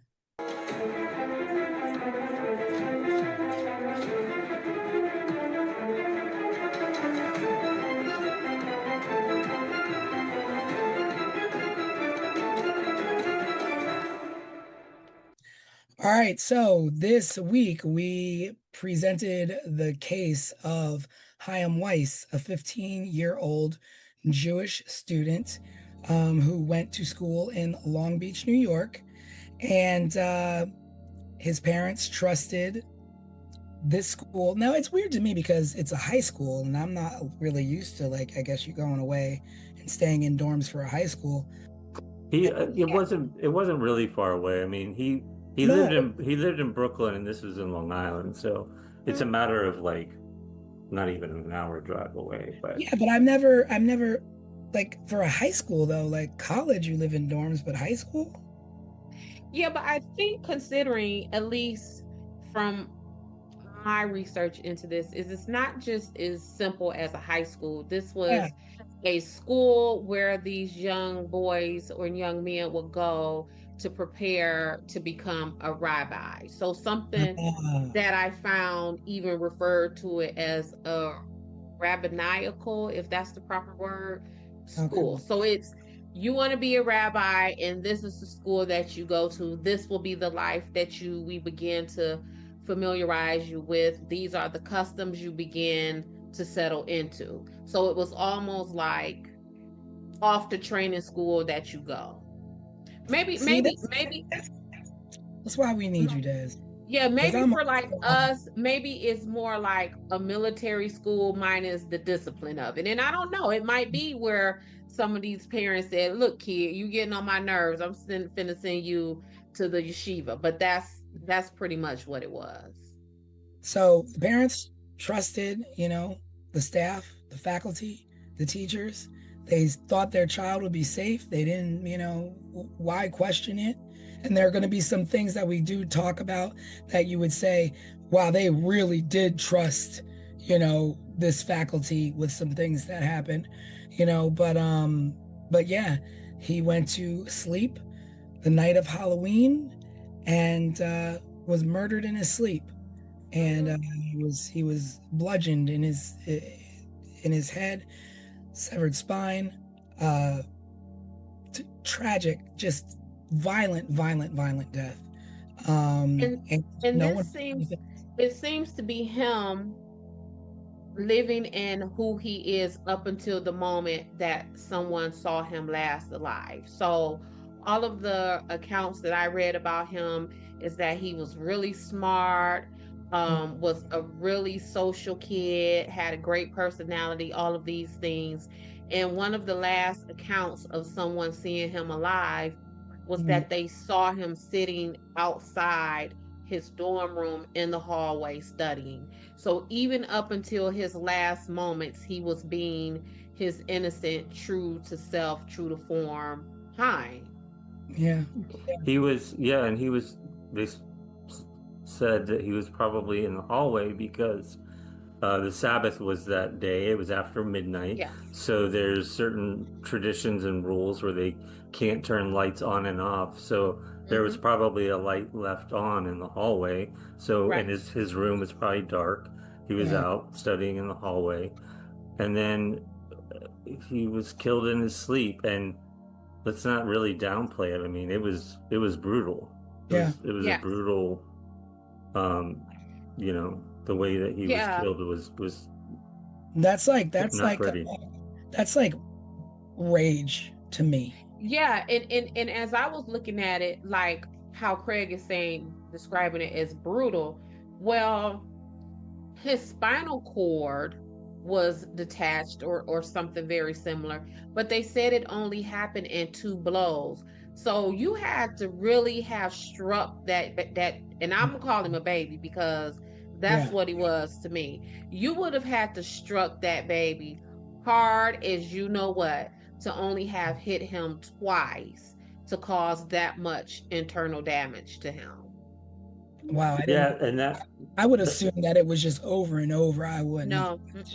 Wow, that's that strength then. yeah, I mean that leads me to believe too, because when they were investigating this, they speculated it could have been a student or it Yeah. could have been a faculty member. And I was like, I don't know if any 15-year-old could cause that much damage. Like another student. That's exactly what I thought too, Craig. Yeah. That came from some grown man strength, as Alex will call it. Yeah. But so he what happened is the I guess, you know, the students saw him sitting outside studying or reading, and that was the last time he was seen. The next morning he didn't show up for class or breakfast or something of the sorts, and one of the teachers went to go look for him and found him in the room, and you know, called 911, called the police, and then the investigation should have begun but couldn't really begin because it was the Sabbath, and you know, there's traditions, so the police's efforts were delayed until Sunday because they couldn't really take statements, and you know, but it's to be said, like, there is a what is that show called? Unsolved Mysteries did an episode on this, which wasn't very favorable because I guess they made it as though like the school and the students were not being cooperative. They were not. But that was because it was the Sabbath. And I don't care. Okay. And okay. Because you have he's a child, he's a baby. And I was thinking about this, Tanisha, and I was like, I can't imagine a organized religion that adheres to a God that occupies any square footage of anybody's heaven, and he would have held your feet to the fire for you engaging in the investigation of this child. Like, and then they a certain point, it was like perhaps they were instructed that the Sabbath was used. Absolutely. Absolutely. That's what makes me believe that this was not an outsider, because anyone else may not have had that kind of knowledge. Like, you know, we kind of in layman terms have some kind of idea about Jewish customs and the Sabbath or whatever, but we have known that they would stick to that to the point to where you can literally commit murder and no one is going to go look for you until a day and a half later, until the Sabbath is released. Like, that upset me really bad. And not only did they, and where, you know, you say the investigation was delayed, I would dare say it was sabotage because of that. Because what they essentially did was allow this murderer to just kind of roam about for a day and a half to discard of any evidence or anything of that sort. Yeah, and not only that, they didn't tell his parents that he was dead until after the Sabbath had released. So can you? Yes. Yeah, I didn't know that. Oh wow. When I tell y'all, I was upset, like angry, like my blood was boiling as I looked into this. Yes, they did not tell that young man's family that he was dead until after the Sabbath was released. Wow. And you know, it's crazy because there are just some strange things to me about the relationship that I think of the school. So Chaim was one. There were 40 students in this school, and Chaim and one other student were the only two students who had their own rooms. Why they had their own rooms, I don't know. But why? They're two students, and there's two students to every room. So why are these two students split up and have their own rooms? Why are they not in one room? Well, at first, I kind of thought like maybe this was like some rich kid stuff. Like, oh, maybe, these are the kids whose families could afford to have them living in a single room, because that's kind of the case on a college campus. But as I was digging deeper, even Hines' father at one point questioned why his son had that single room. And the way they describe the location of that single room is almost like it was like a maze getting in and out of there. Like you would have had to like go past this room and that room, then hang a left and go past this room and then walk past these kids, and then boom, there they were. So it wasn't even like it was a single room that was just like on an easy path in and out of the building. It was a single room that was kind of like placed almost in a maze like way in this dormitory. And also I read that it was separate from the other kids. It was on the third floor, and everybody else is on the second floor, first floor, whatever. Yep. But Yeah. and when you think about it, like even in a house, when you have the layout of your house, you're like, okay, well, most of the bedrooms are upstairs. There's one bedroom downstairs. I'm not gonna have my kid in that one bedroom downstairs. Correct. I want my kids up in a bed. So when you're in a school and you're like, okay, well, you're separating children from the majority of where they could feel safe, but you have them up on a third floor unmonitored. And I don't know if they were unmonitored or not, but that's even scary for a kid. Like imagine like a 15-year-old kid having to be like, everybody else is down here. I got to go upstairs to the scary room, on the third floor where I'm by myself. And so it made me think like, were they separated for some other reason that might not be correct? Because what you're saying, T, is, as I was reading up on this, the school and the security of it, the students had been getting, I guess, picked on and bullied maybe by the neighborhood kids, because these would have been Orthodox Jewish people. So they would have looked differently than the rest of the community. So they probably got teased and all that kind of stuff. But it was so bad that they actually had escorts to walk the kids to and from school, because the dormitory was like 3 blocks from the school. And so they had, yep, and it was like more than one dormitory for the school.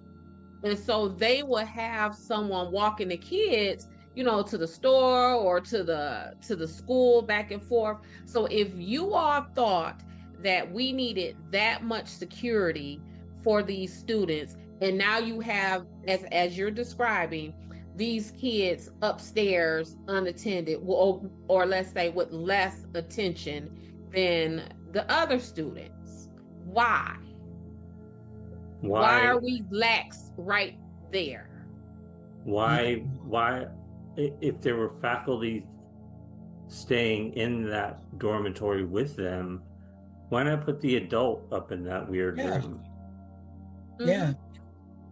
Yep. And supposedly the door to get into the building, it was a coded lock. So the way I understood it was that you would have to enter in a code to get into the building. So it wasn't even like, oh, maybe he put a bobby pin in the lock and got in that way. Like, this was a complete inside job, y'all. And that is what angers me so much. And the people, considering that this is an inside job, then that means you're literally using your religion and your customs to hide your deed of murdering these people's child. Because there were, I guess, two suspects. One was the janitor, who I don't believe he was Jewish. He wasn't. And then there were like some random, mental institution patient, but I don't know what made them think that. It was somebody that lived in the neighborhood, is what it was. It was just some like mentally Someone just attached to unstable say, guy. this person Yeah, we and picked and off and in the and streets. once the police were actually allowed to conduct their investigation, those folks were eventually ruled out. So then what does that leave us with? That leave us with a dormitory full of suspects. Yeah. And again, a dormitory full of suspects who would know your customs, who would know how to get in that building, who would know that this is the Sabbath. But then another thing with their customs in the way they practice their religion is that they don't do gossip. And Yes. they don't speak against what someone else says. It is called, they call And that and Loshan Hara is what that's and let me called. tell you, so much so that I had a client who was sitting, a Jewish Orthodox client who was sitting in prison for something he did not do. And he was like, Des, I'm here because it is against my religion, it is against my customs to really say what happened. So, yes, ma'am. Yes. So, even back when we were talking about Suitland, where it was the matter of the snitches get stitches and kind of, nah, baby, they really about that life. And in the investigation, when the police were talking to them, they were sticking to that. Like, no, we're not saying because So basically, if it was one of them in the vicinity, then it's just like, we know what happened, but we're not speaking on it because we don't. They we know said, what. Go ahead, Craig. the clip that I took out of like Google today was that there was silence by the community attributed to the religious principle of Loshan Hara, which is avoiding gossip or harmful speech, and a belief that one should not accuse another without positive proof. Yep.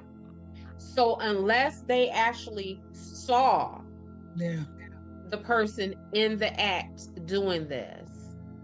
I mean, that makes sense though, because that a lot of times that's the way you convict the wrong man, by gossip or hearsay or what you think might have happened or what you think you might have saw or what you, I mean, Yeah, but that's the that's difference true too. between gossip and hearsay and a good lead.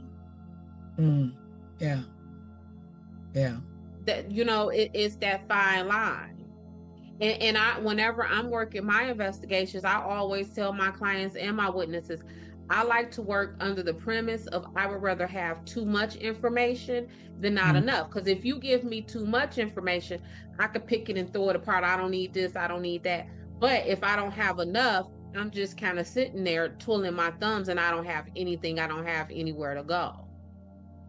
So I get where, no, I don't want to say that because, I don't really know. That's gossiping or that's what I heard. But y'all not going to say nothing. And not only are y'all not going to say nothing, y'all going to wait a whole day and a half to tell us the nothing that y'all not going to tell us. Yeah.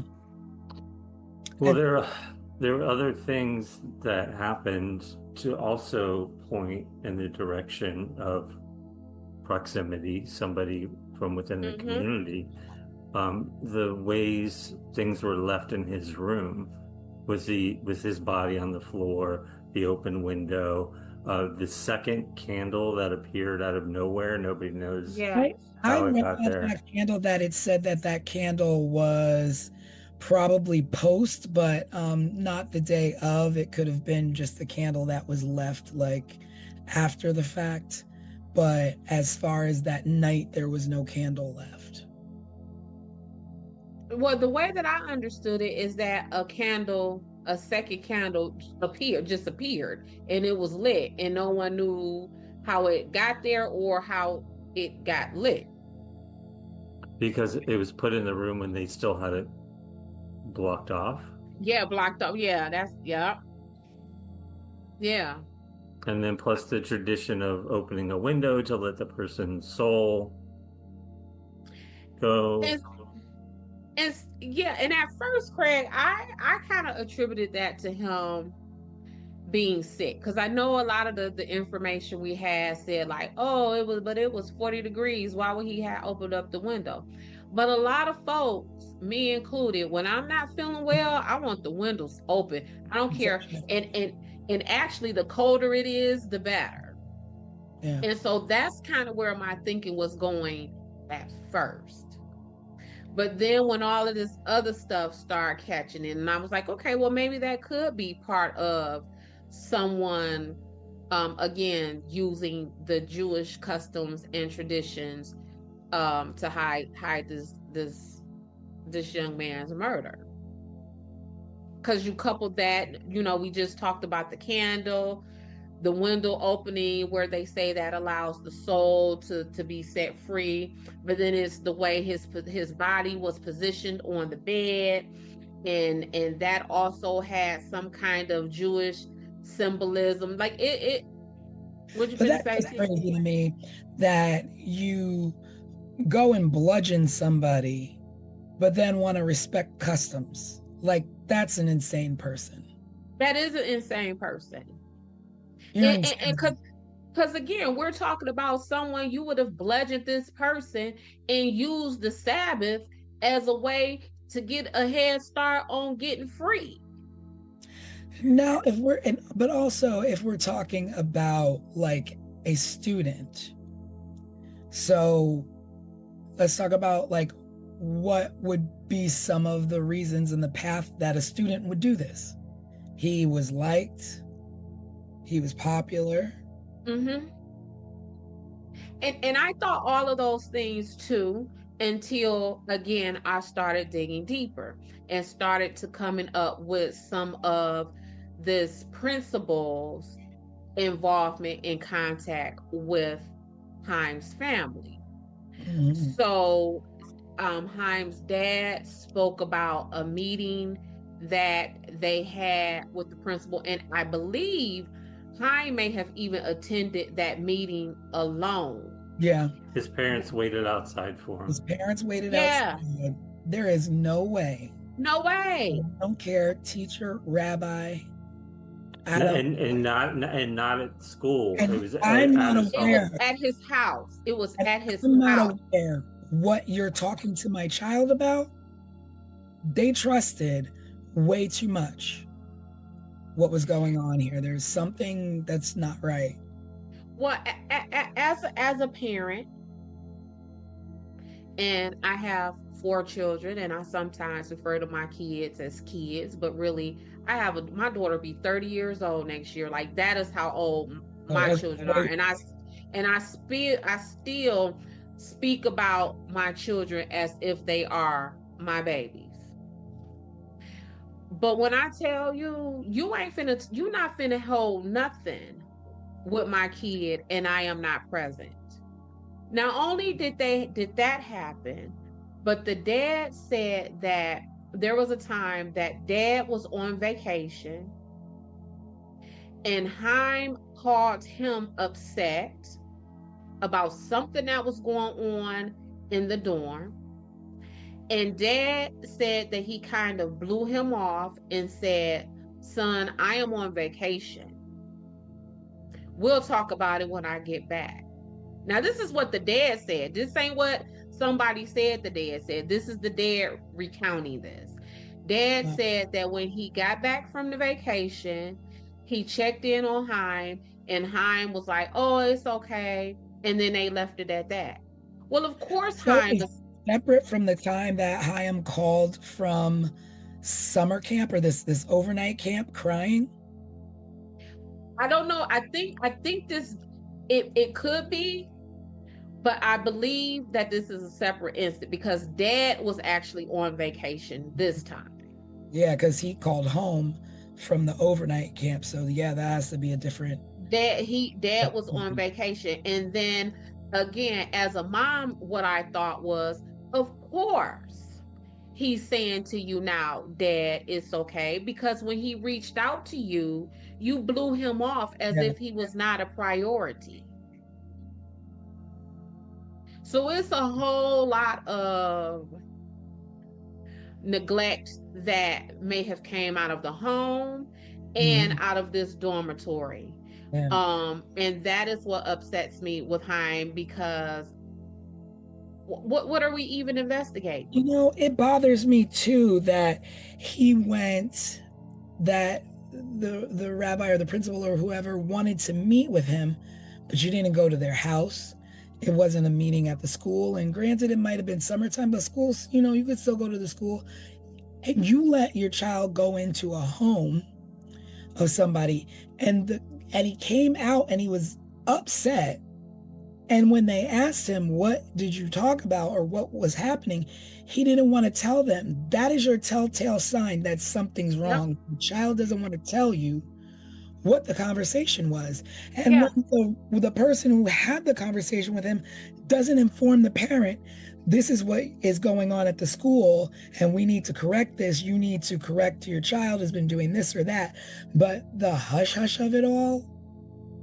And I think there was another encounter that the family had with the principal where the dad said he didn't want to say what was said between him and the principal. What in the world? There's a whole lot going on besides learning in school. Learning in school, and that is all part of what I mean by, I understand that we all practice different religions and different customs and all of that, but when it comes to the well-being, when it comes to the safety and the protection of your children or the children just around you in your community, does that religion and sticking to its practices, is that bigger than protecting children? But then, like, we have to think, like, because we don't have a lot of answers, who are we protecting them from? Are we protecting them from the rabbi, the principal? Are we protecting them from the students? Because we already know it's not someone from the outside. And that is part of what I mean, because now if our goal is, look, we're talking about a kid who was struck in his head only twice, so violently that his spine and all that kind of stuff was dislocated and separated and all that kind of stuff. If that does not make you come up off of the no snitching, if that does not make you say, listen, guy, I understand that it's the Sabbath, I don't know what will. Yeah. I don't know what will. That what happened to that little boy, I would imagine it is a prayer that we could pray to atone for breaking that Sabbath or breaking these traditions to get to the bottom of what happened to this child. Because that he was in the dormitory. Yeah. Yeah. So who are we protecting him from? People in the dormitory, because that's obviously where it happened at. And so we all know it was in the overview. There was no weapon found, but there was one singular hair that was found that is being held in evidence and waiting for a suspect before it can be tested. And you have at least 40 suspects in that school. So why? And not only do you have, and what you mean, you waiting to test the hair until you get a suspect. What? What? That don't even make no sense. Whose decision is that anyway? Whose decision is that? Who would have gotten that instruction? And then law enforcement, I mean, I guess they tried their best to do what they could with what they had. They eventually set up like a 25-member task force to be on point, along with a mini command center outside the dormitory. So it seemed, with that said, then it seems like police are like, no, we want to get to the bottom of this, but what prevented them from the access they needed? Well, the first 28, or the first 48 is the most important of an investigation. Right. Yeah. They lost at least 24. Yeah, that's what I said, a day and a half, so maybe 36 hours. Yeah. So And this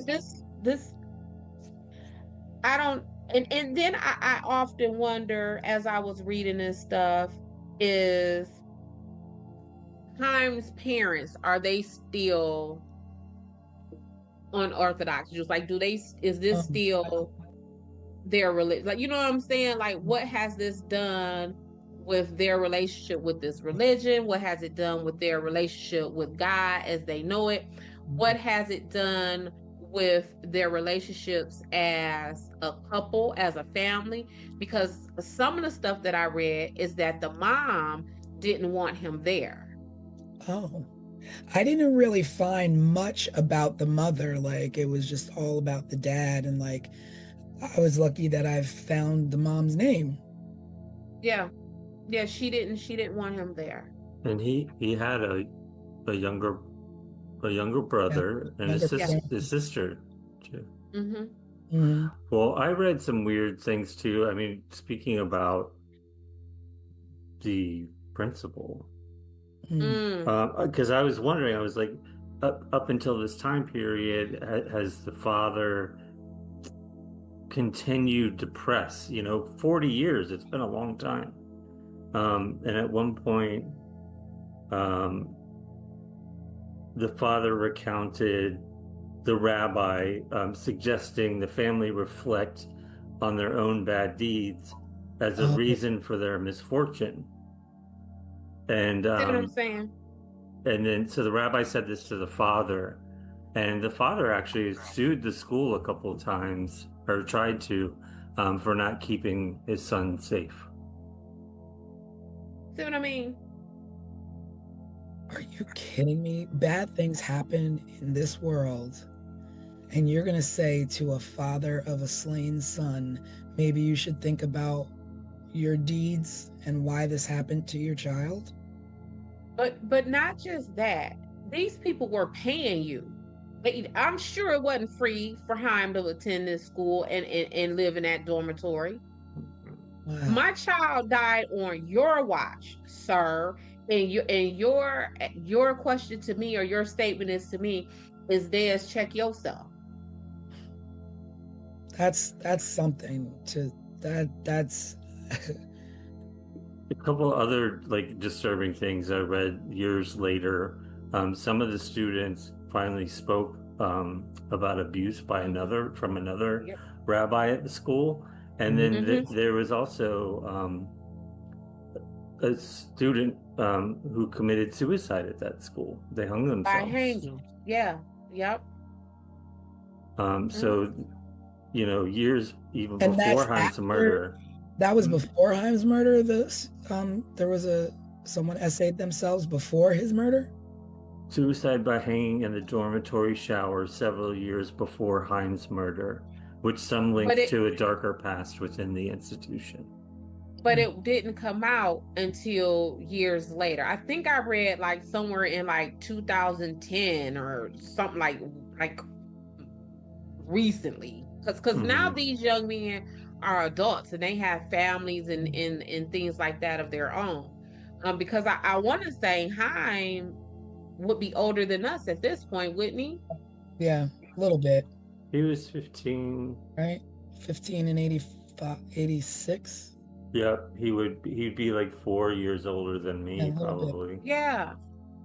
And let me tell you something, you still have all your faculties, so there's a lot of students out there who know what happened to him. And not only that, T, and it's like I tell witnesses all the time, that weekend, in your brain, you may not have processed that weekend, because that weekend, there would have not been anything remarkable about that weekend for your brain to attach to and to remember. But this weekend, what'd you say? Something just hit me with what you were saying is that that weekend was actually Halloween. Yes. So anything that you're going to do that can seem like the evil of the world, Halloween would be a perfect time. Halloween will be perfect. Like So all of this, thing. all of the symbolism of this, yes. Yes. But back to my point, whether these people live to be 150,000 years old, they will still hold on to those memories because something very remarkable happened. If this would have just been a regular, degular old Halloween weekend, by the time they hit 40, 50 years old, by the time they might have hit 22, they would not have remembered anything. But that was a holiday weekend that your dorm mate was bludgeoned to death. You would remember that. You're going to retain that. Yeah. Absolutely.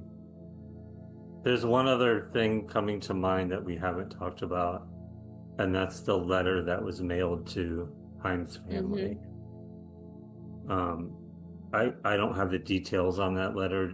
I don't know, Des, if you it was do. mailed to. Yeah. So in 1994, which is what, 12 years? How many years is that? It's happened in 8 years. Yeah. Yeah, 8 years. Mm-hmm. So the letter was mailed to Chime's parents in Staten Island. It says in the letter was a humorous Easter card that read, "Know what happens to chickens when they are too old to lay Easter eggs? They die." And they have die spelled DYE.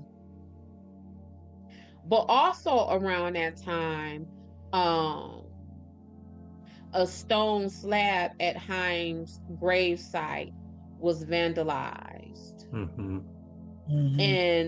And the letter, it was 3 Hebrew letters in the vandalism, and it says that those letters symbolizes murder, except that last letter was incorrect. So it seems like with this slab, like, let me make this say murder to taunt these folks a little bit more, but to continue with this torture and to cover up these tracks, I'm going to misspell it a little bit, make it a little bit off. The point elsewhere. Yeah, I'm gonna make it a little bit off. And then even with this Easter eggs and they die, like, we talked on this week's Wednesday Night Live, is that felt very hate crime-ish, whether it is intentional for someone trying to throw someone off the track of what really happened. And I likened it to someone sending a letter to a Muslim victim's home, talking about, what's a Muslim person's favorite pizza topping, pepperoni and ham. You know what I'm saying? Like, it felt very offensive to me in that way. And again, kind of like playing off of the misspelling of murder, they spelled die instead of DIE, it's spelled DYE. Like you would dye Easter eggs when you yeah. as and why and from my understanding, why would a Jewish person dye Easter eggs? Like, that's not even part of their custom or part of their standard beliefs. And like, what the thing that I was thinking is, okay, well, did you dust it for fingerprints? Did you get DNA from the licking of the envelope? Like, did you test that? Like, did that? Because guess what? In 1994, guess what they could have done? Just what you said. But they didn't. The technology was there for it at that point. And guess what? Oh, we finna check DNA, fingerprints, all that kind of stuff on this card. But oh, wait a minute, back in the evidence room, we got that hair. Let's run that too. Yeah.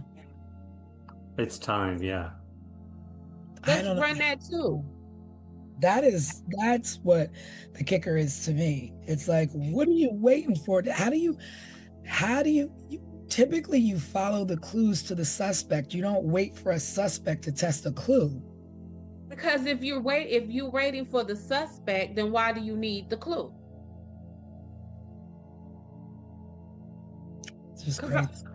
it's all messed up. It is like when he was 15 years old, and y'all did not tell his family about him being dead until a day and a half later. Are you what? It seems like every turn is something messed up. And I wonder too, like after the overnight camp, Chaim went to stay with his grandparents in Europe. Mhm. And you know that sometimes you're just a little bit more trusting with your grandparents. So it makes me wonder, did he like say anything to his grandparents about the conditions of the school or what? And if there was just that code of silence there as well. Listen, y'all. Y'all know how my brain think. Who was touching on this little boy? Yeah. Yeah. Yep. Who was touching on this baby that had him trying to reach out in the ways that he was reaching out? And then it makes me think, well, did he? And was Did he he what? did he reach out? Did he confide and say, this is what's going on at my school? But because of we're not going to accuse people, or we're not going to say, was he ignored? I don't know. Yeah. Well, Dad said that when Dad was, having a good time frolicking away on vacation, when his son contacted him in despair, Dad said, "Hold on, buddy, I'll see you when I get back from vacation."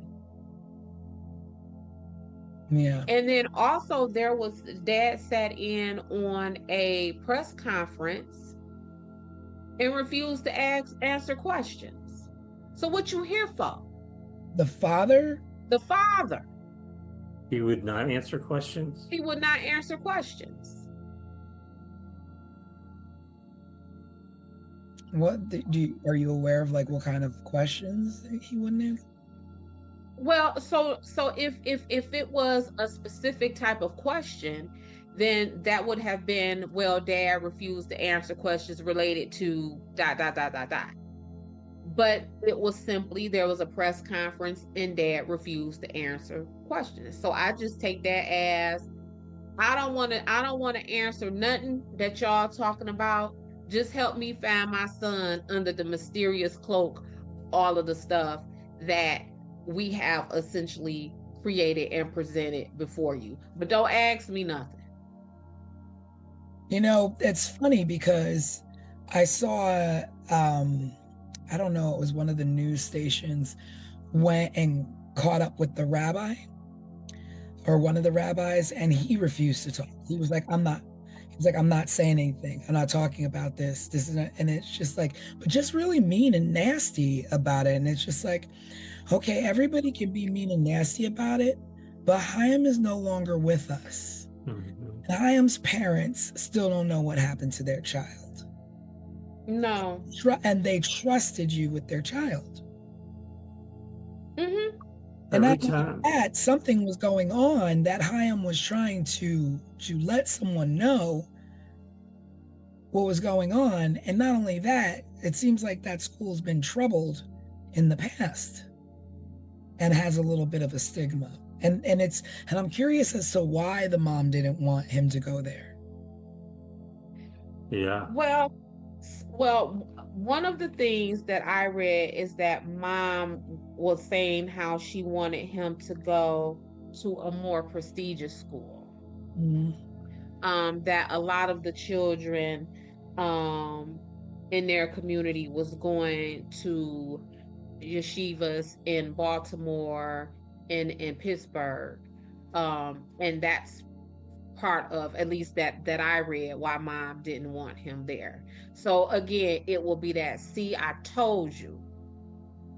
See, I told, and again, what does that do with her relationship with him? Because Yeah. what they were saying is that they weren't really sure if Haim wanted to go and be a rabbi or if he wanted to get into business like his dad.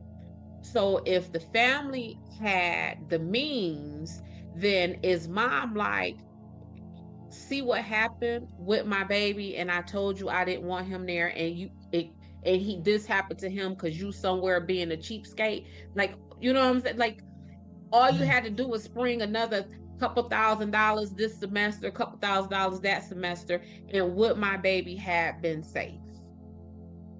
So, and those kind of like what we always be talking about with Nancy Guthrie, all of that dialogue that comes within the families as they are discussing and living through and just trying to traverse these traumas and tragedies that happens to them. Yeah. Yeah, it's hard. It's hard when you're pointing fingers at your own family members, right? Mm-hmm. Or the people who was supposed to take care of your baby is pointing the fingers at you, talking about some. Well, check your own karma, check your own behavior, and is this? Hey, that is just my mind is blown from that. Mm-hmm. Like, You know, as I was researching this, and my mind went to Haim, but maybe he was being molested. Like maybe this is why this happened to him.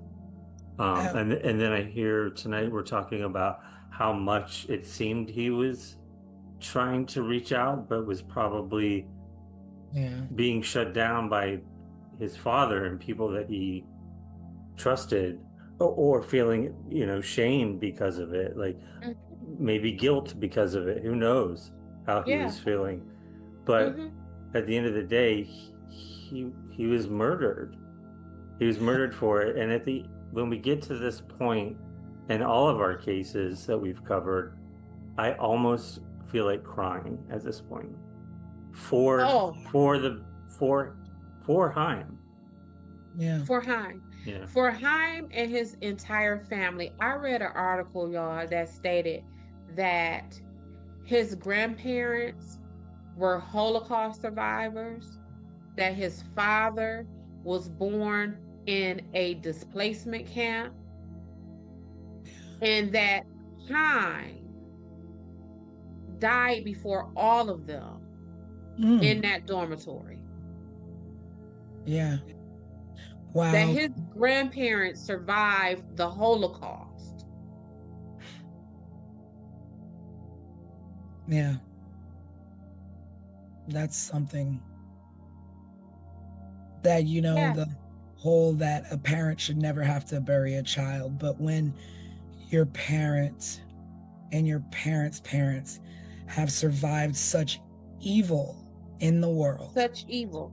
Such evil.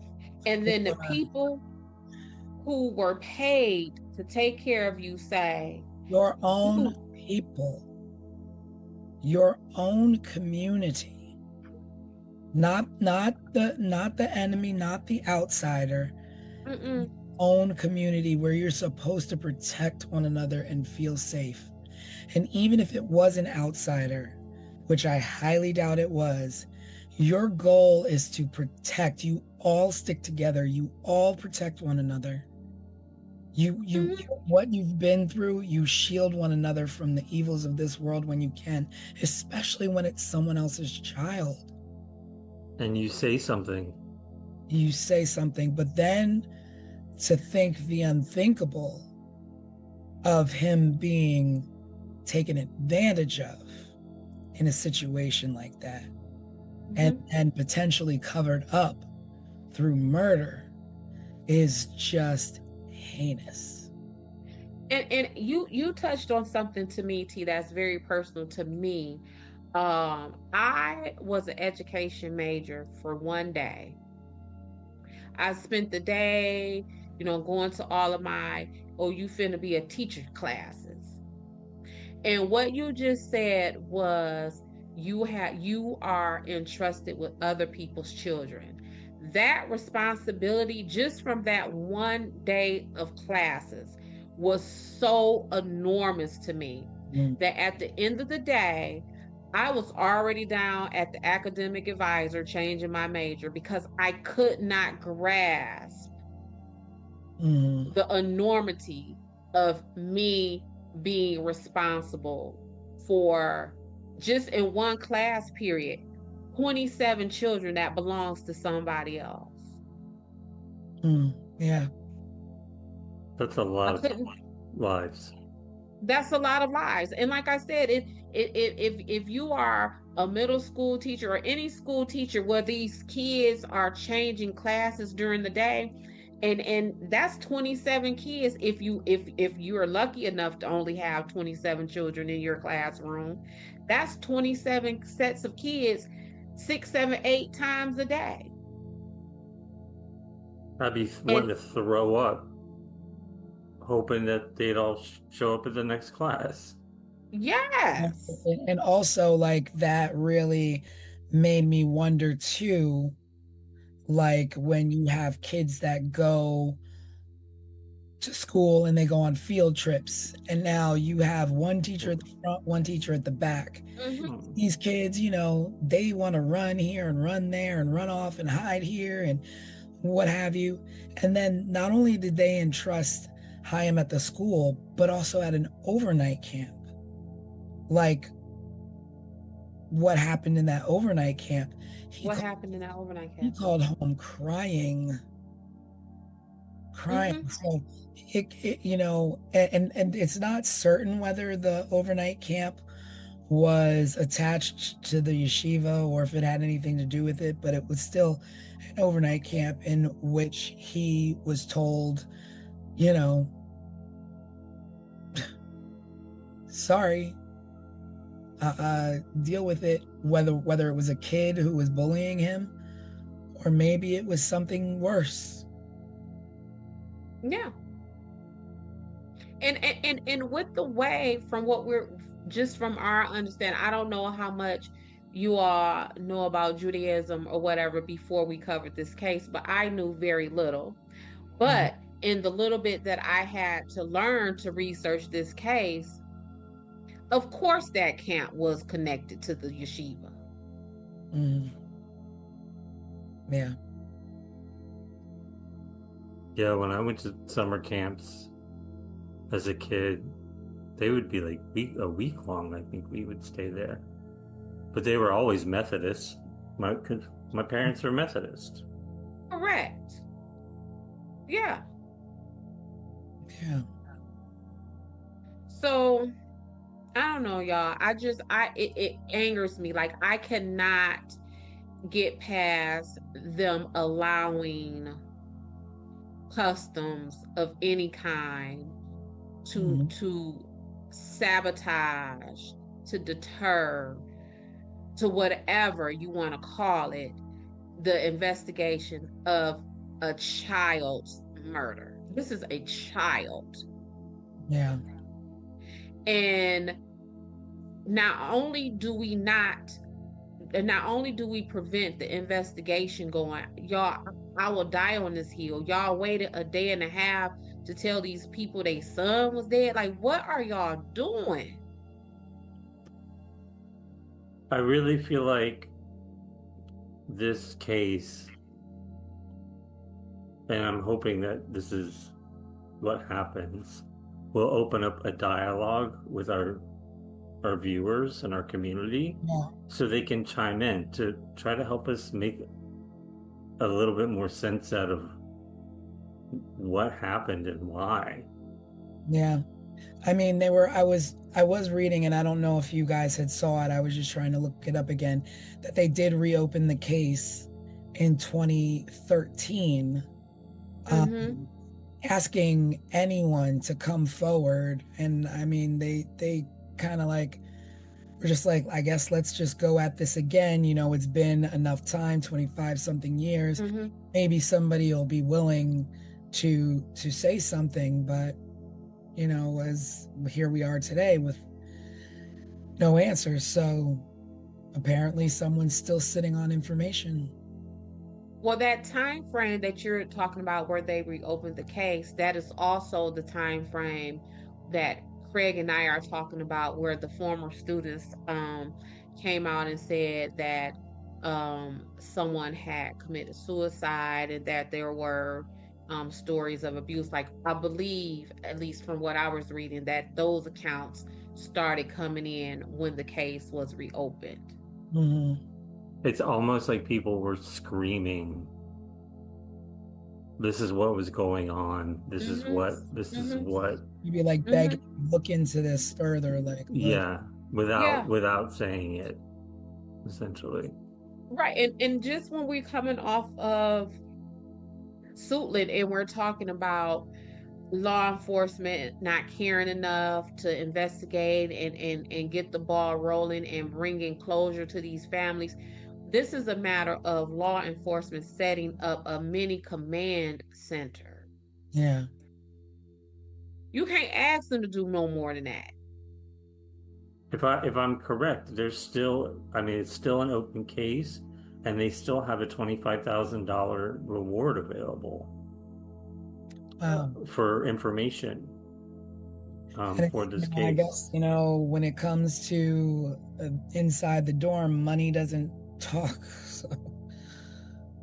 It seems to me like this is our first case where maybe it wasn't the police's efforts that screwed this thing up. Listen, y'all don't know how angry I was looking over this. Y'all don't know. Because like just what we're saying, this one we can't even say the cops. We can't say it was the cops. We can't say it was racism. We can't say this happened to this little boy because he's a poor colored kid from here or there or whatever. Nah, that's not what happened. Somebody inside that who was charged with his care knows what happened to him. Yeah. And that prevented the investigation into us figuring it out.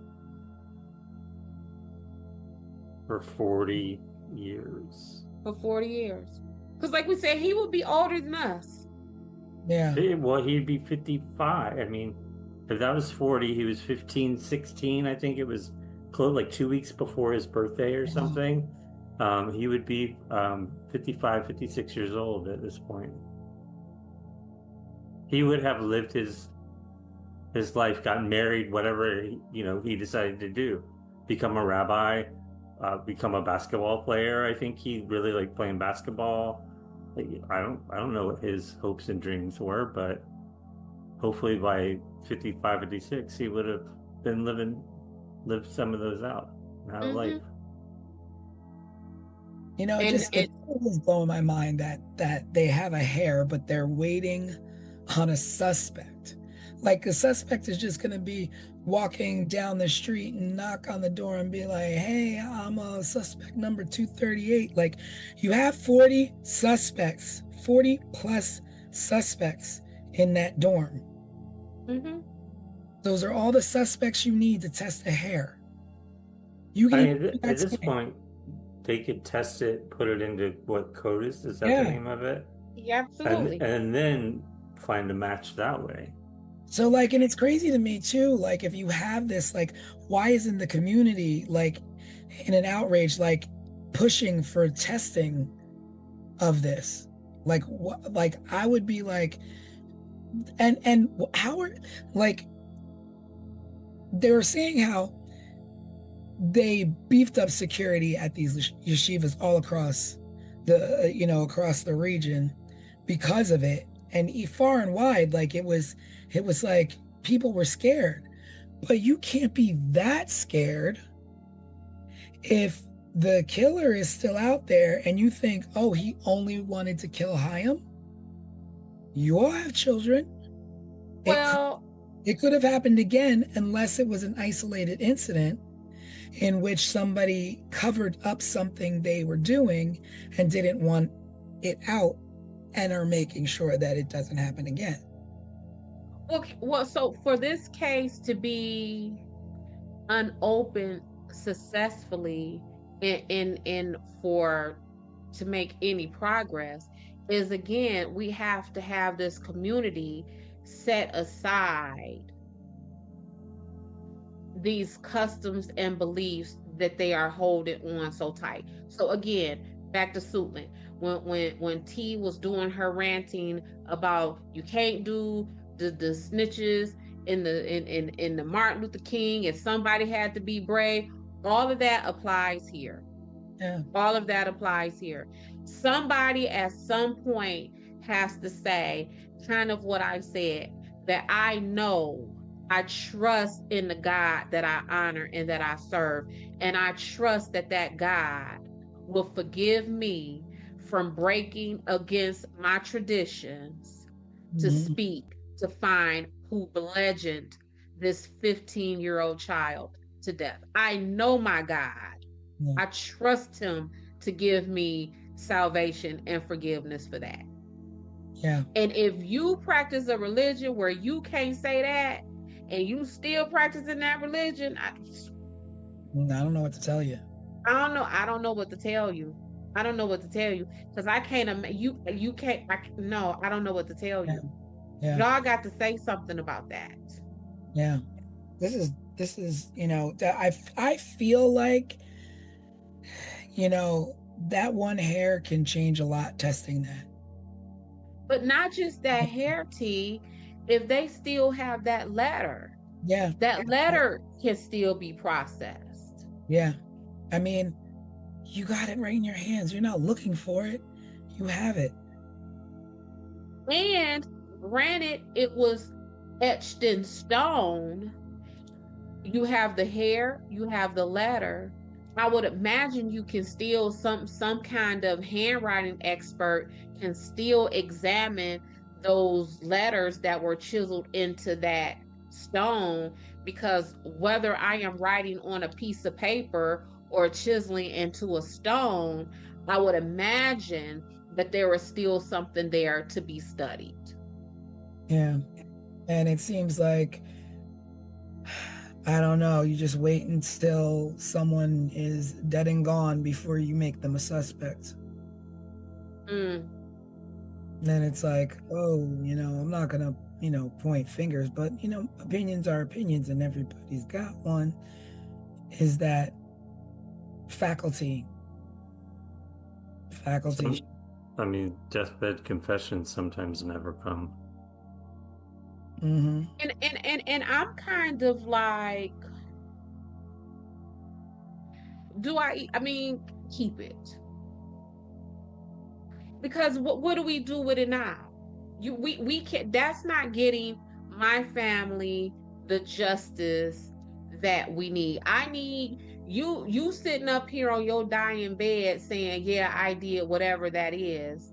That Mm-hmm. still leaves a hole in me because you still got to die and live all of your life in peace. And the only reason why in that moment you decided to say you did whatever it is that you did, even that's selfish because you did that in that moment because you chose not to take that with you when you go stand before your maker. So that's a guilt. If that's the case, if it comes down to you confessing something on your deathbed, I would rather you rot with that on your soul than You for know you to what? have the release of that. There's also this thing where you can feel convicted enough to do what Des said, is that, the God you serve, there's some penance that you can do or some, prayer that you can say for forgiveness. But there's also something called anonymity where no one has to know that it was you who knows what happened. You can give your account, you can send a letter, you could send clues, you could do whatever you want, but get the information to who needs this information to find out what happened to him. Mm-hmm. Yeah, they have Maybe you don't phone. maybe you don't want that $25,000 because you don't want nobody knowing that you said anything. anonymously drop a tip, anonymously make a phone call. Because I don't know what it's called anywhere else, but here in the Detroit area, we have the 1-800 number for Crime Stoppers. You call Crime Stoppers and you say XYZ did ABC. No one will know about that. Attorneys always say, well, Des, they said the tip came in from a Crime Stopper. But I can't access that. Yeah. I mean, and I don't know, maybe that makes me a crappy investigator, but when I tell you they don't release that information, like someone knows something, so it's, you know, it's time to let someone know what happened to this young boy. time to let someone happen. And again, I don't want to come down on other folks' customs and their beliefs, but I'm telling you, ain't no way I could carry that. Ain't no way.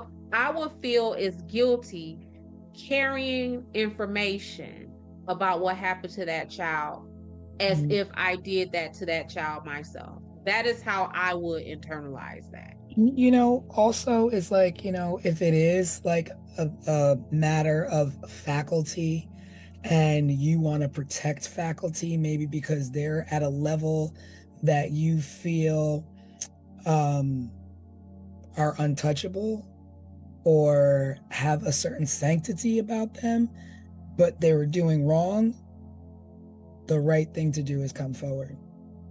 Because not only that, it wasn't just Chaim, it's another kid, a kid before him, kids after him. Because it's that kid that hung himself in the shower. Exactly. Like, harmed himself. When you don't say something, things don't change, and other victims are tagged on to the last victim. Yes. And the person who has the clue or the tip, they don't even necessarily have to be the rabbi or the student. They could be the rabbi, the person who the rabbi or that student confided in. It might be the sister of the rabbi who watched her rabbi brother come in the house with blood all up his blood spurts and splatter all up his arm and across his clothing. It didn't that tip does not necessarily have to come out of that dormitory, at least the physical dormitory. And how meticulous do you have to be to not leave a trail?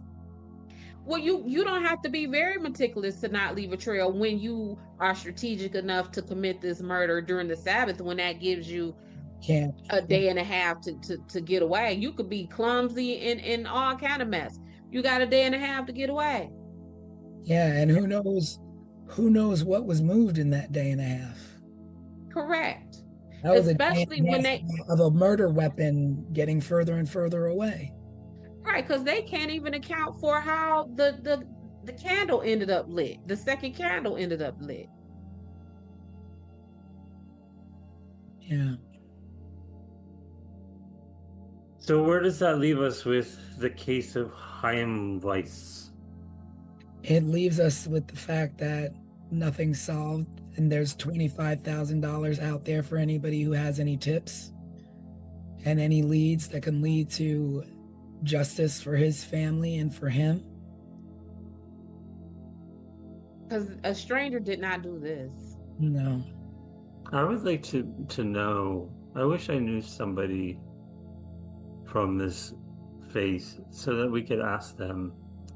Maybe it's a viewer even that chimes in from this faith, that maybe even chimes in our comments to let us know, like, the seriousness or the, like, why was everyone so strict on not saying anything? Why were they so strict on waiting until Sunday and not doing anything on the Sabbath? I understand it's a part of the religion, but when it comes to murder, why is there no forgiveness for these things? Right. because you're not, you wouldn't be breaking Sabbath to say go roller skating or go to a basketball game. Also, don't know during this silence what meetings were had, what was said to these children by faculty or staff, and instructed what to and not to say to the police. A lot of time. So I would suspect that they all had to stay there or go home. Like, I don't know what happened. So keeping with what you're saying, T, is that would have literally been them having at least 36 hours to get the story straight. Mhm. Yeah. That would have been them having 36 hours to further indoctrinate into these children Mhm. the priority of Sabbath and how we don't break Sabbath for no reasons. Yeah. Well, maybe we can find somebody to come on and discuss some of these things with us on a Wednesday night live. That would be interesting. Maybe I can reach out to a few people. It would be Yeah. great to know. Yeah. Yeah, I'll reach out to a few people and see if we can speak to someone. Because I'm not, I'm not Jewish. I'm not familiar with the customs. I don't know, how individuals feel within that faith about the rules. So maybe we can have something. But at the end of the day, may Chaim rest in peace, and may his parents see justice in this lifetime, in their lifetime, for their son. But just another unfortunate, senseless death. Yeah. And his siblings, the rest of his family too. Yeah. So are we wrapped on this case? I think that brings it to a close. I believe we discussed everything we could. And you know what? And sometimes, maybe in the future we will revisit some cases if we find out something else. Maybe we'll have a roundup of a few different cases and kind of update. But right now, this is it. This is it for Chaim. Do we get any clues for our next case yet, Tanisha? Yeah. It's different than all the other cases. Cool. Oh, yeah. That's my girl. That's right. That's my girl. I wouldn't expect any different answer than that. Definitely, yet again, an underserved community. Okay. It's going to be the next case. And a little bit different. But thank you for joining us on this Sunday evening and listening to the case of Chaim Weiss. If you have any questions or is there something that you want to add, please feel free to leave a comment. Let us know. We will include your comment on our Wednesday night live. We'll address your questions, what have you. And if you are watching this and you attended the school with Chaim before, after, and you know something, please say something.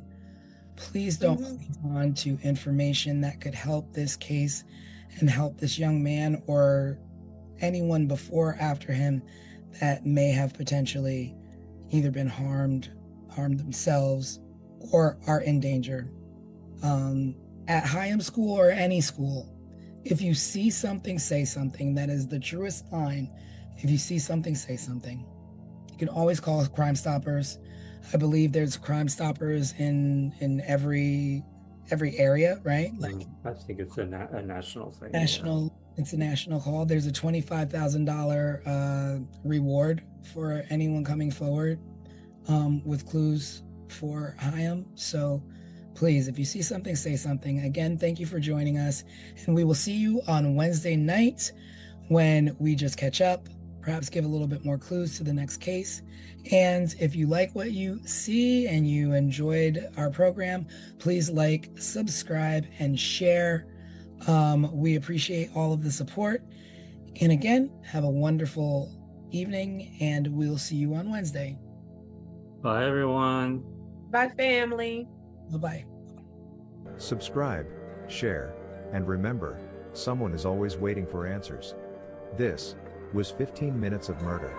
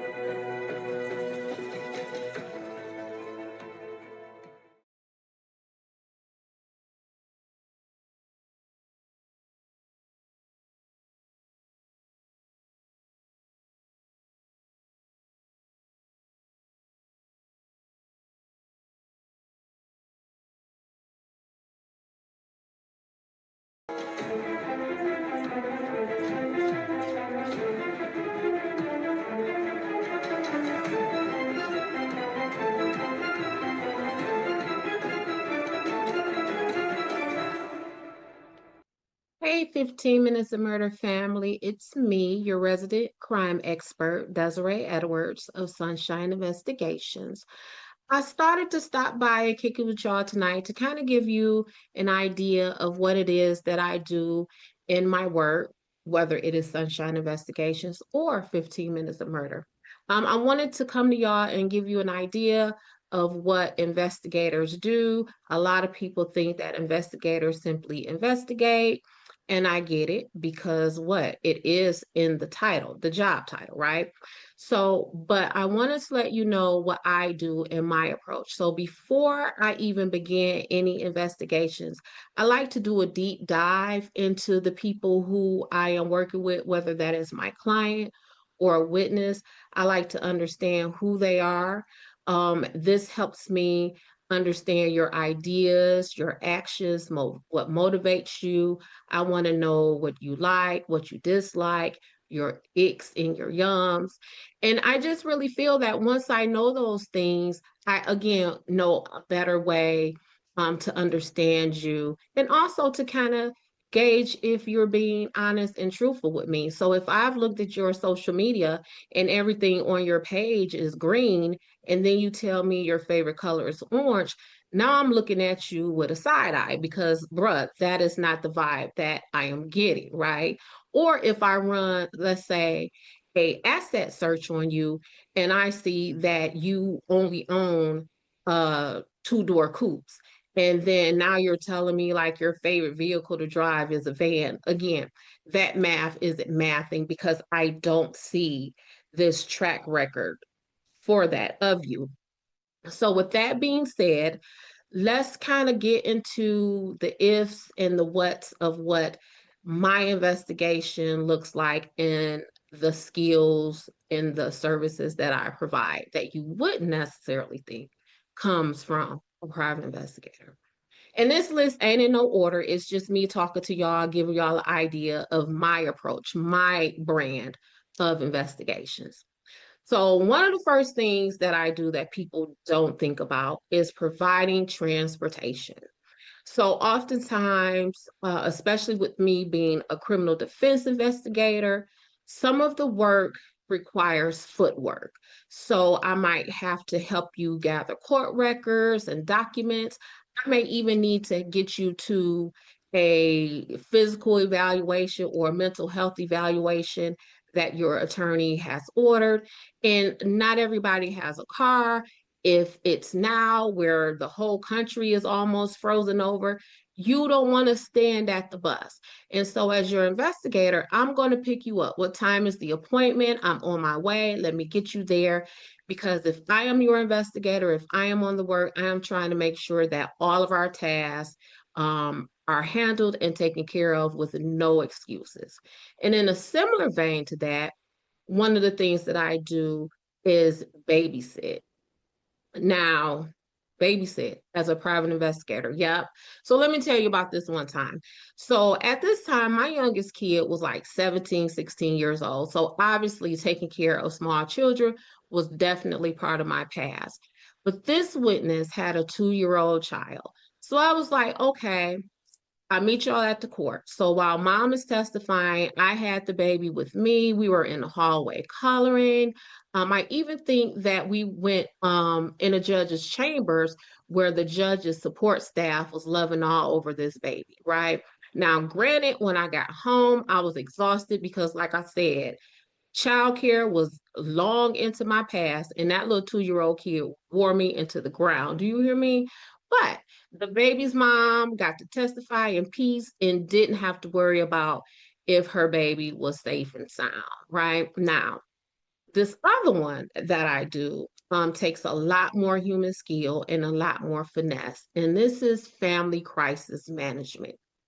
A lot of investigators may look at it as if that ain't my job. I don't care what you got going on in your life. That ain't got nothing to do with me. But in fact, I believe that it does, because if my client is distracted by family issues, I feel that my client is not in their best condition to help me help them. And one time in particular, I had a client who had an extremely close relationship with their mother, and their mother was ill. Actually, their mother may have not survived this medical condition. And so, one of the things that I did is I fought with the legal team to have a grief counselor on standby so that if something happened with this client's mother, if the mom's medical condition deteriorated, or sadly, if the mom died, we would have some kind of care and professional services in place to help this client. Because if their mom died, how is this client going to be in a position to help us help them?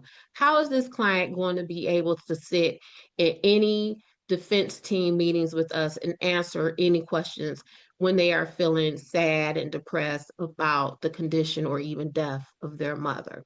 And those are some of the things that I do that don't necessarily um, involve investigation, but for me and my approach, they definitely apply, because again, it is my job to make sure that all impediments are overcome when I am trying to service my clients.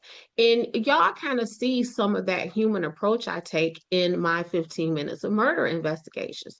So that is why I refer to Dorothy Jane Scott as my homegirl Dot. That is why when we were talking about Caddy, where I refer to or describe Sue Sharp as a hot girl, or even why I took total offense to Alan Wilmer being declared a suspect in the Colonial Parkway murders 7 years after his death, and even more years after he passed the FBI polygraph test. Because again, I took the time to research these people to get an idea of who they are. And again, once I do that, what am I in a better position to do? Serve you, to understand you, to see where you fit in my suspect list. So that is it for now. I just wanted to drop by and talk to y'all. Tell you what, how about if y'all drop critiques, compliments, insight, whatever you have in the comments below. I'll be there to chat with you, to talk to you, so we can go through all of this process. Because yeah, I keep telling y'all are part of this investigation team too. I want to hear from y'all. I don't want to just be talking to myself, and no, I'm not always right. So yep, I'm an investigator, but y'all know some stuff too. So drop that stuff in the comments. That's it for now. I will see y'all in the next 15. Talk to you then. Bye.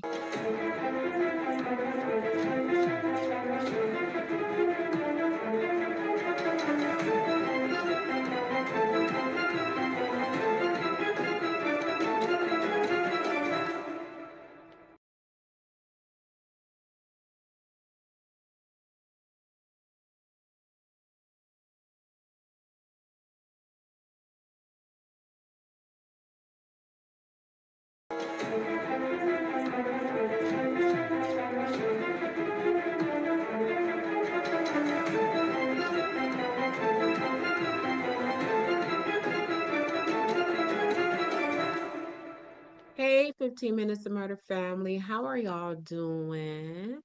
Is it cold where y'all at? Y'all snowed in? Because, baby, I'm in Detroit and it's both of those. I'm cold and snowed in. So anyway, I wanted to come to y'all and give y'all a little quick list I made of things that crack me up about this work whenever I approach someone. So let me tell you, when I first started as a private investigator, I had no idea that being a private investigator was a thing. I thought that was just like Magnum PI or just some stuff that you see on television. So I had no idea that this was a real full-time 9 to 5 job. So I kind of get some of the reactions that I get from people because I can only imagine how I would react if a private investigator showed up at my door or tried to engage with me for any reason. So, with that being said, here is a list of the things that crack me up when I approach people. This list ain't in no particular order. It's just some of the things that I thought of that crack me up, that happen more often than other things when I encounter people. So, number one on the list is, girl, how did you find me? Now, listen, as a criminal defense attorney, I make sure that no one can ever say that I misrepresented myself in any way. So when I approach you, I give the full introduction of myself. Hello, I am Desiree Edwards of Sunshine Investigations. I am a court-appointed private investigator, and here's my business card. And even with me saying all of that, people look at me and say, "How did you find me?" And my response is always, "Baby, I just told you I'm a private investigator." But people still, it like in that moment, is like it does not register. And like I said, I get it because I will probably be taken aback if a private investigator approached me. But I'm telling you, it never fails to tickle my soul. I be laughing so hard, like I just told you what I am and what I do for a living. That's how I found you. Number two, when people tell me that I have asked more questions than the police did. Now, if you watch any of our shorts, videos, lives, whatever, you know that I am often very critical of the police.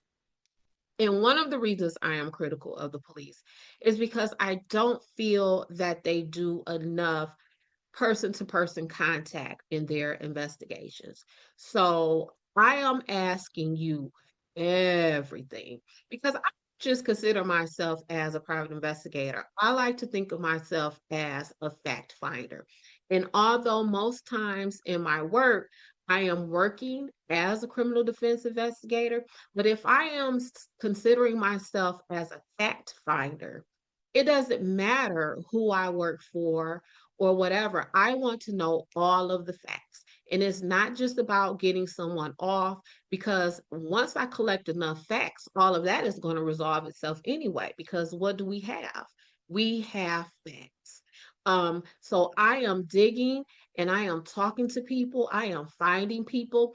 And the reason why I prefer to rely on person to person contact is because we haven't always had the science. We have DNA hasn't always been around. Fingerprints haven't always, fingerprint study hasn't always been around. Picking hair out of the top of people's head, that has not always been around. But what has always been around is people and human contact. And a lot of this stuff, you can find out, you can figure it out. Who did it? Go talk to somebody, they'll tell you. So that is why when you are engaged with me, baby, we finna talk about it all. And whenever I am making appointments with people, they tell me, well, they ask me, "Well, Des, how long do you think the interview will take?" And I always tell them, "Look, I'm not trying to be, a smart aleck or a smarty pants, but the answer to how long it is going to take to be interviewed by me is it's going to take however long it takes." Number three, this one really cracks me up because what do you mean? So, one of the things that tickles me pink in my work is when people refuse to tell me their names. listen, recently, I was with an attorney. We were kind of canvassing the area of where our client's alleged offenses took place. So we were standing outside of the home of the backyard where the alleged offenses took place. And it just so happens that I guess the homeowner or resident was sitting in their vehicle parked in the driveway of this home. So we approached the vehicle and we talked to the woman. She denied us access to her property, which I don't blame her. But then I asked her name, and she told me she wouldn't give me her name. Now, mind you, I am standing in front of her home. She is sitting parked in her vehicle in her driveway of this home. So she drove off, and then the attorney and myself kind of looked at each other and I giggled. And he said, Des, what's funny? I said, this woman just said she's not giving me her name. He said, what's funny about that? I said, because I'm a private investigator. Here's her address. And I just peeped out her driver's license. I mean, what you call that thing? The license plate on her car.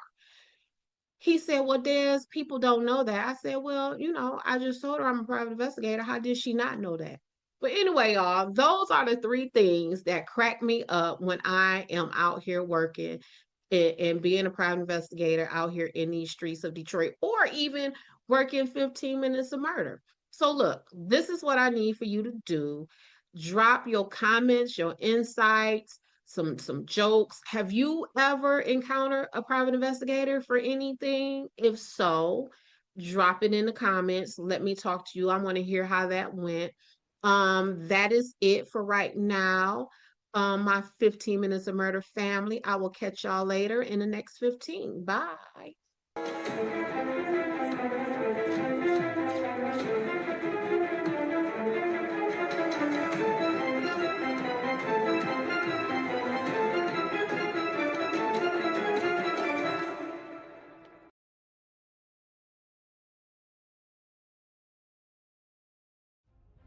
'Before we close, there's something important to say.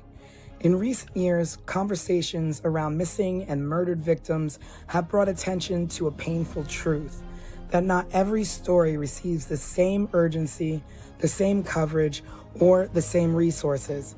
But let us show you what a champion from the ashes looks like. A true ally that has risen from tragedy, and instead of taking offense, what happened next is a lesson for all of us. After the loss of his daughter, Joseph Petito, father of Gabby Petito, became aware of such disparity in a rather harsh way. During a press conference to find his daughter, he was made aware of something often referred to as missing white woman syndrome. Instead of turning away from that reality, he leaned into it. He listened, he learned, and he acted by channeling his grief into purpose. Through the Gabby Petito Foundation, his family now works to support organizations that help all missing persons, especially those from underserved communities, receive the attention and resources they deserve. And to go a step further, Petito is currently working on a new series titled Faces of the Missing, which he says will cover dozens of cases that have received little media coverage. This will bring such hope to families that don't often receive the national or even local coverage deserved to bring their loved one home or to find answers. Joseph Petito, thank you for being the change we wish to see. Your daughter is proud. Rest in peace, Gabby.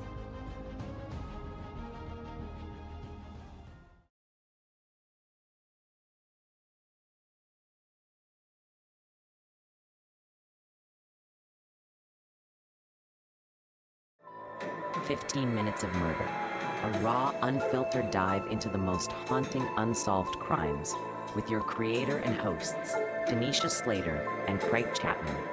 After every episode, they break down the case with resident private investigator Desiree Edwards of Sunshine Investigations and star of VH1's Caught in the Act, Unfaithful. But it's not just their theories, it's yours too. Hello, everybody, and welcome to the first sneak peek of 15 Minutes of Murder, where we're just going to give you a little slice of what our show is about.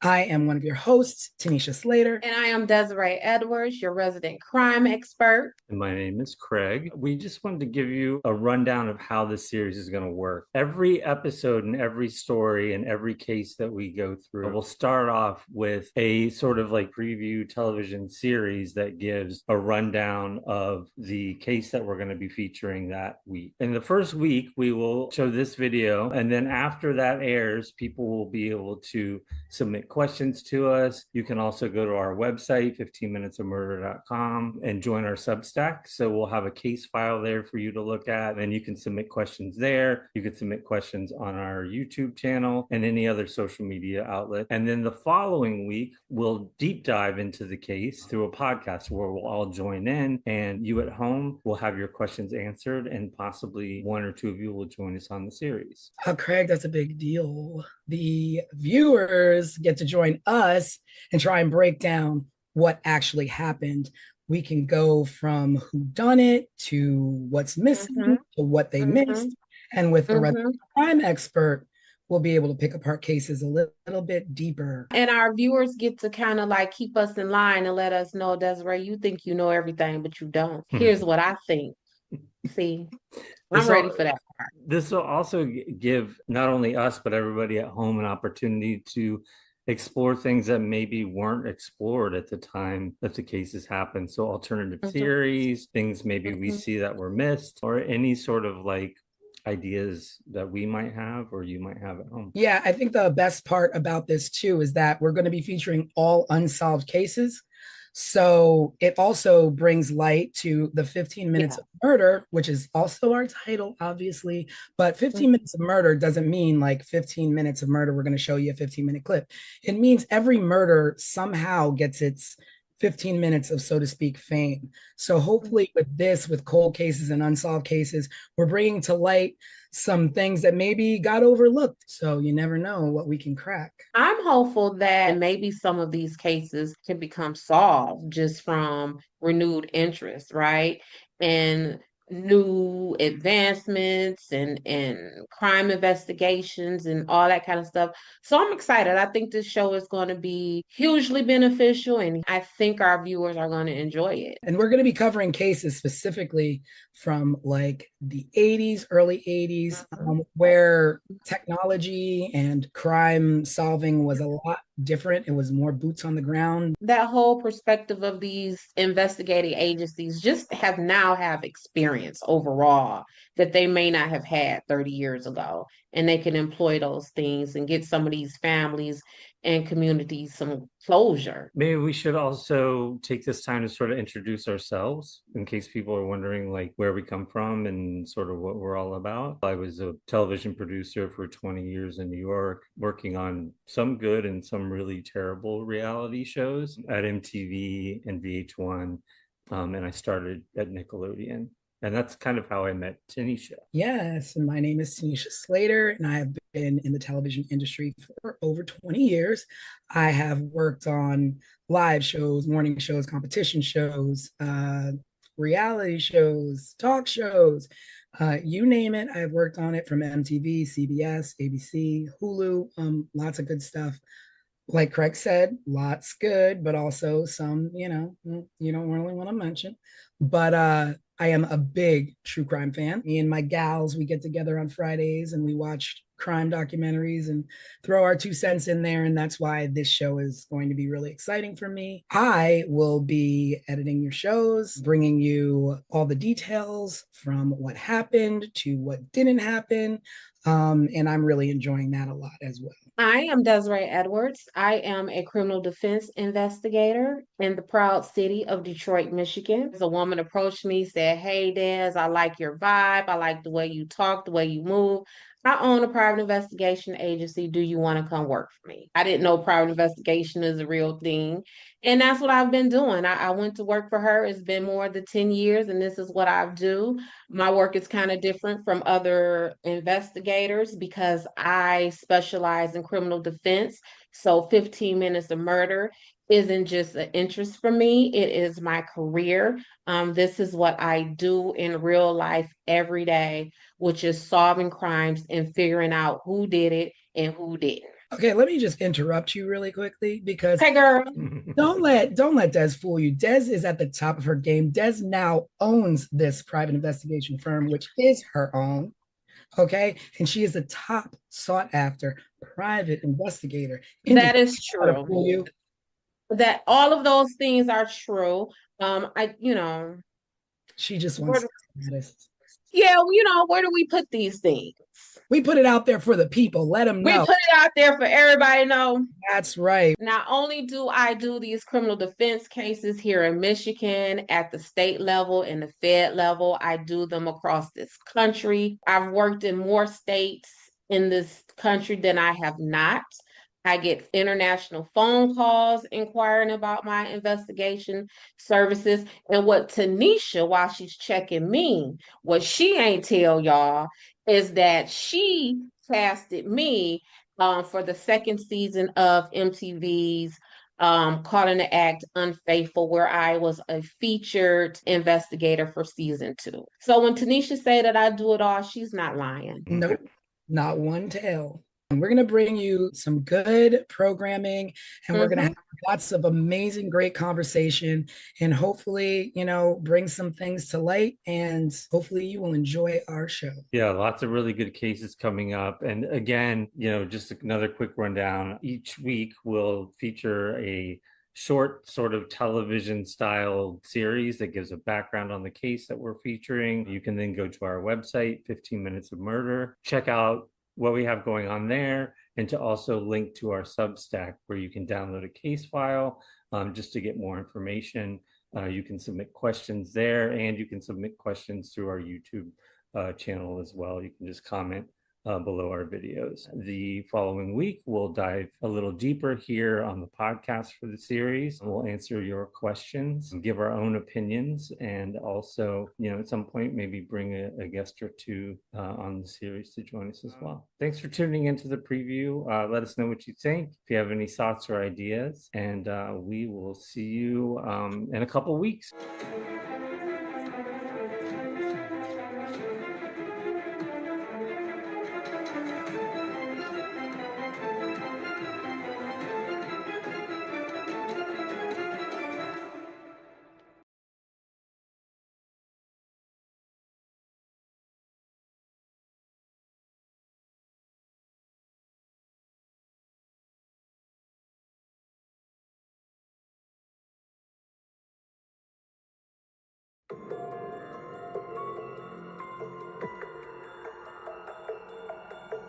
April 11, 1981. A quiet mountain town in Plumas County, California. A cabin in the woods, and one of the most brutal, unsolved mass murders in American history. This is 15 Minutes of Murder.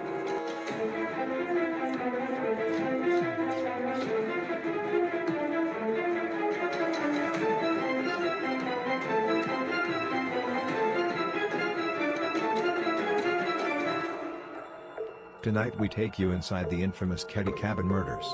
A case so disturbing it's haunted investigators for more than 40 years. Ketty was a tiny resort town tucked into the Sierra Nevada mountains. Population less than 100. In 1981, Sue Sharp, a 36-year-old single mother of 5, rented Cabin 28. She was trying to give her kids a quiet life away from a difficult marriage. On the night of April 11th, Sue's children were in and out of the house. Teenagers Sheila and Tina were with friends. John, 15, and his buddy Dana Wingate, 17, were out hitchhiking. The two youngest, Rick and Greg, were inside, watching TV with a friend named Justin. By dawn the next day, the peace of Cabin 28 was shattered. Sue's 14-year-old daughter Sheila returned home at 7 a.m. after spending the night at the neighboring cabin of the Seabolt family. What she found would scar her forever. Inside the living room, her mother Sue, her brother John and his friend Dana were dead. Bound with medical tape and electrical cords, their bodies savagely beaten and stabbed. One of the boys had been strangled. And Sue was gagged with her own underwear, which was secured with tape, and her throat was slit. The room was chaos. Furniture was overturned, the walls and ceiling were splattered with blood. A butcher knife, a hammer, and a steak knife so violently used, the blade was bent in half. And then, one chilling detail. 12-year-old Tina was gone. Not in the house. Not in the yard. Vanished. Incredibly, the three younger boys were unharmed. As the murders raged in the living room, they slept through the night untouched, just feet away. Or did they? One of them, 12-year-old Justin, later told investigators he had dreamed, or maybe seen the murders happening. He described men with knives, even details of their clothes. But his story changed with every retelling. Who could have carried out such a savage attack? Suspicion quickly fell on two men, Martin Smart, a neighbor, and his friend Bob, a drifter with a violent history. Martin had a rocky marriage. His wife Marilyn told police that Sue Sharp had encouraged her to leave him. The night of the murders, Martin admitted he and Bo were out late. He later confessed in a letter, never shown to a jury, "I paid the price of my wife and I killed the problem." But no one was ever charged. Decades later, in 2016, investigators uncovered a hammer in a nearby pond believed to be one of the missing murder weapons. Still, DNA evidence has not yet solved the case. In 1984, a skull was found in the woods of Feather Falls nearly 100 miles away. Dental records confirmed it was Tina Sharp. How had she been taken? Why was she separated from the others? And why, after 4 decades, does this case still remain unsolved? The Ketty Cabin murders are among the most haunting mysteries in American crime history. A family slaughtered. A child abducted. Multiple suspects. And a trail of evidence that always seemed to go cold.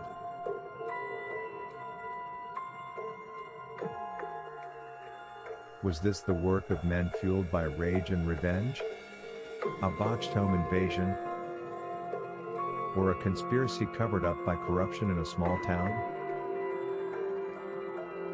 We may never know. But tonight, we ask you, what do you believe really happened inside Cabin 28?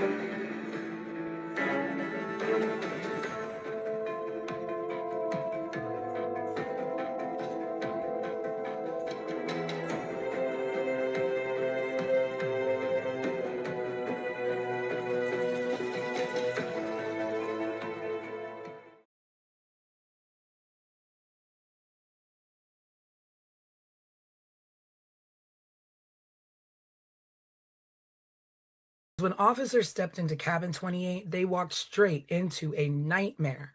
Blood smeared across the walls, bodies brutally attacked, 3 victims murdered, a child missing, and a crime scene so chaotic even seasoned investigators froze in place. And the horror that unfolded inside that cabin still leaves more questions than answers. Welcome to 15 Minutes of Murder, case file, the Ketty Cabin Murders.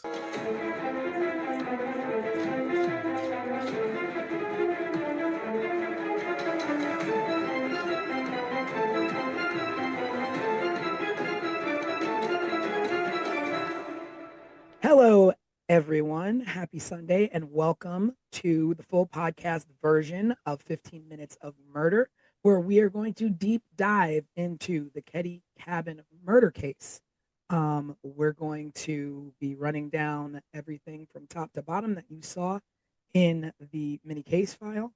And we're going to talk about some questions that our viewers have had and submitted on our YouTube. I am your host, Tanisha Slater, with co-host Craig and our resident crime expert, Desiree. Present. So we're going to be jumping into a deep dive of this first case that we've done, the Ketty Cabin murders, where a family was slaughtered in their home in a tiny mountain resort. And it's basically a 40-year-old mystery riddled with corruption. So this happened on April 11th, 12th, Ketty, California. The victims are Glenna Sue Sharp, who was 36. Her children, John, 15, Tina, 12, Ricky, 10, and Greg, 5. John and Tina were actually murdered. And John's friend, Dana Wingate. The 3 youngest boys survived the attack. One of them was a friend of the young boys, and they were asleep in the back room. So we're going to get into the background of the Sharp family and a little bit of the background on Ketty. So the Sharp family, they were a military family, and Sue was in a bad marriage. They lived over on the East Coast, and she went out west with her kids to make a better life for them. Wound up in a small town in Ketty, what she did for work. And she was receiving money actually from the U.S. Navy through her husband, through her ex-husband. And it was only about $250 a month. Right. She worked a part-time job. Again, not making much. I'm sure she got by with what she could. And she was also on public assistance. She was on government assistance. And I So, think she also received some kind of stipend for school or something like that. oh yeah, So she was yeah. in college, I remember. I college, remember right? reading that. Yeah, at least enrolled. And then there was some kind of questions about if she actually attended the classes or not. But yeah, she was receiving a stipend for school. Yeah. So she obviously, you can give her her props as being a mom trying to get her kids out of a nasty situation with an abusive husband or allegedly abusive husband, and relocated to Ketty for affordable living. Um, She had a brother or somebody that lived near Ketty, California, right? Yeah, that's when they lived in the, at least according to everything that I have come across, a really raggedy trailer park or something Hmm. that was so bad that it made this cabin 28 in Ketty look luxurious. mm, So that was their stop before cabin 28. yeah, and we keep saying cabin, and like you think of like a little small cabin in the woods, but this was a sizably large home that they lived in. It was once a vibrant railroad resort Hmm. town. It was thriving. But by the 1980s, it was run down. It was isolated. There was crime. Crime was getting, on the rise, and it wasn't so much of a safe place. You escape one, nightmare, and Hmm. walk into another. It happens. But a small population. Small population. I think, Des, you said, when you say small, we're talking Small. small. We're talking if the 3 of us, along with maybe 2 other people, we could count the amount of residents on our collective hands and feet, right? I believe the Google census search that I did said it was like 100 people in Caddy. I have worked dozens of cases where there have been more than 100 witnesses. So we're not talking a lot of people. Like if we were to probably to count up the people who lived on any of the blocks that either of us live on, we would probably come to 100 folks easily. Yeah, yeah. But when that's all that's in your town, then everybody knows everybody. You all know Everyone knows everybody. everyone. Or if you're not, you don't know everyone, you're related to half of the town. So, Right. the fact that, it's a small town and the fact that there was poor police oversight from the Plumas County Sheriff's Department kind of puts this case in a tricky situation of being unsolved all these years Mm-hmm. later. Mm-hmm. So, let's get into some social dynamics of the town. So, supposedly there was some resentment towards Sue and tension with neighbors, um, jealousy, rumors floating about. Um, I don't know exactly what this jealousy was stemming from, Mm-hmm. but I could only guess that it might have been her neighbor and little thing happening there between her neighbor's husband, who wound up being a suspect for a minute. From the things that I've seen, I would kind of, I don't know, I would kind of describe Sue as maybe like a hot girl. I get from her that she was like maybe pretty and like the new girl in town. Um, that's the vibe that I get from her. And you know how it is when it's the even like think about when we were in high school or elementary school, when the new person comes, everyone is like, ooh, a new person. Let me look at that person. But I get that vibe from Sue that she was just like that girl. Whether because she's Sue Sharp and just that girl, or if she was that girl because she was new in this community. But I get that it was a lot of jealousy around Sue. And, there's obviously things floating around of Mm-hmm. possible drug activity, Mm, uh, transient residents in and out. mm-hmm. And, you mix a lot of that. You don't know how much she got mixed into. And I also wonder if she knew that's what she was coming into, being that, she had family in Ketty. Did she know that's the kind of town she was walking into with her kids? Yeah, I don't know if because see, what I don't know is how long her family was in that area, right? So if her family was there long enough to know that this was kind of like a shady population, and they were just like, "Hey, sis, bring the kids to come out here." But it definitely was a shady population. And I think somewhere I read it was because the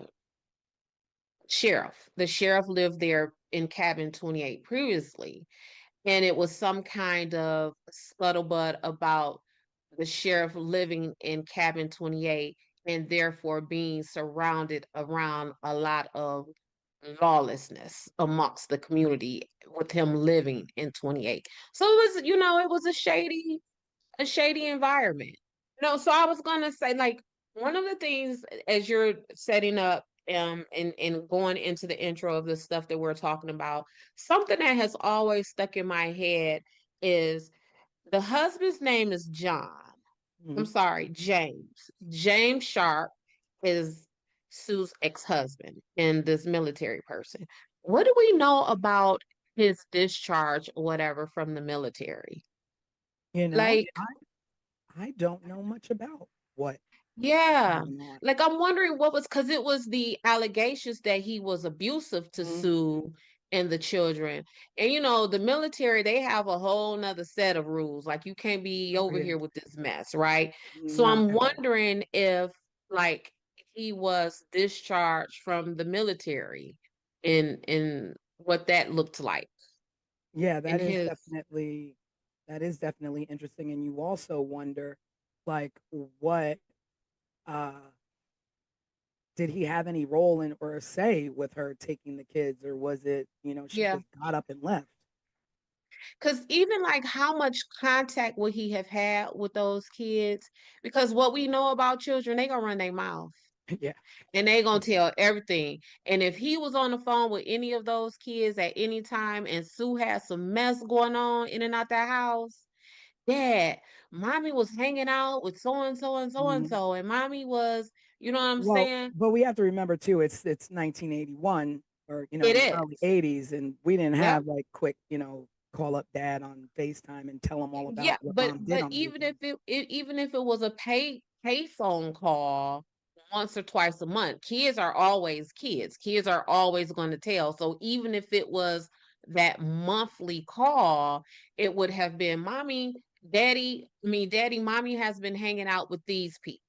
And as Yeah. far as the investigation goes, um, was James ever part of that? And did he ever report back to the investigators any information that the kids will have given him about the company Sue was keeping?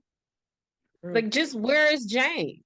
I think that's a good question. Like all the research I did and all of the background I read about this case, they mentioned him and they mentioned that she moved a pretty long distance from the east coast of Mm-hmm. the US all the way out to Keddie, California, which I believe is like northern mid California somewhere up Yes. in the mountains.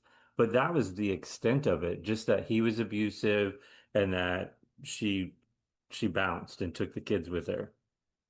Yeah, because I'm gonna tell y'all when I'm working cases and I really want to find out some good stuff about someone, I will go into the family court side because typically courts have two sides, the criminal side, well, maybe three, criminal, civil, and then family. So I would then go into the family court side and run a person's name to see if there were any divorce filings, any paternity filings, any child support filings.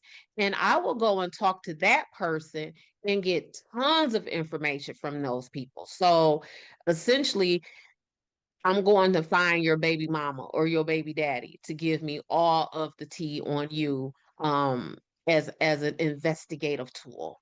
And I think that Mhm. if they didn't do that with James, they may have missed Mhm. a lot of information.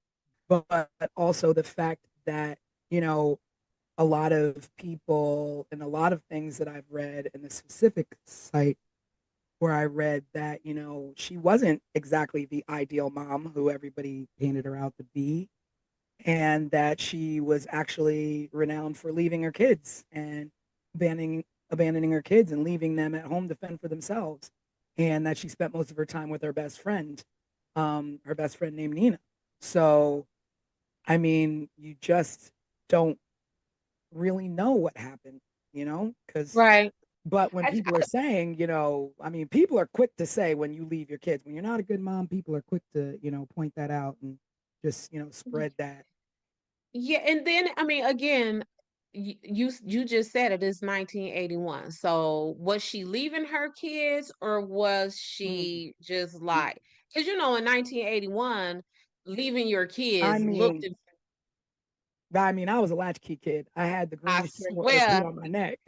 in 1981, it was you leave the house in the morning when you wake up, and then you come back at maybe street light time or something like that. So to say that she left the kids, right? Mm. Um, Looking back at it from my 2025 perspective, Yeah. I don't really know what that means. Because we were all left if that's the case. Yeah, certainly. I had an older brother, and the second my parents were gone, and he was supposed to be watching me, he was gone and down the street with his friends. So I was home alone all the time until like the neighbor teenage girl would come over and sort of like babysit me until my parents would come home. Right. Yeah. So So I kind of want to give Sue some credit on that. I don't want to necessarily say, oh, she was a neglectful mama and she was ripping and running the streets. Yeah. I Yeah. don't want to go Yeah. there with Sue just yet. Yeah. I mean, I it's was looking definitely for true. a little more information on the husband, and Yeah. No. the only thing I could find is what we already talked about. Yeah. Mm-hmm. It's very slim. There's really not a lot out there about him, just that basically she left him and was trying to look for something better. I read that she even stayed with his parents for a little bit. Oh, really? Um, yeah, She was a stay-at-home mom while he was in the military. Mm-hmm. Like, So yeah, there's just a lot about like her mothering, and sad to say, like when you have a lot of, it makes me wonder if people were talking bad about her being a mom, be, are they recalling her being a bad mom because of what happened, or if they really thought that. Right. And so, like, basically, like an implied truth, kind of like, Mm. oh, well, now that this has happened, Yeah. hindsight, I guess she was a bad mom because how else could this have happened if she wasn't a bad mom? And Mm. I feel that's a sad and unfair assessment, right? Um, I mean, because when you think about it, you could say somebody's a bad mom all they want, but with that amount of kids, and you are concerned with, she could have left and went to Ketty all on her own and left those kids wherever if she didn't care. she could have If she left him was a with bad mom, James. she could have left them with James. She could have left them with their parents. Mm-hmm. You know, Mm-hmm. so like you, I won't Mm-hmm. go down that road and and speak ill Right. in that way. Um, Yeah, because that parenting thing, I like to kind of shy away from that because mm, I got 4 kids and a husband, and it's hard, mm, right? So I yeah, can only imagine what it would be like as a single mother with 4 or 5 children and very little income. So I definitely want to give Sue grace and the benefit of the doubt on that. yeah. So the children she had from teens down to little ones, and we'll just like recap the activities of that evening. So what we do know is that on that evening, John and Dana went to hitchhike, to hang out in Quincy, where I think that's where her brother had lived. They had a Mm-hmm. small place out there. And they went to go hang out with some friends. And there were friends that claimed that there was possible encounters with drug involved teens. I don't know a lot about that, and that the friend Dana was seen with some sketchy individuals, some street locals. So Yeah, in this side of town where this activity where the kids were hitchhiking to and going to party to, that's the side of the town that everyone alleges that Sue would, when she was abandoning the kids, that's where she would go. mm, On this side of town. Um, and it was some like conflicting evidence, I mean, conflicting information about how the boys got back home and who took them back home and mm, was that those sketchy people they were with in yeah, this were they sketchy part of followed? town. I mean, that's true too. If the kids Yeah, were like involved in something that mom didn't know about, did the kids owe money? Did the kids, yeah, get too cocky out there? Like we don't know. And yeah, and how, and who exactly was Dana Wingate? Like, like they couldn't have been, lifelong friends. These are new. This has to be a new friend. You don't know who he was or what he was into or what he got John into. Because I mean, you could go off on any angle and be like, oh, it was the kids hanging out with the wrong people. Oh, it was right. Sheila hanging out with the wrong people. It was the neighbors who were jealous. There's just Yeah, so and that's what has frustrated me from the top to the bottom about this case because it has just been left with so many possibilities, right? So at some point, so if we start off with 10 theories or 10 possibilities, at some point a thorough investigation will narrow that down. So now we went from 10 to now we're at 6.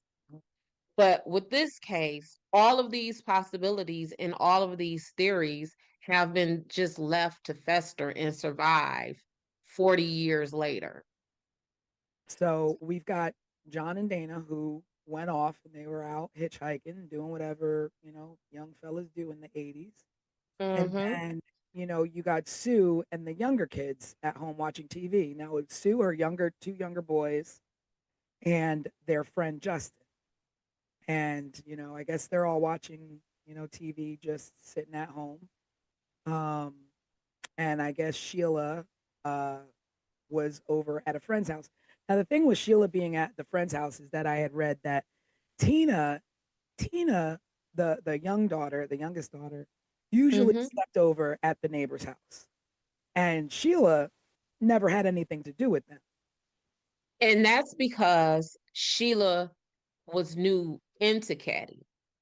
Mm-hmm. So Sheila was away, depending on if this is a theory that you believe, Sheila was away in another state having her baby. And she visited Oh, the Caddy wait a cabin minute. one time. So Sheila has a baby? Mm-hmm. So here, girl, here go the tea. So Sue's friends, Uh-huh. the Meeks had a boy in the family. I want to say Richard, don't quote me on that, but there was a son in the Meeks family that is allegedly the baby's dad of Sheila, got Sheila pregnant.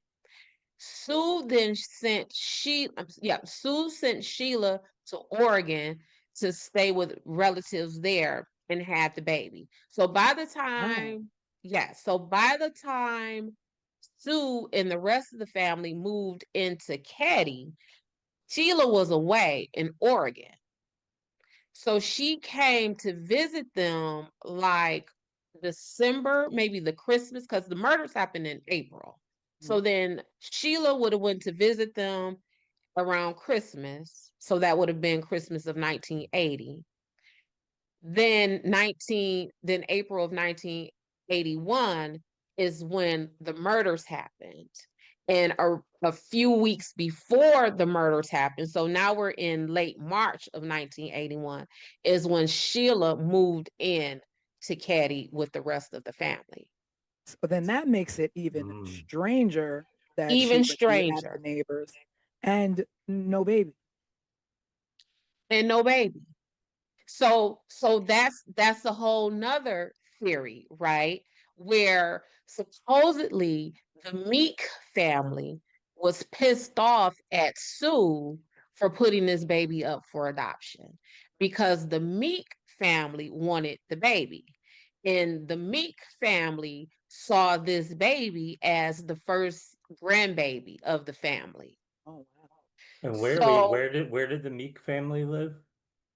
they lived on the best way for me to describe it is that they would have lived on that sketchier side of town. Not to Yeah. say that the Caddy cabin ain't the sketchy, because obviously it is, Yeah. but they live on that other side of the town. Yeah, Okay. because that now that you say that, it makes it even stranger to me because my mind started going to like what Sheila into. And so I was reading that, it was typically Tina because the neighbors had younger kids that Tina would go over and Mm-hmm. always spend the night there and, hang out there. But that night, while Tina was there, Sheila went over and sent Tina home and Sheila stayed there.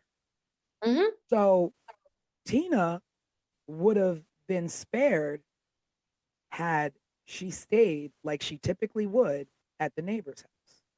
Right. But Sheila sent her home, Correct. which is odd. Which is odd.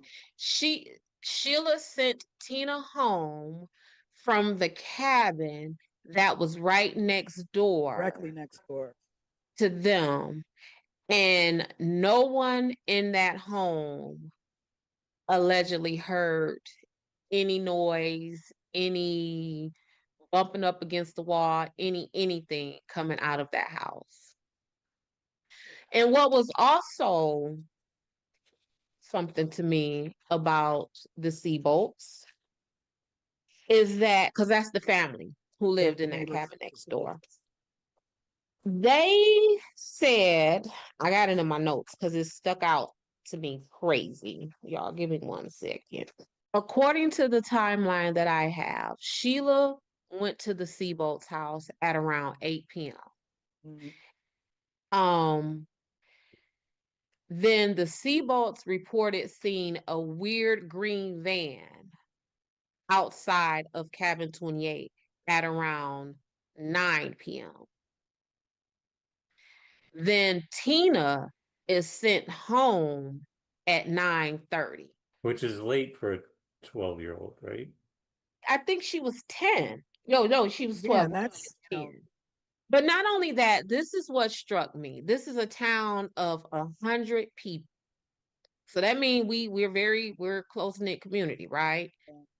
So if I notice a vehicle that I hadn't seen before outside my neighbor's home, and then the next morning I found out that neighbor's home that weird vehicle was parked in front of, people were right, murdered and slaughtered in that right, vehicle. right. I Or mean, the slaughtered in that CCTV home. out. If we're a small town like that, whose green van is that? I've never seen Yeah, that green yeah, van.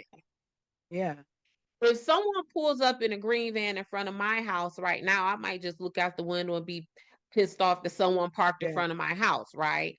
But I live in a larger city. yeah. But in a small town like that, I and think the then first place I'm gonna go is to Quincy. Start looking for a green van. green van. But also when Tina was sent out to go home and you saw that weird, awkward Oh van, yeah, yeah, yeah. you're not like, Tina, hold on. Hey, I'm finna walk Tina home. There's a Right, car out here. right. It's just, Yeah, and we don't know I how don't. long that car was out there or when it mm-hmm, left. mm-hmm. So did someone send Tina away to be murdered? Mm. I mean, Tina was ultimately not murdered at first, right? we don't know that. I mean, We she could don't have know been that. murdered first and dumped, or she could have been held for who knows how long. Mm-hmm. She could have escaped from her captors and died on her own. Well, we know that she at least tried to escape because the Yeah, back pocket of her jeans was ripped yeah. when And I when when guess they when they found her remains. So somebody she was trying to get away from someone. But yeah, I think that timeline right there, that hour and a half timeline, has been sticking with me since I started doing my homework on this case. so. There were witnesses who did, report that they saw a bearded man with glasses earlier in the week, seen around the Sharps cabin. No, no leads were really ever followed up properly to check and see who that was, who the green van was. No, we don't know. And part of that is because um back to the Seabolts. When Sheila made her discovery and she went and reported it to them, do you know that they didn't call, it took an hour before they called the cops? How in the world? What are you doing for an hour? What are you doing? And they are the people who went back. So Sheila reported what she saw to them, and that the boys were in the bedroom. So they went back and retrieved these kids. So you would have seen this scene and you not call the cops for a Yeah. whole hour. How do you pull the Maybe, kids out without? maybe, I mean, they walk through the living room and see everything that's happened. But let's Well, let's just let's just talk about the. I'm sorry. Go ahead, Craig. no, I was going to say maybe we should, just for people listening at home, describe sort of what Yeah, I'm going to talk about what the crime happened. scene. Yeah. So the oh, crime scene, they were found. The family was found on April 12th by Sheila. She was at the neighbors. She got up in the morning. She walked home, opened the door, and found her mom, John, and Dana mhm. slaughtered in the living room and bound with medical tape, bludgeoned, stab wounds, blunt force trauma, blood splatter everywhere, uh, Everywhere. everywhere. That it literally looked like there was just complete struggle and hours of torture. Hmm. Um, there was a knife that was bent in half. Like, do you know how much force it takes to bend a knife in half when you're stabbing somebody? That's violent. That is brutal. That is hatred. That is zero Hmm. regard for human life Hmm. and zero regard for a mother and children. Um, a hammer was used. Mm-hmm. To murder with a hammer, that's monstrous. Yeah, and in my work, um, knives, stabbings are some of the most personal crimes, right? We know it, if I'm working a case and the victim in my case has been stabbed, I immediately think of the most closest people to that victim. Who has the most access to him? Who, whether that is physical or just like in the family, in the friend unit, because a stabbing is a very intimate Yeah. is a very intimate crime. Um, One of Sue's wounds was so deep that it touched her spine. Like that is the force. And just think about your torso, your body right now, like where your spine is. You know what I'm saying? Like someone would have to force that knife through your torso, through your chest cavity or wherever and reach yeah. your spine. And your spine is deep in there for a reason. Yeah. And And It's that so, protected. that knife, in the pictures, it almost looks like they would have had to like push down on them, like Mm-hmm. almost cave them in a little bit to reach down in that deep. Yeah, I don't even know how you would the direction and motion you would need to stab someone to get to a spine. Like I don't even medically, I don't even know how that's possible. If nothing else, like I said, we were created for our spines to be hidden and protected because they are literally the backbone, right, of our existence. And for you to reach that, and so I I want to mean, say, just for our viewers who are like love timelines and accuracy and things like that, Sheila allegedly returned home that morning to make this discovery at 10 a.m. so the kids, so you're Wow, thinking kids, now that I'm thinking, like, kids are early birds, especially that age that of young, the yeah. children that were, Mm-hmm. there's no way they didn't get up and walk around that house before Sheila got there and possibly Mm-hmm. see what was happening.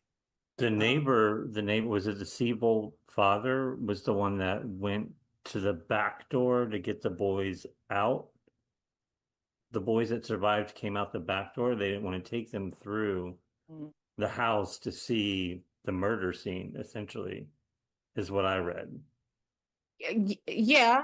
And so I get that, but what also I don't get about that is if you walk into the home and you see all of that carnage and you see in this other room over there that there are alive people, you just leave them there. You don't say, "Come on, y'all, let's go, let's get out of here." What do Yes, you she left and went to get she went back next door, right? right? She went back next door, but if she would have saw them, why wouldn't it have been, "Come on, y'all, let's get out of here"? Or if they saw her seeing them, then why didn't they say, "Don't leave, Sheila, don't leave, take us with," you know what I'm like it. I don't know. It's just so hard because it's just like, you want to put yourself in that situation, like just visually to try and think of what you would do or what happened. Mm-hmm. But if I walk in the door and I've just gone through having my own child, let alone these are my baby brothers, like I'm storming through there, I'm going out the back door with them. Is someone still in the house? Are they still Right, there? right. Like, how do you, Where's the sister? Where's my little yeah, sister? where's my little sister? Like, what? Yeah, so what are they? Ricky, Greg, Justin, where is Tina? Yeah, Hmm. Yeah. I mean, Where's Tina? So it's again, it's we could do this. This caddy stuff is enough to well, carry. it's like the the theory or whatever is that either one, the killers weren't threatened by young kids or even worried about these kids being able to identify them, or be able to pick them out of a lineup, or they knew them and were like, let the kids, that's not what we came to do. But what did you Mm-hmm. come to do? Like, what is the Right. point? Like, why? And there goes the motive again. Why? Why? Like, Yeah. why do you slaughter a mom and her two sons? Were you there to murder Sue and the younger boys intervened and you had no choice there?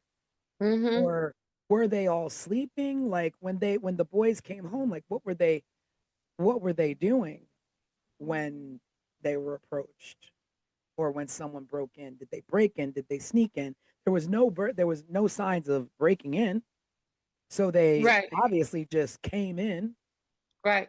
Yeah. Well, no one needed to break in, because the way the house was laid out, like you see how in the pictures, the front of the cabin looks very cabinish. Mm. And the back of the house looks very houseish, Yeah. right? And that's because it's a addition back there. And the older son, I want to say is John, he lived back there.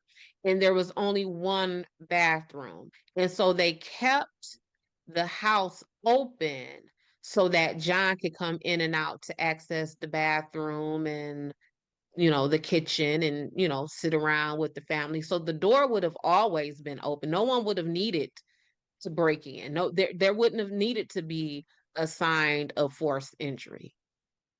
So, like, thinking and knowing and knowing about the case, three basically grown-ups, because when you're a teenager, you're big enough. Mm-hmm. I mean, you see the boys, they're not little, you know. They were So 17 at the time, right? yeah, so I mean, Mm-hmm. they're nearly on their way to being young men.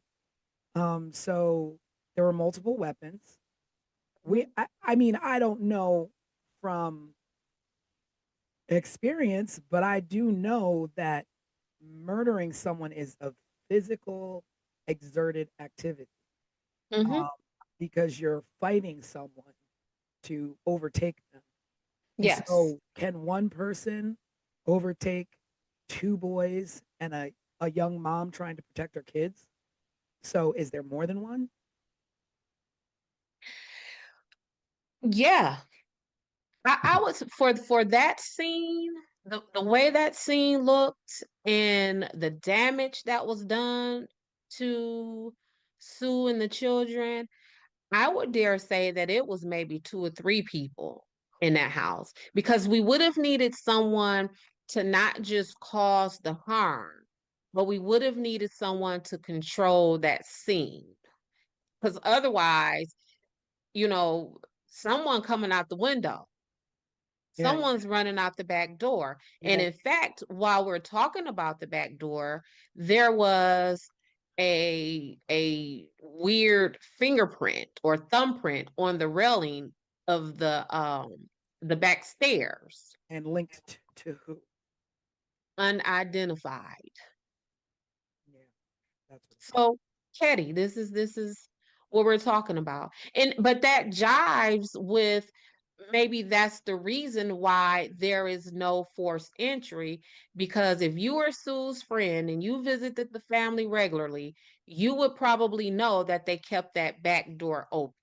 So if you're coming in to murder them, Yeah. where are you coming from? You're coming from the back door, and you may have planted that thumbprint on the rail as you're coming up and down the stairs.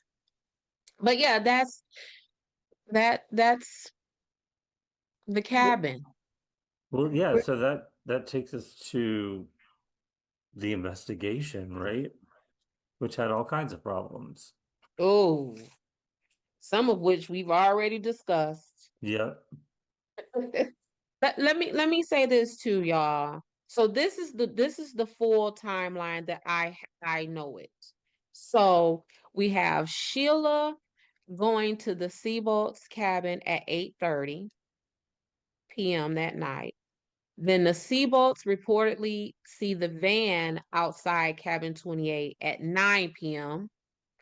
Then Tina leaves the Seabolts to go home, at approximately 9:30 p.m.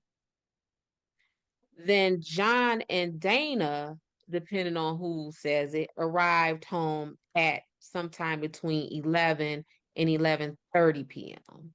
And then the murders supposedly take place between we don't know.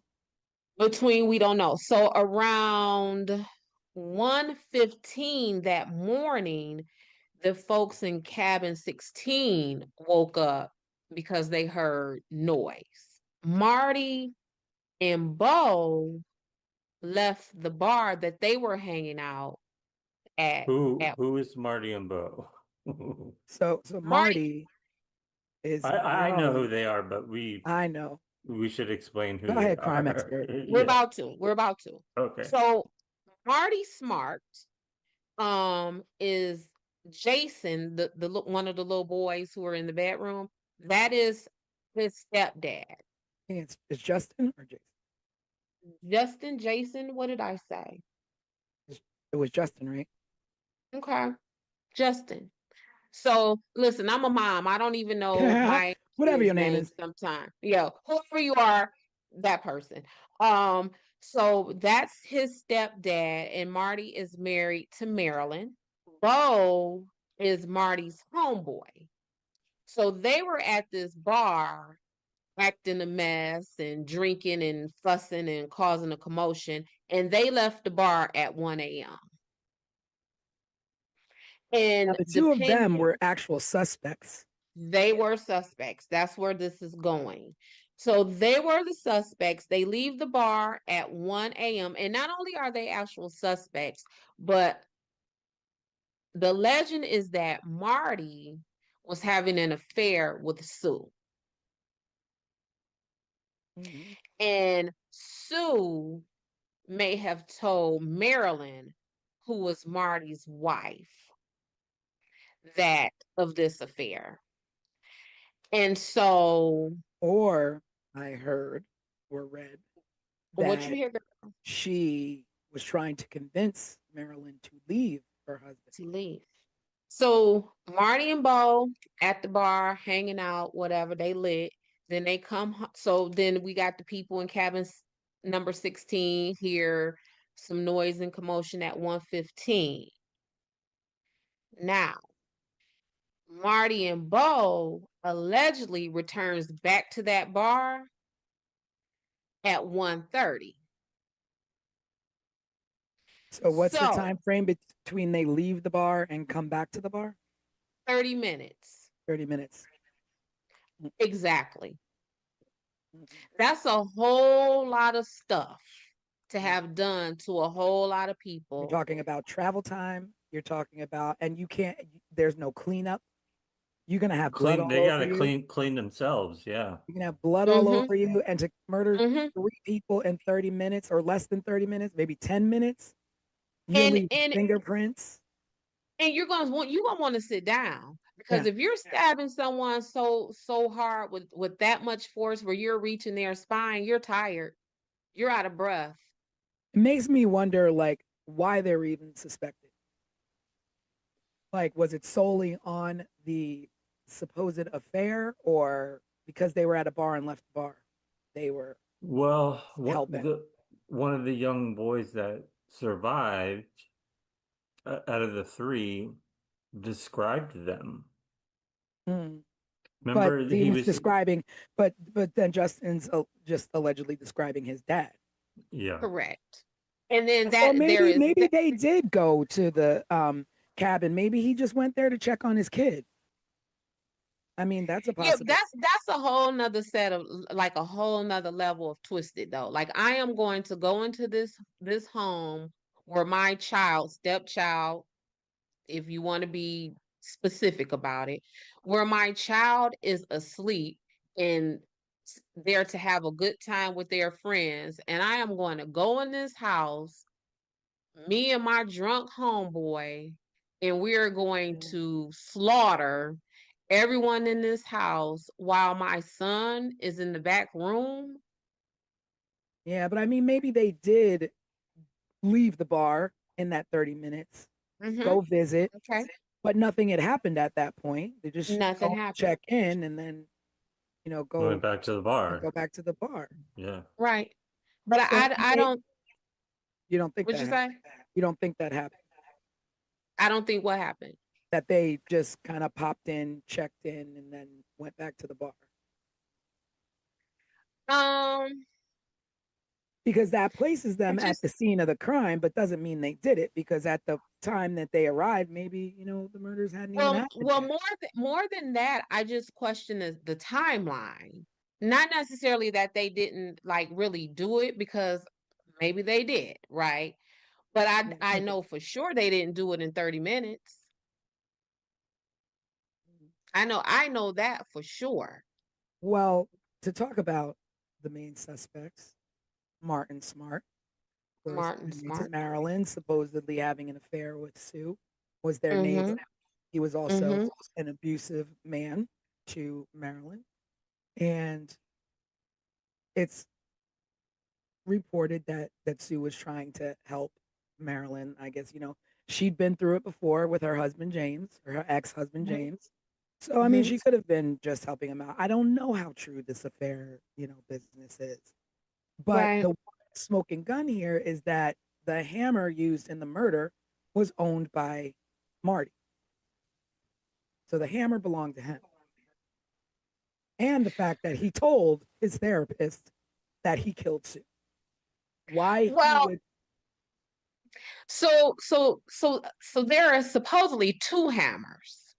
Mm, Yep. And the hammer that was found, weirdly found 35 years later, I believe, is the hammer that Martin says matches the description of his hammer. I don't think that the hammer that was left neatly and nicely on the table in Sue's home was that knife. I so mean yeah, that let's talk about the weapons, like where they were. The hammer was left on a table. Like, I mean, and then also yes, you leave the murder weapons. Like, who correct. leaves behind murder weapons? And you leave them not just scattered about, like where, like, okay, so if I beat you with a claw hammer, that claw hammer may be left next to your body because, woo, I'm done. I done beat you, I'm tagged.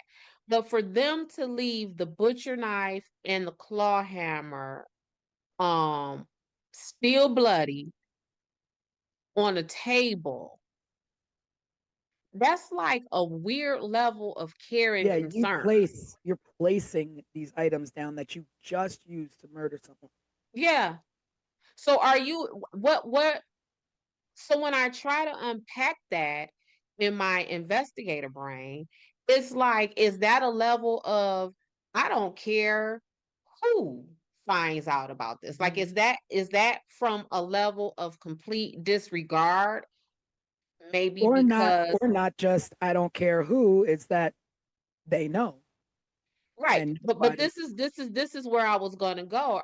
Do you, because if we're gonna run with the theory that Martin Smart and his homeboy did this, did Martin Smart and his homeboy leave those weapons at that table because they disregarded being caught because they are close friends with Mhm, Sheriff Doug Thomas? And if mhm. I just killed these people, I don't care where I leave this nice. My homeboy is the sheriff. He got my back.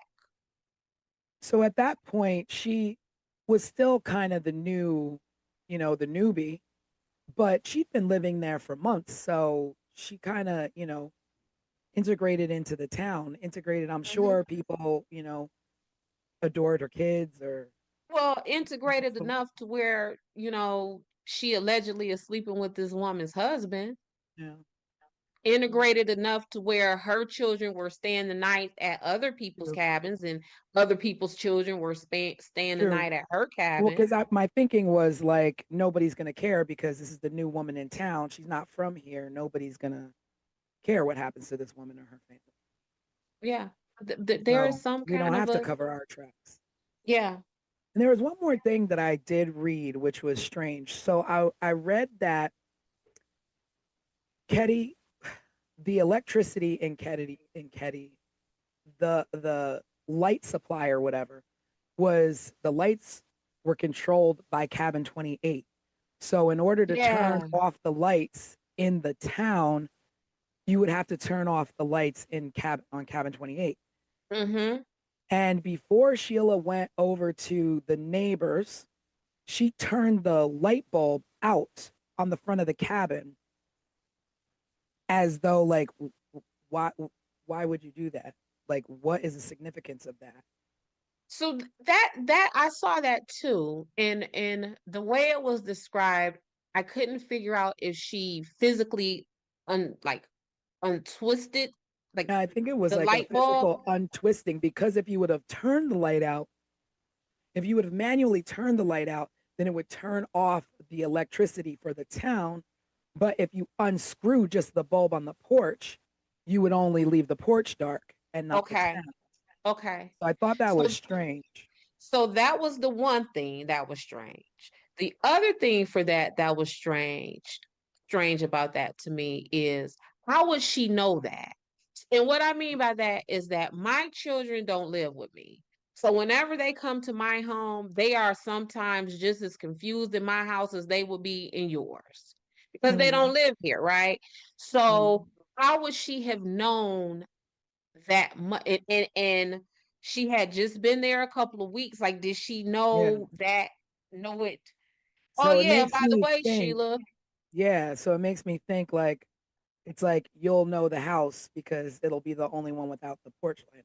it'll be the only one without the porch, without the porch light. And if that was not intentional and just a coincidence, like Mm, yeah. that's horrible luck. But Yeah. also, um, how often during the night would Sheila see Sue doing that? Would Sue Yeah. Yeah. regularly Was it go out? something that she would regularly do to Right, save? like because otherwise, how would Sheila had no? Because that's like a quirky thing to Yeah. know. Yeah. It's like if you're overthinking it, that theory, and I'll,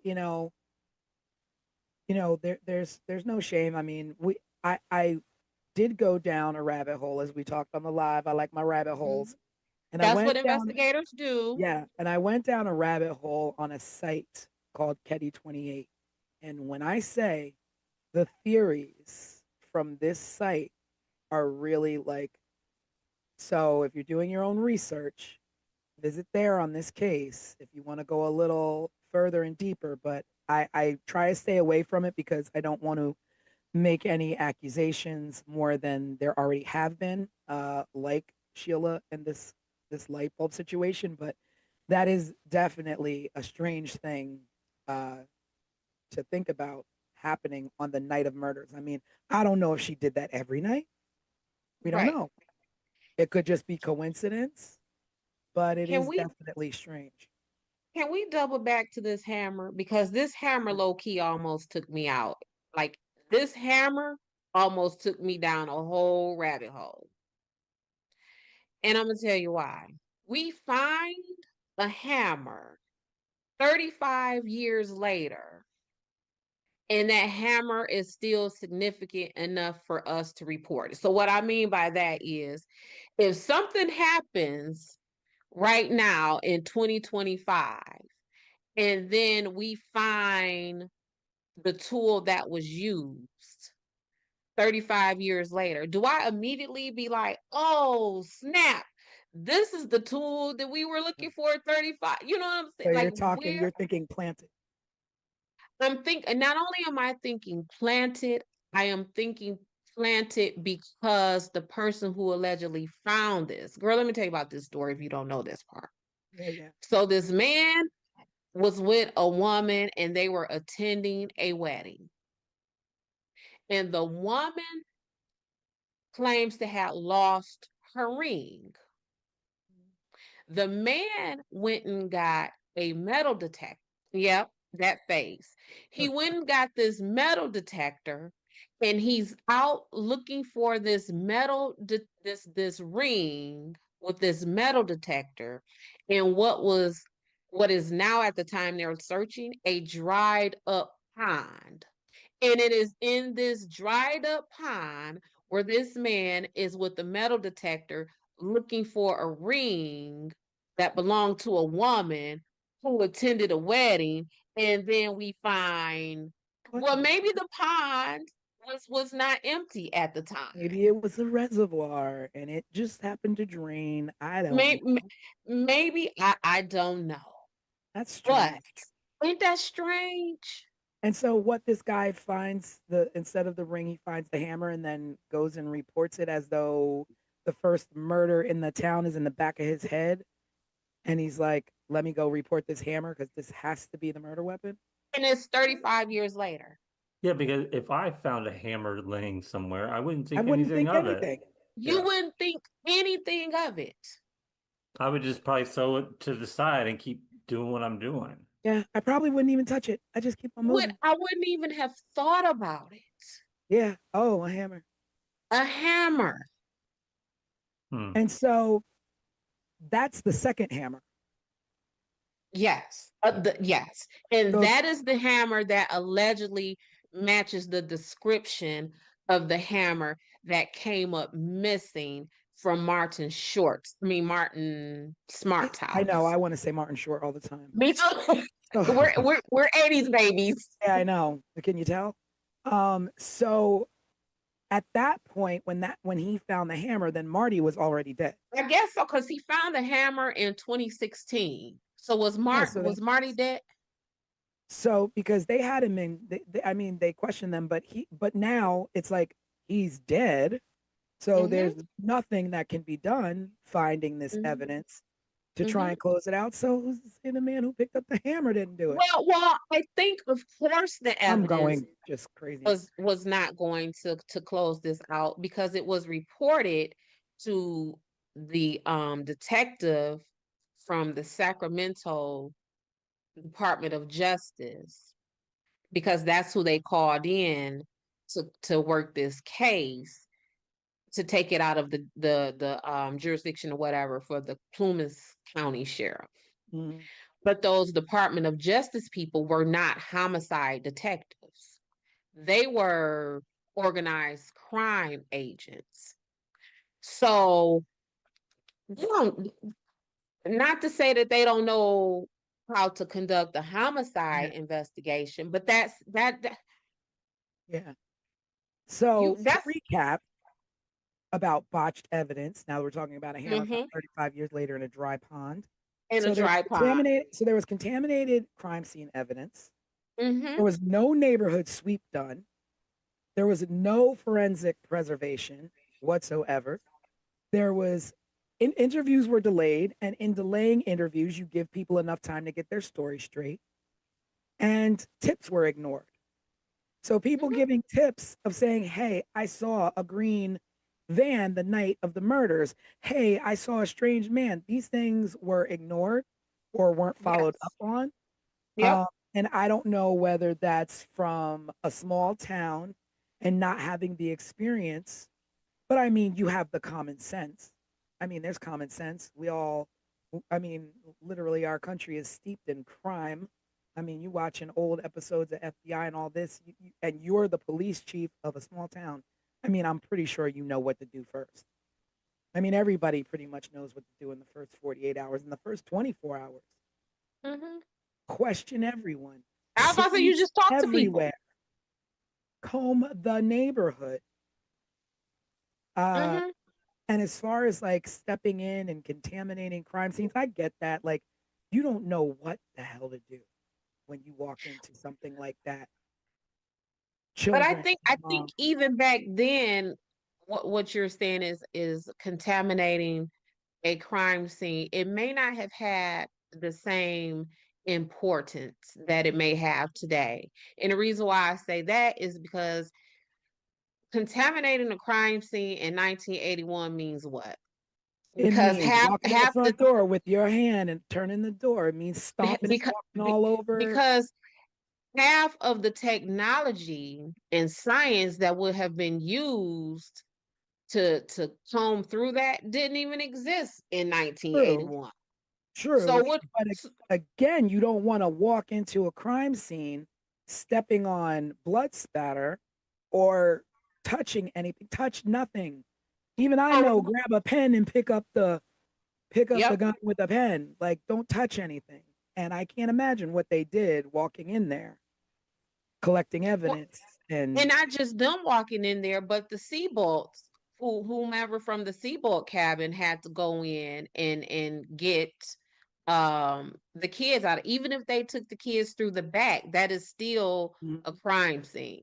what Did did It's, they anybody do? question the kids? Well, so, yeah, so they because did. Justin, he was And 12, right? and yeah, they talk to the kids, and Justin is the one who gave them the varying descriptions. So at one time they interviewed the kids and Justin said he saw this. And then another time they interviewed the kids, Justin gave a different account of what he saw.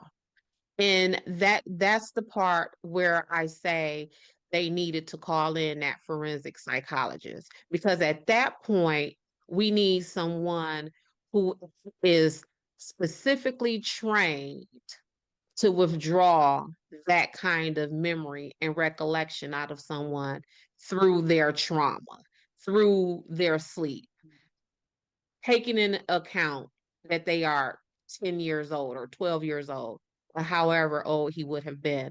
To just have a regular homicide detective to interview those kids, they got what they got because Yeah. of that. But also, like when he's saying if a kid, if they're claiming the kid slept through the night and saw nothing, Mm-hmm. how do you have Justin who is telling you what he saw? And Mm-hmm. if he saw something, did he see men hanging out there before he went into the room and nothing and everything was fine? And they knew these people who were in there and that's what he saw? Or did Or he how see the murders happening and ran back to the room? Like the questioning of the children, the ball was dropped there. Or how about, did you see your daddy? Yeah.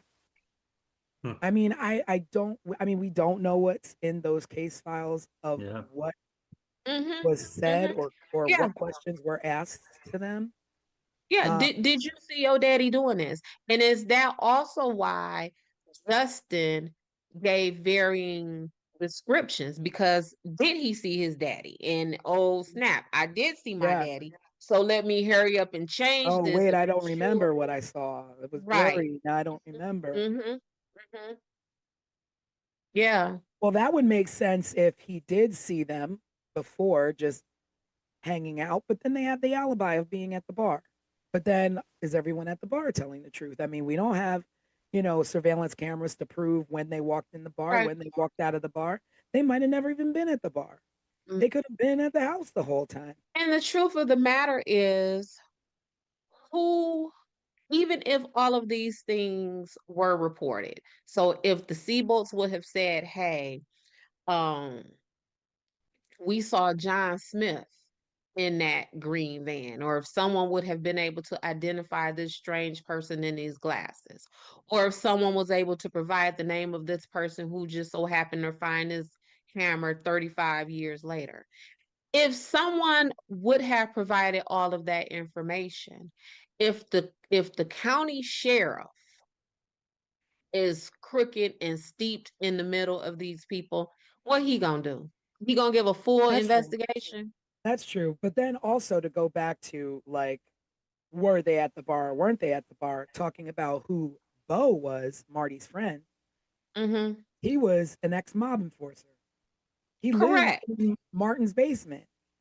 He had a Yeah. criminal record and he had ties to the FBI. So if they Mm-hmm. wanted to cover up anything, no problem. They were at the bar. No problem. We're at the bar. Better yet, no problem. We just gonna go ahead and sit these knives on the table because Yeah, we ain't worried about that. We ain't worried about nobody no figuring out what. problem. We'll leave you something to investigate. That'll Mm-hmm. lead to nowhere. We got to leave Mm-hmm. something. Mm-hmm. I mean, that's crazy. And like, what exactly is an ex-mob enforcer? Like, you're it, you get out and they ain't not pulling you back in. And they not pulling you back in. Well, we know just In a from small neighborhood town. gangs, Yeah. just from neighborhood Where gangs, they they now? think we can't let you go. Where do you think you going? An ex mob enforcer. Like An I don't ex-mob like enforcer that from exists Chicago. So in a small town. Yeah. somebody from Chicago finna move to Caddy, California, and live in a cabin. No, Yeah. live in someone's basement in a cabin, Yeah. and you from Chi-Town. Nah. That's not happening. Mm-mm. Well, What you about to say, Craig? I'm thinking forward a little bit now because I'm starting now to think about three different things. Um, Okay. the letter that Marty wrote to his wife, where he Yeah, that's going back essentially to him telling admitted his therapist. admitted that he did it. The phone call that came in about Tina and her skull. I feel like it came from a payphone or something. And then I'm also now going back to Dez's theory of this family who wanted the the grandkid that Sheila had. Like, what happened to them and What happened to them? all of this? And Well, I don't do y'all know that that call to report Tina came in almost 3 years to the day that the and do we Katie know murders who the happened? call came in from or it was anonymous? It was allegedly anonymous. Because I feel like Yeah, that's a whole nother element to Mm-hmm. this. Is where did Mm-hmm. Tina go? Where's she been for 3 years? The skull was found 100 miles away from Ketty somewhere. Yeah. so And Tina was how old when the murders happened? Who, Tina? 12, Yeah. She was And 12. so at the time they found her skull, she would have been how old? Like 15, 15. going on 15. But she could have been dead the whole time, you know? She could have been dead for Maybe- three So years. so Craig, you're thinking like she I was see your wheels turning, Tanisha. so you're thinking that the people possibly who no, that's not I'm not What are really, you about to say? I'm not thinking anything really. I'm just making sure we don't leave her out of the story because, Tina? Oh yeah, no. Well, yeah. yeah, no, we're just going down that rabbit hole of that whole who was involved and how criminal it was. Because like But did, I like the sheriff, like talking about the sheriff and being, hmm. Mm-hmm. tied to not only Martin but Bo as well. He was close friends to Marty. So again, he was at the bar. You know, he he like had conflicts of interest with everybody involved. He lived Right. in cabin 28. He knew the layout. And like you Mm-hmm. said, if you lived in cabin 16, you know the layout of cabin 28. Mm-hmm. Mm-hmm. And whoever it was knew that they can walk into cabin 28. They Right. knew they weren't going to have any kind of locked door problem or have to break into a window. Yeah, There's like just corruption all over. yeah. I like Craig's thinking of not allowing Tina to get lost in the fray of all of this. Um, Back to that word of motive. I think Tina could be herself a motive for some of this, just from the fact that Tina, there are reports that she was molested in the town, um, and no one followed up on that. Just You know, there's just a history of Sue and her kids just being screwed over during the time that they were in Caddy. yeah. So then you're talking about Sue, who has a teen daughter who's pregnant, a Mm-hmm. young daughter who's molested, a young Mm-hmm. son who's hanging out with the wrong crowd. Mm-hmm. Um, and it could have, I mean, the angles could be anywhere. And when I Mm-hmm. think about it, it's just like you always say, what's the one odd piece in everything? Like, what's the odd placement in these murders? And it's that a young child was taken. So then you start going into, your you know, Mm-hmm. human Mm-hmm. trafficking of children. Like, Mm-hmm. was she taken for a Yeah. reason? Yeah, like They did wrong like that? what did the You person spared the who boys, but you didn't spare the child, the little baby girl. yeah. The So boys were spared. is it um whomever harmed, sexually assaulted Tina, was their fixation on Tina continued to the point of let me get Tina, and to get Tina, I am willing to murder everyone around her to get to her, and she's coming with me. Is it that? Is it again what Craig said with the Meeks? You took my baby from me. I'm finna kill you and your whole family except for your baby. That's And what I your was baby thinking. is coming with me. So Tina can't be lost in this. No, and I mean, it's so hard to even think. Like, they suffered a horrible death. The mom, Mm-hmm. Dana, Mm-hmm. John, they suffered a horrible death. But we Mm-hmm. don't know what Tina suffered. No, We'll never no, know what Was that child suffered. she kept alive for those 3 years, or was she killed the next day too? I don't know. Yeah. I don't know. And I think that's all part of the terror. Yeah. And I mean, and then we talk about the survivors. So you have Sheila, the oldest. Like, she's Mm-hmm. got to be, you know, she's got to Right. be, Our age. yeah, yeah, she's our age. And just how do you reconcile life after seeing something like that? Knowing your baby sister, you sent your baby sister home and she was murdered, Mm-hmm. left and dumped like she was nothing. Mm-hmm.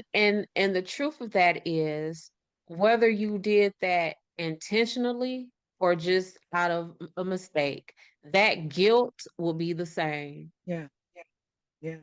Just the what if. I mean, I What can't if? imagine the Yep. what ifs. Yep. And even the young boys who were in the other room, and though they were just young,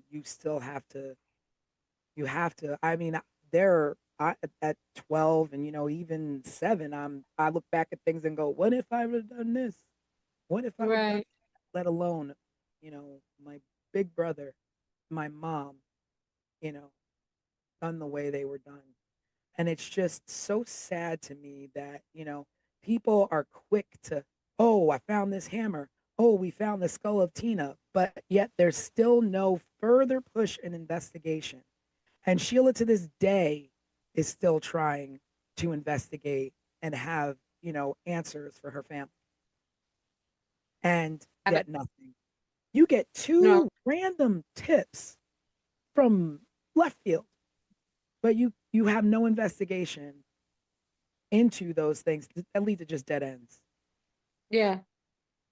And Sheila Yeah. Sheila did do an interview, I think, with People in 2016, Mm-hmm. talking about her experiences. You can also find a lot of videos on YouTube of with her and her brother revisiting Ketty, actually, and it's very hard to watch, them revisiting and recalling memories from that time. And it's just, I really hope that she can find the answers to what happened to her family. She deserves that.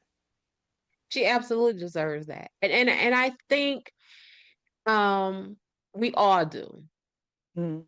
Yeah. Um just because I think that the Ketty murders are so gripping because we all feel that human dynamic of this. And granted that for a lot of people who are listening to us, a lot of people who have researched this case on their own, these are people who like they may not have even been alive yet when these murders had taken place. But it's something about this case that just pulls at all of your human being fibers. Yeah, and I think too, for me the draw was that this was our time. These are the Hmm. kids. This is when we grew up. Right. And in the 80s, things were like that. It was, you were free to ride your bikes until the street lights Correct. came on, then get home. you were over your friend's house for dinner, your friends were over your house for dinner, and it Hmm. was that it was a little bit of a more of a carefree. You didn't really worry too much about your neighbors. You could Right, leave your doors unlocked in some places. right. And to just think like you put yourself in that, like, I think of the friends that I grew up with and I'm like, I just can't even imagine. Right. And that's what makes me offer so much grace and Yeah. consideration to Sue, because that was all of us, whether our parents were somewhere, CEOs of General Motors, or I don't know, cashiers at White Castle. Mhm. Our story was the same as children, that we were out and about, Mhm. not just so much left alone as we were just out and about. Like you watch, I don't know, you watch It, right? You watch Yep. Dairy, you watch Yep. any of these times, right? Stranger Any Things. yeah, Yeah. any Spike Lee movie where he, That was the 80s. yeah, that is what that element was when it comes to children. So that's again, I don't want to, you know, dog Sue out about that, because that of this whole case, that right there is the one thing that was closest to the normal Yeah. than anything else. And also, you in saying that you don't want to dog Sue out for the way she raised her kids. And I mean, I give her credit for breaking away from an abusive man and Mm-hmm. wanting better for her children, whether she let them run about or not. And kids are going to, I mean, you could try and raise your kids as great as you want, but there's all kinds of influences out there. And Right. just like you don't, want to dog out Sue, I don't want to, you know, put this like Sheila did it.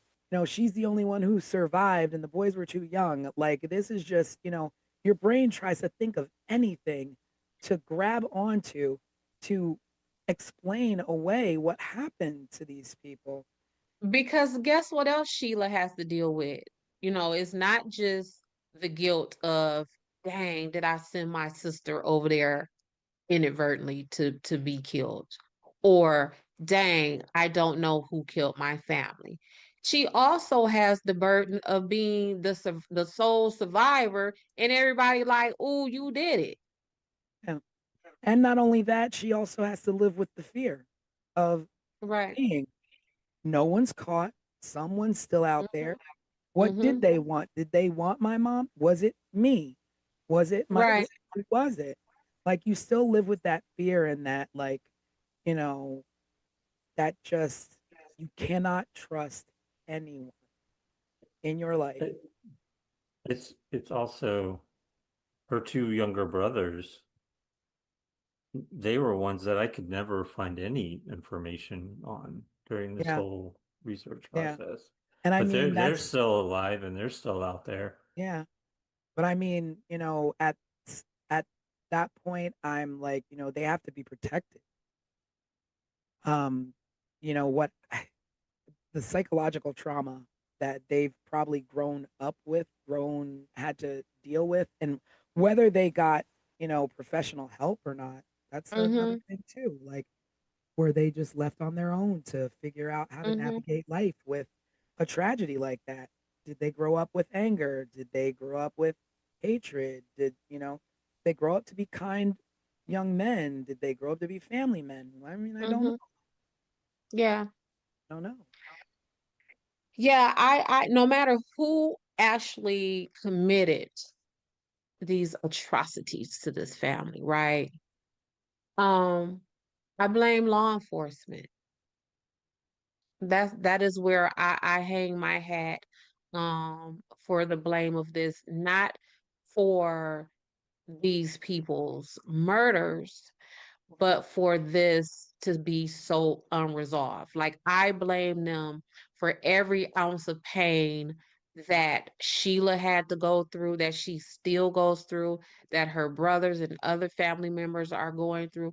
I blame them for that, because it just feels like there was not just a botched investigation. I feel like there was literally no investigation. And Yeah. that's worse. Because at least with a botched investigation, there is some effort, whether that you did that botchness on purpose or you did that botchness by, natural ineptness. At least there was effort. I don't feel that there was effort here. And they deserve more than that. This is something we could talk about for another 2 or 3 podcasts. Yeah. Whole And it season. was, yeah, and it was strange. What feels strange to me going through this conversation um, tonight is that I don't know why, but for some reason in the back of my head, I kept thinking about this being a murder that was solved and it's done and it's over. And it was sort of like a realization hit me that like we could talk about this forever because nothing was ever solved. Right. Nothing ever, there was no conclusion. And there Yes. But I probably mean, never will be. well, there was a re-emergence of the case in 2016, and the Plumas County Police Department or Sheriff's Department announced that they know who the killers are, and because there was new evidence found, there was DNA on tape and some other items, and the hammer found in the river matching the description of Marty, and and Marilyn Smart finally spoke out publicly, and we can definitely link you to that. It's living on YouTube. Crime, cover-ups, and Connections. corruption. Yeah. Crimes, cover up, and corruption. Yeah, and I mean that saying that you know who the killers are and those killers are no longer. It doesn't close anything. It doesn't. No, no, And again, because going back to the fact they were at the bar. Marty and Bo mm-hmm, are scapegoats post mortem. mm-hmm. No, yeah, now they're dead. Yeah, they were. So we call that they liked them for this. Yeah. So, right? Maybe you did, maybe you didn't, but we like you for this. And I feel